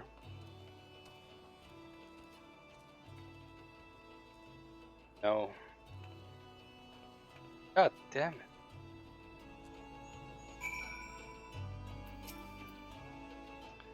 I'm glad we saved him, but seeing him run off like that, I've got a bad feeling about this. Trust your instinct. Ah, there she is. Listen, Filmina, Mefrid, I think we need to go after Werkrata. Wait, you had better not be thinking of stopping him. You heard what he said. If they don't pay one way, they'll pay another. I know that I do, and I don't want to interfere. I just want to see that he makes it there safely. If that's the sum of it, then fine. Let's head down and see if we can't pick up his trail.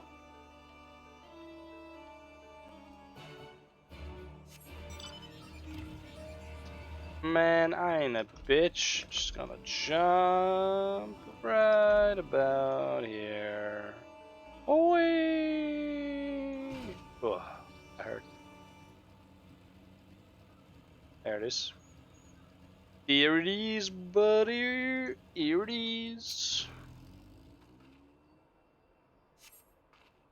In the dirt, you spy a chocobo feather. Uh-oh. They fucked up his chocobo. Any luck? A chocobo feather, is it? Aye, by my reckoning, it came from Mercado's bird.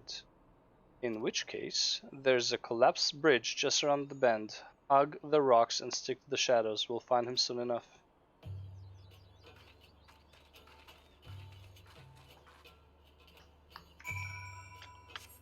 Shadows. And screw that. I'm going straight up to them and telling them no tributum this week. Get the fuck out of here. Ah shit, they're not here yet. They're not with the program. Any minute now, I expect he'll come thundering round the bend and... Hear that? Get to cover quickly now.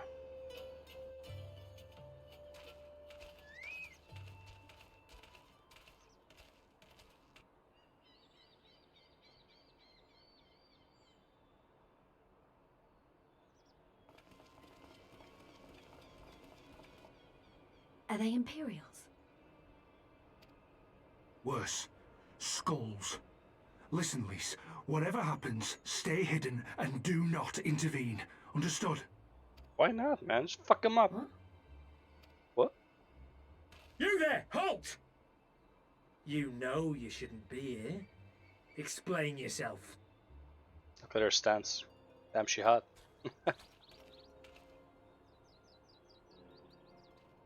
Forgive me, sir. I came to deliver the tributum. Oh, aye. A likely story. Only a fool would dare to come so late. Or, mayhap, a resistance spy. No, you've got it all wrong. I was waylaid by bandits. It's not my fault.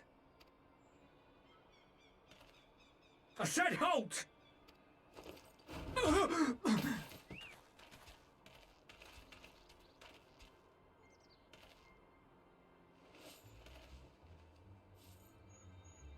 Is this a joke? You don't seriously expect us to believe this is a fifth? How stupid do you think we are? Pretty stupid. It is, I swear, on my mother's life. Spare us. You came late, you lied about bandits, and then you tried to cheat the Empire of its due. Think you can kill them all? Including the ones watching from the tower? Even if you did, others would come for him and his family. You'd be condemning them all to a life of hard labour. Assuming they didn't just execute them, that is. What do you mean? Just bring them to Ralgo's Reach, man. We'll be fine.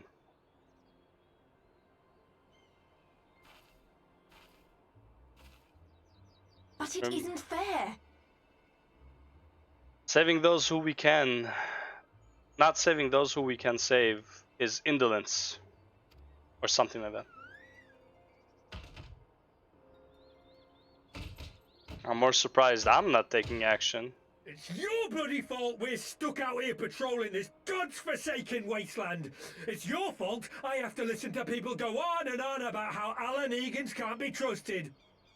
I've worked and toiled harder than any man.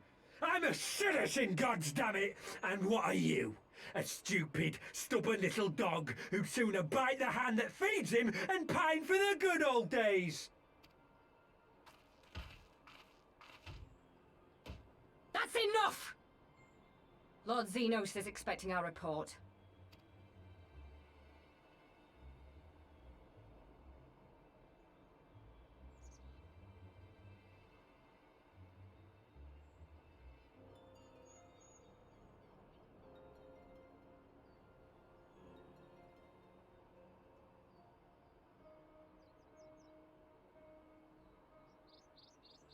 I bet the poor bastard can't believe his luck. He gets to go home. We should do the same. Coward. Bro, look where the towers are and where we are, man. Fuck them all up before anyone even makes it to us.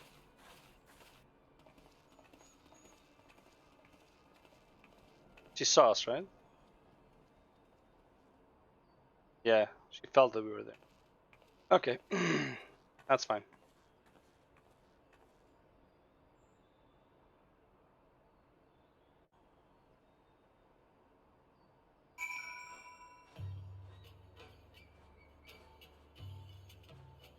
Alright, Mefrid, I don't like you, fucking coward.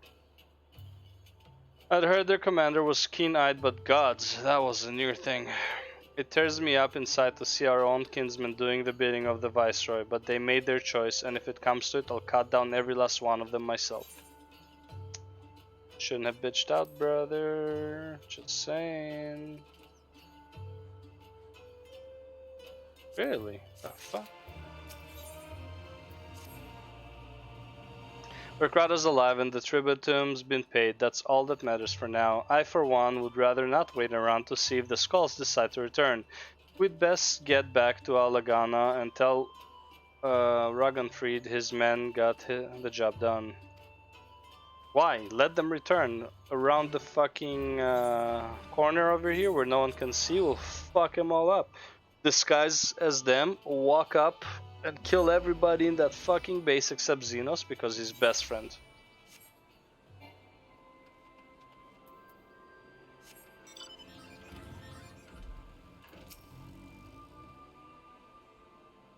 Best friend Xenos.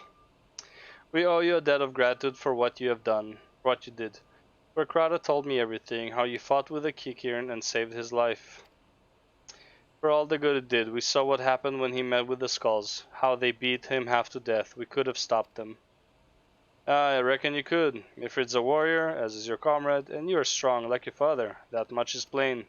But I think Ralgar did not, because it would not have ended with them. Berkrada and his sister would have been branded insurgents, if not the whole lot of us. Bones heal, scars fade, but the dead remain dead. We are alive, and that's more than can be said, for only the gods know how many others. That's enough for you, is it? To put up with whatever they do to you, so long as you get to see another day? That's right, you grit your teeth and you learn to live with the pain. I'll admit I was quick to judge you, Lise, and for that I apologize.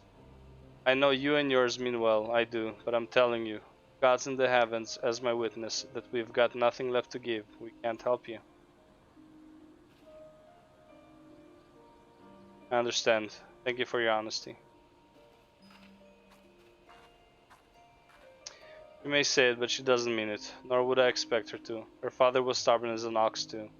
She's set on walking the same path. I but pray she won't follow it to the same end.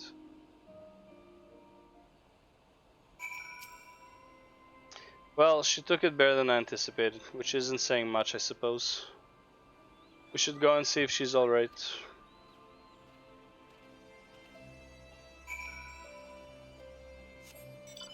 Ideally, I just want to get to Kugane. That would be day, but see how things go.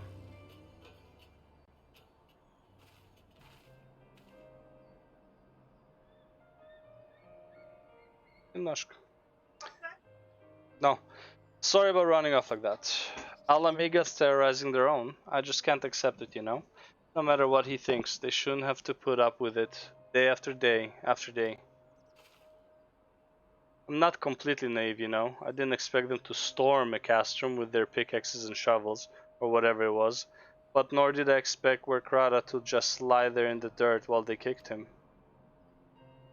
I can't claim to know their pain. I barely remember this place, or even my father's face. But I remember Yida's. I remember how scared she was when we ran, and that look in her eyes when she talked about home. Her home. Not mine, is it?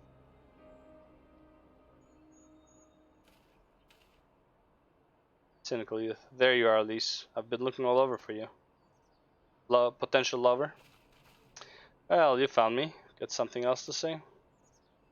Aye, that I do. I said some things to you before that I shouldn't have. It wasn't my place to do so, and I'm sorry. All that rubbish I spout about how I love my village, but when one of ours was in need, I was cowering here with all the others. I didn't even think to go after Werkrada, but you did. Made me feel like the bloody hypocrite I am. If I truly cared about my people, I'd fight for them. So I will. You'll have me. You're asking to join the resistance? Hey, when you put it like that, I suppose I am, but not just me. There are others I know who have been thinking about it for a while now. There's not many of us, and we're not hardened warriors like you a lot, but if your heart bleeds for Alamigo, then that's good enough for me. You and yours are more than welcome at Ralger's Reach.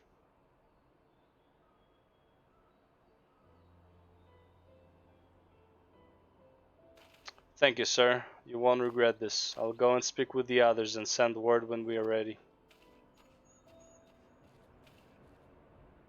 Still think this isn't your home? No, I was just thinking out loud. And with that, my friends, our mission is concluded. Let us return to the Reach. Oh yeah, going to Kugane is a dungeon, right? In the water there. These are 70, yeah, 60, and the dungeon is level 61, I believe. So yeah, that might actually be in a bit, because we have to go to Limsa, talk to some pirates, get the ship access, and then queue for the dungeon, which I won't do because fuck, I don't have time. I'll probably sage it anyways on the next on the stream tomorrow.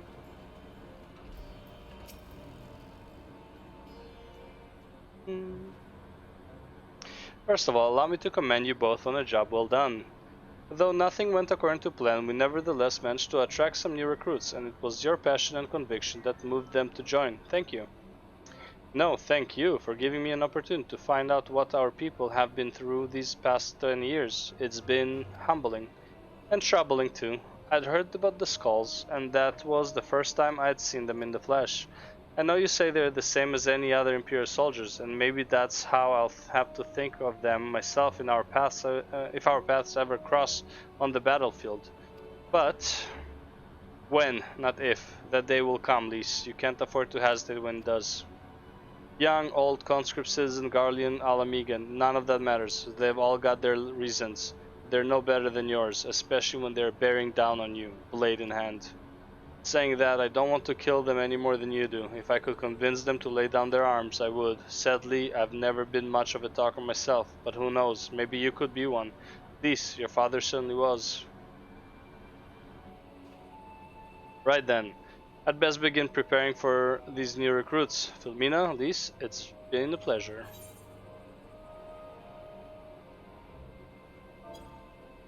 $11. No idea. 22. 19. No idea. Go 20.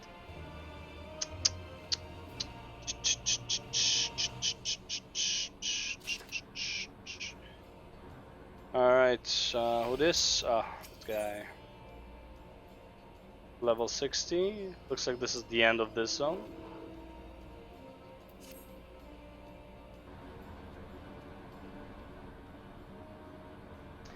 Owing to the efforts of you all, we have accomplished a great deal in a short time. The Resistance thanks you for your services, Scions. I see operations here have been proceeding apace in my absence. Ah, Arenvald, welcome back, brother dearest. I take it your efforts to gather new recruits were successful. Yeah, he was waiting for the day, huh? Indeed, there were several among the Scions ranks that were quite eager to take part in our joint endeavor with the Resistance, whom I am come to present. Commander Kemp, if I may, my name is Arnvald Lentinus, a half-breed, as you can doubtless tell. I'm here to fight for a free Alamigo, for an Alamigo where women, like my mother, are never made to suffer. I pray you grant me this honor. You are a true-born son of Girabanya, same as me. This is not my honor to grant, but yours to freely take. Welcome, brother. Brother! With our swelling ranks and the aid of the Eorzean lands and the sands of the Seventh Dawn, I believe we will soon be in a position to seize the initiative. Once our new recruits have received sufficient training, I will propose to General Dean that we draw up plans for an assault on Castellum Velodina. Then, in the meantime, we will make what preparations we can. Meanwhile, I'll go to Doma.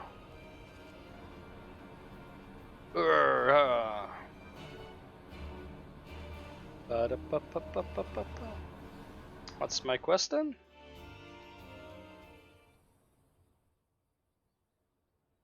Oh, meanwhile, in the Royal Palace of Alamigo. This is, what's her name talking to Xenos, right?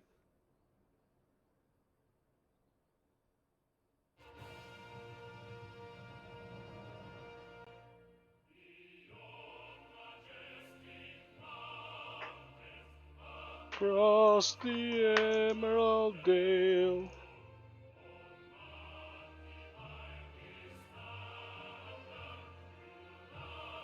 Did we prevail?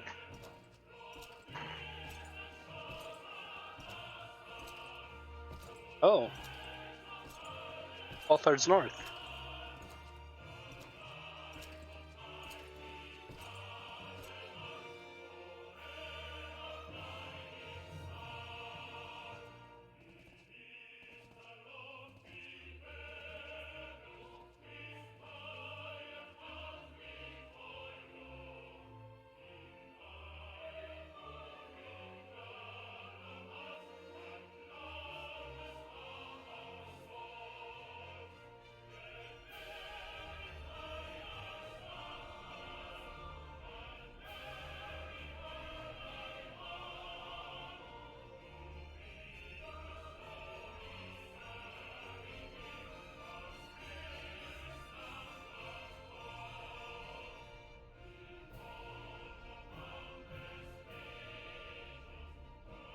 Alliance forces have occupied Castrum Orients and taken up positions along the length of the wall. Our patrols have engaged their reconnaissance parties on site, but there have been no significant exchanges, save one. A unit tasked with field testing prototype Magitech weapons was attacked. The weapons were destroyed, with the unit sustaining near-total casualties. Near total? Go on.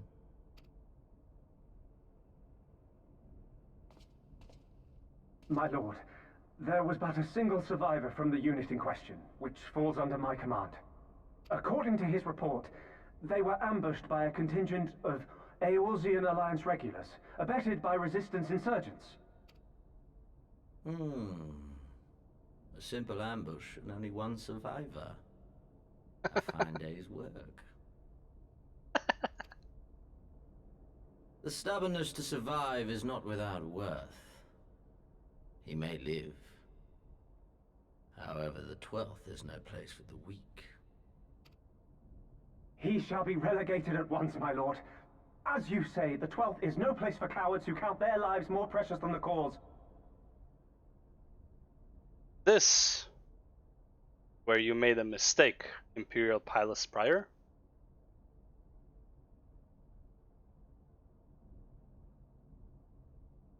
Indeed, indeed. We have no need of cowards.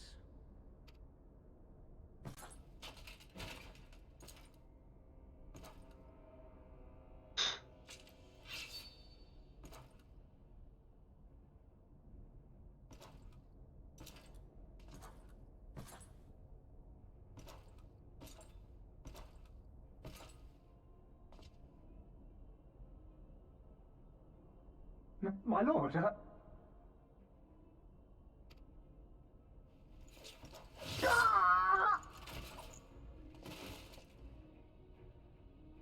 Cowards who defer critical missions to their subordinates, who hide within their castra, never meeting their prey in battle, never staring into the whites of their eyes.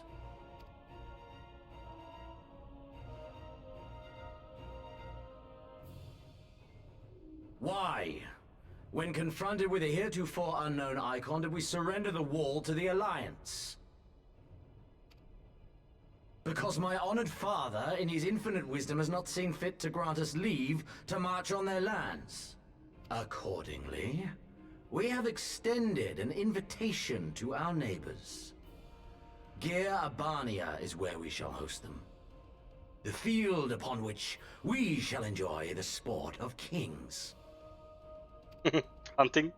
Patience is paramount.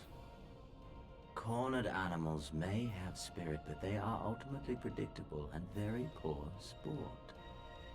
But if one dangles the promise of freedom before them while nipping at their heels to stoke their passion, then things become interesting. It is a delicate dance, one which asks much of my house. And so I put the question to you, my fellow huntsman. How shall we deal with these savages?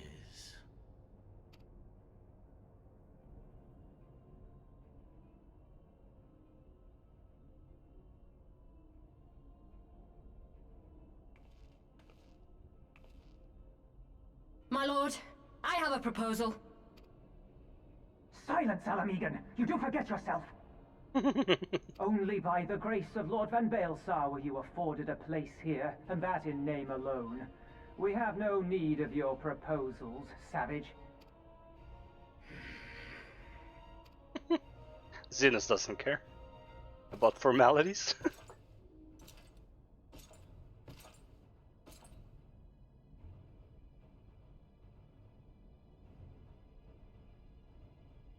This savage yearns to hunt her own. The floor is yours, Commander. All he cares about, man. Thank you, my lord.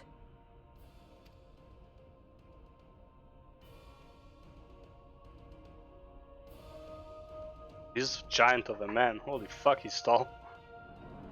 Fucking towering over her. I'm Minago. Right then, I've got duties to attend to. Mayhap we could assist you with said duties. We are here to help after all. The three of you have been busy, so I will understand if you require time to rest. If not, however, it would seem sensible to assist our allies with their preparations. We'd be grateful for any and all help you can offer. If you ask around, I guarantee you won't want work.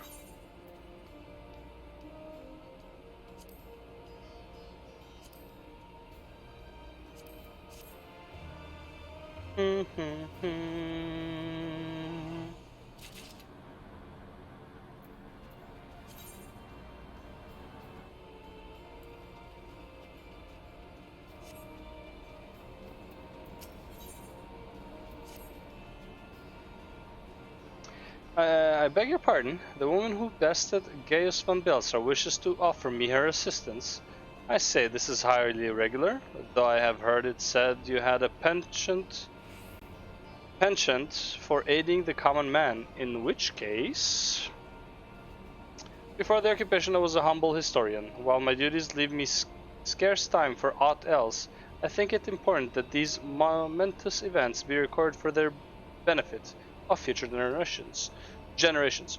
Primary sources and indispensable, and I had a mind to question a number of my fellow freedom fighters, ask them their motivations for taking up this cause, and so forth.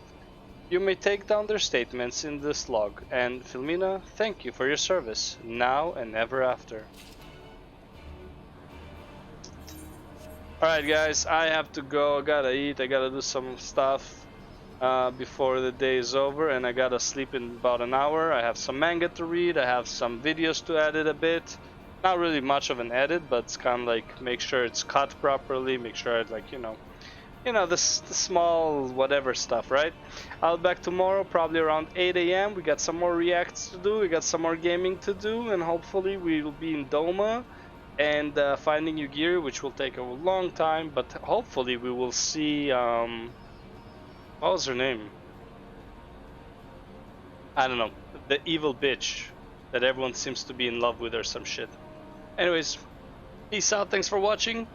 Ooh, take